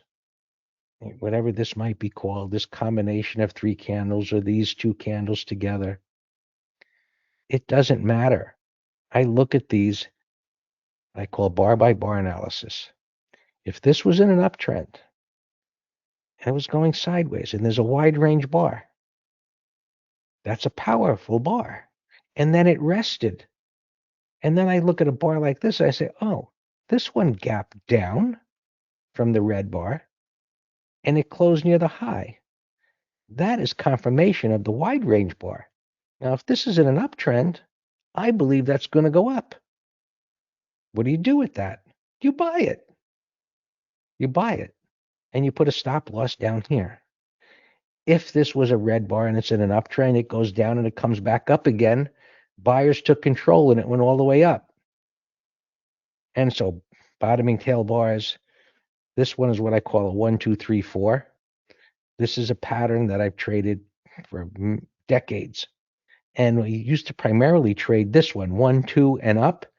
And then back in the 90s, I'd put the stop under this inside bar. And it's like, oh, I got stopped out. And then you review your trades and it's like, oh, look what it did. And this is how I came up with this concept of bar by bar analysis. And I figured, you know what? That stop is too tight. It doesn't work anymore. But when I get this pattern, it tells me that buyers are lurking down below. The ones that bought this, they didn't go away. And when it came down here, they were just sitting there waiting to get filled again. And when they didn't get filled, they started taking the offer and they drove it all the way back up. So you see where we're going with this bar by bar analysis? As you combine these, and if you have some patience to let them develop, they're really powerful. Look at this one. It was going sideways, a red bar, right? It closed below the opening price. It gaps down the next day, and the buyers are lurking down there, and they drive it up to form a big green candle. That's a power bar. Power bar, bullish wide range bar, call it something else. It means it's going to go up. And so on. As you put these all together, it doesn't matter what the combination is, you're going to be told what it's doing. Right? And so what do they suggest? They all suggest that prices are going to go higher. Now, as we group these together, it becomes even more powerful. What does a grouping of candles mean? What does that look like? Whatever it looks like, bar by bar analysis will tell you what to do with it. You can't see this little red thing, Ro? I'm not marking it. I'm just pointing with this little red dot there. I'm not underlining anything. I'm just pointing with this red dot. So as you look at these candles and think about what I've said to you already, right? Yeah, I'm using it. Jeff, can you see the pointer? This red dot? I mean, it's clear as day to me. I don't see a red dot where you're pointing. Well, I don't know. I'm using the tool here. Laser pointer is on. Are you pointing at the actual PowerPoint or at the? Yeah. I'm pointing at the PowerPoint. Huh. Because usually we would be able to see like a little bit of a mouse or whatever. Oh, I mean, my PowerPoint is highlighted with green on the outside, and I can see this little dot that's moving all over my screen. I do not see it. Maybe try turning off the tool and turning it back on.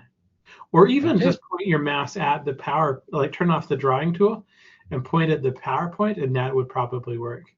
Can you see it now? My mouse pointer? No, not at all. I mean, that's all I see is my presentation. I can't see what everyone else is seeing.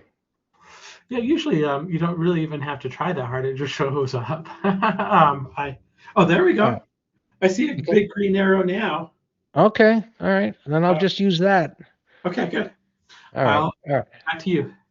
All right. I'm glad someone said something. All right. So now you can see my green arrow. And what I've been pointing to, and I'll just back up here a little bit. I was pointing to this big green candle. I mentioned this red candle over here, and then it gapped down and there were buyers down below lurking up. So just think about what the candle communicates. Think about this, how it went down and came back up again, how it went down and it came back up again, and over here. So when prices go down, remember, these candles are essentially psychology in motion. And so as there's a going down, it's going, and this is a red candle. This is a red candle before it completed itself within the time frame you're looking at, you're viewing. And so at that time, it's like, oh, it's bearish, it's going down, it's going to go lower. And then it flips right back up again and flips up and flips up. And that tells you that there's strong demand. Whatever you're thinking, someone else is thinking, hey, this is cheap and I'm going to buy it. And the mechanics of that, I don't use level 2 anymore. It's kind of like we call it a shell game. Too many bids and offers pulled and put and so on. It just happens too fast. But there are traders that are sitting on the bid, right? You can see that on a level 2, and they can pull their orders. But the mechanics of it is that they're hoping to get filled cheap on the bid. Let's just say they're looking to get buy the bottom of this candle here. And when they're not filled, they make a decision, and the reason they're doing that is because they believe it's going to go up. They want to buy cheap. So when they don't get filled on the bid, their thinking shifts to, I better take the offer. And that's if you're looking at a level 2, you see the prints went from red to green, and a whole lot of green ones as it goes up, and they all begin taking the offer and taking offers above the inside offer. But I just look at the candles, and I'm waiting for a picture to evolve that communicates to me what's happening in the bigger time frame. Right? So let's view this as if it's the smaller time frame, whether you're a swing trader, the daily, or if you're a day trader, the 5-minute or the 15-minute. And I believe it's going to go up. And now I see this picture. It tells me it's time to act. Now, these pictures, these candles can group into larger sequences. And you might call that a head and shoulders top, a rounding top, a square top, or bottom. But the grouping of candles are telling me every time this goes up, it gets knocked back down again. Look at the S&P 500, this range that it's been in for the last couple of months. Every time it nears closer to 7,000, it gets knocked back down, and it stops at 60 at 900. And then from there, it goes down to the bottom of the trading ranges where it is right now. And the question is, do they take it back to the top of the trading range, or are traders, institutions tired of the trading range and going to sell into it this week and take it lower down to the next level or drive it back up? As the candles form, if it's a big bottoming tail bar or it's a big green candle, that's going to communicate to me what's happening. And as I combine these together, the message becomes more convincing, especially if we're trading something you might think, hey, you know what? XYZ has been going down a lot, and I think it's undervalued. Okay, that's an okay thought, but that doesn't tell you when to act. As you combine these candlesticks, they tell you when to act. And so as time evolves, right, what you're seeing here essentially is candles forming over time. And I'm going to show you something else here in a second that and it's in most charting packages. They're just called pivots. Some packages call them fractals. I'm going to show you. Right? Just pictures of what's happening here. Give me a second and I'll get to that. Right now, I want you to think about how these multiple time frames evolve and the different time frames we look at. Again, you have to make a choice as to what that is. Once you make the choice, that's your world, so to speak. So if you're a swing trader, as I said, there's no reason to be going down to a 5-minute chart. But for just explanation here on this slide, big red candle going down, big green candle going up. Let's go back here for a second. Let's just call it that these are the big red and green candle in a higher time frame. Simple. Red down, green up. What happened in between here where it transitioned from red to green? Well, you know what? If your bias on the higher time frame is that it's going to go up, you really don't care. Meaning, if this is my daily chart and the weekly chart's in an uptrend and I see this picture, it tells me to buy. But what if I'm a day trader? Well, depending on the time frame that you're looking at, as you expand the data, it might look like any of these depending on how much you expand the data. But you have to make a choice. You can't look at them all. I'm just showing you this so you understand what's happening. So once you make the choices, and I'll tell you where I'm coming from with this. You know, one of the things that I went through years ago was looking at too many time frames. And I was hung up on certain candlestick patterns because they created a belief that if I saw a certain picture, that picture had the greatest odds of success. And that wasn't true necessarily. It was that that particular picture forms in many different time frames. I started looking for that specific picture, so I was looking at too many time frames. And now you have to understand that all of these mean the same thing. These are transitions from red to green. So I might see this where momentum just slows down, the candles get smaller, the ranges get smaller, or it might look like this, where, you know, these really marketing fancy names are created like Darling Doji or Fran Price, something or other. All of these names that create beliefs that this is a higher probability setup. Call it whatever you want. If the trend is up and I see momentum slowing at the appropriate location in the time frames that I want to look at, I'm looking for that transition where that momentum slows to turn up and become this. That's the essence of this slide. I'm looking to get between this higher time frame. Let's just call this the weekly time frame, right? Red to green. And this is the daily time frame. Depending on what I'm trading, one of these pictures is going to evolve. And it's just a matter of momentum slowing down and making a shift at the proper location. Okay. So pivots, I mentioned. What is a pivot? Well, all it is a mark that you can put on your chart. And this is a choice. I've looked at so many, not so many, but different combinations of, hey, there's two lower highs to the left and right. There's 3 on the left, 2 on the right. There's 1 on the right, 4 on the left. You know what? Keep it simple, Greg. If there's 3 to the left and 3 to the right, there's been some kind of a transition. Not every one is going to be marked. It's not going to be perfect every time. And if you're after perfection, you're just going to be frustrated because there's nothing out there for perfection. So 3 adjacent bars on both sides. What does that mean? What it means is that there was some kind of transition where sellers took control, buyers took control. Well, is it an uptrend or is it a downtrend? This is an area where there was going to be sellers. So as it approaches that area, I believe there's going to be sellers there again. Now, that's just one piece of information, one concept. What do I do with that? Absolutely nothing. It's just getting me ready.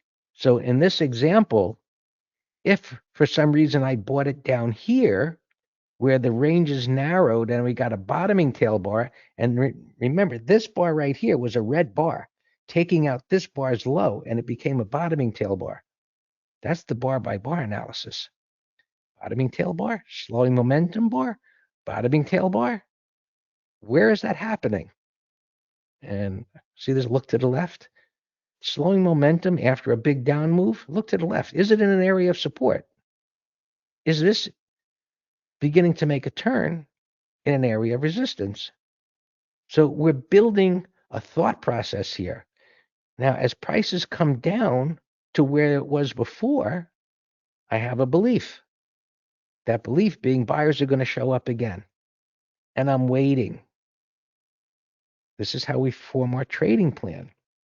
with trend, support, and resistance. So these dots, where there's nothing magical about them, you're just telling your software, put a dot, put some triangle, put some kind of mark on there that tells me when the bar has 3 bars to the left and right. Now, this dot didn't appear until there were 3 bars to the right. Right? So there was nothing magic. They didn't put the dot there beforehand. They put it after. This is the power, is that I see buyers were there before. Now, when it gets down there, I'm looking for the reaction to that area. And I see a bullish wide range bar. And that tells me it's likely to go up. Now, what is it going to do from there? This is how things begin to evolve into, how am I going to make money from this information? In a pattern like this, I would be thinking about a put spread. It's not a directional trade. This isn't a directional move, but you could say, Greg, it moved up amazingly. Yeah, well, it didn't communicate to me that it was going to do that. Maybe there's some other information that we could be considering if we were analyzing this in the moment to make that judgment that it could go up like that. But right now, I just want you to think that we can see where buyers are and where sellers are. Now, this where it shows a question mark, when I see it going up to this resistance area, see the big eyeballs look to the left? Well, when it came up to this resistance area here, look at the reaction that it had. And it's like, wow, as that went up there, even though there was some big bars, it got collapsed, it got crushed.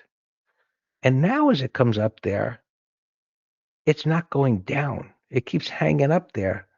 So as I apply this bar by bar analysis, I'm just observing here what it's doing.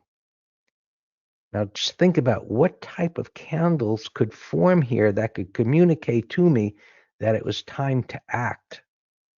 And if this went up as it did, and it won't go down yet, right? It could form a candle that tells me it's going to go down, of course.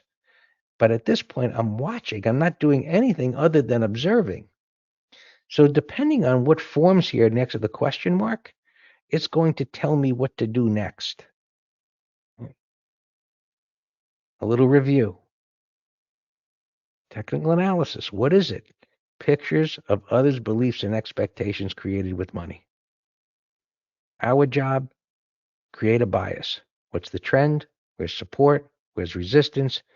Do it in a macro time frame and a micro time frame. Look to the left. See where there's prior locations of turning points. They're areas. We're not about saying, hey, when this reaches 0.618 retracement, this is where it has to turn. No. Technical analysis is not that exact. Think areas. The more you think about perfection, the more you will not make it. You'll be lost because you're looking for the Holy Grail. There's no such thing. Bar by bar analysis and putting that in the context of trend, support, resistance is the closest thing you're going to get to it. It tells us how others are acted in determining what you should do. Act or do nothing. Wait. Let's look at a few examples. Okay. So I think at this point, as you look at this and start thinking about bar by bar analysis and ask yourself these questions. What is the trend? How do I determine the trend? We didn't really cover that too much, but if you look at these pivots, what is the definition of a trend? Higher highs and higher lows, lower highs and lower lows. What is a sideways trend? Opposing highs and lows. It's that simple. So now, as prices go up and they begin to accelerate, odds are it's going to correct sideways or it's going to pull back. If it's in a strong uptrend, that communicates that buyers and institutions want to get in this. But when it reaches a certain level, it's normal to think, you know what? I'm just not going to pay up. I think it's going to go higher, but I want to get in on a pullback. And, I'm going to wait. Well, as it starts to pull back, you can just decide, I'm just going to place a bid because I think it's cheap at a certain level and see what happens. I don't want to catch the proverbial falling knife.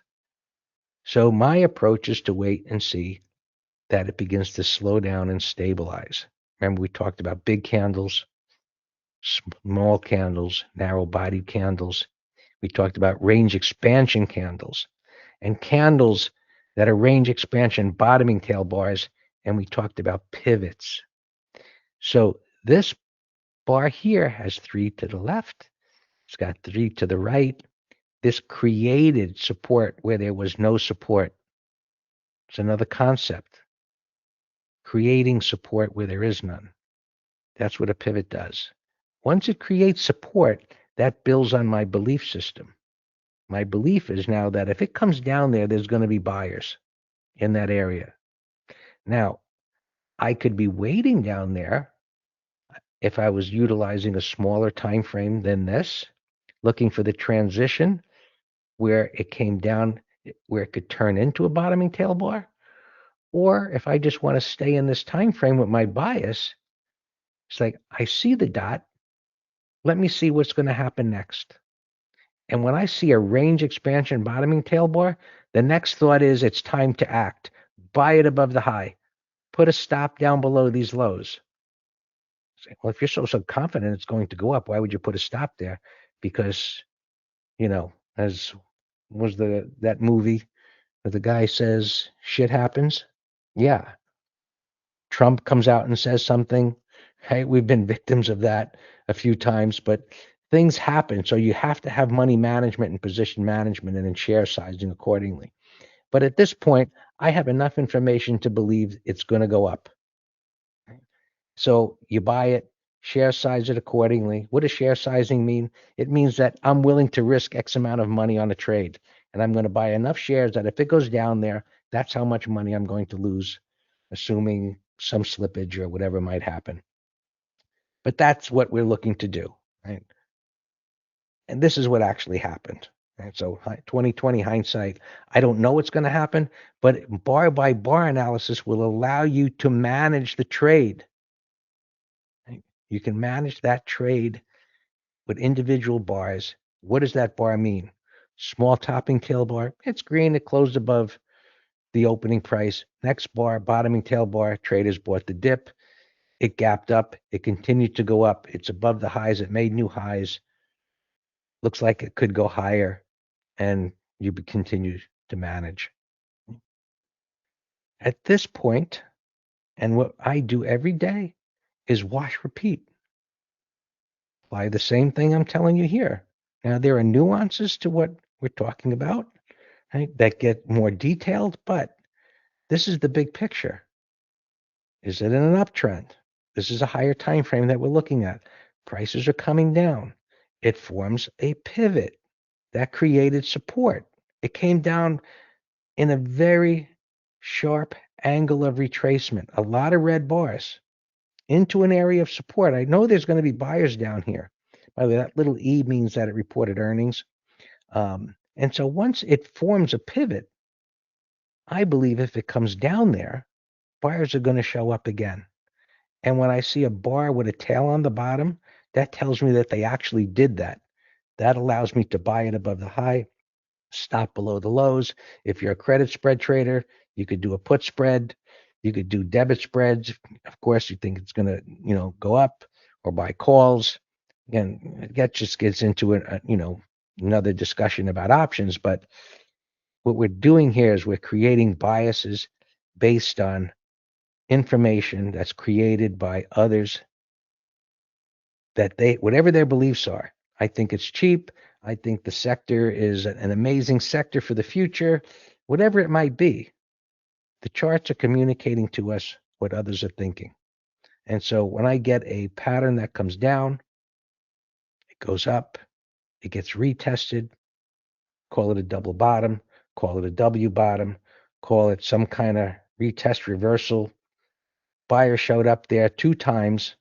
They started pushing it up. I think it's going to go up.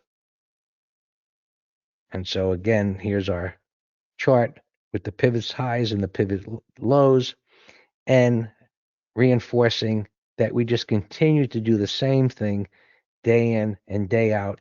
And Jeff said, He sees me doing the same thing for 30 years. I'll be doing the same thing in the next 30 years because it works. And I'm not telling you that you won't have losing trades. You will, and I will. But the odds are in my favor. And I just continue to do what I'm explaining to you. Higher time frame, strong move. It pulls back. Now, in this time frame, it's grinding up. Right? There's no pivots here. So I have a bias. Right? This is where we started before. I have a bias that this is going to go up because it's in an uptrend. It made a turn in a bullish wide range bar, and it's going sideways. Smaller time frame. This is what's happening. It's transitioning. And as I expand the data, which I showed you right on a slide a little while ago, as we expand the data, we see more bars. That's all you're doing. You just want to see, you're telling your software, break up that time frame into these little pieces, which now create pictures that we read in exactly the same way. Strong move up, pull back, green bar, bottoming tail bar. Buyers came in, they bought the dip and formed a bottoming tail bar. There's a pullback. We have different names for these. I call them hooks. Someone else might call them something else. Let's just call it a retracement to where it took off from. And these individual bars tell me to act. It goes up, it pulls back, it looks a little different, telling me to act. It looks different, it's telling me to act. Look at that one, this little correction bar right there.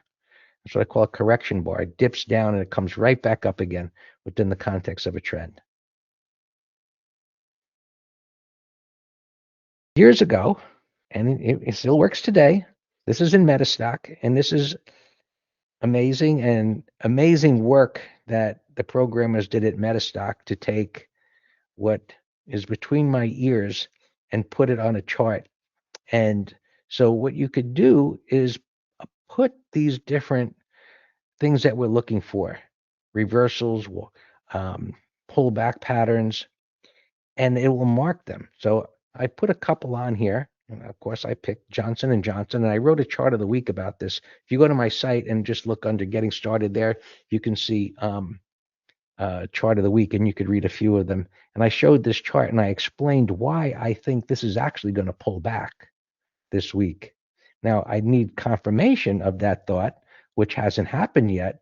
But what I showed was every time it accelerated from one of these buy setups, it corrected a bit. Now, this time it really accelerated, and it created what I call a void down below. There isn't a lot of support. And this wide range bar followed by an inside bar. Many times after this type of an acceleration, when it takes out the low of the inside bar, it starts to pull back. So you can read about that in the chart of the week. And what's happening here, what this is looking for is what's happening in different time frames. The way I look at moving averages is they communicate what's happening in multiple time frames. So this is a 20 MA. This one is a 50 MA. The 50 MA is equal to the 10 on the weekly. So these are pointing up. The trend is up. Now we're going to see how it's trending. The 200 here is equal to the 10 on the monthly. But down below here, this trend analysis tool is going to tell you if the trend, does it getting a little shaky, turn yellow? And you can, as you put some other symbol on here, it'll be red, and it'll communicate to you that it's a bearish trend. Now, the goal here is for you to be able to do this on your own, but software, it does two things. It does some of the thinking for us, and it finds opportunities for us based on our method. And that's how I use software.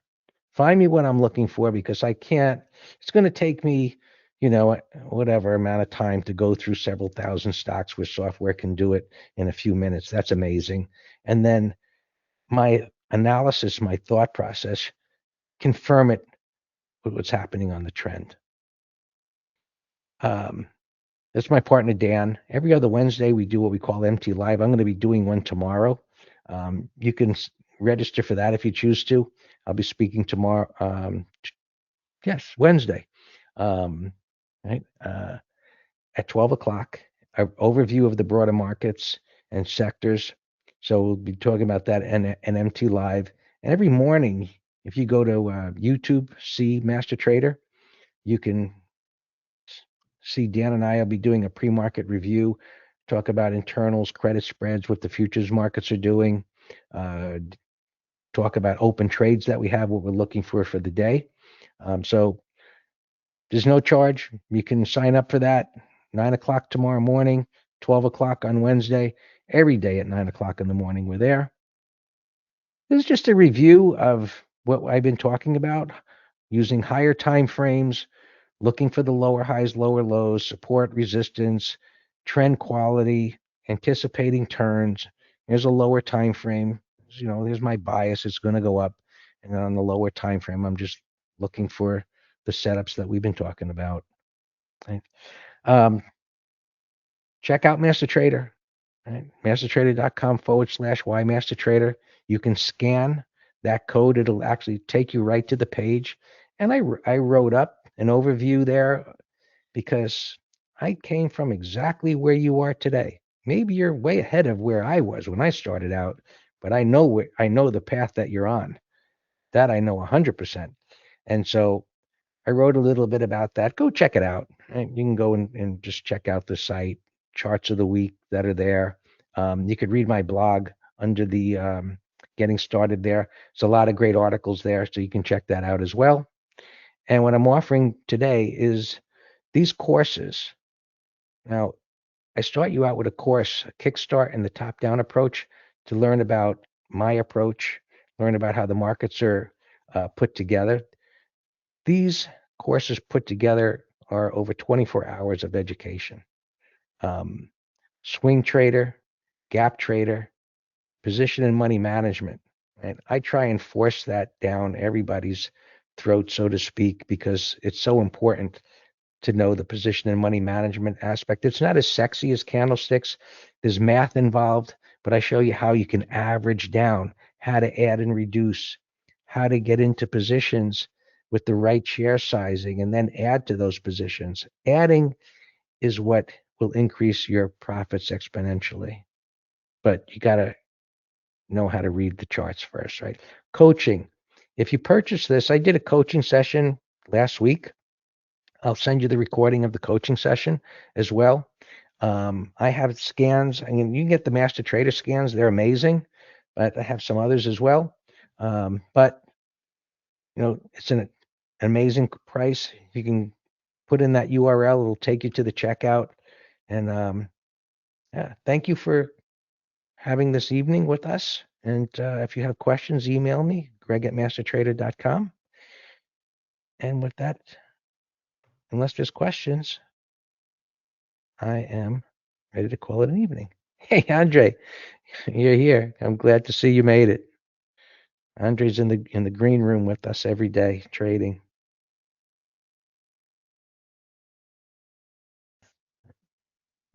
We did have one question from YouTube that was wanting to get a copy of your slides. Should they email you for that? They can email me. I usually don't give out slides. I can share a PowerPoint. I used to give out, PowerPoints for our courses, and we found them all over the internet. So I was reluctant to do that. But if you're here tonight and you've spent the day with us, I will do that for you. Email me, and I will get a PowerPoint presentation. Not the PowerPoint presentation, but the PDF, and I will send it to you. Absolutely. Okay. Lots of thanks, Greg. Good night. Thank you so much. Awesome day. All right. And I appreciate that, Greg. I do want to talk a little bit about the methodologies that we made for you. So I'm going to do that, and then we're going to wrap up. Thanks for coming, Greg. Well, like I said, if you're using the Metastock platform and you click the little man over there, it opens it up. I can open it up and show you. Oh, that's okay. I've got slides ready. Yeah. I mean, you just click on it and there's buy setups, climactic, sell setups, changing of the guards, and you just put them on the chart and it'll mark buy setups and how to manage them, and as well as the trend analysis. Cool. Very good. Thank you so much, Greg. I appreciate your joining us so late on President's Day as well. Yes. All righty. Very cool. Thanks for coming. Okay, let's go ahead and do this real quick. I'm going to share my screen. Share. What a great day this has been. Hope all of you have enjoyed the session today. It's been great to have you. I think everybody did a fantastic job, and we have another full day tomorrow of speakers. As we wrap up, I do want to highlight the Greg Capra methodologies that we put together with him. They can be really categorized into two different. You've got your trend following setups and your guerrilla reversal setups. And I have a little bit of a list of everything that's actually included here. These are all of your trend following or trend reversal setups. And I'm not going to read through this whole thing. It's been a long day. You're welcome to pause the video and kind of take a look at these and kind of look at the things. But in addition to all of these trend following setups, they have the guerrilla and the reversals, as well as some momentums. And here are those. So these are all methodologies that Greg's been putting together and he's been using for decades now. Of course, you're going to get an expert advisor. It's going to give you well-defined setups, stop losses, what is driving the setup, clear English definitions of everything involved there. And in total, it's about 17 different explorations. So you can scan through, find those opportunities. And, I love how well scanning works in MetaStock. We've talked about it all day. I haven't run a scan today because the market's been closed, but I'll definitely be running a few tomorrow. Well, actually, I ran some to show them to you, but not for my own trading. I just love the ability to go through and find those opportunities that exist in the market. And I think MetaStock does a lot of things really, really well, but scanning is definitely one of them. So as part of this, you can get 2 months of the Master Trader Swing and Option Trader membership. It's an advisory letter. It includes introductory videos and option intraday updates, trading videos, access to Greg's Facebook group, monthly market review, all that kind of stuff, and a recorded boot camp. So I forgot to say that this is actually recorded. It's available for you. It's instantly, but it was a 2-part session. Greg sat down and he talked about his setups and how to use them and how to utilize them. And I do best practices in MetaStock, how to set up your charts, how to run explorations, that kind of stuff. It's available instantly after your thing. So in total with this one, you get 16 volume-based setups, price and volume. No indicators are used. It's just looking at what the price is doing and kind of confirming it with volume. So very, very cool. Normally this is $19.97 as a one-time cost. At the conference today, it's going to be $9.97. You'll get a 30-day money-back guarantee with that. You can get a trial to MetaStock for 30 days as well, top part of our no-risk, all-reward guarantee. If you're not happy with it, you can get a refund. You can do that. You can sign up for that at metastock.com/mastertrader. You can give us a call at 800-882-3040 or metastock.com/saleschat. Great add-on, been very, very popular. We've talked about a number of different really good add-ons today, and all of those can actually be purchased. I'll talk about that in just a second from one page. So as we kind of close up the day, I want to say thank you to Stocks and Commodities Magazine again for sponsoring it. If you haven't yet, it would be a really good time. You can go to the tradersforum.com and join our free community. You can get indicator lessons. So every week we're kind of doing a scan session or ticker talk with a guest expert, a great community of traders that are serious about trading, that chat about trading. It's a great place to go, thetradersforum.com. And thanks for everybody that joined today. If you want to take advantage of our extended offer for MetaStock, if you want to get any of the offers that we talked about today, any of that kind of stuff you can do at metastock.com/conf promo. You can give us a call, 800-882-3040, or visit us online at metastock.com/saleschat. I hope you enjoyed today. I thought we did. I thought it was a great event. I want to thank all of the speakers, all of you for being here with us. We're going to go ahead and kick it off again tomorrow, 10 a.m. Eastern time, and we have another great lineup of really, really good speakers. So I'll see you in the morning. Thanks for being here today, everybody. See you tomorrow.